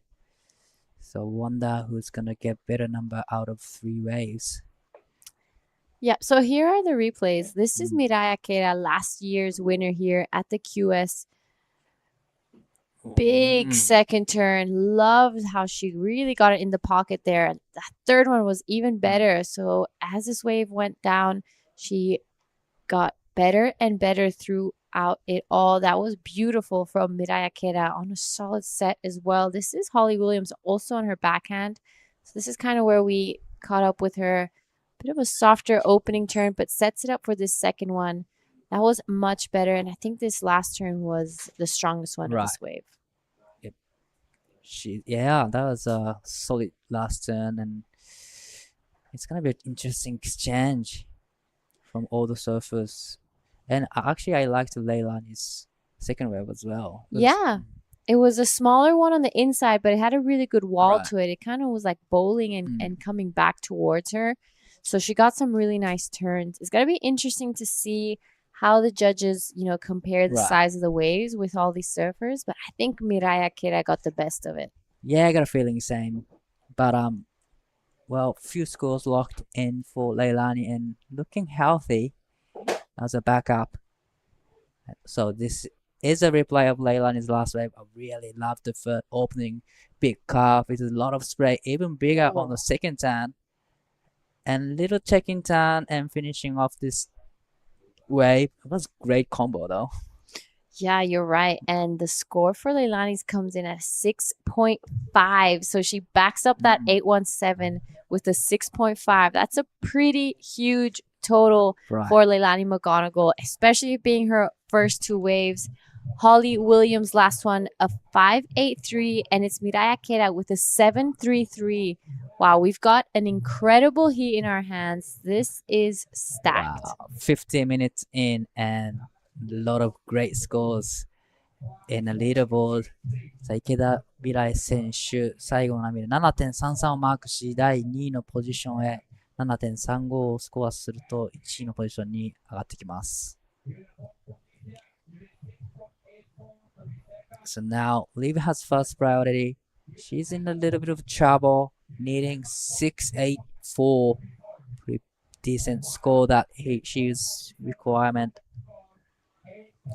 Yep, so she only has that 1.373. Unfortunately, she got that set on her head, had to duck dive most of them. But Olive Hardy is such a talented young girl, and I know her dad is here with her, probably on the beach right now, or as her caddy. But big shout out again to Willow. Has had some big results, Willow, here in the past. This is a replay of Leilani's 817. So she just kind of goes back to the whitewash, gets back to the power of the wave. That second turn was really nice, but as this wave just hits the reef, it starts to stand up, and she just goes to town on this one. Really love the vertical hits with a lot of sprays. And lays into the last section there. That is what 817 looks like. That was on the smaller size waves, but it kind of hugged the reef really nicely. And there's a lot of walls to work on. So it was a great wave selection from Leilani. 14.67 in total. Yeah, that's a huge heat total. But, we've seen this tide now start to go down already. I feel like the wave has cleaned up so much compared to maybe an hour or so ago. So we're going to be seeing so much more of these big scores come through, especially since it's going to be easier to land those finishing turns. Right. So we had just passed around the high tide mark, and we are now seeing a dropping tide. So hoping to see more, good waves coming through with 7 minutes to go in this heat. Holly Williams needing 4.74. That is not a big score for her. And Olive Hurdy is looking for wave 684, and she has first priority. So while we have a bit of a break in the action, I want to go ahead and take this moment to give a big thank you to our sponsors, and just because they've worked so hard to make this happen and make sure that we come here again this year and have these incredible waves for these surfers. I mean, Krui is such a world-class spot. A big thank you to Kemenpora, the Indonesian Sports and Youth Minister. Thank you to the WSL and the PSOE. Thank you so much to the province of Lampung and the region of Pesisir Barat. And as well, thank you to the ASC. We wouldn't be here without you guys. And, these events are so important for all of these athletes. So much time, effort, and dedication goes to get ready for these events. They're putting everything on the line for 25 minutes. People don't know there's the nutrition factor. Right. There's hours of training in all types of conditions. The travel to get here and the sponsors, like finding sponsors to find them the funding to get here as well. And to chase that dream and winning a QS 6000 is a huge, huge result. So this is a really important event for many of these surfers. Definitely very important, event. And to me, like Koreans are the really great, the best place to surf. It's like just like you said, it's a world class surf point, and you don't really get to surf in the QS tour actually. Yeah, for many people, I've heard the comment that it doesn't feel like a QS to them when they come here to compete. They're here with their group of friends. They're surfing other spots while they're waiting for their heat to come up. They're going to Mandiri, the beach break. They're going to Jimmy's, to Honey Smacks. There's so many spots all down the coast, and you can even find your own secret wave as well if you're really looking to hunt things down. So people come here with filmers and get clips because the waves here are incredible, and it's really grown these past couple of years. I remember the first time coming here in 2008. There was only a couple homestays down this road. Right. You could forget about getting a cappuccino with oat milk at Leafy's. Forget about it. You would have never gotten that back in the day. So, this event really bringing attention to the spot and showing how many waves and the quality of waves they have here is incredible. Yeah, definitely this event opens up for everybody to come this place, showing how good this place is, how good this, waves are. And can't wait to come back here for Surf Trip actually. Just exploring a little bit more than just one place. That's right, and I've seen many people come here over the years as well on a surf trip because, as I said, you can just grab your motorbike and find your own spot anywhere you want. And there's rights, there's lefts, there's point breaks, there's slabs, there's beach breaks. So the options are endless, and that's exactly the type of place you want to be heading to for a surf trip. Pretty much everything is here. If you need practice, if you need to get a grip, this is a place definitely you want it to be. Yeah, and even if you just want to come have fun, there's everything for everyone. And this is Olive Hardy now looking for a 684 to be able to go back into an advancing position. Bit of a a slow start on this wave. She wraps it around here twice, stays close to the foam to, kind of keep her speed. Got a little bit repetitive here, but she's hoping for this wave to just stand up on the inside. It's looking like Mirai as well out the back, so good turn there for Mirai Akeda. 池田選手、この波で 3.2723 を伸ばしていくと、その差を広げていきます。ファイナルターンでこけてしまいましたが、沖で2発3発といいターンをしてきました。Wow, looks like Holly Williams was on the wave, and she kind of likes that wave. Needed 4.74 to go into second, but Mirai, well, was on the wave. She did a couple of turns out the back, and she's trying to get rid of the 3.23 with 1 minute and 30 seconds to go in this heat. Yep, so a couple scores to come through for Mirai, Holly, and Olive. Really, really important scores. We're about to reach the 1 minute mark, and Leilani's out the back with priority, kind of hunting down. She wants to catch another wave. She got that 817. She has a 6.5, and she's looking pretty comfortable in the lead right now. Definitely, she's in a great position. And she has fast priority, but probably she wants to get another wave coming, but looks like she's up and riding on this one. Yeah, so a pretty solid set for Leilani. Big opening first turn. Sets it up for this second one.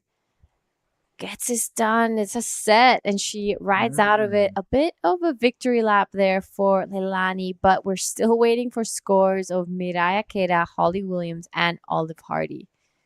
So last 30 seconds of this heat. These are some important scores to come through. Looks like there is not going to be enough time for all the surfers to get one more in. And we're still waiting for the last of all of the surfers. Very important wave for blue and green.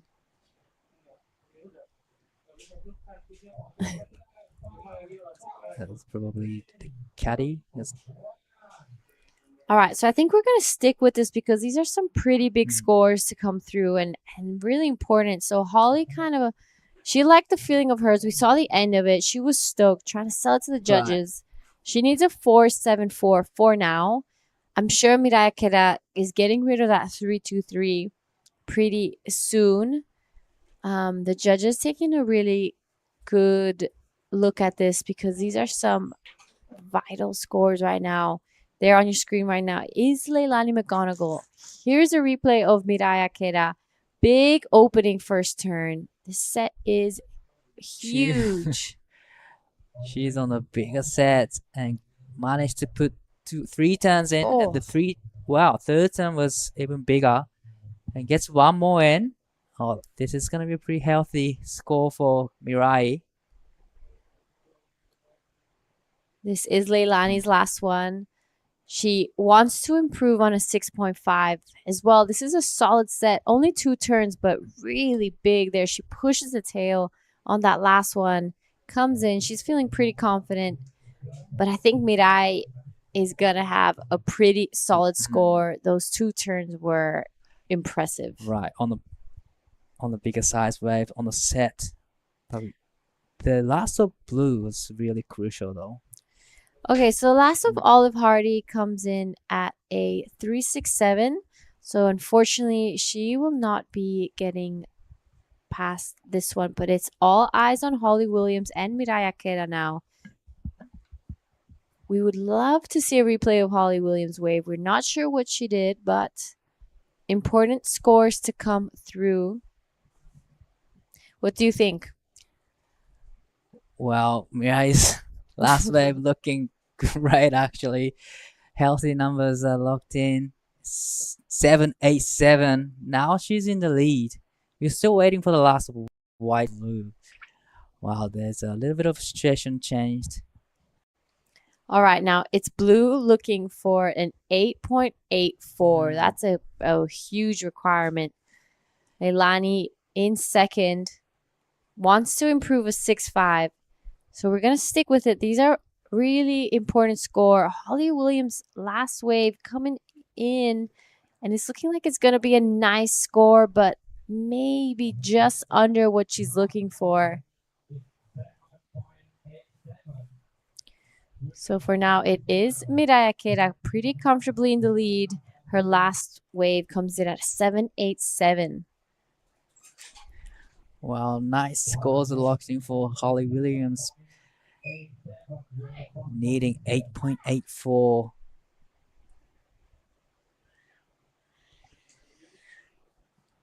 All right, so Holly Williams, a 7.17, unfortunately, wasn't enough to go into second place. So it's looking like it will be Miraya Keda and Leilani McGonigal passing on to the next round. With that, we're going to head over to a quick break, and we'll see you guys in the next heat. Cow! Oh, mate, I just went for a drive. Surf is cooking, bruh! Wind's gone offies, swell's starting to pulse. You all fueled up? It's you and me, man. We're going to get cone today. Yeah, let's go, brother.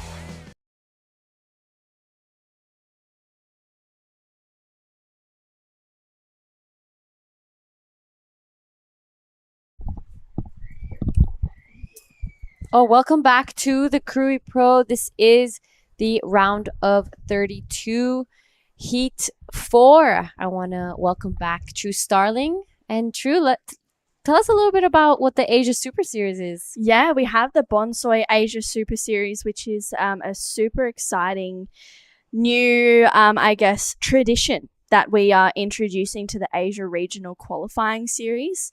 It's pretty much where prestige is on the line across the Asia region's QS 6000 events.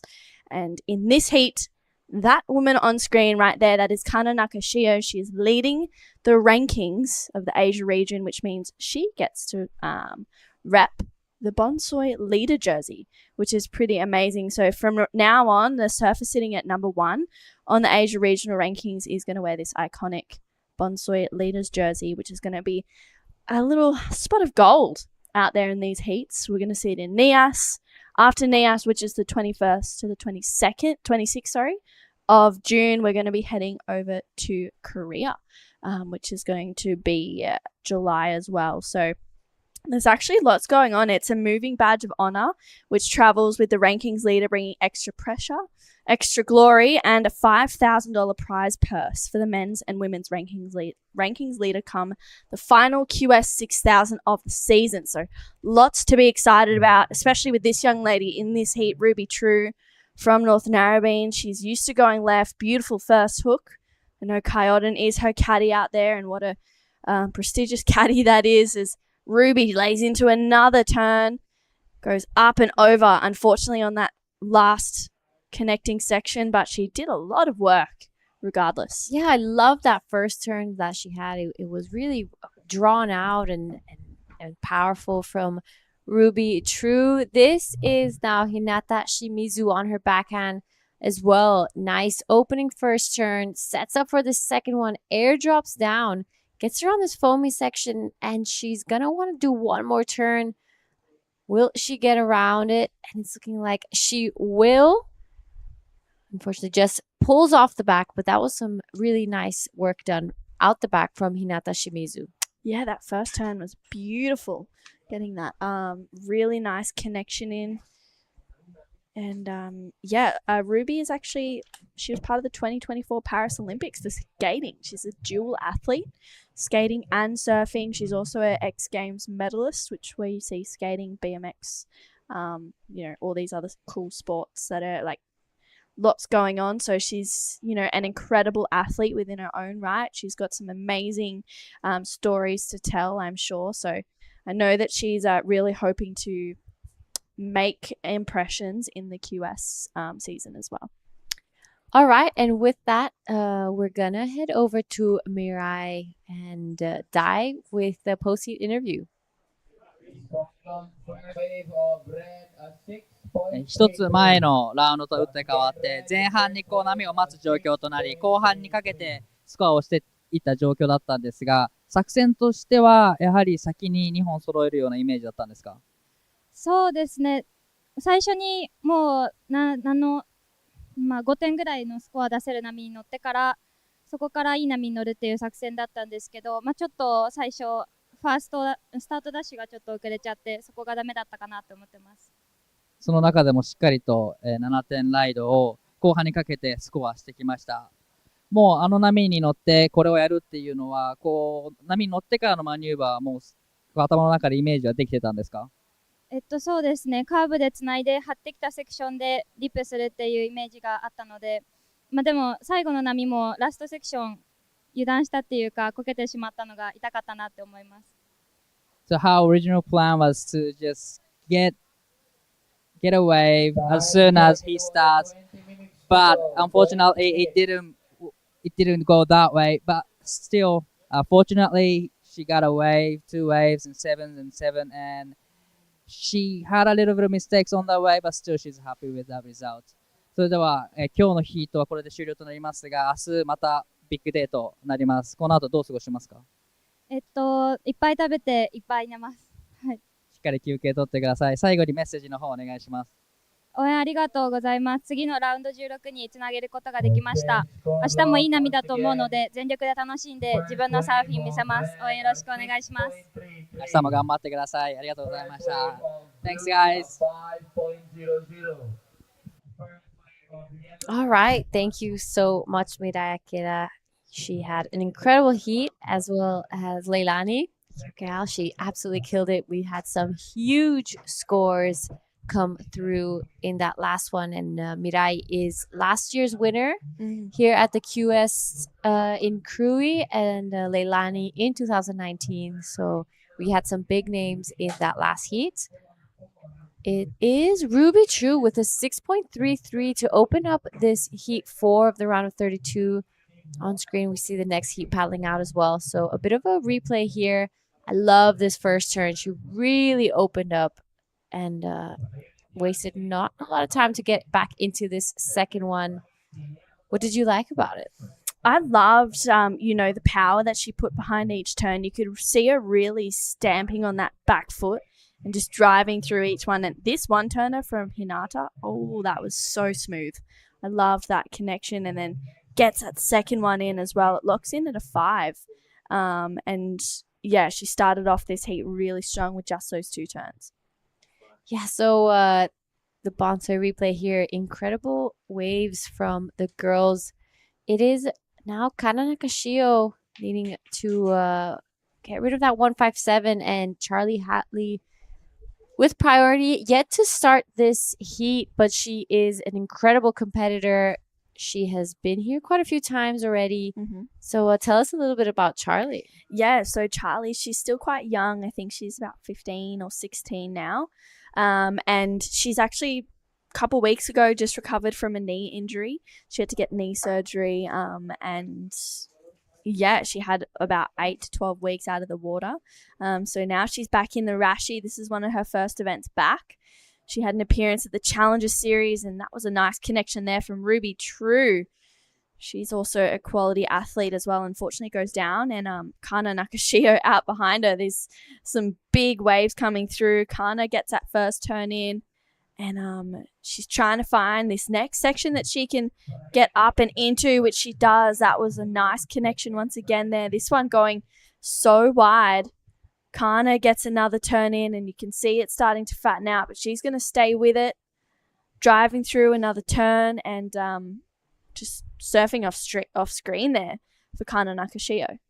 Yeah, so there has been a huge increase in the wave size compared to yesterday. I'm saying like double, maybe even triple the size of what we were seeing come through yesterday afternoon. So it's great conditions for the ladies. We're kind of seeing the wind blowing offshore. That's a great sign. This is the replay of Kana Nakashio. Big opening first turn.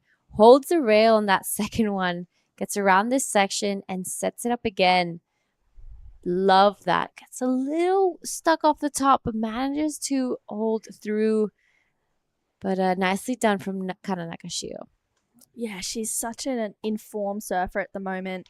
Of course, wearing the Bonsoi leader jersey. This lady right here, Charlie Haitley, she's a powerful surfer within her own right. Buries the rail there. Once again, going to a carve. That LSD looking really smooth underfoot. Tags it for Charlie Haitley. She needs to get another section, but she's done a fair bit of work, so she kicks out. Yeah, that's a great start for Charlie. And I had a couple heats with her in Nias. And she's one of those girls that when she's out there, she's not super concentrated. She kind of has a little giggle sometimes. So Yeah. a great personality. I've seen her around quite a bit. Always has a smile on her face.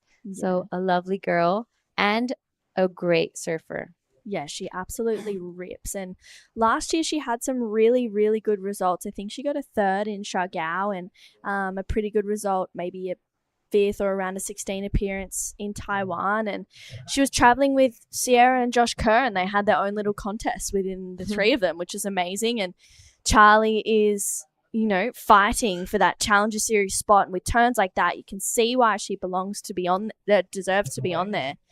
And gets that connection again. I mean, Charlie's just looking really in form. It's exciting to see her back in action after a bit of time out of the water. But yeah, she's definitely vying for a Challenger Series qualification for sure. Yeah, you're totally right. And speaking of Josh Kerr and Sierra, they had a great run last year at the Nias Pro. I remember Josh Kerr was charging on his twin, got all the way to the final, but Yep. it was Winter Vincent who got the best of that heat. And Sierra, if I'm not wrong, I think semifinal finish. So they were trying to do, the Kerrs were trying to take that out, both dad and daughter. So it was great to see that going on. It was fun. Yeah, it's a pretty special story, you know, and now they're both on the Challenger Series together. It's just, yeah, it's so awesome. Sierra unfortunately got knocked out in that first heat. I know there was a bit of emotion there. I think she was feeling a little bit, you know, rattled from that, which is fair enough. You know, you expect so much from yourself, especially after having such an incredible year, going back to back with winning Shagao and then winning Taiwan.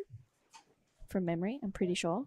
I'm gonna have to go back in the archives on that one, but yeah, she was just surfing so well, and it was so exciting to see.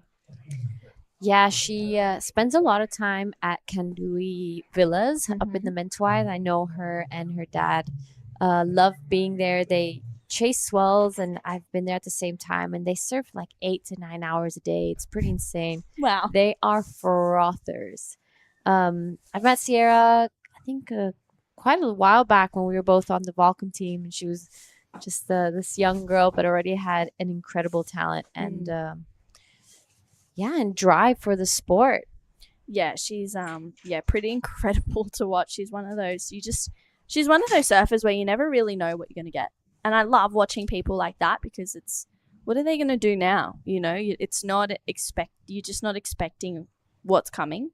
Yeah, she went back to back. She won Shagao and then she won Taiwan, which is pretty next level, honestly. It was huge. And just like Ruby True, Sierra is a great skateboarder as well, and could possibly, you know, do just what Ruby's doing, do the X Games with skateboarding and surfing as well. But she decided to just focus on surfing. But speaking of Ruby, I feel like we didn't go in depth enough of all the amazing things she's done. I know, she's an incredible athlete. I mean, and also an incredible human. She just is really pushing the limits within herself at the moment, which is so amazing to see. She's travelled over here with her dad, James. She's also a part of that Northern Beaches crew as well. So she has the support of Kai Otten, who's out there, Nick James, Duke Kelleher, Matt Cattle, I'm sure is watching as well. I know she works really closely with him. And for Ruby, you know, being an X Games medalist and then heading over to the Olympics last year in Paris would have just been such a surreal experience. And something that she's just like, wow, she's still so young, and look at the maturity within her surfing. That was a beautiful carve. Lays into this next one, like really just, leaning into her rail, trusting herself within these moments, which is just such mature competitive surfing. And I feel like you can see that translate into her skating as well. Yeah, she could be one of those athletes like Sky Brown to look for the double qualification in the Olympic for both surfing and skating. Imagine that. Yeah, that would be pretty insane. I would love to have that on my CV. Yeah. But it's a difficult thing to do, and already qualifying to the Olympics for skateboarding is huge. It's one of the most prestigious stages you could qualify for. Yeah, one of her good friends, Arissa True, actually taking out that gold medal as well. I know that they're really close, and Ruby's just, I don't know. I just take my hat off to her. She's doing such an incredible job, and to see her over here with so much going on in the world around her as well, and she's just giving it her all, getting a 6.33 on her first wave is pretty awesome. Yep, you're right, and I haven't heard of her before, but she's definitely someone I'm going to keep my eye on. Yeah, well worth it, that's for sure. And Hinata Shimizu out in this heat. Her first wave was a 5. She had a few heats in the Pro Junior event as well, which we saw in the first 2 days of competition. She's an incredible surfer. She has so much power as well. I get super excited to watch her. So these 4 ladies in this heat, I mean, we can't really single out one heat in particular because they are all so stacked, and there are so many stories within each heat for each competitor. But this one is just, these ladies have really shown why they deserve to be here in this round of 32. Yep, and speaking of round of 32, there are still so many heats to be surfed today. We will be finishing off this round and then heading into the men's round of 32. Hopefully we will be finishing everything today, as tomorrow it will be finals day. So coming up after this heat, we have Anon Matsuoka, a winner here in the past in the Krui Pro, Lucy Dara, Jasmine Studer, and Gia Lawrenson. So pretty stacked heat coming up. Heat 6, Kailani Johnson, Minami Nonaka, Sara Wakita, and Safi Betty. Heat 7, Jolly Stokes, Shino Matsuda, Shuhan Jin, and Simon Iwa. Shino also has qualified to the Olympics last year. She was there for surfing, spent some time out in Tahiti. So, there's some big names coming.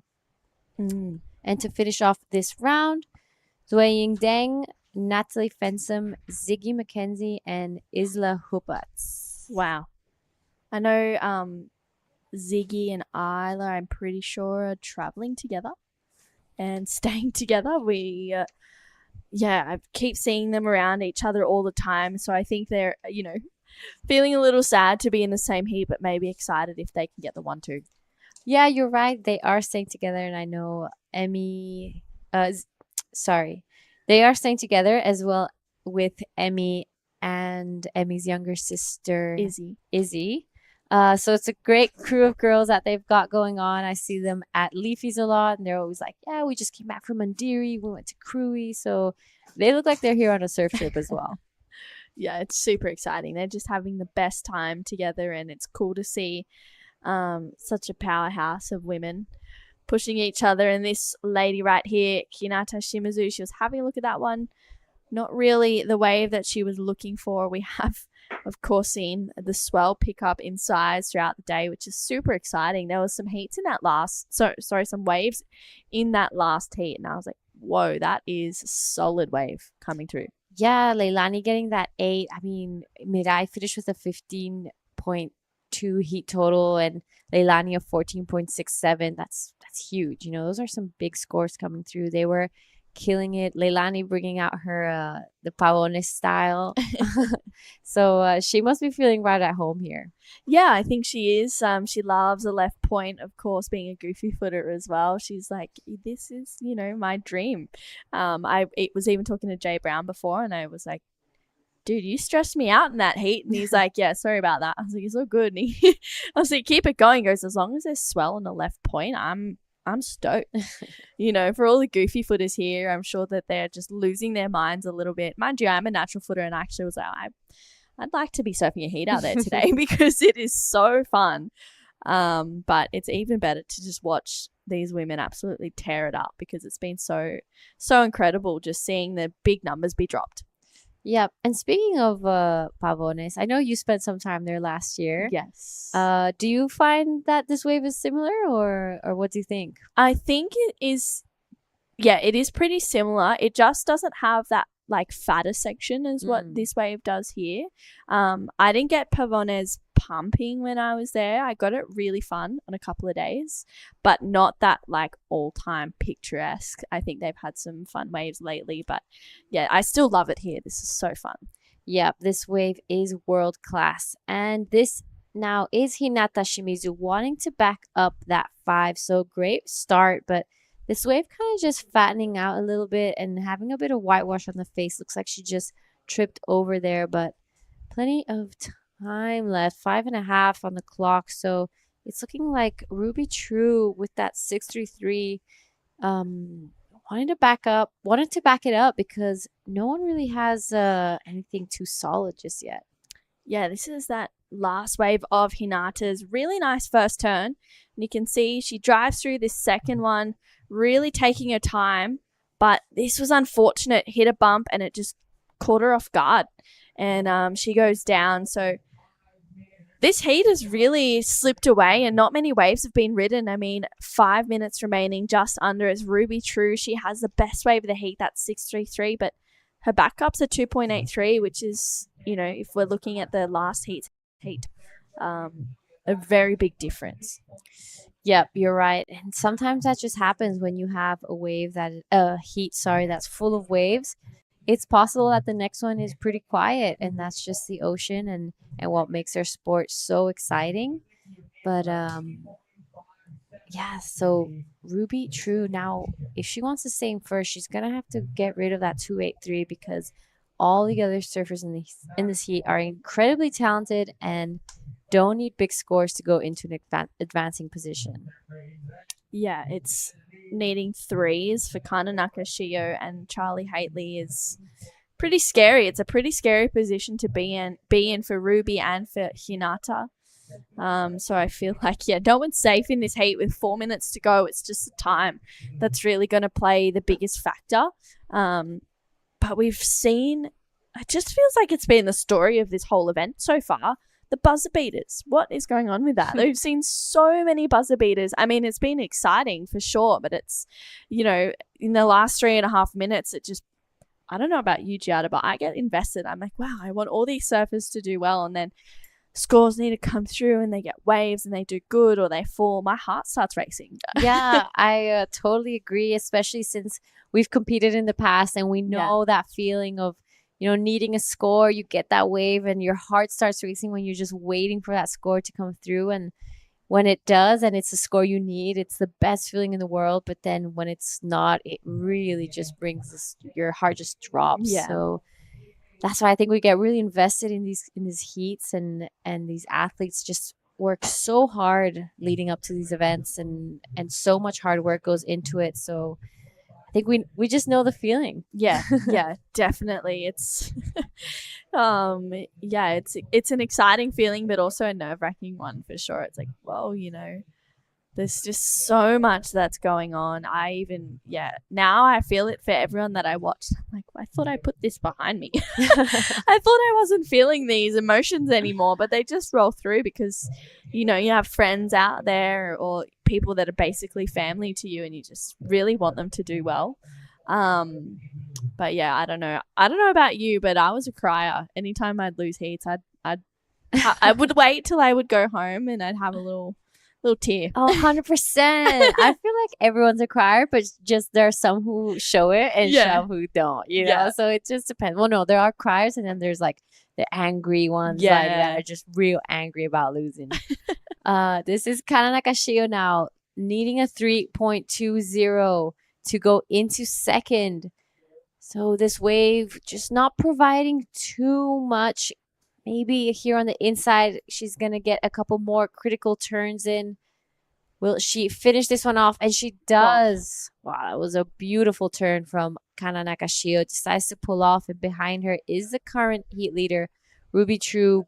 Oh, beautiful turn there to finish that wave off. So some scores to come through. We are at 1:20 left. This is going to get pretty critical right now. Yeah, you can see Kai Otten paddling over to Ruby here. Probably just going to give us some words of wisdom with a minute to go, or maybe just make his way in, because I think Ruby has bettered that 2.83. I feel like we'll see Kana move up into second. So it's Charlie Haitley and Hinata Shimizu who are looking for scores, I would say, because there was that one really good moment of that last wave of Kana's. With just under 1 minute, we've seen that means that there's enough time for sure. This last wave of Ruby, nice first turn. She's showing so much patience on this wave. I love how she's not trying to outrace it, staying in the pocket. Bit of a fumble there, but does well to regroup and locks into this section. Really love how low she gets as well to just sell the fact that, yeah, I made that turn and it's a completion.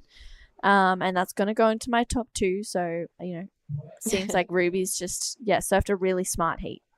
Yep, you're right. And I like what you said, that she was patient with the wave. She was waiting for the wave to tell her when to do a certain turns, and really nicely done there from Ruby. So for now, Kana Nakashio with the last one goes into first, but Ruby only needing a 4.23. So it is Kana Nakashio and Ruby True going into the next round.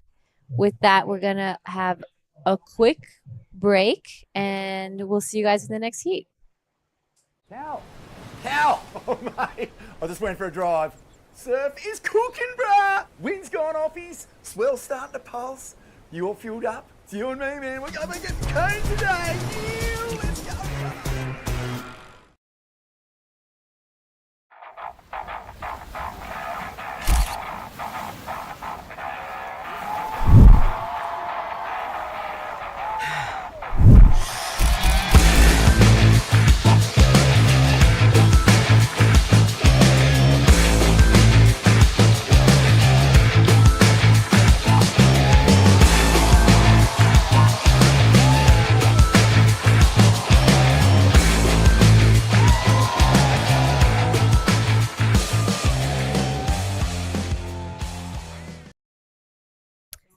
It is day 7 of the Krui Pro. We've had an incredible day so far, and there's still more to come. Jasmine Studer up and riding on her first wave. Nice connection to start this one off. She's patient. Gets a second one in as well. She's been a really strong surfer, a standout. Unfortunately, just a bit of a fumble there. She's going to be taking on Anon Matsuoka, Lucy Dara, and Gia Lawrence in heat number 5 of the women's round of 32. I'm True Starling. Joined in the booth to call me through the action of this one is Mark Clift. Hello. Hello. Just been lurking around outside. Things are getting pretty hot down here. It's just after lunchtime. Steaming up down here on the point at Ujong Bachor, and brutal out there in the sun. You've got to hunt the shade at all opportunities, which leads me to the athletes out there in the water. It's super hot out there in the lineup, hey, and you're doing big paddle outs after waves and surfing waves like jazz and putting everything into it, and then having to paddle back out. Every time I get a post-heat interview, the athletes are sweating on the brow when you're talking to them, right? It's pretty intense out there. It's so hot out there. There's so much going on.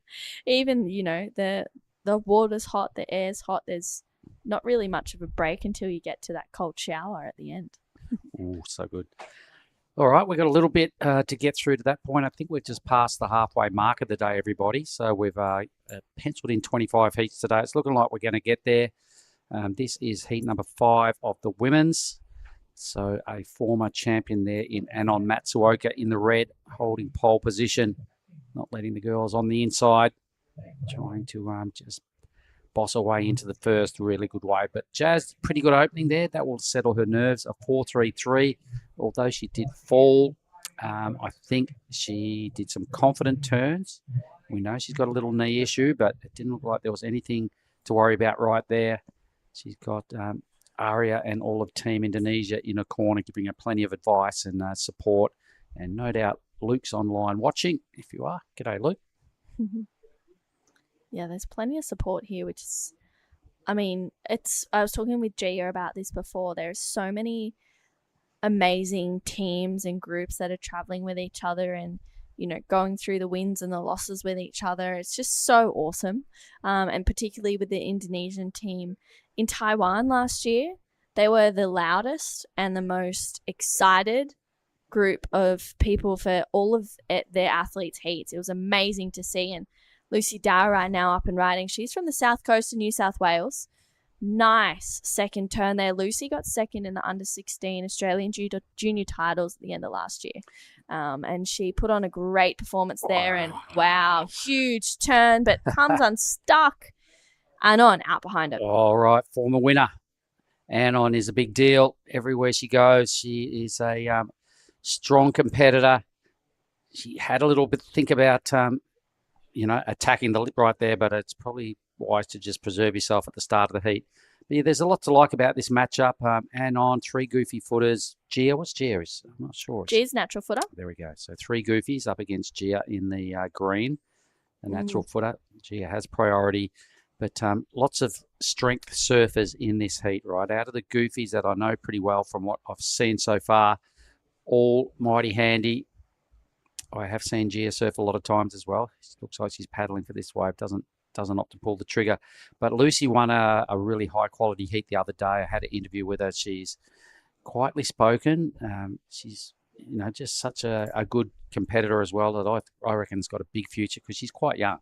Yeah, she's super young. As I was saying, she was in the under-16s last year. Yeah. So she would be moving up into the under-18s category for the junior events. And she's just surfing beyond her years. Love seeing her in these QS events, really going for it.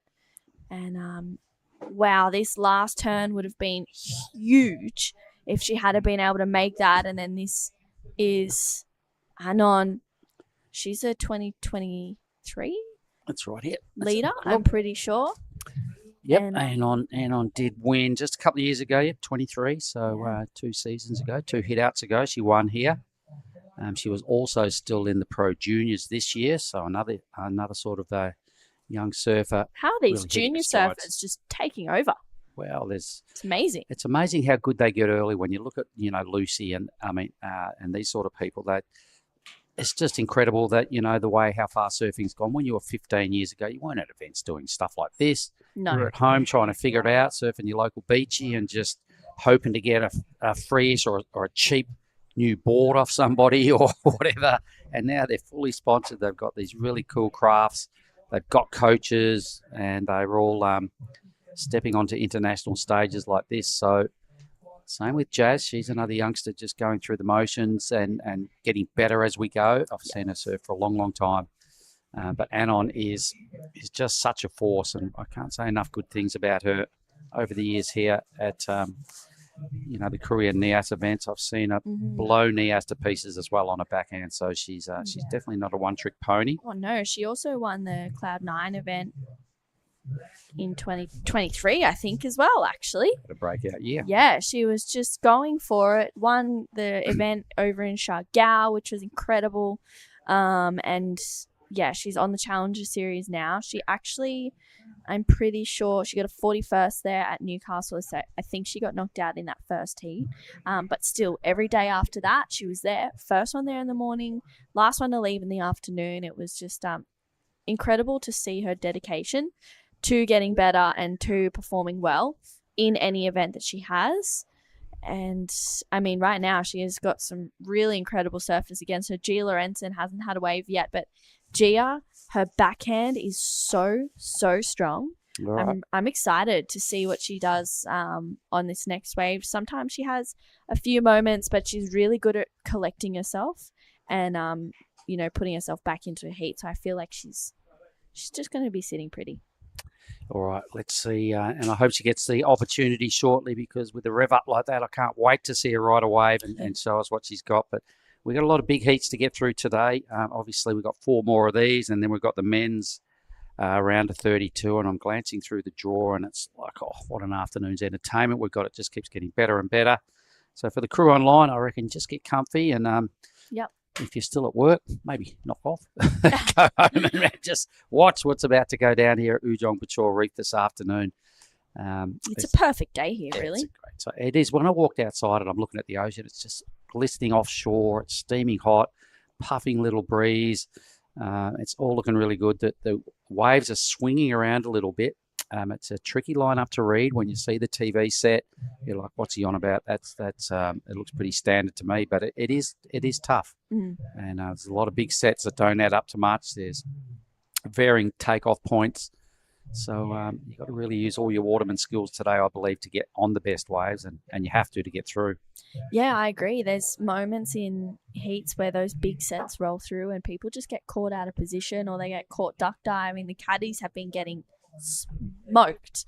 2 heats ago, I was watching and there was big sets rolling through and I was like, oh my goodness, literally everyone that was paddling out, all the caddies and everyone that was paddling out in the next heat got so smoked. I was like, wow, this is so heavy. They just got every set on the head. They got pushed back about 20 to 50 meters further in and they had to basically restart the paddle out. And that just shows how much power this wave has. And it's exciting because when you see those turns in those tight pockets or in those, really gnarly sections, you know how powerful it is and how much it's going to hurt if you fall. Yeah, and I mean, the caddies sit out there and they just bide their time, but the biggest parts of these waves head down in that direction. And yeah. I remember last year, right, caddies were breaking boards down there. Oh, it's so heavy. You almost needed caddies for the caddies sitting in a slightly different spot. But anyway, that's what happens when the direction's just a little off skew. The waves, this reef really loves a little bit of west and you don't need a big swell for it to do its best work. So when you get a combination of some chunky Indian Ocean and perhaps not the absolute A-grade numbers for the direction, it can keep you guessing. Yeah, all right. For So sure. at this stage, Lucy and Jazz are looking very similar with their first numbers and on strength as always, and generally a well-measured, very contestable young lady, the way she goes about manufacturing a heat. She definitely knows what she's doing with the Rashi on. I believe years ago I was having a chat with her and I'm like, will you just get on the CT? Because I just was loving what she was doing and she's almost there. She's having a good look at it. Yeah, for sure. It's exciting and it's definitely a long process. We've got the QS, then into the Challenger Series. But someone who is really leaning into that process and wanting to make more heats in this one is Ruby True. And she's down there with Giada Lagati.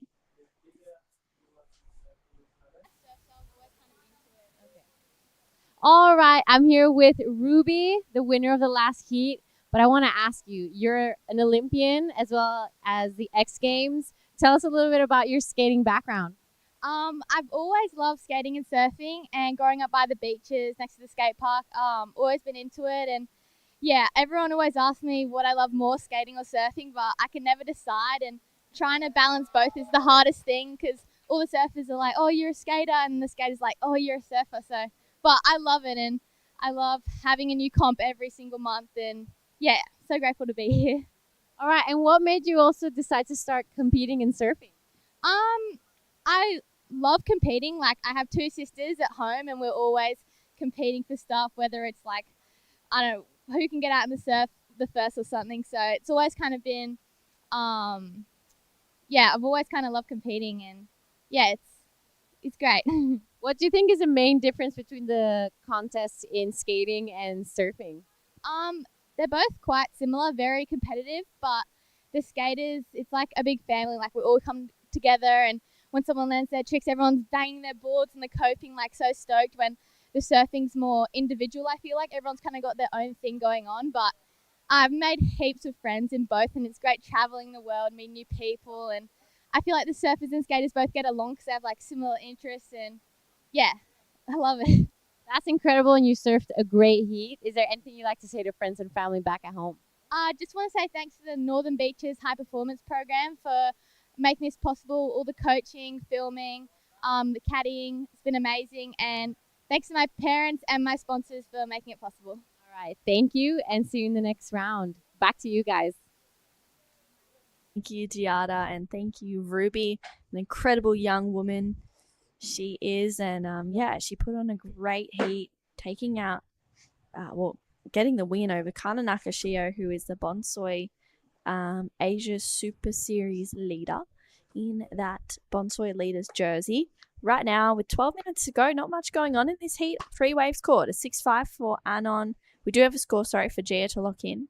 But Anon 6-5, looking really good. A 4-4-3 for Lucy. And Jasmine locking in at 4-3-3. So scores for Gia Lorenzen to lock in as well. Didn't see it. Was it a good way? Oh, it's more of the same by the look of these numbers rolling in there. It is a 4-3-7. So 3 surfers living in a very similar scoreline bracket. Anon will be chuffed. She's broken the mould a little with the 6-5. I'll tell you what, a heat that I did look at while I was outside earlier that I wasn't commentating was that heat 3 with Mirai and Leilani. To have 2 former winners in your heat, I really feel for young Olive out of WA and Holly Williams. Tough heat.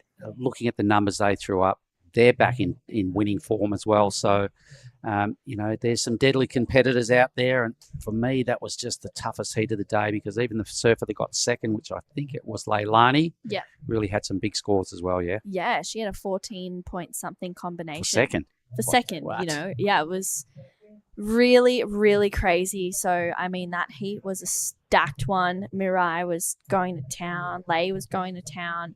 Olive and Holly, there was nothing wrong with their surfing. They just went on the waves that Mirai and Leilani were on. And this was that last wave of Gia's. It's a bit of a fatter one to start, but looks like it walls up potentially on the inside. Well, she had to get the ball rolling, right? So she saw this thing and just went, look, I'm just going to make something of it and just see what happens down the line. So got a pretty good hit down there at the end.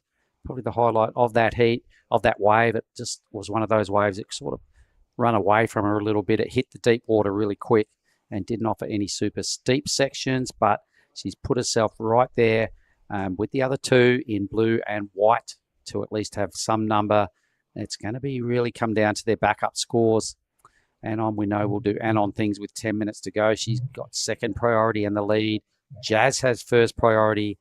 Team Indonesia are filling up a majority of the athlete area down there watching their supporters. And young Jazz puts in a monstrous paddle. Here she goes. Wow, that was an incredible paddle to get onto this wave. Nice opening carve for Jasmine Studer.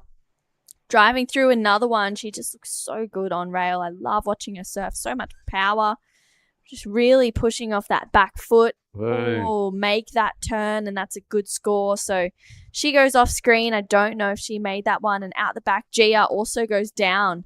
Unfortunately, 9.5 minutes to go. All right. Well, Jazz really put a solid bit of effort into that last turn. It looked a lot like Lucy's effort on her first ride, really blasting the lip. It's a tough section to hit. If you get it marginally wrong and you're just a percentage or 2 off of absolute pinpoint perfection, really easy to fall. So at least Jazz is going for it. She did some pretty good work before that, so she's going to get another number that will be similar in the neighbourhood of what's already dropped. It'll be enough for second. I'm tipping it. Actually, probably take her into the lead on the strength of 2 waves. So this is that last effort again. Jasmine Stewart rides her dad's boards, lives in Bali. A very likeable character as well. A youngster has been doing it around. So look at this. She really got up there and tagged it. So I like the fact that she went for it. Would have made a great photo right there. Boom. Yeah, that was huge. And this is Gia out behind her. Nice first turn for Gia Lorenzen. Grabs a rail for the second one, but unfortunately goes down. It was a better looking turn, but just catching that rail. 2.43 for Gia Lorenzen. Jasmine's locks in at a 3.57. So Jazz and G go up into first and second. Anon needs a very small score to take second place, and Lucy Dara, much the same. Yep, so you would expect those positions will be shortly lived because Anon, she's got priority. Lucy's got second on the priority billing. So both red and blue lurking around very dangerously. It's the top-seeded surfers in this heat. They're now on the hunt. It looks like a wider set just starting to present. In glistening conditions here this afternoon. It's prime conditions. No complaints with that. There's plenty of swell out there. At times, perhaps a little bit too much, but you'd rather have too much than too little, which was the case yesterday. Here is Lucy. Yeah, Lucy, patient here. She knows she needs to go big. Right. Nice first turn for Lucy Dara. Just the one as she kicks out, but nonetheless, that's going to be, I think, a pretty decent score. And Gia had a little look there, but wow, that was a really good one-turner. I really liked it too because she's got a lot to like. She really has a red-hot go. Really engages a lot of rail. Body language looked good. a lot of spray flew. Here it is again. So just the build up to this turn, she measured it and she went, there it is. Crunch. Look at that body language. Very cool. For sure, she'll move up into second. I reckon a 2.37. Bigger wave, one hit. I can see her moving up the leaderboard. Yeah, the judges are buying into this. Have a look at the numbers coming right in the middle of the scoring range.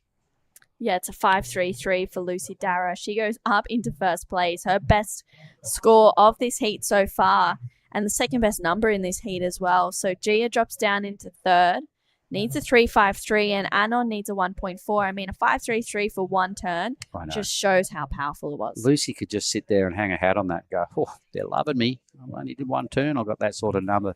But it was the size of the wave. It was where she hit it. It was a really good connection. Threw in some really spicy body language as well to just make the turn look that good. A 5.33 for one turn. I agree. It's a gift of a number, but she deserved it. Yeah, I agree. It was huge. Oh, again. Wow, she's just finding the momentum in and out of that one, though. It looks a little bit stretched out. With 6 minutes to go, Lucy out in front right now, and it's Anon with priority, needing a score. Yep, just saw her look at It's a watch. not a big score. It's one. She needs a 1.5 just on 6 minutes to go. There's plenty of time. Yep. So we'll see her she's get on the another move 6.5, now. I'd say. Oh, at least. So she's on the prowl. There's a swell line coming. I can see Anon with the head up. She's kind of showing some interest, but not enough to pull the trigger. The wave behind it's looking even better, so she might have a decision to make any moment now. No, she decides she does she? She's still not convinced she wants it. Still having a look, still paddling deeper. I think she wants a piece of it, but no. Lets it slide through. All right, watching replays. Lucy Darragh. So this would be Lucy's 4.43. Thanks to the Bonsoy replay. Yeah, this was a sick turn. That really, honestly, would have been in the sixes as Yeah. well if she had made that. And then this is a 5.33 for that last wave of Lucy Darragh. I mean, look at this turn. Bang. Tags it.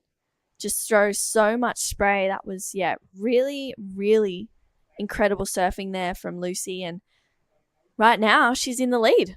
So she's doing exactly what she needs to be doing out there. And it's such a young competitor as well in this heat is, showing her competitive maturity. Maybe we've had bit of cloud cover come across out the front there. It's looking like the screen got a little bit dark, but maybe it is. If so, it'll be a welcome relief from the blazing heat. So I'm sure Lucy will realise, though, that Anon hasn't got a second wave, right? So Lucy will be going, right, I need to be in this position now because as soon as Anon rides, things will probably change rapidly. Anon only needs a 1.4 for second and probably just over around about 3 points for the lead. Yep, just over 3 for the lead. So she's looking, she's turning. The 2023 champion here at Ujongbuchor is Anon Matsuoka out of Japan. So just weaving a little setup number, just keeping her eye, looking for the sections to identify where the big moves are going to come. This section here, she does a better work. Just a nice grind out of the lip. Didn't really put too much back foot into it, but just steers the board around, hits the end section. Job well done. She knows she needed a small number. That's what you call playing the game by a veteran who knows what to do in those situations. A young veteran. He's only, what is he, 20? Sorry. But a serious campaigner. That was sick. Yeah, that was really smooth stuff from Anon Matsuoka. She'll go to first off the back of that wave for sure.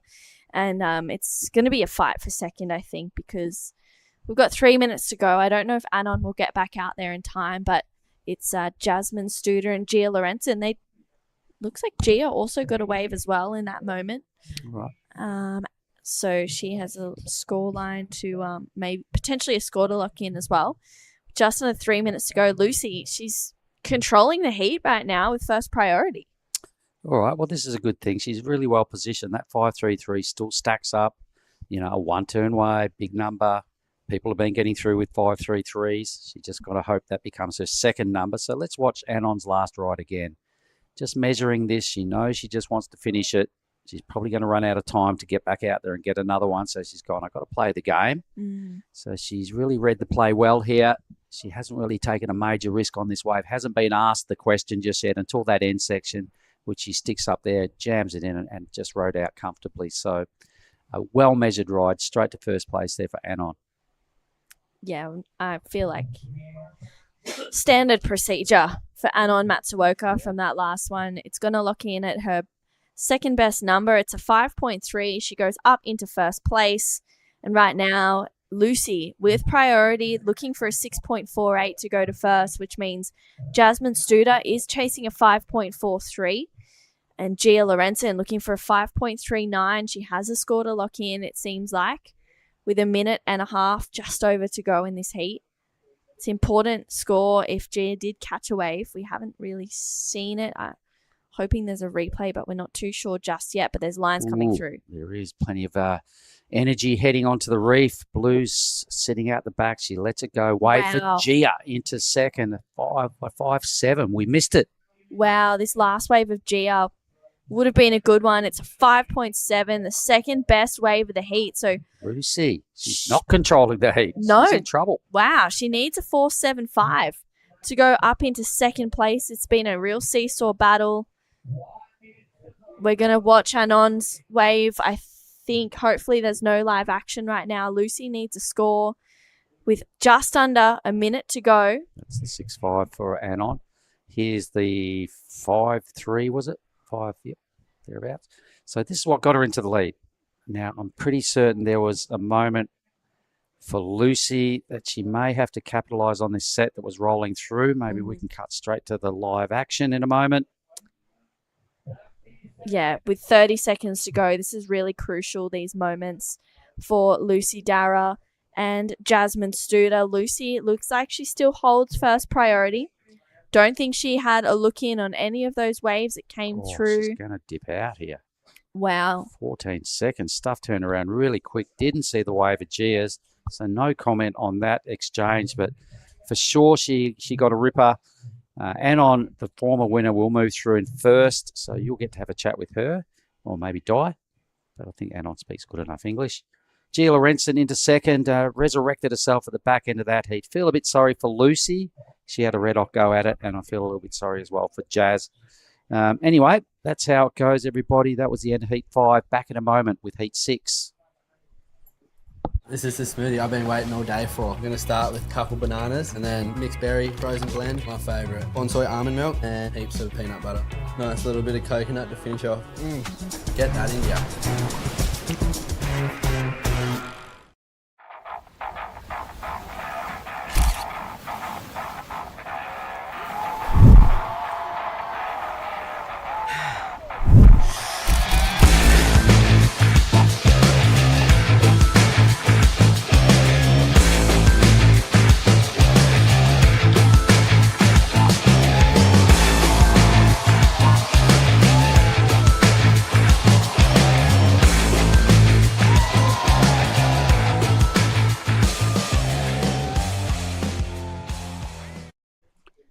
Righto, and Heat 6, the round of 32 of the women's has started. We're watching Safi Vetti out of New Zealand right here on our screen, ripping straight into it in the first minute. A big finish would be pretty handy and kind of goes upside down.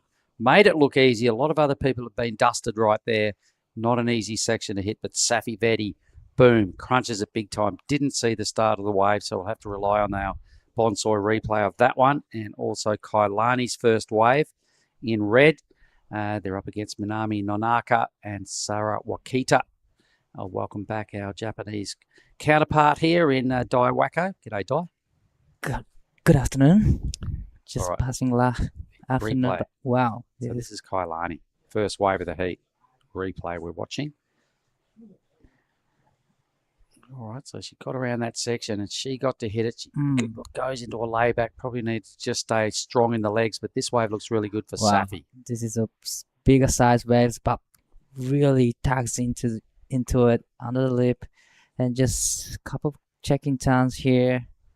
But after this, I think she's got a really great connection right here. Boom. Wow, that's a huge, solid finishing turn. Yeah, for sure. Good start, good finish. Definitely good start. It's going to be a healthy number for Safi. I mean, just that end section is just so important to leave the judges with some sort of really good impression just before they write down a number. I mean, if you get that end blast right, you know, their impressions of your ride are good. as they go to put pen to paper before they type in a score, and then probably watch replays and get that number where it needs to be. But I liked it. Safi will have a big score to kick things off. She'll be pretty happy with her work early in Heat 6. Kailani's number is dropping as well. It's looking quite healthy. So Kai's the surfer in red out of Team Indo, 583. And here's white. 脇田選手1本目のライディングになります。これは中ぐらいのセットの波に乗って綺麗なオープニングカーブ、そして切り立ってきたところに縦へのアクション。これもいいところへのアクションになってきました。少し難しいセクションですが、ここもうまく対処し、インサイドまでつなげてきます。ここからラストセクション入るとそのスコアを伸ばしていきますが、この波はラストセクションなく終わりましたが、素晴らしいライディングをしてくれました。ホワイトに脇田沙羅選手、そしてブルーに野中みなみ選手、現在ファーストプライオリティで波を待っています。And a point spread between Green, the Kiwi surfer, and Kailani, the Indonesian surfer, there in favour of Safi Vedi. And I agree. It was a better ride. It was a stronger finish, unlike KJ fell on the end of her wave. So, Sarah, tell me a little bit about her. Well, she's from a big surfing family. Her dad is Wakita, Mr. Wakita-san. He's a big charge at Pipeline. He has a peak named after his name, Wakita Peak. He always sits deep. That's him. He's the guy at Pipeline. Yes. Sits kind of almost off the reef, waiting for those random Pretty things. much go for all the closing up. Again? Wakita Takayuki. Okay. Yes, that's her dad, and her brother is also a well-known surfer in Japan and also in Hawaii, Taichi Wakita. And actually, her mom is a really great surfer as well. So big surfing family. And is she a charger? Obviously, she's been to Hawaii, no doubt. I mean, they all spent long time in Hawaii. She went to school, elementary school, until like junior high. And she moved back to Japan when she was probably hitting 14 or 15 years old. So she went to school in Hawaii? Yes. Right. Pretty much they were born and raised in Hawaii. Okay, well, there's definitely some stats right there. And what about Minami? Minami is from Chiba, been competing a long time. I'm pretty sure that she won the Japan National Championship once a couple of years back. So she's a well-known surfer in Japan. All right. She's the only one waveless at this stage in heat number 6. It was a ripping start by all of these. None better than Safi Vedi with the 6.83. A point under that. Kailani Johnson is well positioned, and Sarah there just dropping a mid-range 5. But at least they're all off and racing with 19 minutes to go. I think things are really well positioned now to round out the back end of the draw and the back end of heat 6. Yeah, having the 5 and 5 mid-5 is a great way to start, but having this mid-6 is the best way to start this heat off. All right, well, we're going to hear from true starling and winner of the last heat, Anon Matsuoka. So take it away, ladies. Thank you so much, Anon. Congratulations on another heat win, but that one was a little bit stressful. Yeah, I'm so happy to into the next round, but the last heat was a little bit slow, but it's very simple. I just wait the good wave and then catch the wave, make the riding. So I'm just happy. You're a previous winner here in 2023. You're on the Challenger Series as well. Do you want to get another win and hopefully keep going with that momentum into South Africa? Sure. I want to get the first place in this event too, and then I'm just focused for next event and prepare my surfing and condition. Yeah. Taking it one heat at a time. It's been a pleasure to watch you surf. You're looking really strong out there. I'm sure you have lots of people at home that are watching you as well. Would you like to say hi to them in Japanese? ありがとうございます。ここ数日結構波が小さくて、やっと波が上がって私の出番が来て、結構スローなヒートで2本しか乗ってないけど、まあしっかりラウンドアップできたので、この調子で次のラウンドも頑張ります。Okay. Thank you, Anon. Back to you guys. Real. Well, there she is. Very likeable character. And on the much experienced campaigner doing the rounds for a long, long time. On the Challenger Series as well, and really probably one of the leading chargers in women's surfing coming out of Japan, I reckon. Would that be fair enough? Definitely, she's a very talented and well-known surfer in Japan. She has good result, and she spent a lot of time in Bali and Australia just for practicing surfing. Saw her put up a lot of clips as well from the North Shore over the winter. Yes. Why, yeah. Like all the women surfers from Japan spent a lot of time in the winter season as well. So they charge it. They just be ready for the big events like NIAS. Well, it is going to be a big event, and I hope everybody's got some boards with a little bit of 6-ounce cloth, because they're expecting quite some thumping swells early on in the piece, and that is one wave that chews up boards and leggies, and you've got to be ready to throw yourself over the edge when we get up there. But that's next week. It's all about finishing off this week in style, and tomorrow we will crown champions out here at Ujongbacho. So here is Minami. 野中選手の1本目のライディングになります。これはサイズのある波、カービングターンからパワーゾーンへ戻り、ここで切り立ってきているところに一発大きなターンを入れてきます。この波がインサイドまでつながっていくと点数を重ねていきますが、どうでしょうか。ここ、切り立ってきたところにしっかり縦のアプローチをしていきます。そしてもう一発入るか。これはスープを越えてプルアウト。Well served from Minami. Right. Which is good, because she needed a wave, right? And she finished a wave, a large wave. It's probably going to be, just in that mid-range area. Didn't really blow up, but it didn't fail. Just surfed a wave and made it count. Got to the end. It was a bigger size wave, but here is white up and riding. 脇田選手2本目のライディング。さあ、ここはボトムターンで少し引っかかってしましたが。So she had all the froth off Minami's wave. That's what went a little bit wrong there for Sarah. All right, so her number is immediately in. It's obviously a throwaway score. We can all see that. So Minami's wave is going to keep her in that conversation for a qualifying spot. Everybody will have started with something decent. We've still got a little bit of work to do in these 15 minutes for two people to put their hand up and go, I'm the one that wants to get through to the round of 16. It's going to be an interesting exchange if in the next the set comes, because everyone pretty much has close score for the first wave. We're still waiting for the last of Minami. I reckon Minami's will be around those figures that we can see on our screen as well. Definitely, it'll be close to the 5-point range. Probably slightly less 5 point, but 4.83 for the last of Minami. Yep, so we've got a 6.83, a 5.83, a 4.83, and one that sits right in the middle. So everybody is, giving themselves a chance to progress here. It's really a matter of what goes into the second scoring line as to who will become a round of 16er, which will be surfed tomorrow and make their way through to finals day. So that's what we've got to remember, is everybody who gets through here out of the ladies have booked themselves a spot in the big show for finals day. Right, round of 16. That's really important rounds to gain some points. You need to be at least round of 16 or above quarterfinals or semifinals to gain great points for the ranking. Yeah, and points are what it's all about at these events, right? They're a big deal, and it's kicking off our Australasian region. Third in this round is 960 points, or 864 for a fourth placing. But if you get through into the next round, a third placing is 1890 or 1728 for a fourth.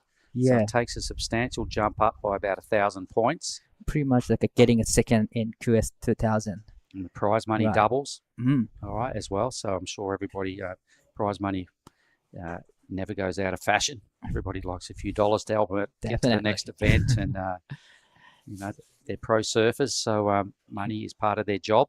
Yeah, and so much expenses already paid in this journey from Krui to NIAS, so they really need the extra money. All right, stage is set. We're halfway through this matchup. Everybody's off to a start.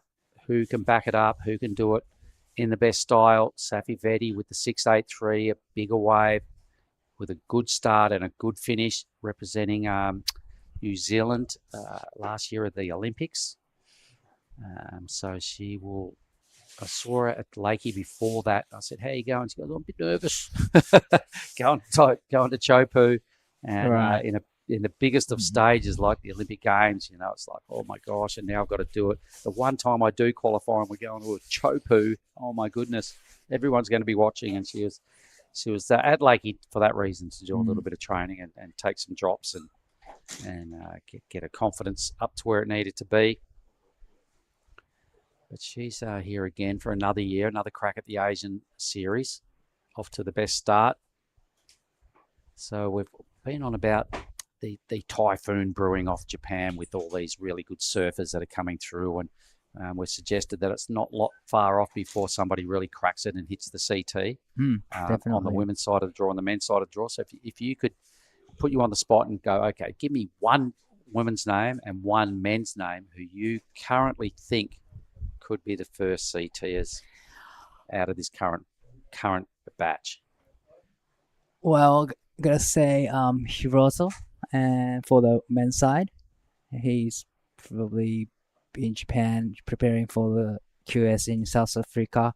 And women's side, well, it's hard to say. Everyone's There's a lot. Give me a name. There must be someone, or there might be a couple that stand out. But out of the couple that do stand out, pick one of them and give me a name. Who do you reckon? Well, both Sarah and Minami sounds great. They're the ones, and I probably would say Mirai and Amuro Tsuzuki, who is not here this year, but she is in the CS Tour. So, yeah, those names pop up.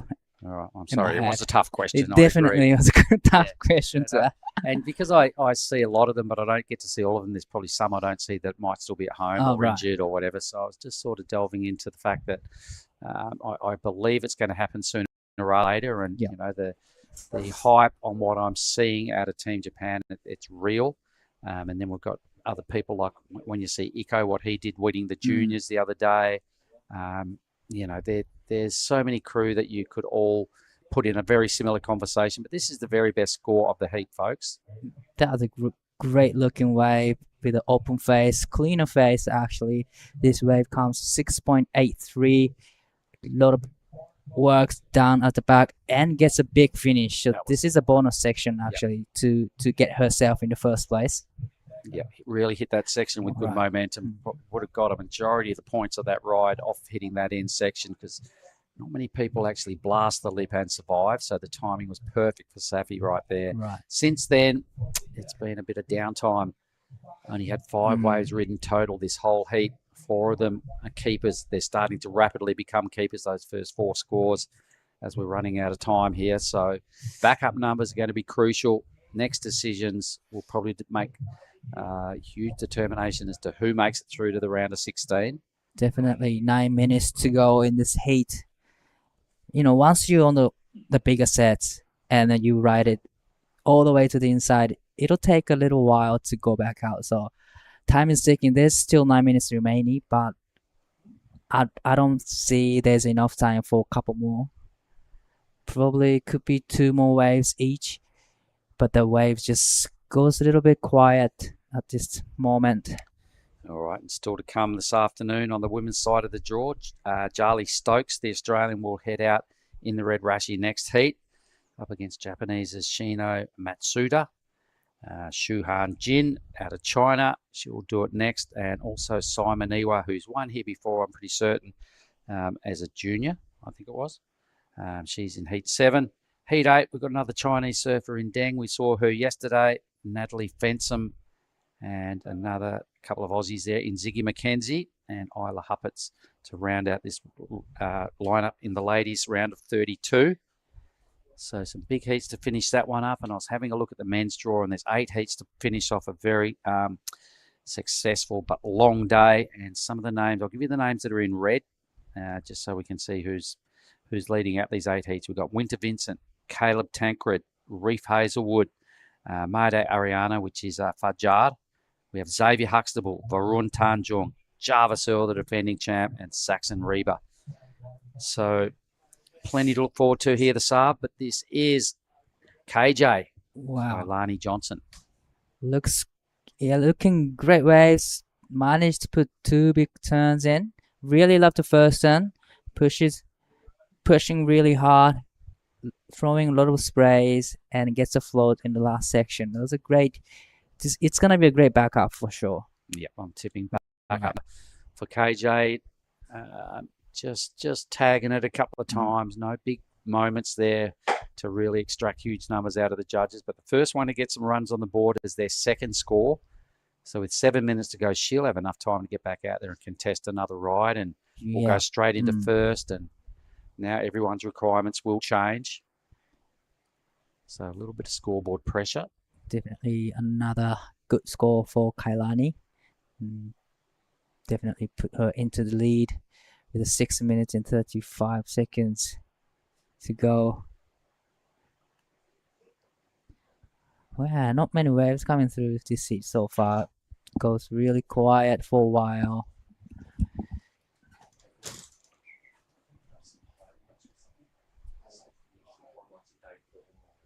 We are still waiting for the last of red. Few score locks in, but we need one more score lock in. You know what? This has probably been the roughest heat we've seen all Right. morning for waves. I mean, Kai's number is in the best of the backup, a 4-4, all right? So that'll relieve a little bit of pressure off Kai. She's got her 2 numbers. Everybody else is now playing catch up. Not big numbers we needed, but we're going to have a little look. Just a moment. Looks like there's a set coming. Right, few lines coming to the lineup. This is very important exchange with 5 minutes and 30 seconds to go.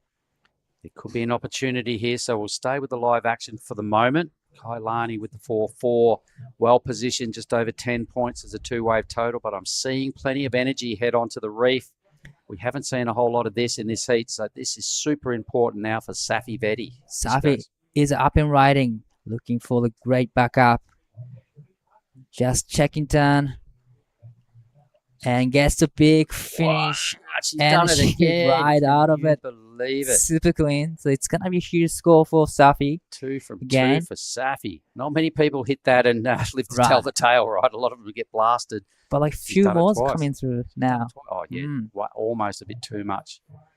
Wise move by Safi just to back that ride. Hits the end bowl again. Is real gutsy stuff from the Kiwi surfer. And hit it perfectly. She gave it a really good blast. Probably even better than her first waves finish. Sponsor reply of the last of greens.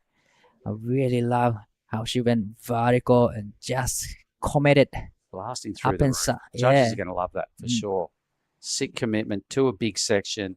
And just based off what we saw earlier, 6.83 for her last wave where most of her points were that end hit. That was a better end hit. On a bigger wave, I can see a really good number coming here for Safi. Definitely it's going to be a keeper for Safi and put her into the comfortable situation. All right, so she will go to first. Trust me, this will be quite a solid lead once it drops. The numbers are coming through. There it is, another score. Very, very similar to a first because those finishing moves looked identical, but a slightly better on that effort. Just one check turn and a massive blast for a 6.87. The Kiwi will win this heat. Hands down, she's nailed the lead right here. Yep. Kailani needs a big number to win or improve a 4-4. The others need mid-range 5s, and they need them in a hurry because we've only got 3.5 minutes. Definitely, Safi is going to take a little while to all come down to the second place battle. We're going to have a look at this again. Just queued up the boys, Safi Vetti. So here she is. This is what a 6.87 looks like, folks. So this is a check turn. Didn't get many points for this. And she looks over her shoulder and gone, right, up now. Wow. Boom, crunch through the lip. It looked very similar to her first wave. That was so sick. She's got that end section on tap. Yeah, she gets a bonus. Everyone else didn't have the last section to hit. So that's all the points come from for Safi. 6.87 and 6.83, sitting the first position comfortably. Yeah. It's just a battle for the second place right now. Well, it is. And KJ in the white, Sarah has priority. She Right. needs a mid 5. So both Team Japan, Minami, she needs something very similar. We can see them there. They've both got first and second priority. So Yeah. White will have first bite of the next cherry, the next good wave. I'd like to see Minami surf this one out as well. Yeah, their requirements are not big, But and they're not small either. Yeah, Mid 5s are right. kind of, something really good's got to happen. But they are really capable of getting those scores done in time. But just time is ticking. 2 minutes remaining. Is there gonna be enough time for them? Once the ocean goes, quiet, it take a little while to come back. So Kind of, we know the tide is dropping. Generally, it's just been doing its lowest stuff late in the afternoon, so it's probably only an hour or so after full, but it is dropping. right. Wow, come down to AJ. 90 seconds remaining. Kailani Johnson is the surfer with the neck on the chopping block. 90 seconds.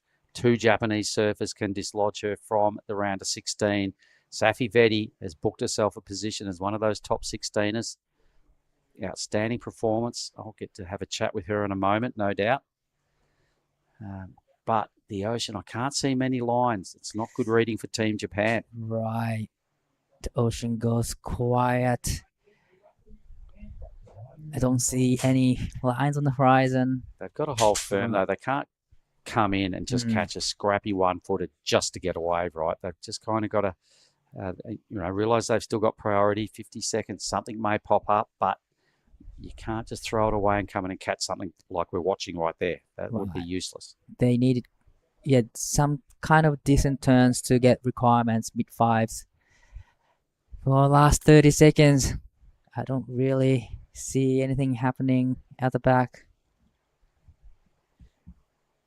Oh, me either. I Wow. think Team Japan are copping a 3rd and 4th here, mate. Little bit of a stressful moment for white and blue. Red cruising past in the next heat. Looks like Charlie Stokes taking up her position in the lineup.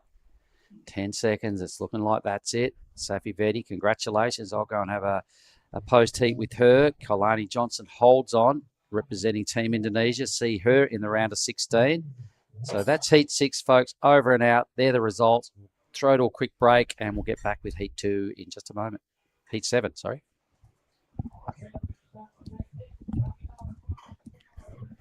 Cow! Oh, mate. I just went for a drive. Surf is cooking, bruh! Wind's gone off his, swell's starting to pulse. You all fueled up? It's you and me, man. We're going to make it cone today. Yeah, let's go, bruh.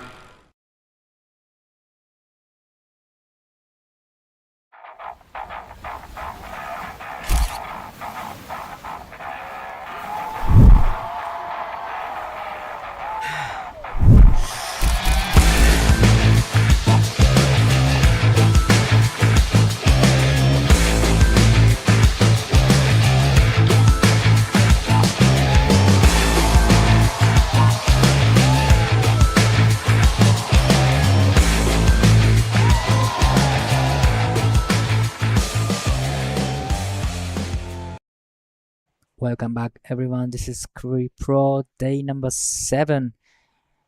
I'm Daiwako in the booth with Jara. How are you this afternoon? Really good. I'm excited for this Heat 7, the round of 32 of the women's in the water right now. Is Jolly Stokes in the red, Shino Matsuda in blue, in white, Shuhan Jin, and in green, Sai Maniwa.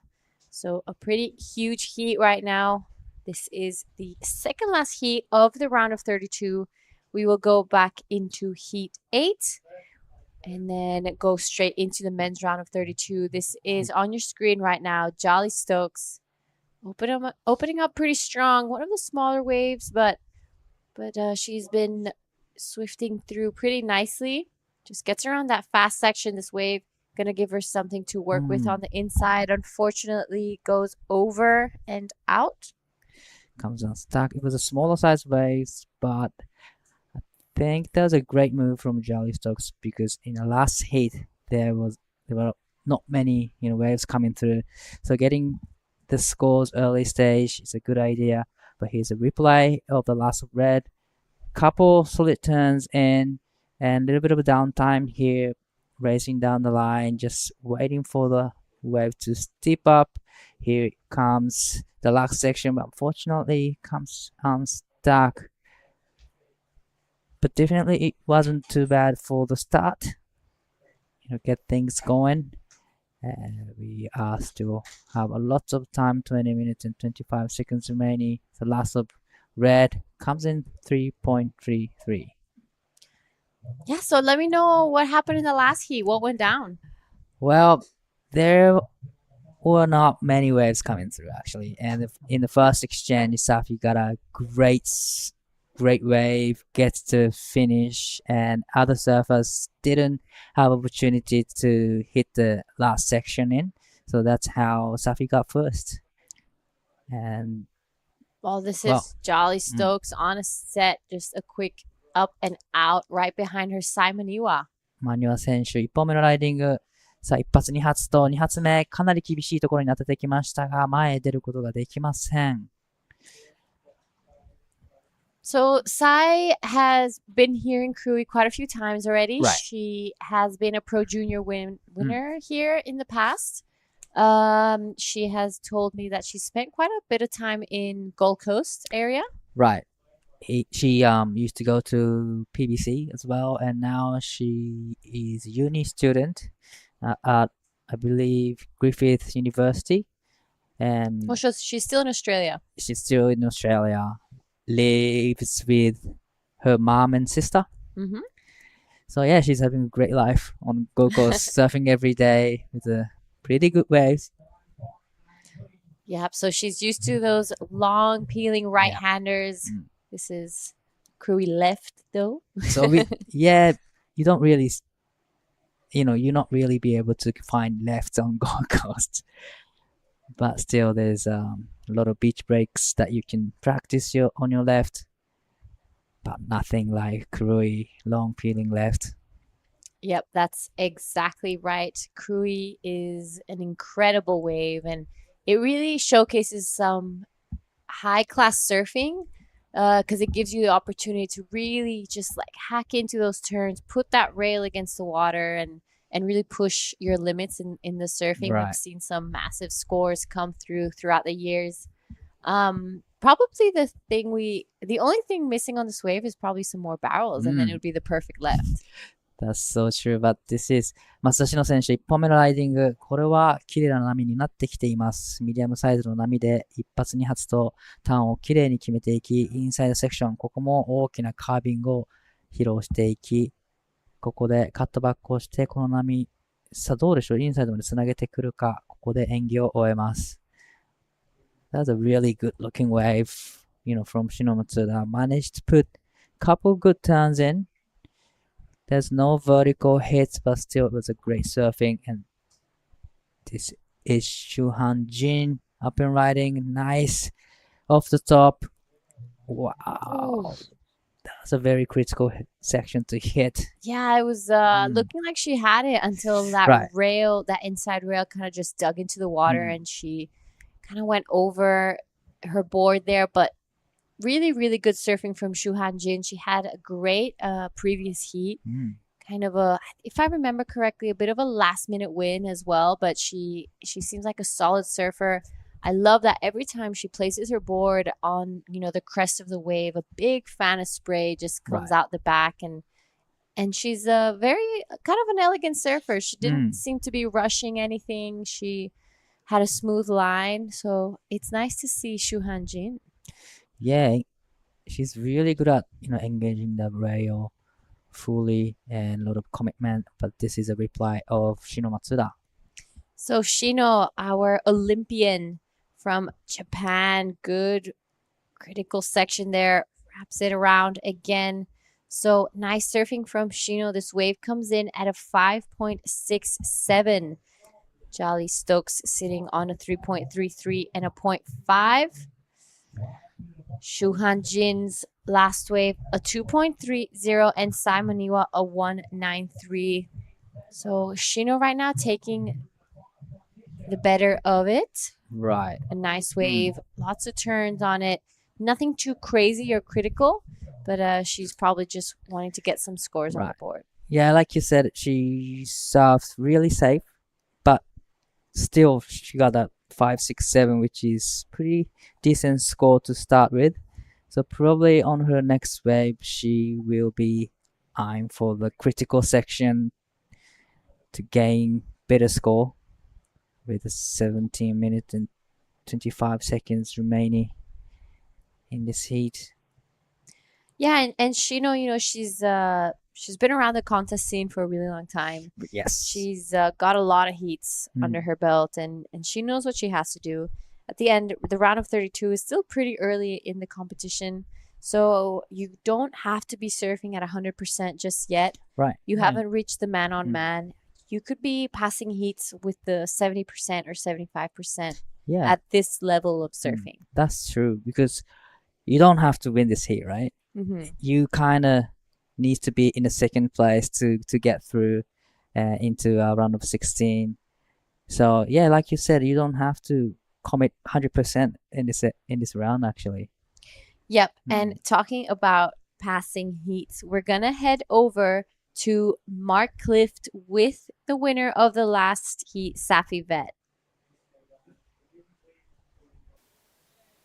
Okay, Safi Vetti, winner of the last heat out there. Safi, geez, you and that end section seem to be getting on really well. Yeah, I'm happy with that. I knew if my waves were kind of fat at the start that I should really commit to the end section and kind of give the judges a bit of a wow factor, I guess. So I'm happy that I landed both my waves. If I was you, go and have a look at those replays because no one's done it better than that today, so well done. You're sweating, it's steaming hot out there. How is it adjusting coming out of New Zealand into this sort of stuff? Oh, I mean, I don't think any Kiwi's ready for this heat. It's pretty dry in the mornings and arvos get kind of muggier. Yeah, I don't know. It's a different kind of heat over here, but I'm loving it. Trying to get a tan. Well, listen, you booked yourself a spot in the top 16 and through to finals day. Is there a superstitious meal you have before finals day, or what do you do tonight? Oh, that's a good question. I just get fed what I'm given at Jungle Surf. It's all really good food, and yeah, it's such a treat staying there every year with Esty and Adam and Beal. So yeah, just rest, reset, lots of electrolytes, lots of laughs with the crew, Alistair, Oscar Berry, Alani Morse, Reef Hazelwood and his girlfriend Ahan, my travel buddy Taylor Green, and we're having a ball. So we love it here in Krui, and yeah, stoked on finals day, yay! Woohoo! Well, it seems like you're in a happy place and you definitely need a drink of water, so I'm going to let you go and say all the best for finals day, Safi. You're a ripper. Thank you so much, guys. Cheers, team. Epic Safi Vet taking the win on that last one, going straight to the round of 16. Tomorrow, our finals day. Safi is an incredible surfer. She has been an Olympian for Japan 2021. She represented New Zealand.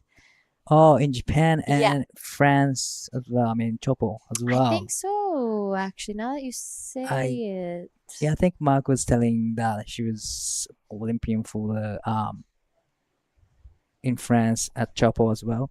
Yeah, so she is an incredible surfer. She has represented her country very well.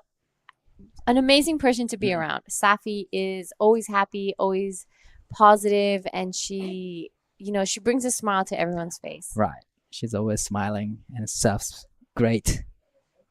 Yep. So it is now our surfer in green, Simon Niwa, taking a look at this wave. We've got the drone angle from Ryan. She's on her backhand. A good first opening turn. So a bit of a smaller wave here. She wants to put some scores up on the board.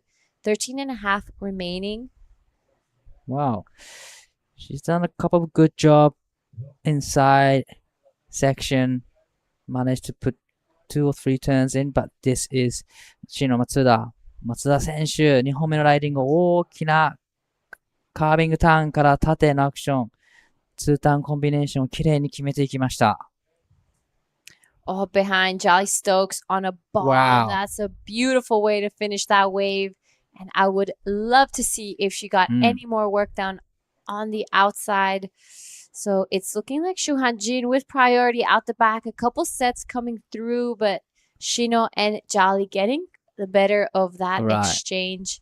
This is our surfer in white right now, taking a look at this wave. Didn't see any potential for it, so decides to stay put. But definitely interesting exchange from blue, red, and green. But take a look at this reply for Shino's last wave, racing down the line and throwing a huge carve right there, straight into vertical hit and right out of it. So clean. That was a great surfing from Shino Masuda. And this is the last of Jolly. Oh, she did put one turn in at the back and gets the huge finish here. Wow. That was really nicely done from Jolly. I think possibly be one of the best scores, if not the best score of this heat. Now in white Shuhanjin. Good looking wave, a bit of a smaller one, has a lot of whitewash on the face, but she's going through it really nicely. Getting a lot of turns done, getting all the work in. So she is currently in 4th with a 2.3, but she's going to be backing that up pretty quickly. Definitely, it's going to be a really good score for Jin. You know, managed to put a couple good turns in, throwing a lot of sprays. But just like you said, Jolly Stokes' last wave could be a better number out of 4 wave. We're still waiting for the last of pretty much everyone's wave. All right, so waiting for scores to come in, and while we wait, just take a look at that setup. You know, those 2 waves, absolutely no one out there. These girls, apart from, you know, being surfing incredible, they're probably having a blast. Right. I'm just mind surfing right now on that one. No takers on this one. Was looking absolutely amazing. I see you with your twin out there. Yep. All right, so 10 and a half left. We're waiting for the last of Shino right now coming. Some stars trickling through, and it's looking like a pretty good backup for that 5.67, and it comes at a 6.67. So Shino goes straight into 1st, but it is now all eyes on Jolly because that last wave was impressive. I gotta say, slightly better than the Shino's last wave because it has, you know, bigger size and bigger section to hit. So we were still waiting for the last of red and white. 松田詩野選手、2本目のライディングで 6.67 をマークし、現在第1位のポジション、マニュアサイ選手、第2位のポジションですが、現在、レッドの選手の最後の波、集計中です。こちら、いいライディング、いいスコアになってきそうです。A few healthy scores coming in for Jolly Stokes. 717. That put her into 2nd place now. All right, so this is a replay of the 717 that just came through. So she opens it up with this turn, and I love the second one. You can really see her bottom turn deep and just go super vertical on that turn. That section was big. It was like coming at her pretty strong. It's actually bigger than the first section to hit, and she just right out of it so clean. 717 now needing 517 to go into 1st place, and now she has 1st priority, and she's having a look at this one. Yep, so Jolly taking a look at this one, and it's looking like she's gonna pull the trigger. She sets it up. Good first opening turn. I love that the drone angle, you can see the spray just come off the back. 2nd, nice one. Will she get a couple more turns in? She wants to get rid of that 3.33. A 517 to go to 1st. Unfortunately, falls off on that one, but she's going to be wanting to create a little bit of distance from herself and Shuhan and Sai. So good and smart surfing from Jolly. Right. But unfortunately, it does fall off on that last section. We'll see if the couple turns out the first part of the wave were enough to kind of extend her lead a little bit. You know, I'm not too sure how critical it was from drone angle, but oh, yes, beach angle. Let's have a look at this one. Wow, big first turn, comes around the section, and gets another turn with a lot of sprays, and gets a little bit of checking turn, and this is where she falls off. But it was a great looking wave, and she's done a couple of turns at the back. So I got a feeling that she's gonna better her backup score 3.33. I'm not too sure it's gonna be requirement to go into the first. Yeah, so it was looking like a pretty solid score for Jolly. Unfortunate, yeah, that she fell, but I think she did some pretty nice work out the back. That second turn was looking pretty critical. Right. There we see the caddies all getting washed in from that last set. It just shows, that being a caddy is no easy job. Right. So if someone accepts being your caddy, it means that they really care. That's so true. Getting all the sets on head, but still. Well, last wave of red, 557. Now she's in the lead. And Shino Matsuda now needing 6.08 to go back into the lead.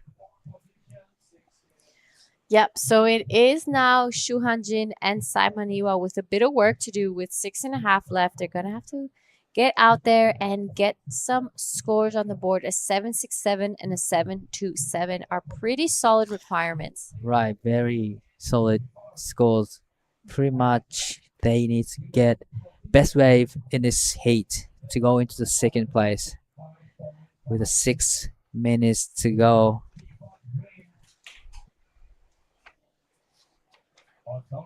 Time is ticking, and I don't think there's enough time for getting 2 waves. So probably the next exchange will be really crucial for every surfers. So now Shu Hanjin has first priority. Shino Matsuda with second. So Shino's trying to get a new update for the situation. 松田詩野選手、現在2位の位置に、ポジションしています。Wide up and riding. Yep, so this is Shu Hanjin. Good first opening turn. This second one is going to stand up for it. I love that second turn. Super critical, right in the pocket. Really well done from Shu Hanjin. She needs a 7.27. So this is definitely going to be improving her scoreline. We'll see if she gets anything more done here on the inside. And she does. She's going to have to ride out of it. And unfortunately, she doesn't. So it's looking pretty tight for Shu Hanjin right now with 4 minutes, 40 seconds left. Well, that was really unfortunate for her. As she get a couple good turns done out the back, so only she needed was to finishing off the great turns, but unfortunately she falls off. So now Shino Matsuda is up point. Having a look at this one, try to beat her backup score 5.67 with 4 minutes and 10 seconds to go. All right.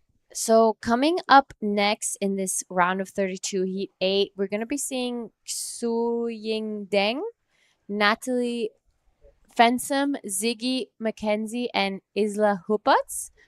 And then we're going to be moving straight into the men's round of 32. We've got another 8 heats left. And we'll get back into that as we see right now, Shino Matsuda. 松田選手、この波で 6.08 をスコアすると、第1位のポジションへ 5.67 以上でその差を広げてきます。ここ、インサイド、波が張ってきたところで、さあ大きなターンを入れるが、ここはこけてしまいます。これは 5.67 以上にはなってこないかもしれません。現在第2位のポジション、残り時間3分15秒になるところです。本日このヒート7、ヒート8が終わった後、メンズのラウンドオブ32へと進んでいきます。All right, so the last of Shino, unfortunately, she falls off. I don't think she'll be improving her scoreline, but the last of Shu Hanjin comes in at 5.10. So she's in third, but it wasn't enough to go to second. She still needs a 7.24. Simoniwa with priority. A 7.67 is her requirement. 2 minutes 45 seconds. So important time here for Shuhan and Sai. It is Jolly Stokes pretty comfortably in the lead with Shino Matsuda. It's pretty much the battle for the second place, but white and green need a pretty big number. 7.24 for white, 7.67 for green, and 2 minutes and 10 seconds to go. So this is a sponsor reply of last of red, I think. A huge solid finishing time. Actually, that was a third wave from Jolly Stokes, 7.17. And So this is a 7.17. Sorry, no, this is a 5.57 from Jolly Stokes. The previous one was a 7.17. So really nicely done here from Jolly. This is her again on your screen. She wants to improve on the 5.57. A smaller looking wave, but really nicely surfed from Jolly Stokes. Yeah, beautiful surfing. Wow, on the smaller size waves, but that was a great looking wave. Managed to put a couple tons in. And probably she's gonna get finished right here. She did. Really surfed well, but out the back there's a few lines on horizon. Roll through to the lineup.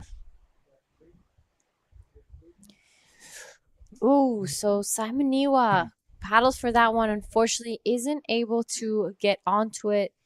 Unfortunately, wasn't really able to find her rhythm in this heat. You know, she only has a 4.67, sitting on a 1.93. Now looking like she's going to get a couple of these sets right on her head. So pretty unfortunate for Simoniwa. We have 30 seconds remaining in this heat. Will this be her last chance? Wow, the biggest set rolling through to the lineup. Fortunately, a few more is coming. Yeah, so we're getting a bit of a couple solid ones coming through. 5 seconds. Is she going to stand up before it?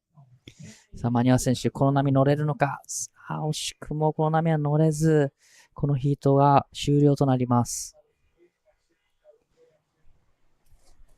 All right, still waiting for the last of Jolly Stokes, but she will be remaining in first position. And then it is Shino Matsuda who will be joining her. And there it is, the last of Jolly Stokes, a 7.10, extends her lead. That is a huge result. Congratulations, Jolly. And Shino, we'll be seeing you tomorrow on Finals Day. With that, we're going to head over to a quick break in the action and see you guys in the next heat.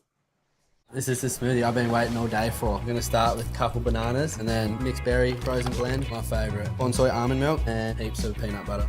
Nice little bit of coconut to finish off. Get that in ya.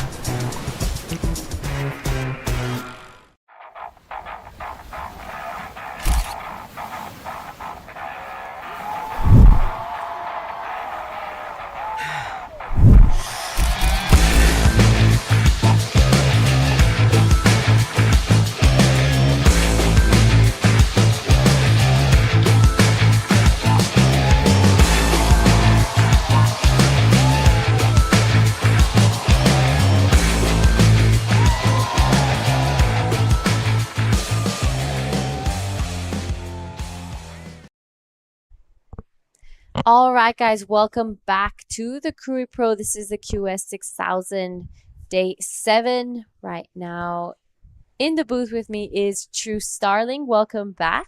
Thank you, Giada. Yeah, I'm excited to be back for the last heat of the women's round of 32. Then we're going to roll straight into the men's round of 32.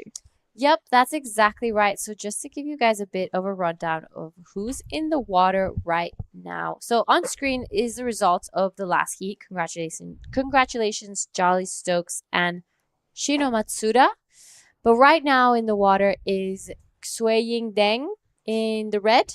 We have in blue Natalie Fensom, in the white Ziggy McKenzie, and in green Isla Hupats. But as we finish this heat, we will be heading into the men's round of 32. Just in heat 1, we have Winter Vincent, Ben Zanara, Kutut Agus, and Zoazuchi. Wow. Jomazuchi. And heat 2, Caleb Tancred, Kaiki Yamanaka, Xavier Bryce, and Monojo Yahagi. Oh my goodness. Yeah. Oh, heat 3, Reese Hazelwood, Kobe Clemens, John Mark Takong, or also known as Marmar, and Mega Artana. Wow. Yeah, so some stacks heat coming up. Heat 4 is Pajar. We have Alistair Reginato, Axel Kurata, and Bronson Mady. Holy. Wow, they're big heats already, and we're Yeah. halfway through them. Oh my goodness. Heat 5, Xavier Huxtable, Roy Kanazawa, Kiyoshiro Suda, and Cash Brown. Wow. We might as well just go through all of them at this Yeah. point. Heat 6, Varun Tanjung, Dylan Wilcoxon from the Mentawais, Tully Wiley, and Reiki Masuda. Heat 7, last year's winners, Jarvis Earl, Marlon Harrison, Macklin Flynn, and Yuji Mori. And Heat 8 is Saxon Reber, Sol Grundling, Lennox Smith, and Jay Brown. Oh my goodness. Big heats. And this one's a big one at that as well. Ziggy just going to town on her first wave of this heat. She's looking really smooth. Going through a couple of backhand carves. Once again, she needs to find a vert section. She finds one. Ziggy, she's so solid on her feet, throwing so much spray. And this heat is underway. She started this one off strong. Out behind her, Isla Huppets. Isla is roommate of Ziggy McKenzie. So they're hoping to go 1 and 2 in this heat, I'm sure. And unfortunately, that wave doesn't do Isla, so she gets out of there. Isla. In Spanish, it's Isla. Really? In Isla means island in Spanish. Yeah, I'm 98% sure it's Isla.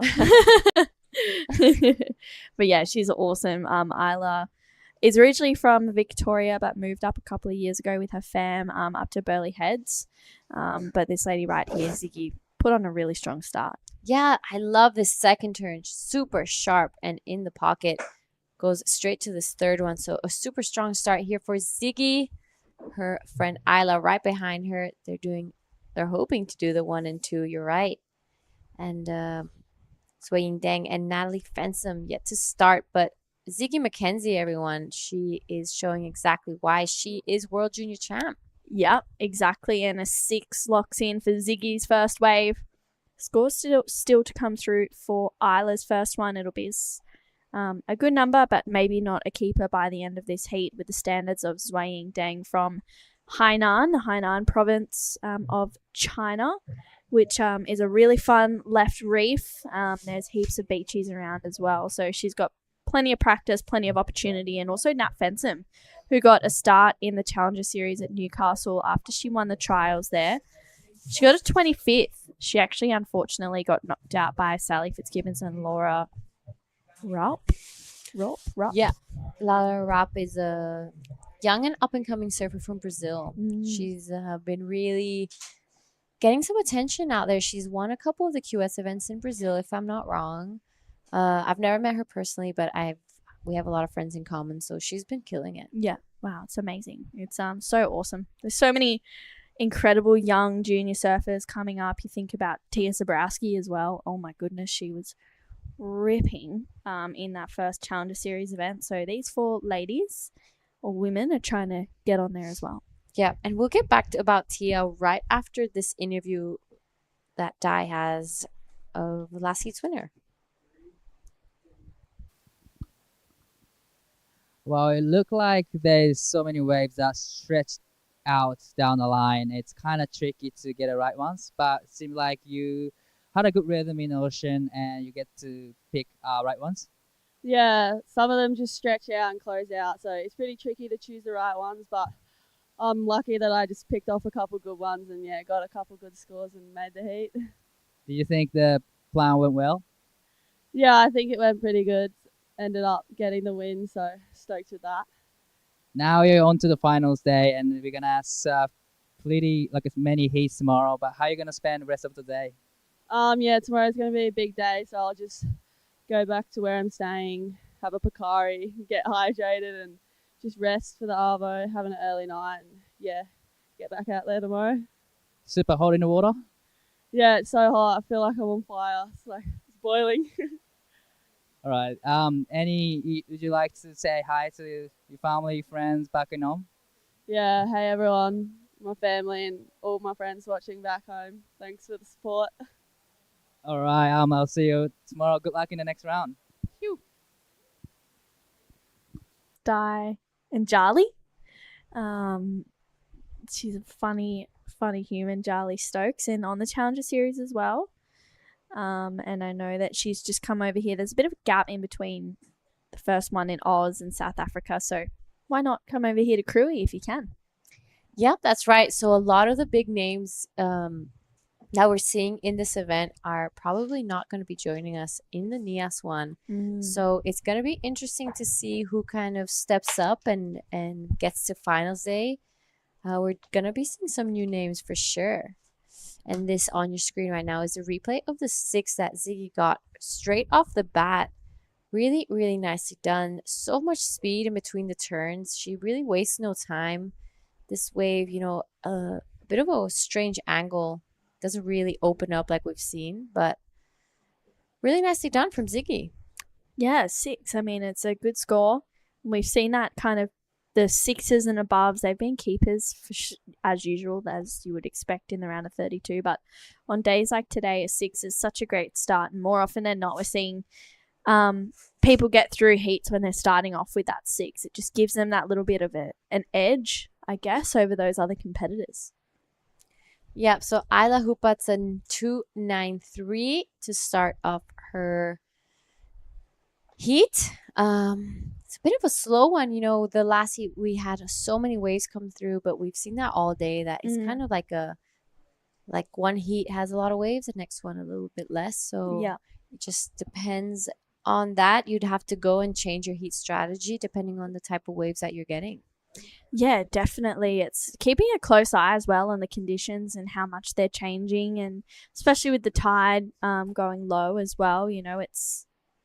That's a whole part of it, is just monitoring it and seeing what's going on and what's scoring, because day before yesterday, what was scoring might be different to what is today. It's always going to be those quality turns, but maybe more of those mid-sized waves are the ones that are getting the better scores today as opposed to the sets, because we keep seeing those sets running wide a little bit.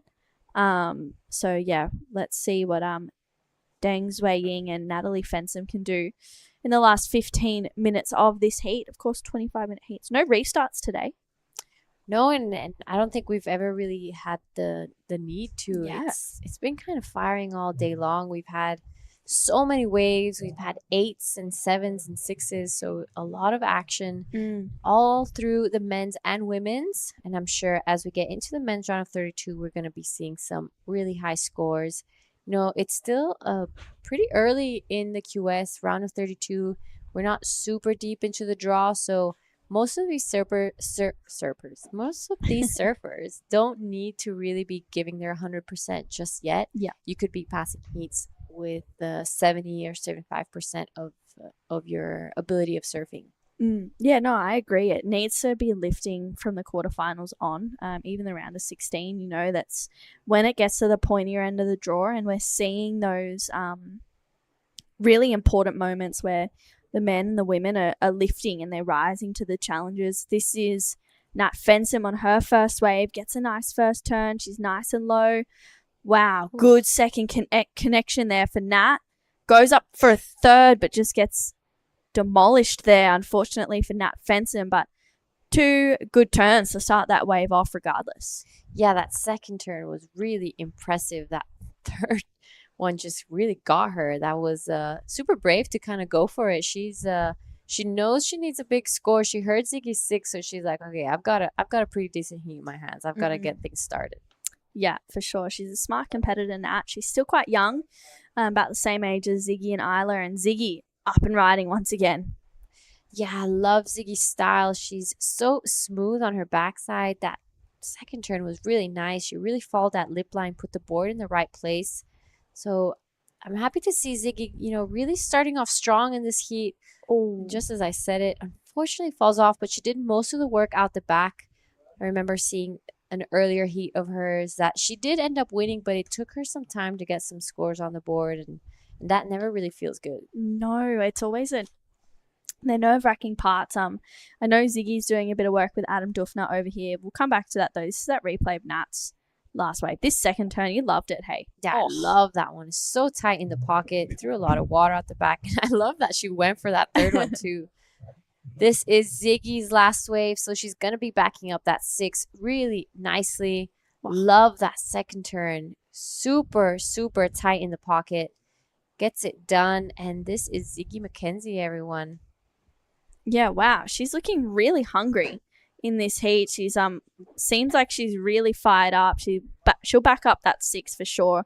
Nat Fensom's first wave locks in at a 4.67, but yeah, I know that Ziggy's doing some coaching with Adam Dufner over here, and I think it's been really working for her. He's such a great energy, and he's really good at kind of identifying what each of his surfers needs. Oh, that was unlucky for Zui Ying coming undone with the priority there. And Ziggy's last locks in at a 5.17, so that's a really good heat total to start this heat with, well, to have halfway down really of this heat. Oh my goodness. But I mean, yeah, she's the only surfer in this heat who has 2 scores, so she's feeling pretty confident right now. Natalie's Fensom last one, a 4.67 for those 2 turns, so really well done for our woman in blue. Still 11.5, so plenty of time for these girls to get a couple more waves in. Zui Ying Dang not really finding her rhythm just yet. Unfortunate with that last one. Loses priority, but this is our woman in blue. Yep, Natalie Fensom. I think this might be Isla, actually. I'm sorry, Isla. Yeah, you're right. You're good. Isla, she's found a good wave. It's a little bit of a whitewashy one, but she does some good surfing regardless. Gets a better connection in there to ride out for Isla. So that was a really well surfed wave. This is Nat Fensom out behind her. Nice first turn. Oh, we've seen that happen a lot. What do you think's going on there? I don't know. I think that last section, when that first set comes through, it just leaves so much whitewash out the back that it's just so easy to trip over or bog your rail. So the girls maybe just not able to really get through that bottom turn. Yeah, it just seems like it's, I don't know, the fins are I don't know. I've seen it happen a few times, and I'm wondering if it's like a little weird bump in the wave or... Who knows? Everyone makes mistakes. To be fair, that's a massive section coming straight at them. It's kind of like that right breaking and coming towards them. So it's not an easy section to hit. No, you are correct. I actually agree with that. That's it's a hard one. But Isla just powers through it. Bang. That was huge. That's going to be a really good score for Isla Huppets. And still, this first turn of Nats was really good. Bang. Nice first turn. Touches the rail, and just there, it looks like her board just skidded out a little bit. So she'll regroup, and 7.5 for last of Isla Huppets. The judges rewarding that 3-turn combination. And Isla jumps up into second. Yep, and she only has a 2.93 as a backup, so she will definitely have enough time to get back out there and back up that 7.5 nicely. Some incredible surfing from Isla Huppets.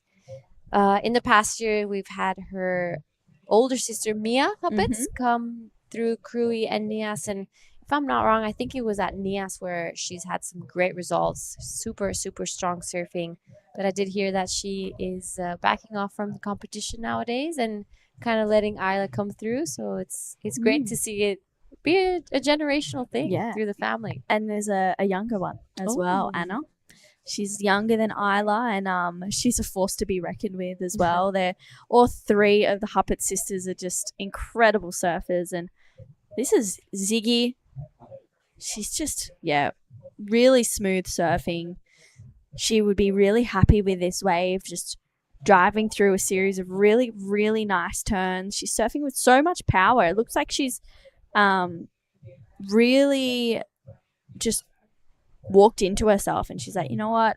I've got this. Like, this is my heat, and I'm really gonna to take it to them all out there, and that's what she has to do. This 7-5 Violets was really good. Yep. So that first turn, kind of a bit.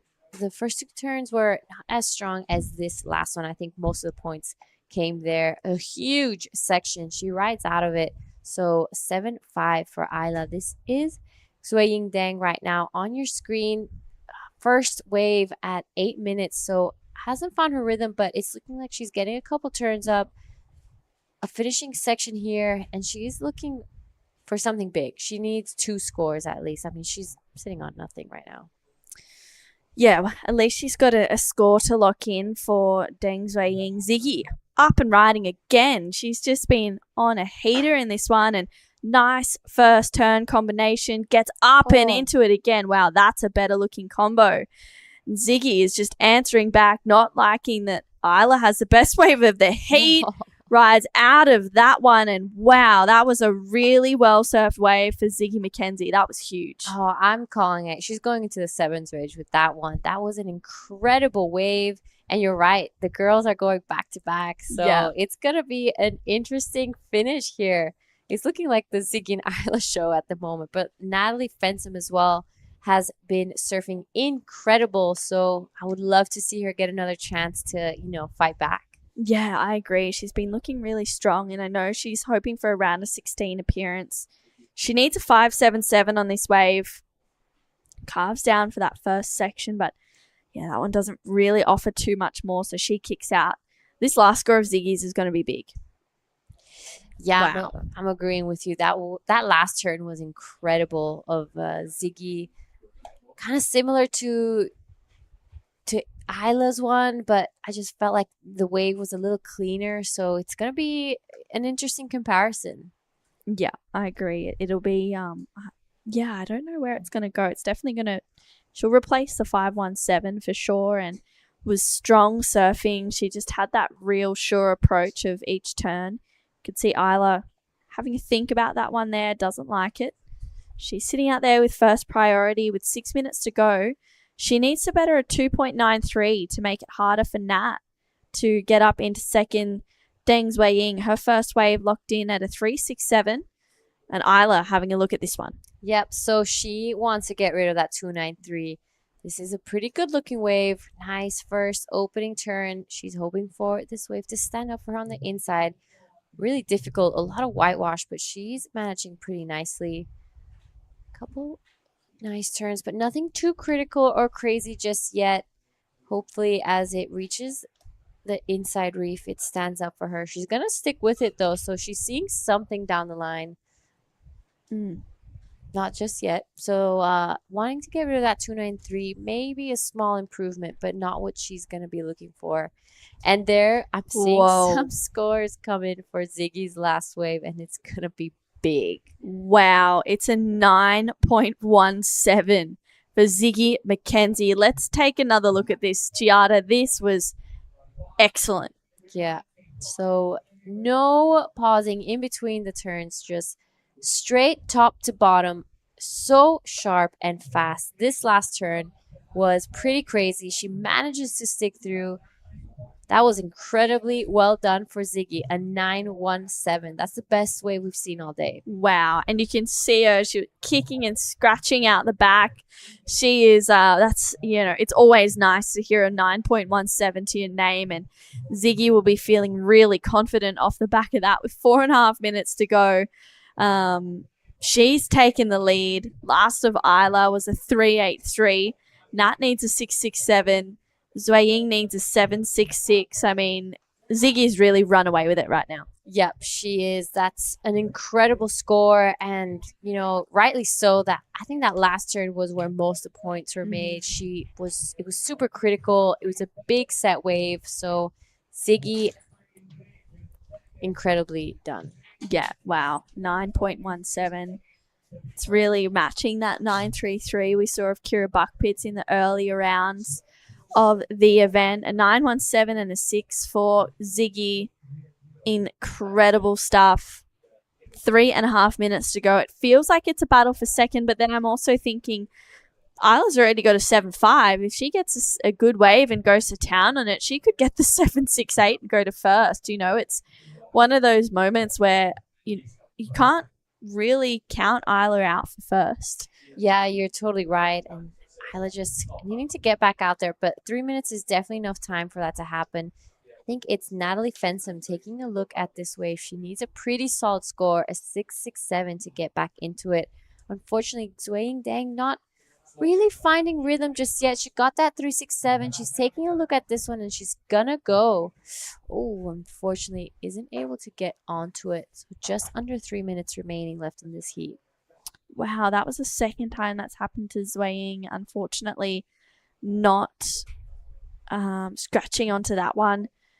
You know, it'd be nice to see her on another wave because I've been really enjoying watching her surf. She's been a real go-for-it kind of surfer in this event. It's been so incredible. Unfortunately, Nat goes down on that wave. It was a big one. She needs a 6.67, so it's a big score. She had to go for it. Yeah, you're right. It's a big score, and she needs a set for it. We've, you know, the judges showing exactly what they're looking for. The 9.17 and Isla's 7.5 were on solid sets, so she's gonna go for it again. Unfortunately, this wave just a lot of whitewash on it. Wasn't easy. She gets a little stuck off the back, but Isla Hupat's kind of hasn't made it back out just yet. I'd love to see her catch one more wave. Yeah, I agree. I'd love to see her on another one, and see what she can do. Ziggy, having a look, doesn't have the priority.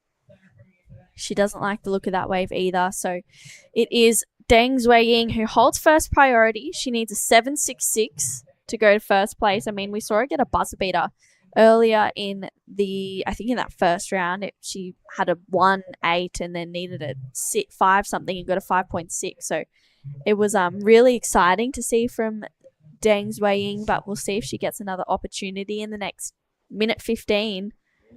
Wow. It's just this 9.17 that's huge. I mean, this first turn was so nice.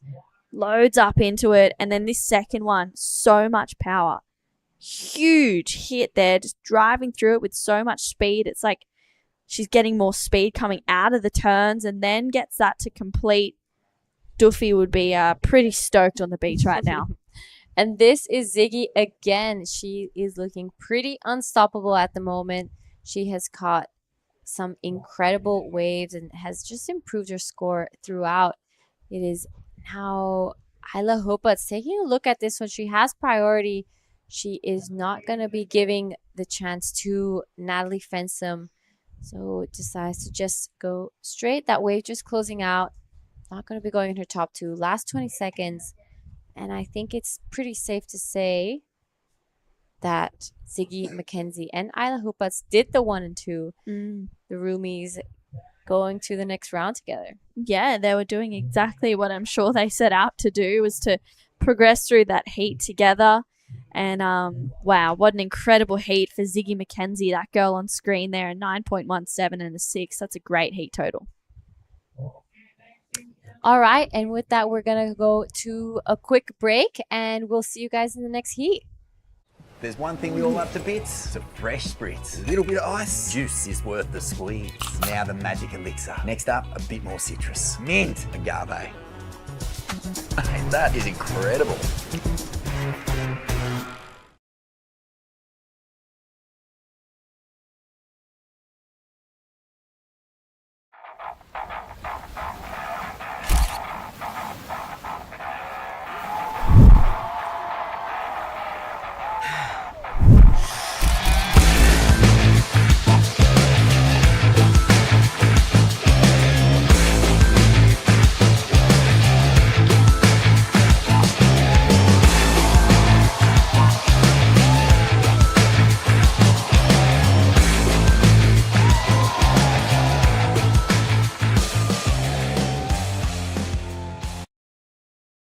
And yeah, beautiful scenes here from the last few days of competition of the Krui Pro 2025, and we are going to be crowning champions tomorrow because tomorrow's finals day, but we still have a fair few heats to get through. Before we get there right now, we've just rolled up into the first heat of the men's round of 32. Winter Vincent is out there. He's going to be taking on Ben Zanata Crea, Katut Agus, and Joe Azuchi, and it's going to be a very, very exciting heat for these 4 surfers.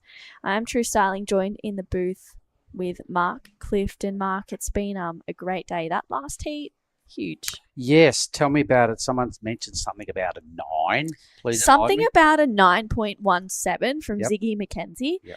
Absolutely insane surfing. She was just surfing with so much speed. Every turn she did, she got more speed and power out of it. And someone who does exactly that whenever he surfs is Winter Vincent. Winter, up into this second turn. He's been looking in form throughout this event. Gets another nice connection there. Identifies this section to get a finish. Tweaks the tail a little bit. And he kicks out of there. So Winter looking really strong to start off his campaign in this round of 32. Look at these sets coming through. The caddies are about to get pumped. Well, I walked in at the right time, didn't I? Right on this very first heat, and waves are pouring in. Winter Vincent, to me, just then was in second gear, cruising, makes it look easy. He's a very experienced campaigner. I first met him here about 3 years ago, and he blew me away so hard. I'm like, dude, how come I've never heard about you before? And he's like, well, I've been pretty injured. And he came here and really burst on the scene, probably only about 2 years ago, actually, and then really kicked into gear from there, and now he's a Challenger guy. Yeah, he's on the Challenger Series. He got 5th in the first event this year over at Newcastle, which was exciting to see. Talk me through the Bonsoi replay. Okay, so there he is going upside down and just cruising. You saw on the drone footage, he didn't rush anything, yet everything still looks really good, right? So he measures it to perfection. He gets a 4th big hit here. Upside down again, easy as you like. That's Winter just doing what he does every day, regardless of whether the rash is on or not. He's just so consistently huge with his maneuvers, and he never fluffs around and does little moves. Yeah, everything he does on a wave is with purpose. It's with intention. And I think that's why we're seeing the best version of Winter Vincent right now. And he got a 5th here last year as well, going down to Marlon Harrison. And yeah, 5th in Newcastle, as I mentioned before. Maddie McGillivray actually knocking him out in that heat. And he won NIAS last year. Last year. He's feeling confident over in Indo. 6.83 for his first wave. Just like that. Starting off second gear Winter, 6.83. Boom. Okay. Yeah. So he demands big scores from the judges because he does stuff they want to see. He just, even in second gear, his surfing is so right on top of the criteria that judges just have to throw him numbers because it's suitably good to excellent every time he stands up. And, he's a real one to watch because something like the CT, that the scale and the whole scoring system is brutally different. It's just go big or go home. And he's in that mold. Yeah, he definitely is. And it almost feels like he created it, to be honest. He didn't, but he just is owning it right now for Winter. So, yeah, we'll see. But Joe Azuchi, Katut Agus, and Benny Zanata, this is going to be a really exciting heat. Both Ben and Winter are part of that Northern Beaches high performance group as well. So they've been staying together, training together, eating together, doing everything as a group, as a pack, moving as one. So hopefully they can get the 1 and 2 in this heat. But Katut is an experienced competitor, and so is Joe Azuchi, also being on the Challenger Series. Both had taste of the CS side of life, the Challenger Series, and Katut is a very strong dude these days. His body shape's changed because he's trained hard. Once he got a little sniff of pro surfing and realised there's a chance, he's committed to some heavy-duty training, and he's really bulked up, and his strong legs. When he does turns as well, he throws a lot of power into it. And Joe is a very cool, unassuming Japanese campaigner. So we're about to watch Joe right now. Whoops. So already no points in the bank. Here we go now. Starting to put his best foot forward. Got a bowly section. Goes upside down as well and rides out. Okay, so he did half as much surfing as Winter. Still looked pretty good. I like that finishing move. Joe is a precision surfer. He's in that mold that, when the Japanese come out, they they just look sharp and they're well drilled in contest surfing. Yeah, they are. I mean, he is a lethal competitor. He's gone through so many heats. There's no question as to the fact that he is a Challenger Series surfer. It's exciting to watch him surf. And as you said, very rarely makes mistakes. I feel like that was the first mistake I've seen him make for a little while, that first fumble on the wave. But he recovered so quickly. He's just like, yep, all good, move on. Where's the next section? He'd be like, what fumble? Yeah. No, he played the game well. So a couple of hits in won't be a monster score, but it'll be something he can start to build on. And let's have a look at Ketut now. Winding down. I'm sure all the boys in Bleetown down there in Bali are watching. Let me have a look. It's 3 o'clock Bali time as Ketut just dismantles the roof of this wave a bunch of times. Oh. Can't quite pack it in nicely enough on that finishing move to ride out, but here's Winter again. Yeah, quick in and out there for Winter. Doesn't like the look of that wave. Smooth to get out of that one, and it's going to be Benny with the first priority. Doesn't like the look of this one. He's a pretty urgent surfer. He's always likes to be moving, likes to be doing something, and Winter doesn't like the look of that wave either. First of Joe Azuchi, 6.17. Wow, how's that? So the judges loved that finishing move of Joe's. It went in the neighbourhood of Winter's, and Winter had a bigger wave and did 4 pretty strong blasts. So the judges are buying into the Azuchi campaign. 617 is a good number. It's kind of been a keeper in most heats, but what we've got to realise now, everyone, we've just busted into the round of 32. So these are the deadliest crew that have made it this far. They're all having a look at finals day, which is just around the corner. They've just got to get this heat right, and 2 of these guys will book themselves a berth in tomorrow's round of 16. Great looking set wave approaches now. We can see young Benny furthest out with priority. Is this one of those ones that hold form? We'll know if Ben turns. It must be too wide. All right, so those waves can at times be a bit burgery. That's what they're seeing down there. Off it goes down towards Caddy Corner.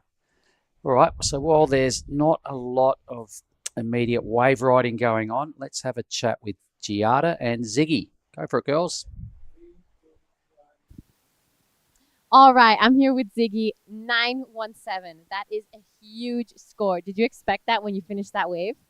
I wasn't honestly really sure. I knew it would be better than my 6, so I was kind of just hoping 8s maybe. But, I mean, I've never gotten anything above a 6 maybe in a QS, so it feels good. That is amazing, and it was a huge last turn. I know that you and Isla are staying together. She got that 7.5. Did you hear that? And did that fire you up even more? For sure. We're actually sleeping in bed next to each other. And Emmy and Izzy, who are caddying us, are sleeping above us. So it's really cool to push our surfing against each other. The shore got a little bit more fired up because of that. I'm sure. I saw you girls driving around, hanging around at Leafy's. It looks like you girls are having so much fun. What is your day-to-day like? We honestly just surf and eat and nap and then surf again. But it's been really cool to go on a girls' trip. And yeah, it's been fun. All right, I'm going to keep this short because I'm sure you want to rest from the heat as well. Is there anything you like to say to anyone at home? Yeah, I love Dad, my mom and dad. I think they're watching, same as my siblings. And yeah, just thanks to all my sponsors and everyone else that's supporting me. All right, congratulations, and I can't wait to see you in the next round. Back to you guys. Thank you, Giada and Ziggy, and yeah, just reminiscing on that 917. It was classy surfing. It was strong. I was so excited to watch that one of Ziggy McKenzie. She was ripping. And shout outs to Dadsy. I'm sure he's a very proud dad moment, Jake. Your daughter is shredding. We know that. This is the very first wave of the matchup. It's a 6.83 for the highlight of this very first heat of the round. Winter just stretching into a couple of big top to bottom moves. This one here was just gold. Boom. Upside down. Fins out as well for a little tweak. And he makes it look too easy. Second gear. That's second gear Winter. You know what I mean? He's got plenty to work with. So that was that little bobble from Joe. But what did you like best about this? Oh, love that turn there. And then this one, the drama. He kind of disappears a little bit, comes out. That was just really, well executed surfing from Joe Azuchi. And you know what? Another thing I loved about it was the fact that He had that bobble and he's gone, nah, it's all good. Yeah.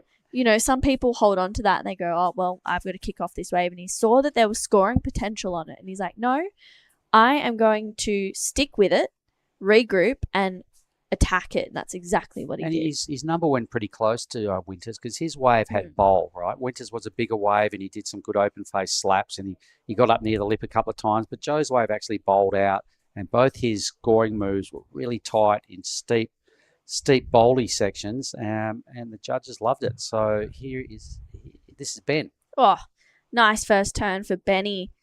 Gets up into it for that second connection. He's been looking on fire. Needs to bring that same attack in this heat.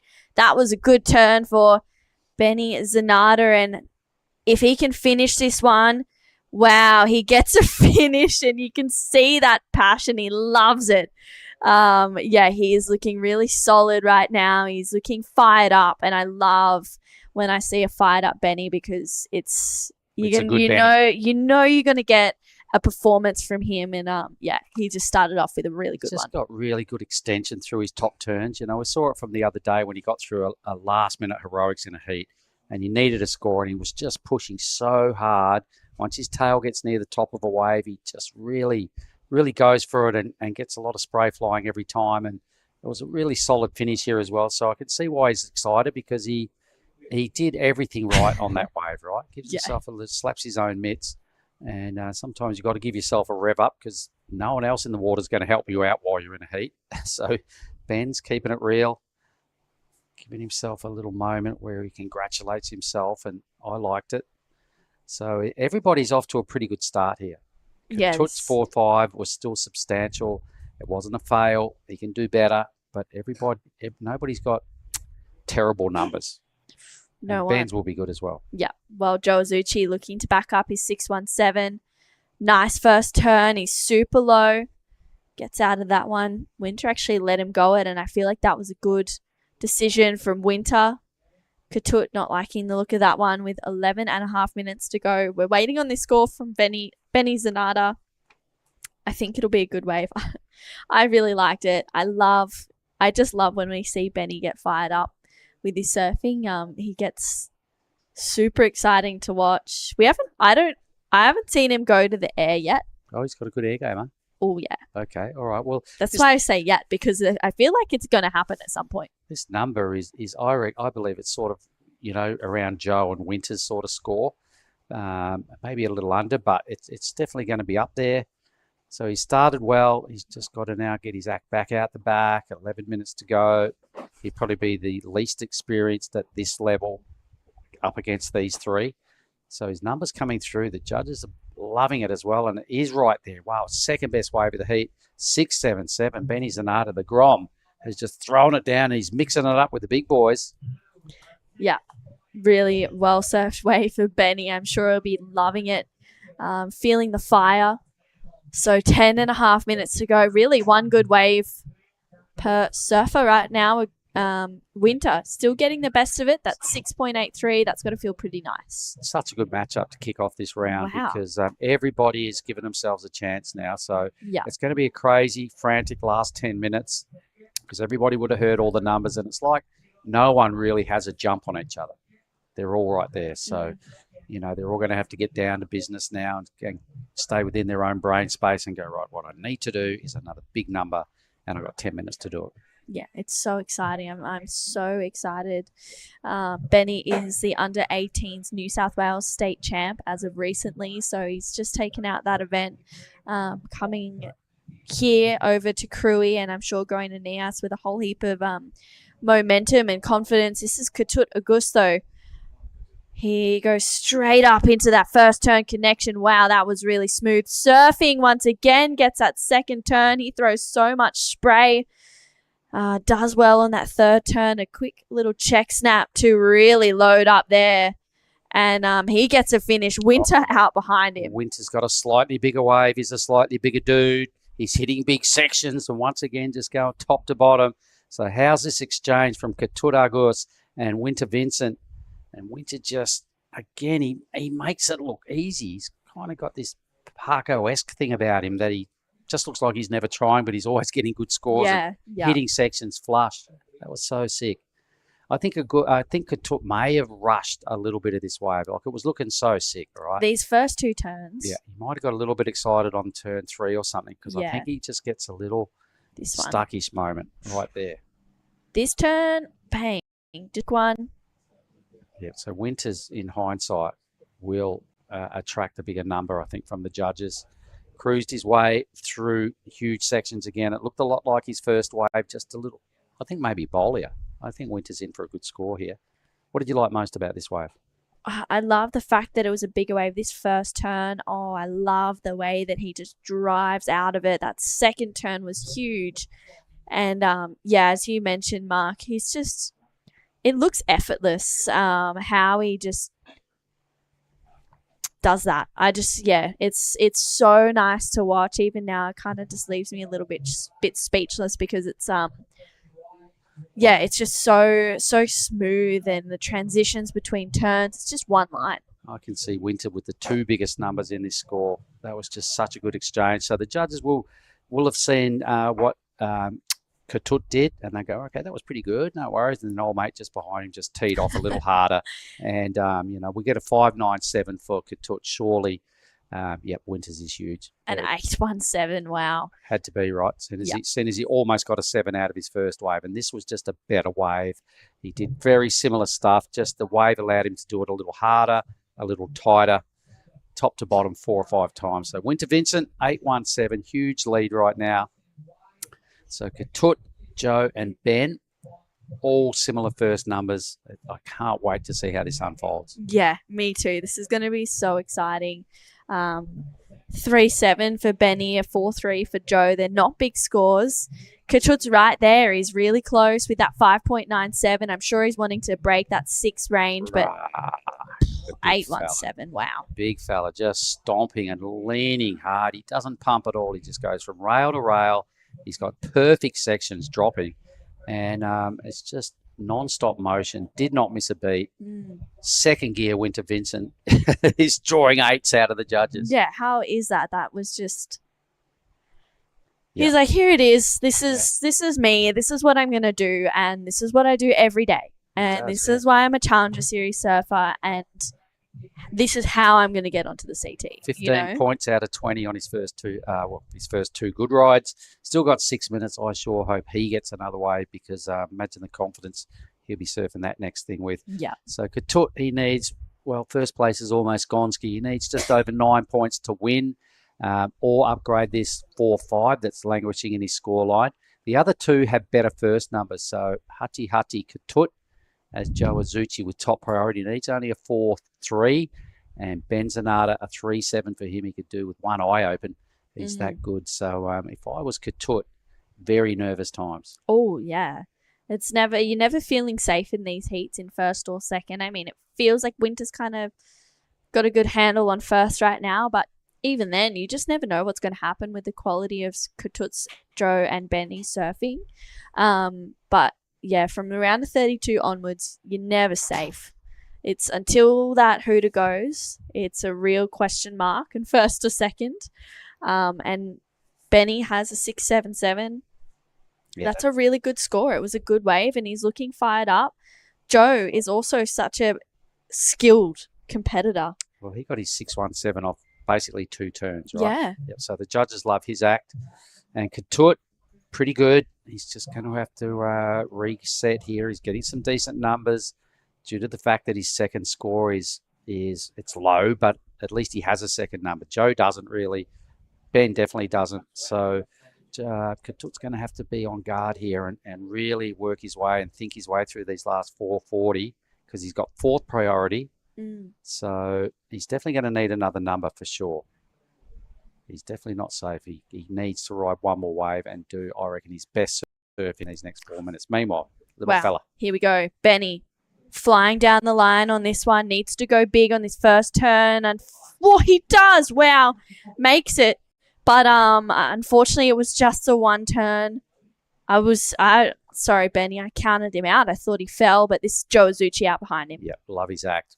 Crunch. All right, here he goes. So first turn felt good. Second turn connects even harder, but nose dives at the most inopportune time with exactly 4 on the clock. A lot of pressure now here for white, so check out Ketut Agus. Okay, yeah, quick in and out. I was thinking, I'm not sure why he's going this way, but I didn't know if that was going to be a good call or not, just because he could really command the last 3.5 minutes of this heat by holding on to that second priority. Yeah, you're right, because Joe or Ben didn't really challenge for second, I don't believe. Yeah, I don't think Benny gets a 3-7 off that one turn. You never know, maybe, but I just think, yeah, for Ketut, it's probably a smarter heat tactic to hold on to that second priority and block Joe or Ben. Yeah, because Winter realistically doesn't need another wave, so he'll be waiting for something absolutely A grade to even pull the trigger on priority. Ketut has not got the assurity of second priority yet, so he's going to have to paddle a little closer up to where Winter is. There's exactly 3 on the clock, so Benny, a little bit of a head pivot off that first turn that turned into a nothing ride for just a 2.77. Just kind of pushed so hard he drew his own error. Yeah, I loved the approach, though. I really loved the attack, and he was like, I need to go big, and he did. Had so much speed here, and you could see him just go up for that section. Wow, that was a big turn, and he wanted to get another one in there. I think if he did, he would have got the score, but it comes in just under at a 2.77, so he needs to head back out there with 2.5 to go and get that 3.7. Joe Azuchi's last to 3. He's also going under, needing a 4.3. All right. Well, I would love to see everyone get a crack at this second spot. I love what Ketut does. He's in a dodgy, precarious position. I really want to see Ben go at it again. He had some last-minute heroics a couple of afternoons ago when I had a chat with him because he ended up going from, I think, 4th to 1st late in the heat. So he knows how to do the clutch stuff. Joe Azuchi, we know, is just precision. Once he gets the right sort of wave, Joe rarely messes them up. So he's looking for a 4-3. So Winter, he's got his fingerprints all in the round of 16. Green is down for the count. Little error by Joe. The big fella, here he goes. Yeah, Winter, nice first turn. He's patient through this section. Just waiting for it to stand up, and he gets that section there. That's a really, really strong connection for Winter. Tags it once again. Wow. That might even better is 6.83. This is Ketut Agus needing to better a 4.5. Goes up and over. Unfortunately, with just over a minute to go, Ben Zanata out with first priority, needing a 3.7. Wow. This is really crazy. Oh, my goodness. All right, look at this wave shimmering away, everybody. All right, nice first turn. He needs something else. He's got to make this. Oh, my goodness. You would be thinking it might still be close. The first turn was pretty spicy. Really needed to seal the deal. And right out of that move, everybody's making late mistakes here apart from Winter. Holy dooly, that was... We'll see Winter in the next round. I'm still unclear about this second position. I don't think Joe got a lot happening on his wave. Ben was right there. He just got a bit too late to the party on that end section. I cannot believe it because that was the score. Yeah, that was the wave, wasn't it? And he goes, Joe, he probably put his head down and go, what? I'm better than that. And I know you are, Joe. So I reckon it's still out of Ben or Ketut here. Wow. Does Ben's one turn draw the 3.7? It was a big, steep wave. Here's the replays. This is the victory lap by Winter. We'll see him in the round of 16. Big fella surfed a great heat. He's just rapidly becoming one of my favourite guys to watch compete. That was probably almost his best turn of the heat. And then upside down to finish. So it'd be another big number for Winter. It'd probably go into his top 2. Maybe it might burn off his 6.83. But it's all academic. It doesn't matter. We'll see him. It's a matter of who follows him through. So we'll just stay with these numbers for the time being, team. Yeah, well... Stay with us and we'll confirm this all-important second spot. I'm sure Team Indo are a bit nervous. Ben will be kicking himself if he didn't capitalise. Wow. Yeah, it's a 6.93 for that last wave of Winter Vincent. Goes into his top 2. It's his last wave of Benny Zanata that is...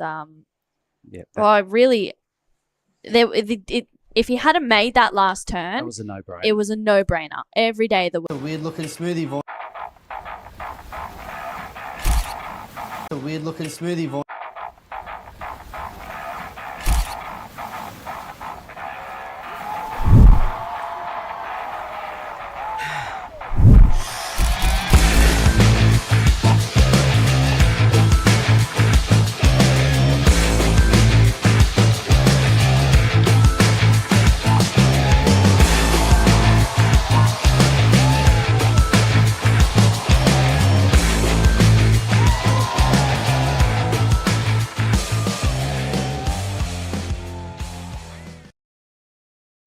Righto, we are doing the round of 32 here at the Krui Pro men's side of the draw, and it opened with a bang. Winter Vincent just feasted in Heat 1 and put together a 15-10 two-wave total, threw away a high 6, had a ripping heat, and it still looked like he's got another gear to go to. So we can see all the gangsters start to get around down there. It looks like a few of the team Japanese boys. Team Japanese just... I've got Daiwako, another one here. Who we got looking at us right there? So on your left, Toi Tanaka and Filma Yuto and Soma Hirahara and Yuri Ogasawara.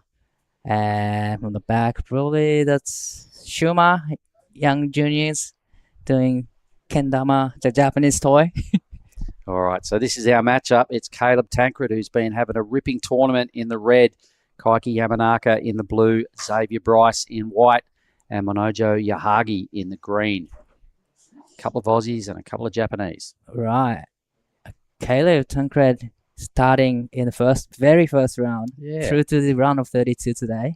Yep, and he had 5 years of not competing, and a lot of people will remember Caleb's name as a junior because he was touted to be something big, and he put his head down and did his architecture degree.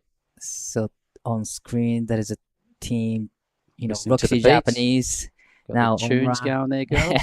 Who is it? Mirai Ikeda on the right side, and on the left, Sumomo, and then there's a now Omra in between.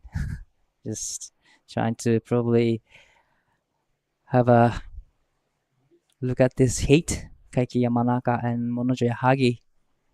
Manojo, I will never forget from his win in the juniors at NIAS 2 years ago, right? Yep. He did a crazy, unusual thing, which I might let you in on when we get to it if nothing happens here. But I'll never forget that name.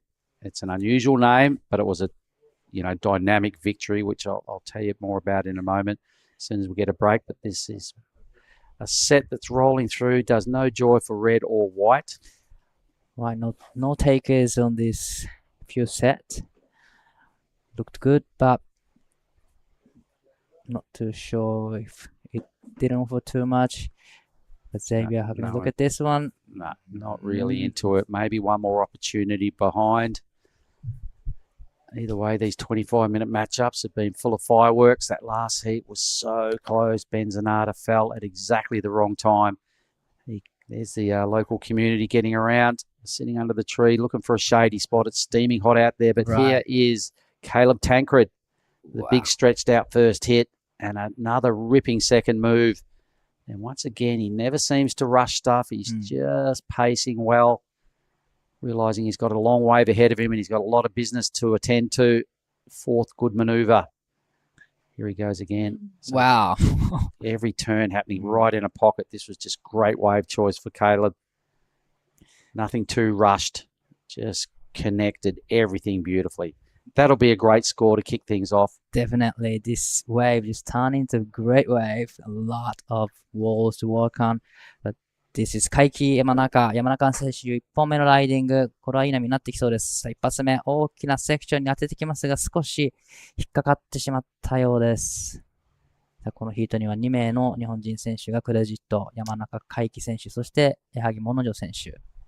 And we just saw Johnny Decker out there on the ski, heading up the Rip Curl School of Surf down there in Legian, Seminyak area. Cool man, sits out there all day, does it with no fuss. And he's an easygoing dude. So good on you, Johnny. Tough gig sitting on a ski all day. Anyway, have a look at this again. What did you most like about this wave, Di?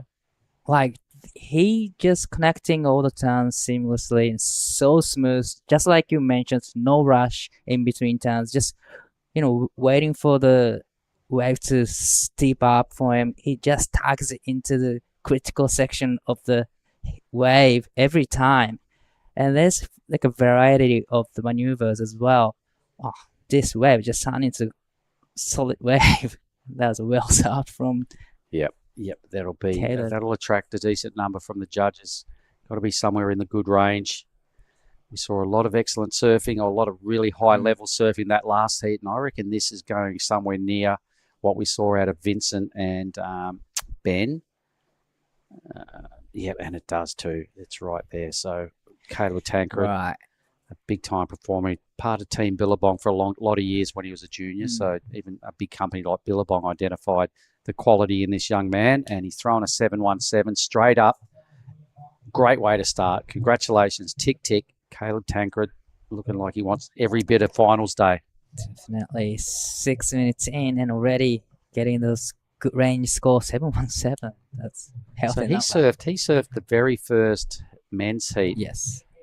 Way back. When did we even do that? Was that day 3? Or that might have been Saturday, because remember how we had pro juniors. Oh, sorry, what day did we start? Not Saturday. It was the second day. We started on a second day, and after the finals of juniors. Day did we even start? Tuesday. Right. So it would have been Wednesday. I think it was the second day. I think we got to some men's rounds on the second day. So Caleb surfed last Wednesday. He's still in the draw. It's Monday, and some people only had their first surf today.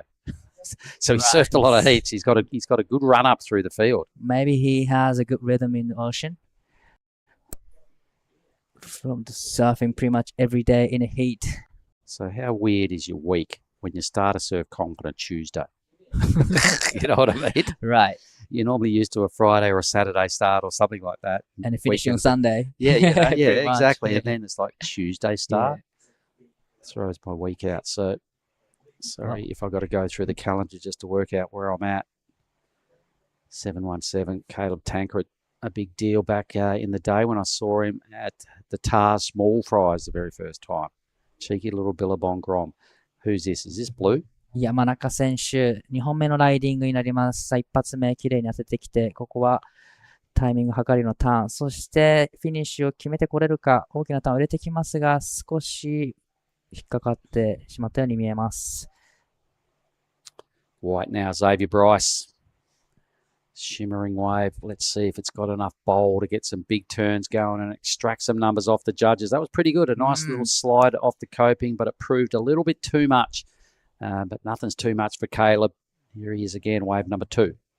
Well, this is a small size waves, but still, there's no rush in between turns and gets the finish nicely.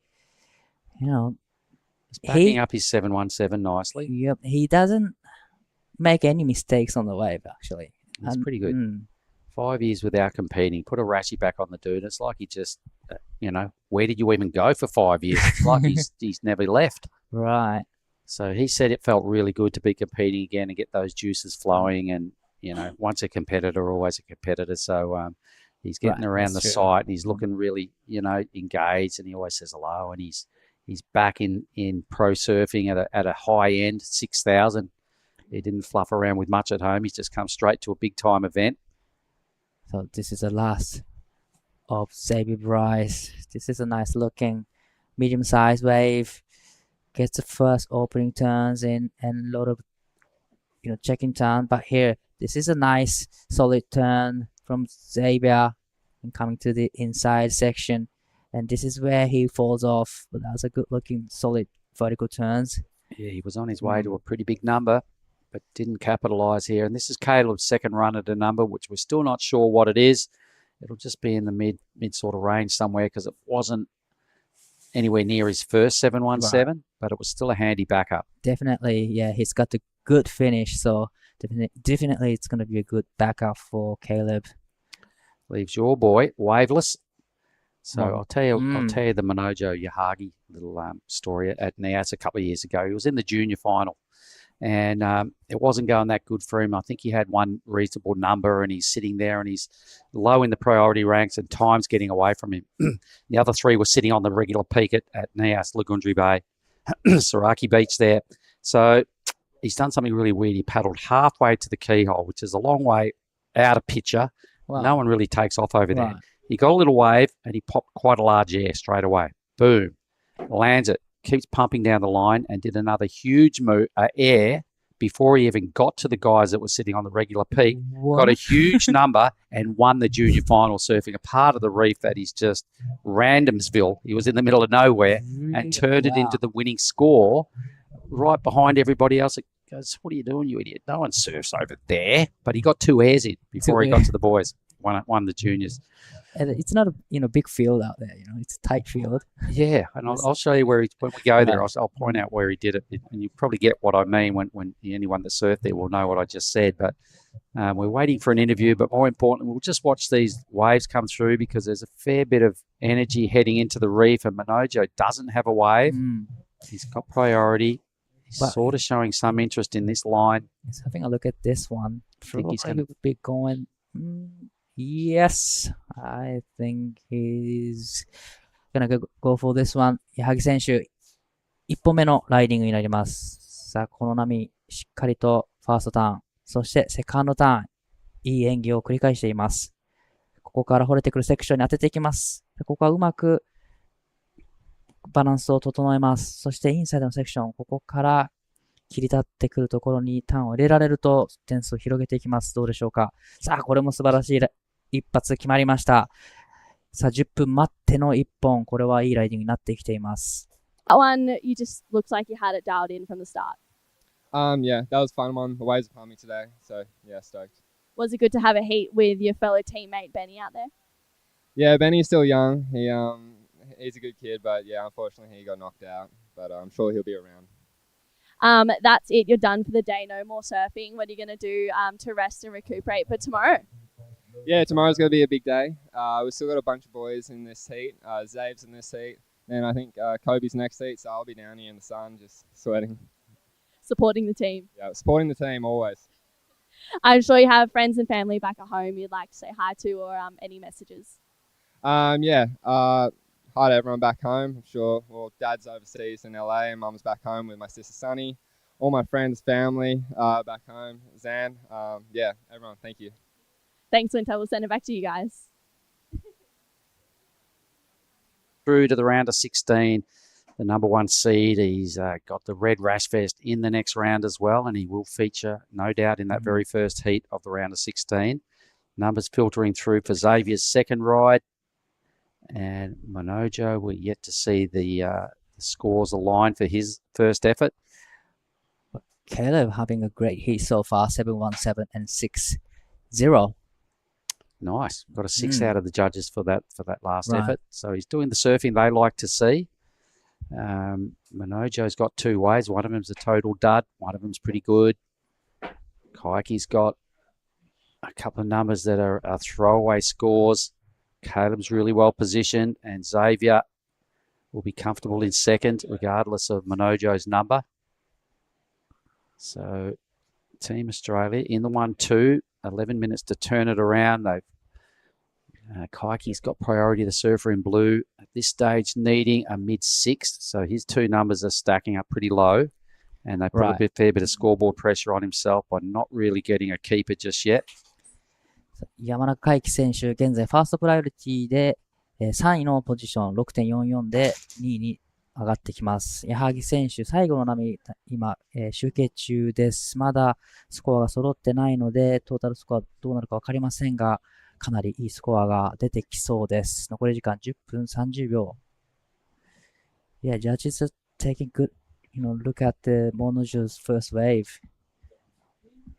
Probably, well, got a feeling that it's going to be a really healthy number for Monojo. We haven't watched from the beach angle, but from the Jong angle, it looked really great. 10 minutes. These heats fly when we've got a lot of quality going on. Caleb will be pretty stoked with his very first decision early on in this heat to pick up the first ride of the matchup, to put together a 7-1-7 for about 6 really spicy turns. Looking sharp. Manojo's catching up rapidly, still yet to get his number. I think the person that will be languishing a lot will be Kaike, with 2 efforts for his total of 5.83 on a 2-wave effort. So he's going to have to bring his better A game. Right, he needs to regroup out there. 2 Aussies are out the back there. Caleb in the red, Zave in the white. Good looking wave. Boys don't like what's going on down the line. Does blue. Negative. But 6-7 for the first wave of Monojo. Now he's in the back in this game. Monojo 選手、こちら3本目のライディングになります。3.50 で2位のポジションへ。少しカンマのセクションをチェックターンでつなげていきます。そしてここ、フィニッシュをしっかり入れてくるが、ここは前に出てこれるか、出てくるとスコアを上げます。Wow. Hang on. Hang on. We'll soon know whether the judges give him credit for that end move.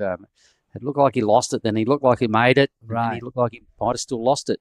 And same with blue there on the end of that wave. So little bit of stumble for there, but this is Xavier Bryce. Nice off the top, critical section to hit.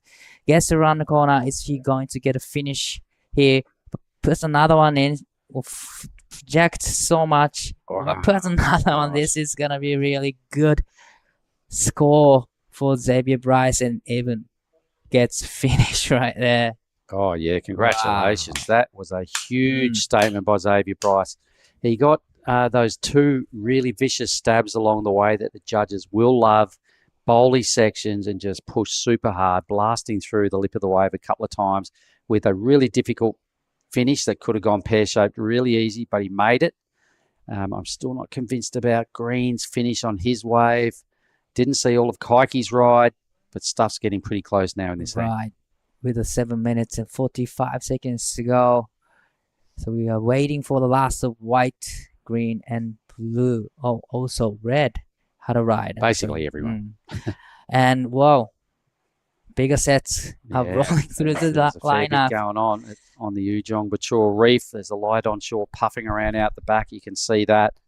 Opportunities are presenting themselves. It's about now the caddies are starting to freak out because where they sit is way bigger than what we're looking at.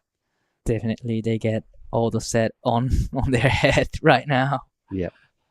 I saw caddies swimming in last year because the spare board they were sitting on broke while they were down there trying to caddy for their buddies. It wasn't an easy task. But on this direction swell, geez, at least the Ocean's just had a moment where it's just gone crackers. It's not really connecting with the reef, but gee, there's still a lot of push in this in the little swell we've got here. A lot of energy in the ocean. So you've got to be thinking as well. Generally, when fresh swells roll in, day twos are generally more organised than day ones of swells. New swells in Indos is one thing I've sort of noticed over the years. So it could be looking really good for finals day tomorrow. Manojo gets no credit for that end move, I reckon. It locks in at, what was it? 4-3. Now he's in the second, but we are still waiting for the last white. Xavier will probably have the wave of the heat. Right. I reckon he did the most exciting surfing in this heat on that wave. Could be the best. I'm thinking the judges are having a look at it for a number of reasons, just watching how critical those couple of big hits of Bryce's, Xavier's were. Caleb cruised through his wave, right?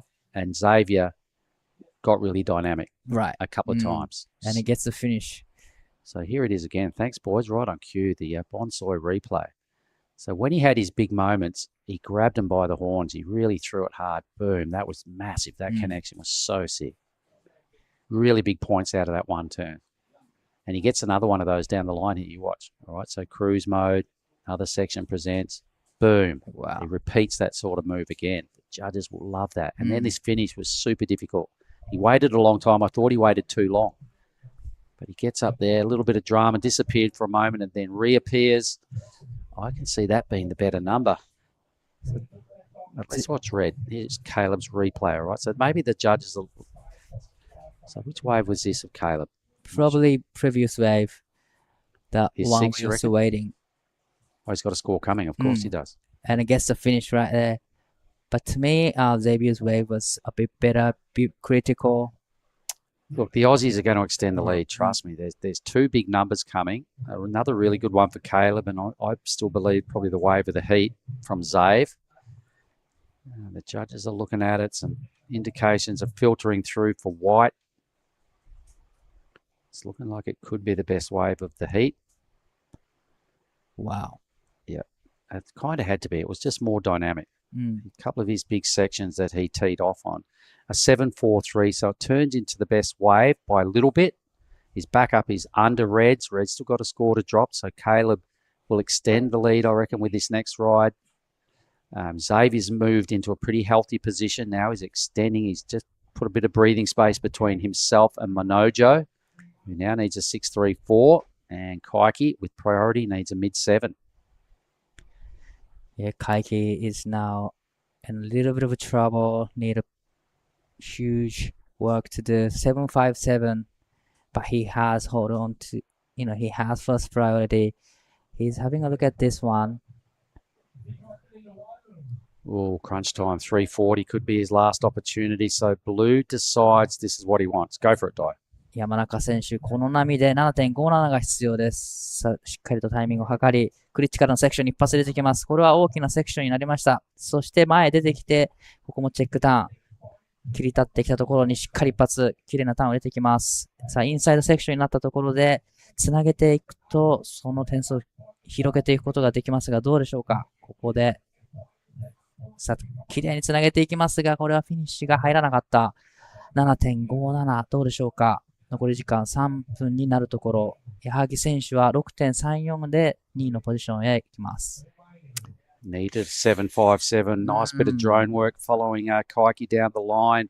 Don't think the wave had the sections to warrant a 7.57. Did some pretty tidy surfing on probably not a 7+ sort of wave. So the Aussies doing the 1-2, and they both got priority, holding it down. There they are in the centre of screen. Red is Caleb, white is Zave. Manojo with 2.5 to go. A 6.34 is well within his wheelhouse. He just needs the opportunity, and I can't see him. He's got no priority, so he's nowhere near the takeoff zone just yet.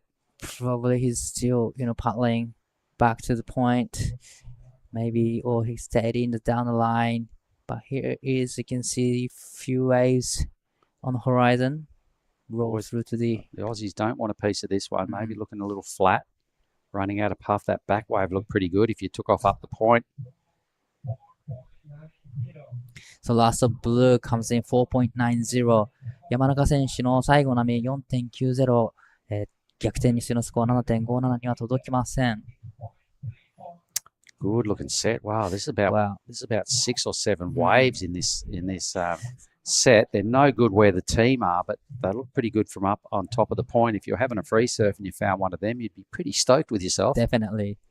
Yeah. So didn't connect with the A grade part of the reef, but still in hindsight wasn't too bad. So the boys are sitting on the main takeoff zone. The next heat is just repositioning. They might have wished that happened a couple of minutes later, because one of that guy in red would have been in a box seat. Right. Who is it? Reef Hazelwood. That's him in the next heat. So he's in red going, God, count me in. Look at these things. So it looks like Xavier having a look at this one. Maybe Caleb wants it. Just to surf his way into the beach, I suppose. It's pretty flat. He's got a heat win. There's only a minute to go. So Caleb's going, right, well, I'd rather surf me way in than paddle in. Yep, so this is just a taxi ride into the beach. Now it starts to stand up. Caleb goes on his merry way through the draw. He's now around a 16er, so he can prepare for finals day tomorrow. I'm glad he's there because it's a pretty interesting story. The fact that he went and did a university degree and put the Rashi away for 5 years, and just like that, he's already in the top 16. Wow, he's doing a great job since the day 2. He was in the first round and Wednesday, straight into the finals day. Yeah, he was a Wednesday guy and he's now a Tuesday guy. He's pretty much every day of the week, and he's booked himself a spot in finals day. Well done, Caleb.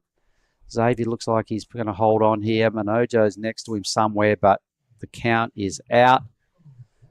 And over and out right there. Somebody's on a wave at Xavier. He's doing a bit of a taxi ride to the channel as well. So our qualifiers are settled. So well done, Caleb. Well done, Xavier. And we'll throw to a quick break and back shortly with Heat 3. This is the smoothie I've been waiting all day for. I'm going to start with couple bananas and then mixed berry frozen blend, my favourite. Bonsai almond milk and heaps of peanut butter. Nice little bit of coconut to finish off. Get that in ya.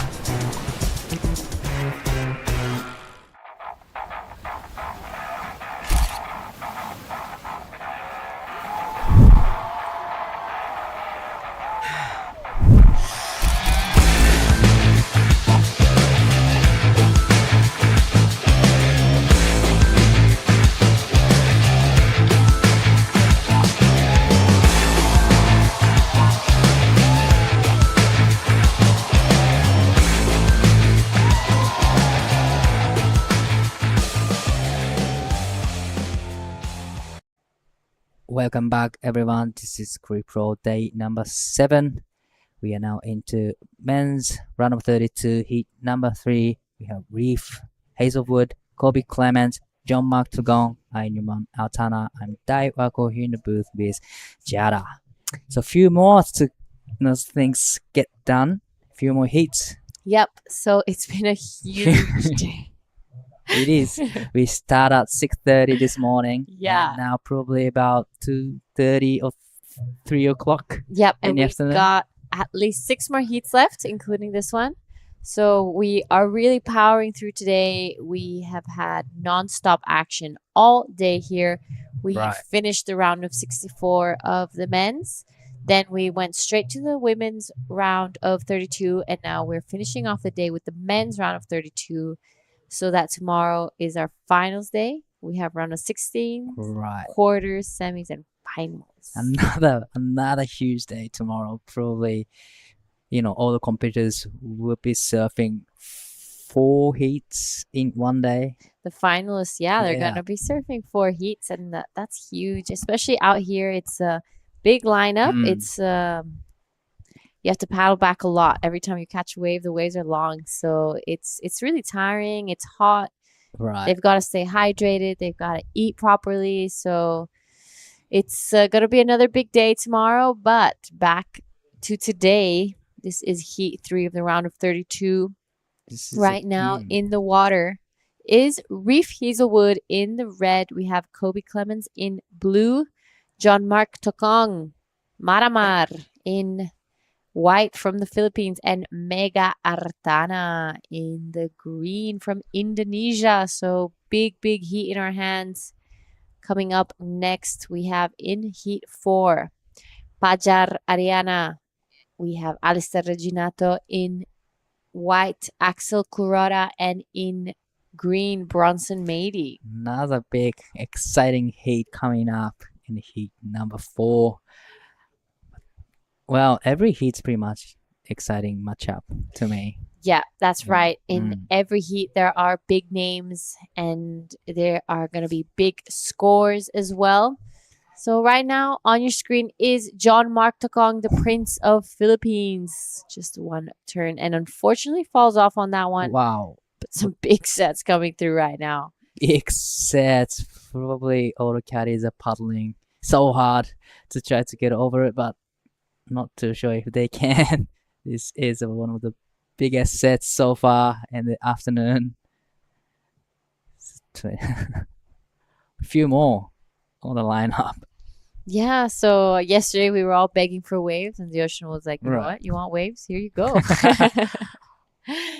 So everyone getting a little caught on the inside. So for now, it's only Maramar with that 0.87. But with these names in this heat, I think we're definitely going to go into the 6, 7, and 8 range. Definitely, the condition has been improving a lot. It's getting bigger. Once you're on the right ones, then it gives you a plenty walls to work on, especially last heat. Caleb had a great start with a 7, and Xavier had a great surfing. So yeah, like you said, there's a lot of opportunities for all the surfers. So we will be seeing good range or excellent range this afternoon. All right. I know we're far from over still, but what have been your highlights of today? Oh, so many actions today, right? So Too many. I have to. What about yours? Do you have anything in your head? Mine is Ziggy Mackenzie's Oh, 917. Yes. I think that was for me the most exciting heat. She was competing against her roommate, okay, right. Isla. They're staying together, and they were in the heat together. They did first and second place. So, That is so Ziggy nice. started with the 6, then Isla got the 7.5. And when Ziggy heard that, she's like, got that 917. So it was just back to back over there. So that was really cool. That's cool. 9-point ride. So Mhm. that is one of the highest. I mean, one of highest score so far in this comp. I think it's the Yeah. highest score. She said it's the first time she got a score higher than 6 or 7 in the QS, and she went straight to 9. So I was Straight like, to well, 9. that's a great way to start. But Ziggy told me that she's not joining us in Nias Oh, because okay. she has to go back home to school. and finish competing in the under 18 since it's her last year. Right. So she's just going to concentrate on that. And we will be heading over to Mark Clift and the winner of the last heat now that we have a break in the action. Okay, got the winner of the last heat here, Caleb Tankred. Boy, oh boy, you're making this return to pro surfing thing look pretty easy, brother. It's definitely not. You obviously didn't see the first few events that I tried to surf start of the year because they were shockers, but stoked to be putting it together here. All right, well, you're back in a big-time event of 6,000 and you're connecting the dots. You surfed your first heat last Wednesday. It's now Monday, and you booked yourself a spot on finals day on Tuesday. It's got to feel good, right? Yeah, those early heats are definitely scary ones because you obviously don't want to get knocked out, but especially here where the free surfs are so hard to get your waves, it's a great opportunity to spend time in the lineup and figure it all out, and I think it's been a big advantage for me. Well, the Asian Tour, it's such a dreamy tour, the spots we go to. There ain't no groveling. It's just rail to rail and some serious work. It's all going good. So you're only 24 and you want in on this this tour and you want to get onto the Challenger, yeah? Yeah, that's the plan. I'm all in on surfing, got everything else behind me, so see how we go. Might get there, might not, but I'll give it a crack. Mate, I'm loving what you're doing, and I remember you as a grommet and your team Billabong doing the small fries and all that, and everyone had you touted as the next big thing, and here you are, you're back. Does it feel good to have a second lease on this pro surfing sort of gig? 100%. Whilst I was stepped away, I was so motivated by the Aussie guys that, I travelled and did the junior circuit with, go on to massive things on the CT, and it's definitely inspired me to come back and give me confidence that I can do the same, hopefully one day. Well, I think you're inspiring a lot of people out there, Caleb. You're ripping. Keep up the good work, brother. You're looking on point. Cheers. Looking forward to the rest of the event. Yoo-hoo. Thanks, Caleb. Cheers, eh? Thank you so much, Mark and Caleb. Yeah, he's been away from the competition for 5 years, and he started this comp in the very first round, the day 2, and now he's into the final stage, round of 16. That's amazing. That's sick, yeah, and super exciting to see that. It's a little bit of a feel good moment, right? I think it kind of makes you cheer on him a little bit more. I'm like, yeah, you got this. Right, definitely. He must feel really great. He has the degree from the university, and now he's into top 16. That's amazing job. That's hard thing to do in a QS 6000. It's high rated QS on Asian Tour. But in action, 10 minutes, almost 10 minutes in, but just one wave has been ridden so far. So very, very, nothing major happening. But here is John Mark Togong up and riding, but just quick in and out.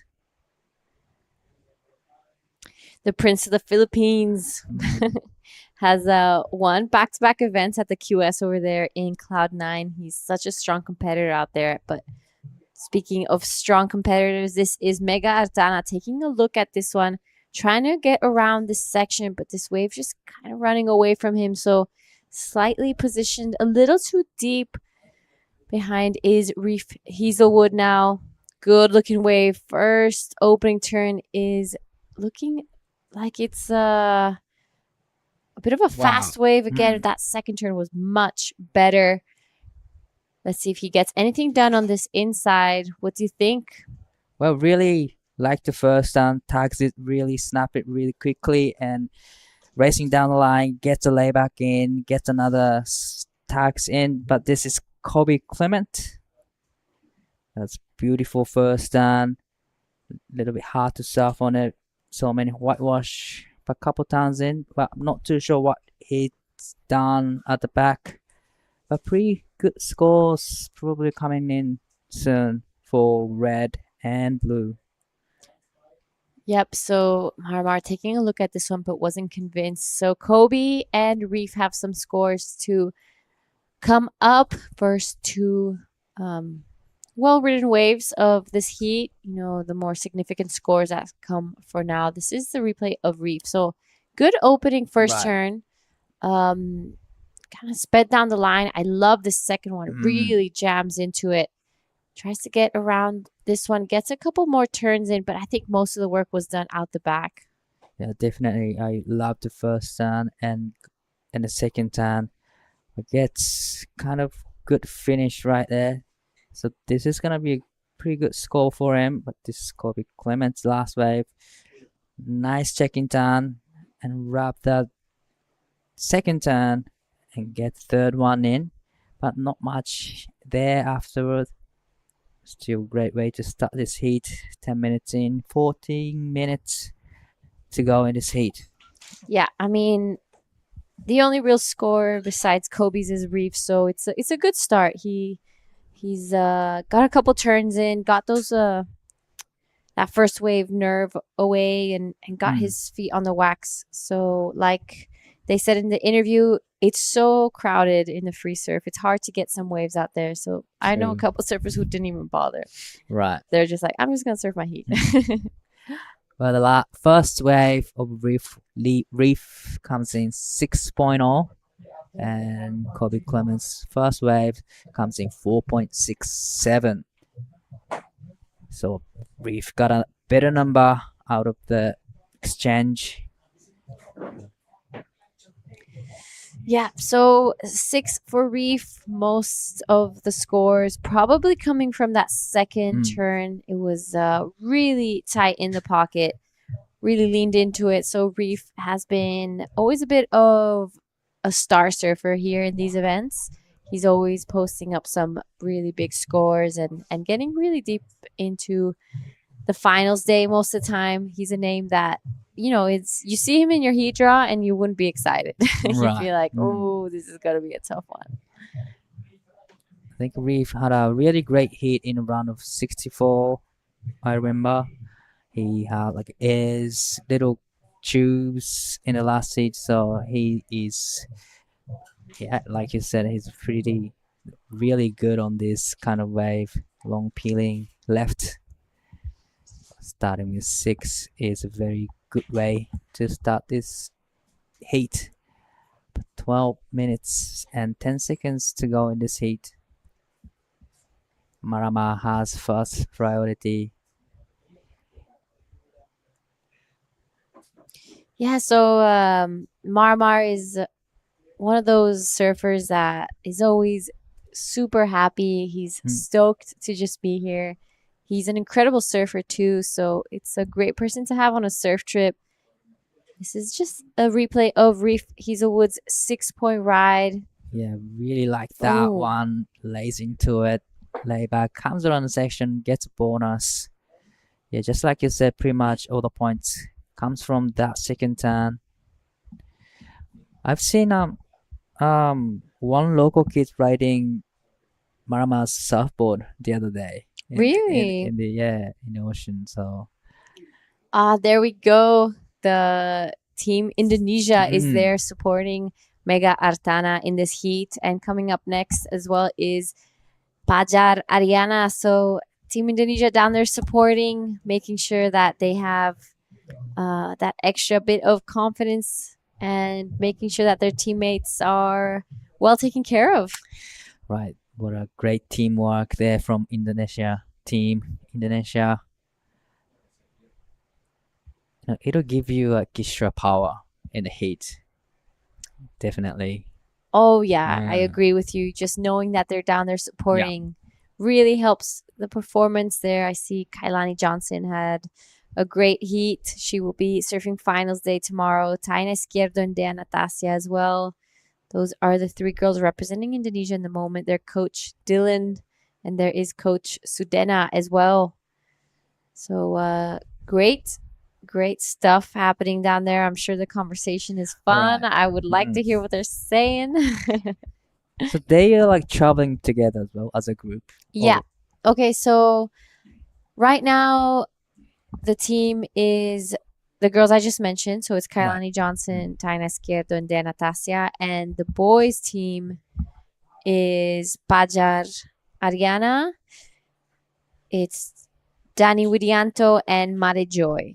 So for now, those would be the 6 selected to be representing Indonesia in an ISA. That's how I understood how the Indonesians select their team. They train together, eat together, do everything together, even in Bali, actually. Even so in it's pretty amazing. And that wave from John Martakong was very, very nicely finished. Behind him, we have Megatron. Wow. On a bigger wave. Going for it, but unfortunately, probably a little bit pushing too much. But that was really unfortunate for Mega. But like you said, yeah, Marama's last wave was a great wave to be back in this game. Gets a really nice finish as well. And here is Kobe Clement having a look at this one. Probably doesn't like the look of it. With 8 minutes and 40 seconds to go in the seat. A few more waves rolling through to the lineup. It looks like Kobe Clement has first priority. Having a look at this one. Blue is up and riding. Nice off the top. Great part of wave hits so hard, but unfortunately it comes on. Yeah, a couple sets coming through. So we have one last score from the last of John Mark Kong. This is now Mega Artana. I can recognize his low stance. Didn't really like what that wave had to offer, so decides to pull off. But unfortunately, Mega just sitting on 0.8. So he's going to want to start, putting some scores on the board. Just under 8 minutes left. Still waiting for the last of Maramar to come in. Here are some of the replays. So this was the last of Kobe. One big turn, unfortunately, just going over on that one. But I want to give a big shout out to everyone in the Philippines right now, especially Cloud9. I'm pretty sure Maramar's family is probably watching Team Philippines. I know I've met a couple of them in an ISA in Japan a really long time ago. I think it must have been around 2018, 2017 in Miyazaki. Right. It was one of the Olympic qualifiers. And as well last year in Maldives when we had the Asian qualification to the beach games, if I'm not wrong. Sorry, or the Asian games. Right, yeah. So that was a great time, and Team Philippines was there having a blast. Waves were pumping. It was beautiful. So yeah, big shout out to all of you guys there. Taught me how to dance a little bit of budots. Have you heard of budots? No, never heard of it. I'll show you later. I guess it's a Philippine thing. Have you heard of dangdut? Actually, no. So it's like Indonesian Oh, techno. yeah. Similar vibes, but they've got a certain dance to it that's really fun as well. And I've never even been to Philippines, but they were teaching me that, so it was fun. Yeah, Sounds like you have been to Philippines. No, so far. never. You know all the people from I've been to many ISAs, so that's how you get to know them. Yeah. Right. Which shows just how incredible those events are, because you get to meet such an international group of people that you learn a little bit of everyone's culture, and what they do at home, how they have a good time, the waves they surf, and how they train for these events and come together. So yeah, it's a great way to meet people, and definitely. And I love to watch the team challenge at the World Games. It's a good to have competition like that when surfing competition is pretty much an individual thing, but as a team you go there and just cheering up your teammate, but as well as you surfing individually. But at least they make it like it's individual, but at the end the overall is like a team thing. So it's fun. So here's a replay of Reef Hazelwood 6. This is for now the best ride of this heat. Big jam. I love that turn. Really laid into it. Finishing this off pretty smoothly. Yeah, and he gets bonus section here. Gets a vertical off the top. So this is what 6.0 looks like. And we are down to 5-minute mark. So Reef has first priority, waiting for the actually second wave. He's only has got the one wave yet so far. But looks like Mega paddling up the point. to trying to make a space between the cloud. Wow, we've had a bit of a slow heat. Reef 6 is the highest score, and he's in first. And that's practically the only wave he caught with just 4 minutes left. This he kind of ran away from us. Jean-Marc Tacong's last wave, a 4.83, sitting on a 0.7. Kobe Clemens, a 4.67, sitting on a 0.77. And Mega just really not getting any score up. So these last 3 minutes and a half are going to be pretty vital for all 4 surfers. There is no one actually safe, let's say. When the ocean goes really quiet in the heat, got a feeling that there's going to be a couple of sets coming through in the end, and there's going to be a lot of buzzer beaters. Yeah. So, down to 3 minutes and 20 seconds to go.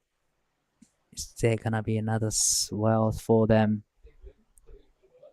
I mean, I'm counting on it. Right. And I'm sure they are too.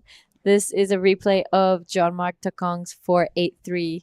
So you see him kind of follow the rhythm of this wave. Right. He pushes a little more every time the wave offers. So good read for Jean-Marc Tacong. I think he surfed it the best of the wave's ability, and what it was offering.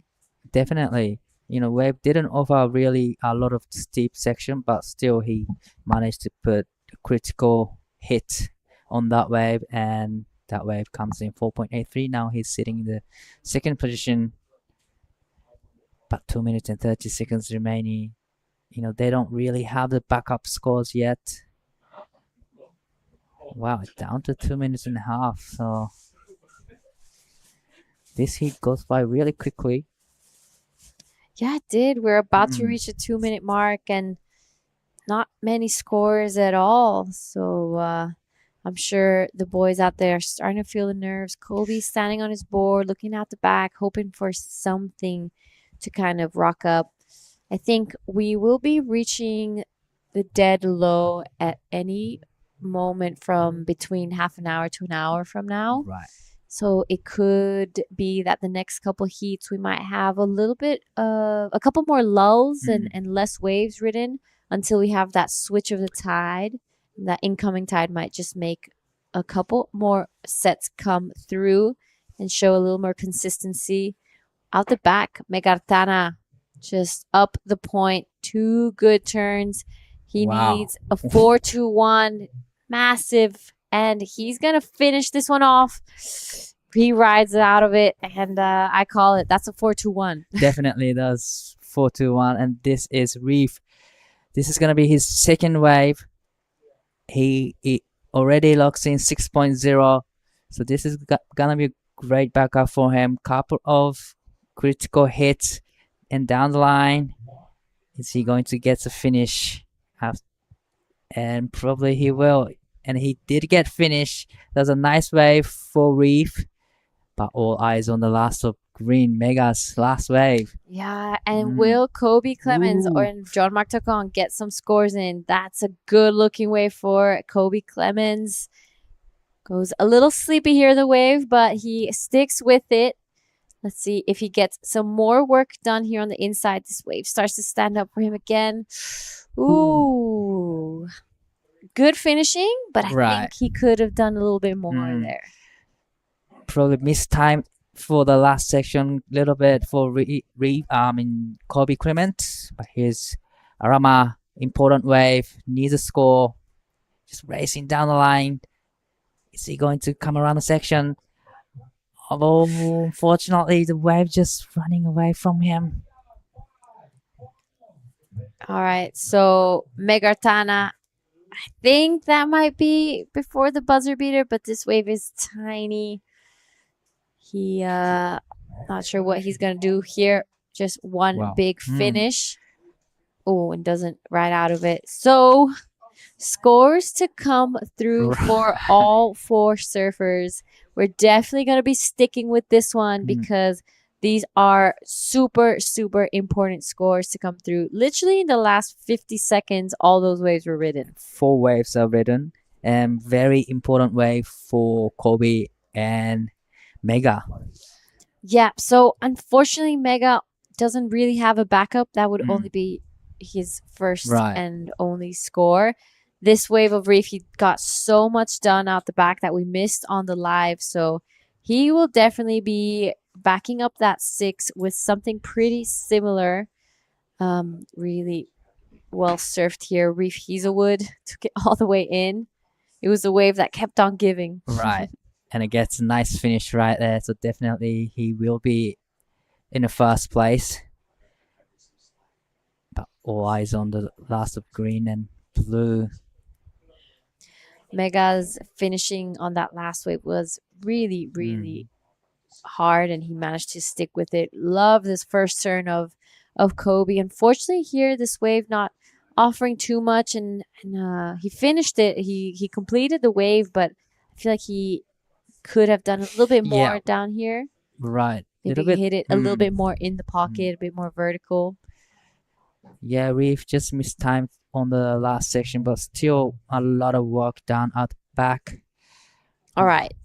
Last of Reef of 5, 6, 7. So he backs up his 6 and he's pretty steady in first. Now it's all eyes on Jean-Marc Tacong, Kobe Clemens, and Mega Artana. Gonna be waiting for some scores to come through for all those surfers. Kobe Clemens' last wave comes in at a 4.73, goes straight to second, but now it's Mega Artana a 7.9 requirement. I don't think that wave's gonna be what he was what he's needing. Jean-Marc Tacong as well wasn't able to get too many turns. It was a set wave. First turn was nice, but then the wave just ran away from him. So I don't know. Yeah, it's gonna be a best score for Mega 5.43, but not enough for the second. Well, looks like a Reef and Kobe will be moving on to the next round, and see you guys right after the break.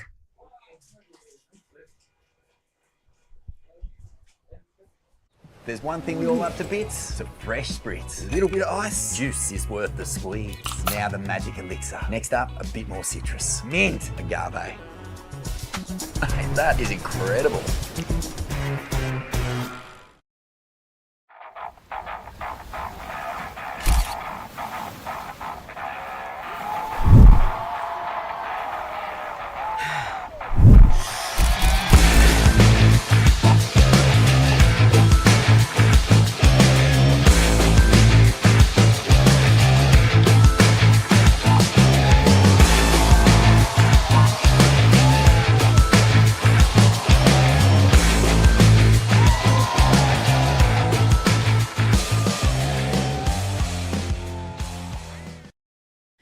All right, guys, welcome back to the Krui Pro QS 6000.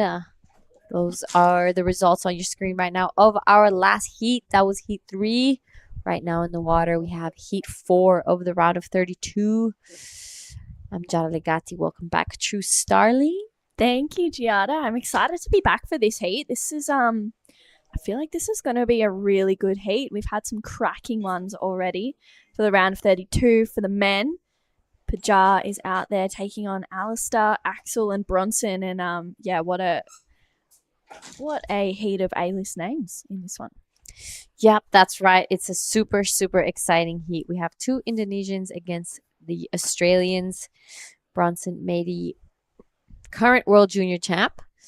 He is coming away from that, and he's looking like he has this newfound confidence. So I'm excited to be seeing Bronson in this heat. Pajar as well has been on fire. Recent win last year in the Maldives that me and your sister Jessie saw. That was pretty epic. And I'm not too sure about Axel Kurata and Alistair Reginato, so I know that you've got some insight. Yeah, Alistair is from the Sunshine Coast region of Queensland. Back home in Oz, he surfs for North Shore Board Riders. He actually got a 9th here last year, so he's doing he knows this wave really well. He lost to Winter Vincent and Taj Stokes in that round of 16, I think it was. So He's on his way back to another round of 16 potential appearance. And then Axel is from North Stain Board Riders, which is on the northern beaches of Sydney in Manly. There's actually a pipe that separates Queenscliff and North Stain, but it's like the same stretch of beach, and there's this whole big rivalry between both the board riders. So had to do some research into that one so that I didn't get it wrong, and pretty sure it's North Stain. Never confident, but yeah, had a little look, and this is Axel up and into this one. Nice first turn for Axel Kuroda, and wow, driving through another one. He's already looking really sharp in this heat. Gets another backhand carb. He's a part of that Northern Beaches crew as well that we've seen so much of at this event. That's a better looking turn there for Axel, and gets a solid finish there. So that's a really, really nice start in this heat. He might get a few sets on the head paddling back out, but well worth it for that first wave. Yeah, that was the best wave we've seen in actually a really long time. The last heat was pretty slow, so exciting stuff. Axel Kuroda starting off strong. Love that finishing turn. That first and finishing turn were probably my favorites of that wave, and that's just textbook competition surfing right there. They say your first turn has to be big and your last turn too. So yeah, really well done from Axel Kuroda. Yeah, start strong, finish strong.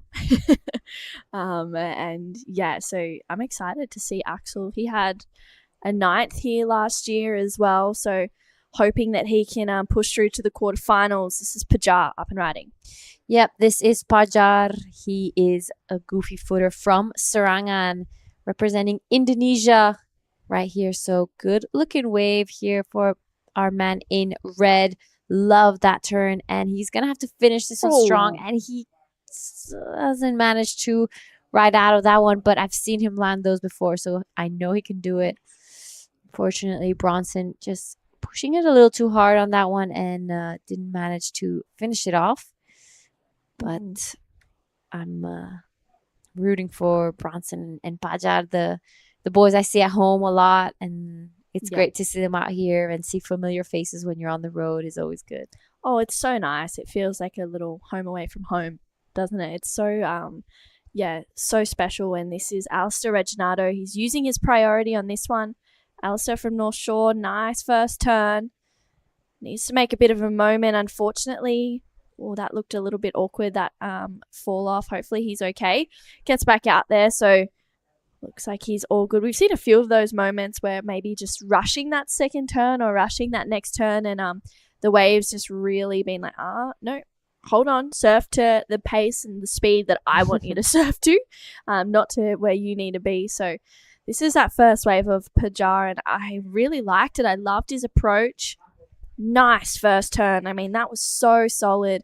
Getting this second one in as well, driving through that hard carb, and oh, that was so lovely and so well done. It was unfortunate he couldn't get that finish because that would have been a really big score, but nonetheless, still a great way to start this heat.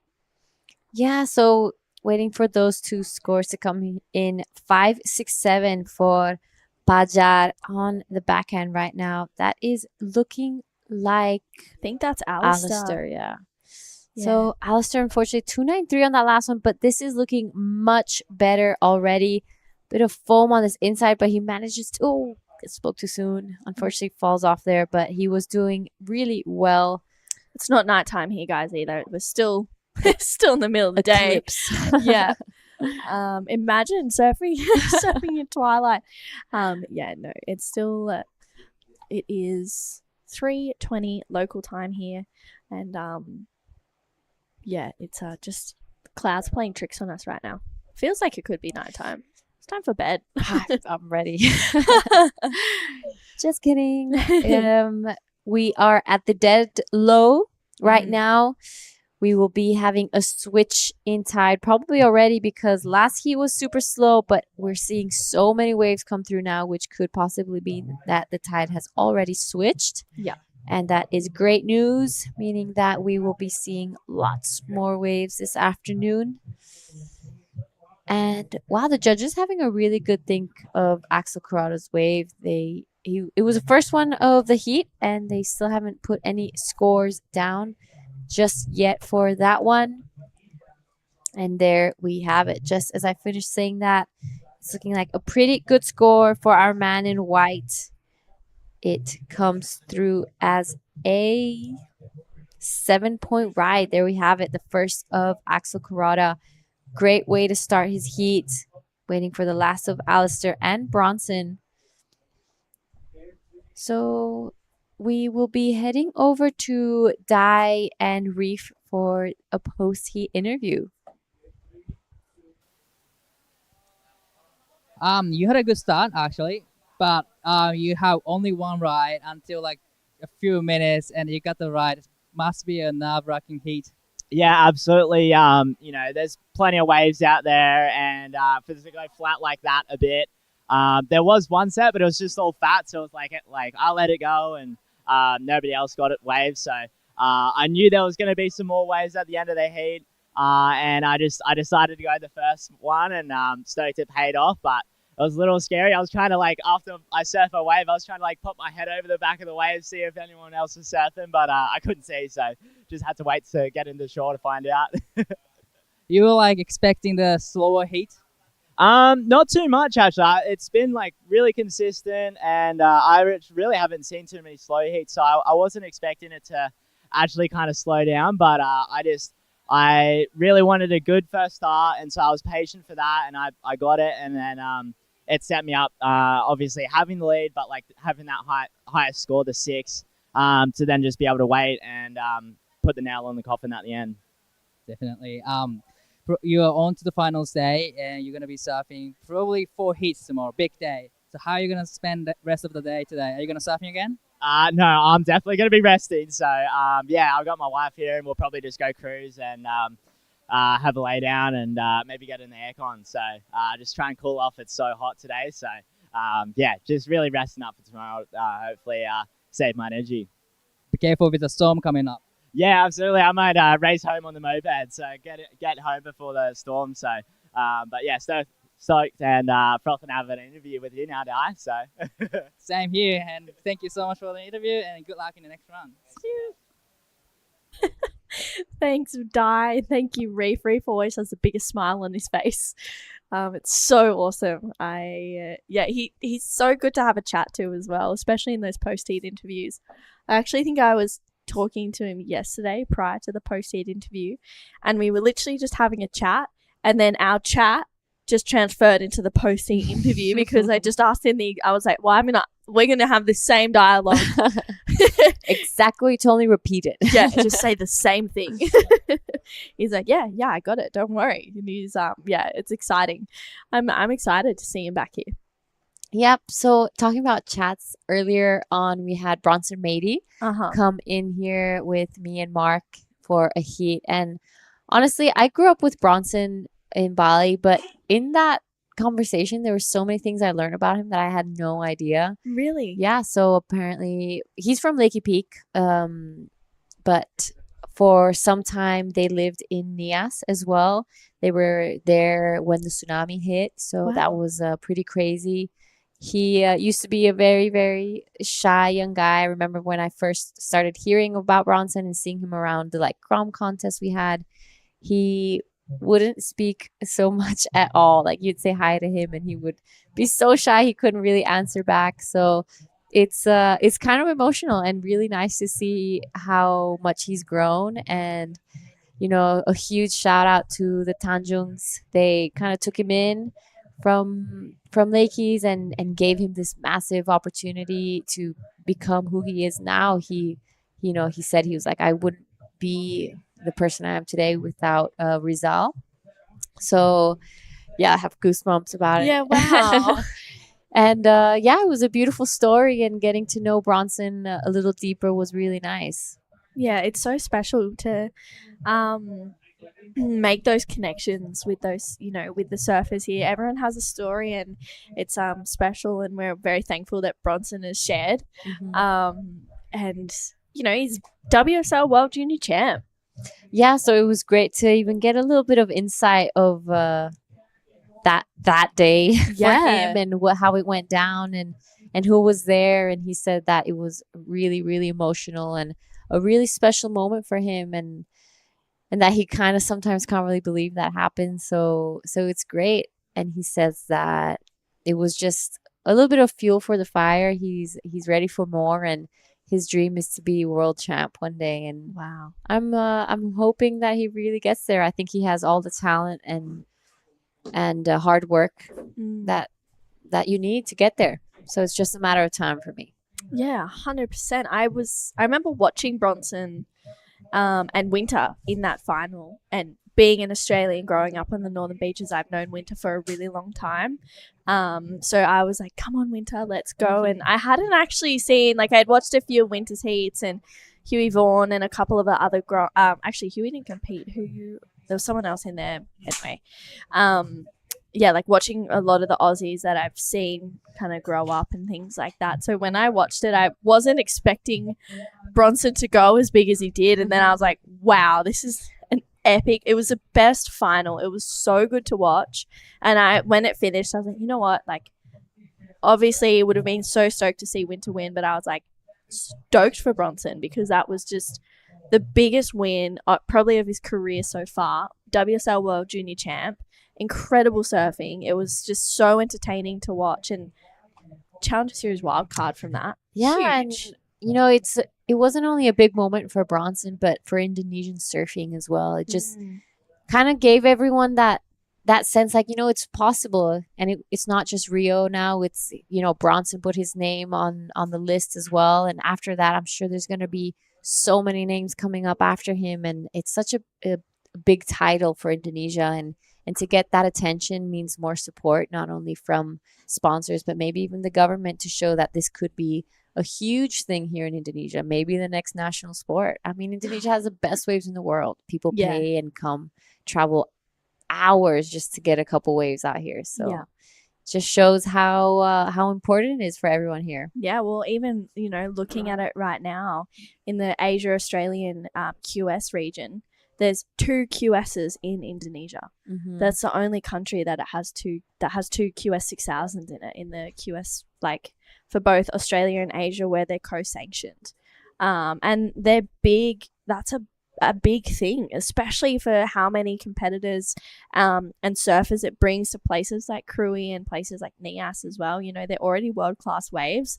You broadcast it like this and show world-class surfers. It just makes it look even better. Yeah, I mean, Nias already has been pretty famous and on the map for a while, but places like Krui, I remember the first time coming here, I think it was 2018, the first QS that they included the women's as well. Because it started off as a men's QS only, then they joined the women's, and then every year, I mean, the first time coming here, I would have never imagined that if you tell me that in 2025, I would be having an oat milk cappuccino at Krui. Yes. I would have been like, impossible. You know, we were Literally. talking, there was only a couple homestays down this road, and it's just grown so much. It really has.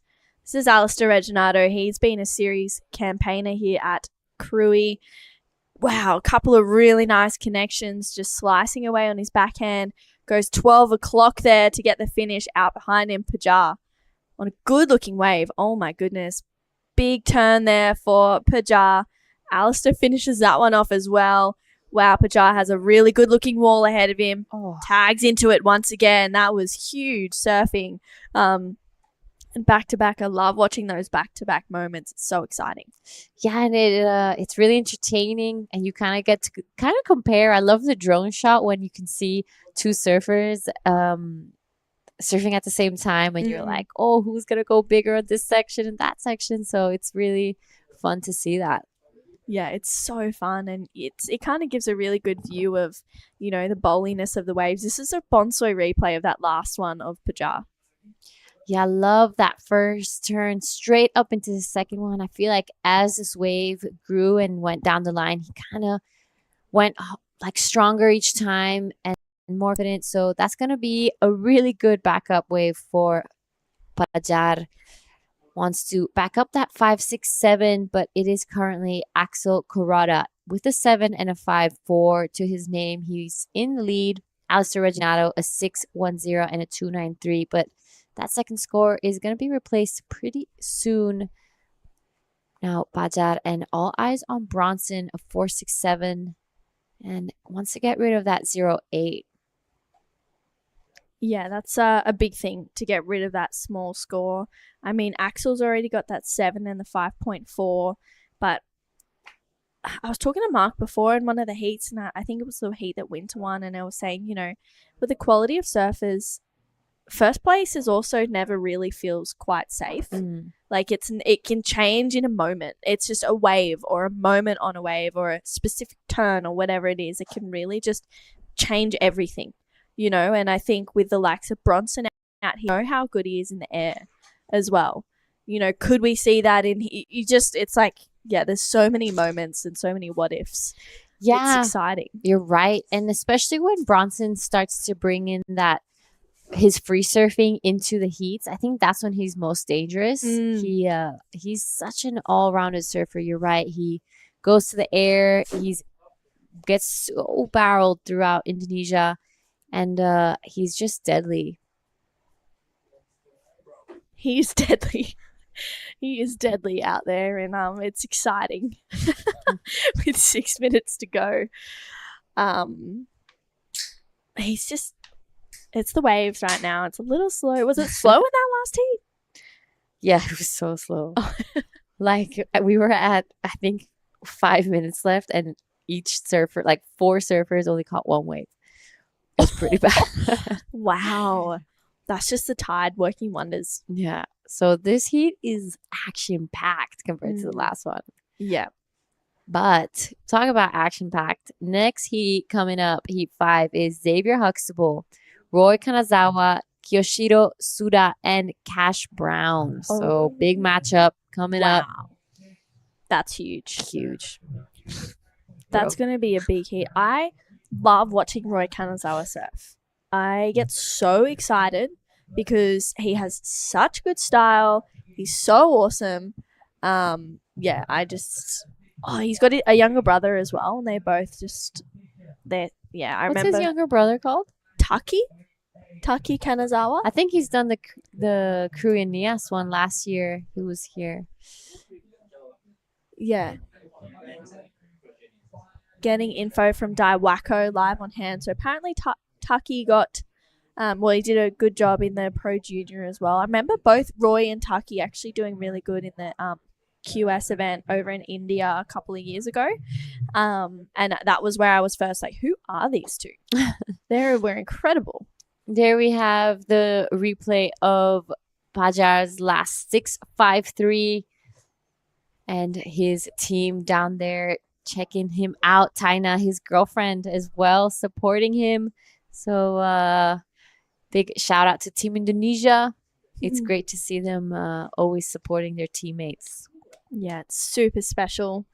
And right now, Pajar is in second.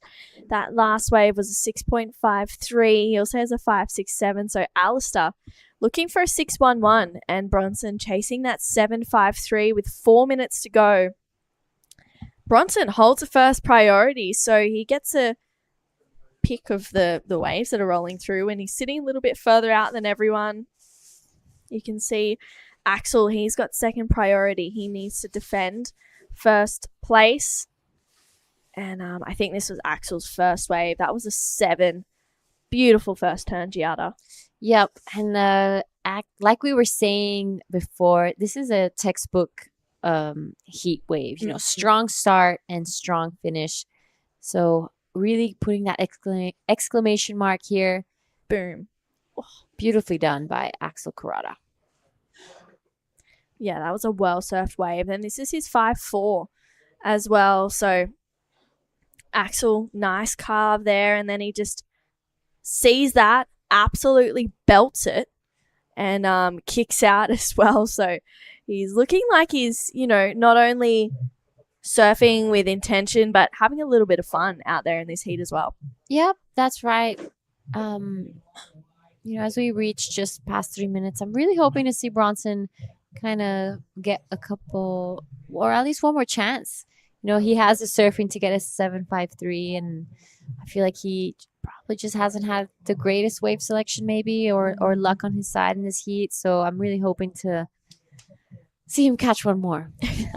I can feel the nerves for you right now. Nervous, yeah.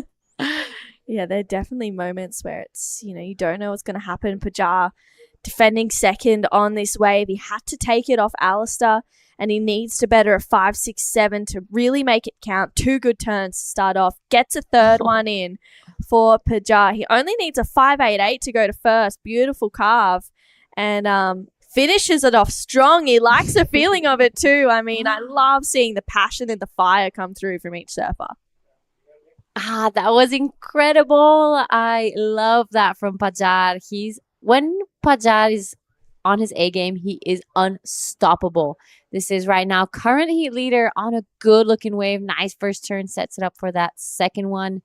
Let's see what he does on the inside. Oh, unfortunately, kind of falling off on that one. But this is Bronson Mady now with priority. Gets a little stuck on that first turn. This wave selection maybe not the greatest. A little better there. So he's going to have to go big on this last section to get a decent score. Unfortunately, isn't able to ride out of that one. Yeah, you can see Alistair. Unfortunately, that wave, a similar situation. Didn't like the feeling of it, so he will have to get out of there. With a minute to go, can he get out the back in time? Axel isn't too far away from him here. I mean, Pajar's last wave might better is 5.67. Oh, do you think? Yeah, I think so. I think so. That wave was incredible. It wasn't a set, but he just went back to back with those turns. It was one stronger than the other. Finished it strong. I think it's going to be a pretty good score. And you're right, he only needs a 5.88. I'm not sure if Axel's going to improve on that 5.4 on that last one. He didn't really do anything too crazy like that 7 he had. So I guess, but it's all down to the judges. I'm just a commentator. Yeah. Yeah, it's hard. It's, I don't know. I mean, I think we might see Pajar move up into first with his last wave. It was a good wave. So. This is Alistair's last chance. It's a smaller looking wave. He needs to load up, gets that first turn, eyes this one for a second. It's a good 2-turn combination. I don't know if it's a 6.11. That actually might increase. We're waiting for scores for Axel, Pajar, Bronson, and Alistair now. Wow. So another exciting finish to this heat. So Bronson, unfortunately, that last one, I mean, it was better than his other waves, but I don't think it's going to be the requirement that he's really looking for. And just taking a look at what the judges are kind of aiming at for that last wave of Bronson, I don't think it's going to go anywhere really close to that 7.53. So pretty unfortunate, just out of rhythm, but it was good for him to, kind of get a couple lessons off this heat and get ready for South Africa. Yeah. So Pajar, I'm pretty sure this is that last wave that we saw. Wow, this was lethal, this wave. Oh my goodness, that'll definitely better the 5.67. I think we might see Pajar go into first place, and then this is that last wave of Axel Kuroda. I'm not too sure if it's not going to go into his top 2 with the first indications of this one. Pajar's is looking pretty solid as well, so we'll definitely see a situation change. It's just a matter of whether Alistair gets a 6.31 that he's looking for. Wow, it's a 6.5 for last wave of Pajar. He moves up into first.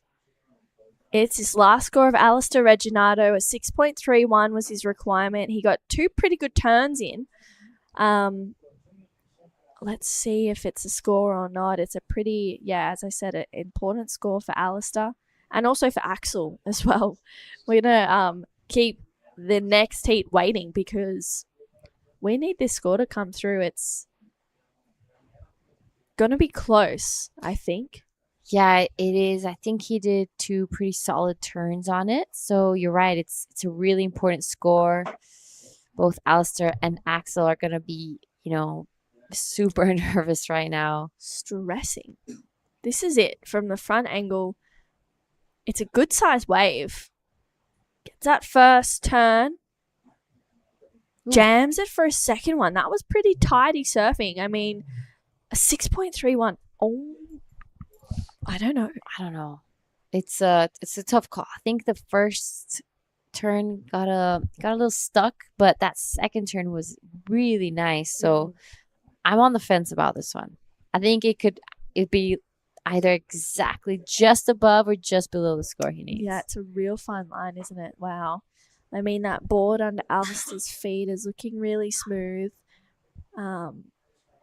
No indications of a score just yet for Alistair Regginato. We're going to stick with it because it is determining who is moving on through to the round of 16. That next heat is going to be Xavier Huxtable, Roy Kanazawa, Kyoshiro Suda, and Cash Brown. Cash has been putting on a great performance from Cronulla. So I'm excited to see him in this next heat, and the other three surfaces is going to be a stacked one. But this last score of Alistair Regginato, we still haven't got any indication. We are waiting to see if it'll be the 6.31 that he's looking for. Let's take another look at it. I mean, it was first turn. It was still pretty nice. It's his second turn here where a bulk of the scores will come from. It's starting to lock in. Oh my gosh. Wow. It is going to be so close. It's a 5.83, just not enough for Alistair Regginato. So it's going to be Pajar and Axel Carota moving on through to the round of 16. We have heat number 5 coming up right up. It's going to be Xavier Huxtable, Roy Kanazawa, Kyoshiro Suda, and Cash Brown. Don't go anywhere. We'll be right back after this break. That's a weird looking smoothie, Vorno. Tell him, son, this ain't no smoothie. This is a smooth as broth base for our bonsai ramen. How long should we wait, Master Ramen? Patience, young noodle. Wait, and top secret, I need a corn. Behold, bonsai ramen. Morn-san, this is absolutely cooking.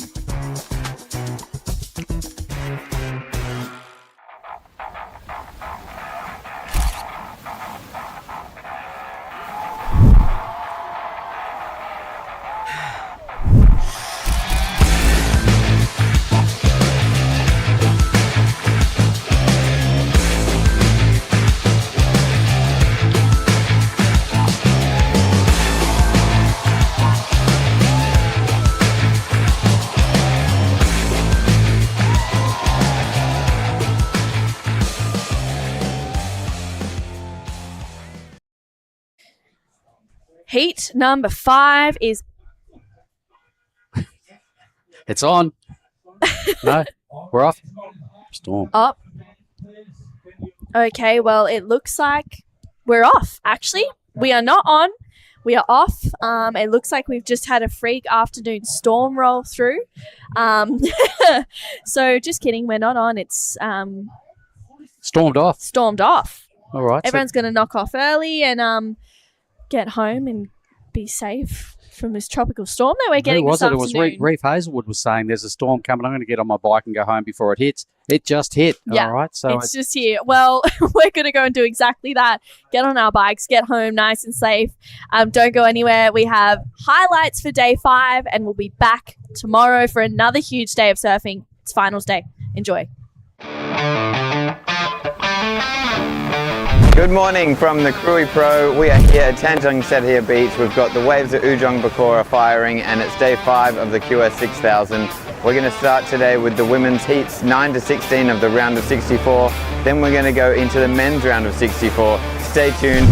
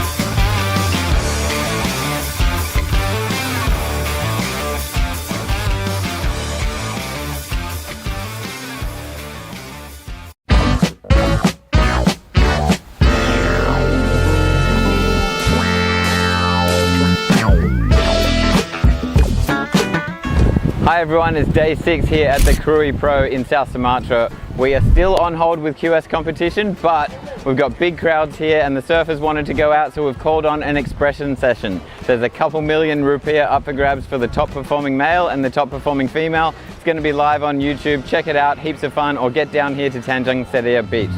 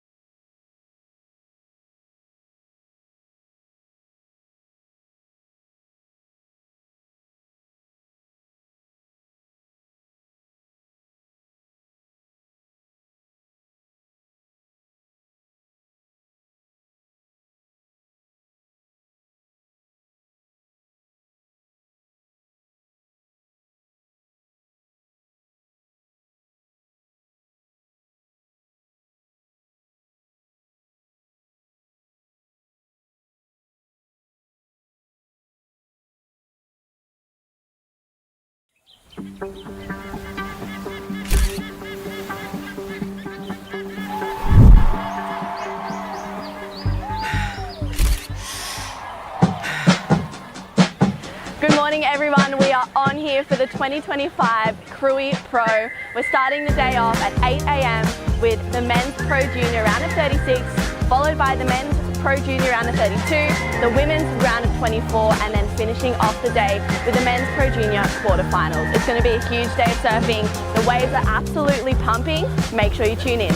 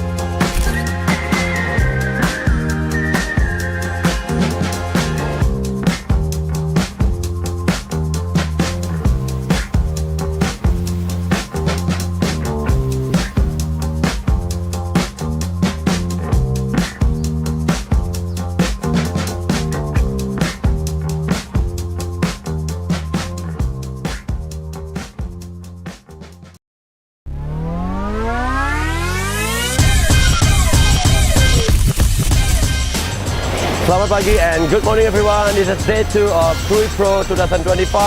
We're going to start for semi-final Pro Junior of Men Division, quarter-final division, and also we're going to start for Open Division 2.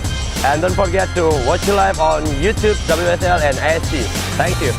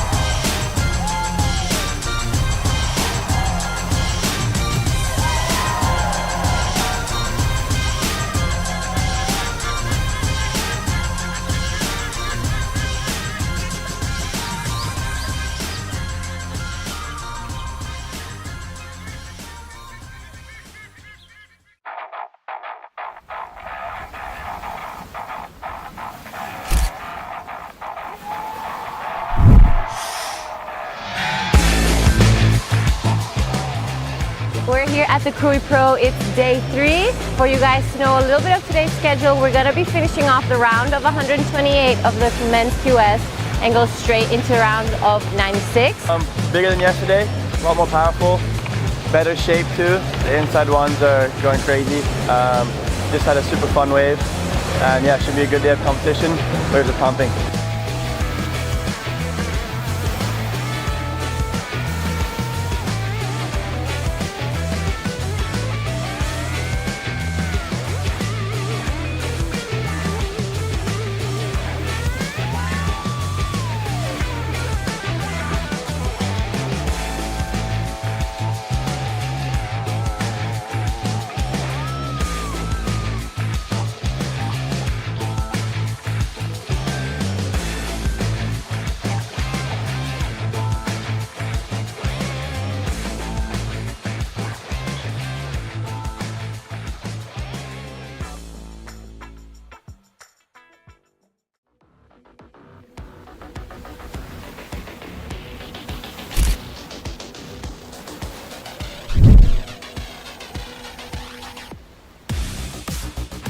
Good morning everybody, welcome back to Krui Pro QS 6000. This is day number 4. Wave looking sharp, on point, on fire. There's definitely a couple waves again today. It's dropped off a little bit, but yeah, there's definitely a couple jams to be had for sure out there. Still really fun. Remaining heat of men's round of 96 and moving on to women's round 72 and into round of 64, heat 1 to heat 8 as well. So stay tuned everybody. Shoot!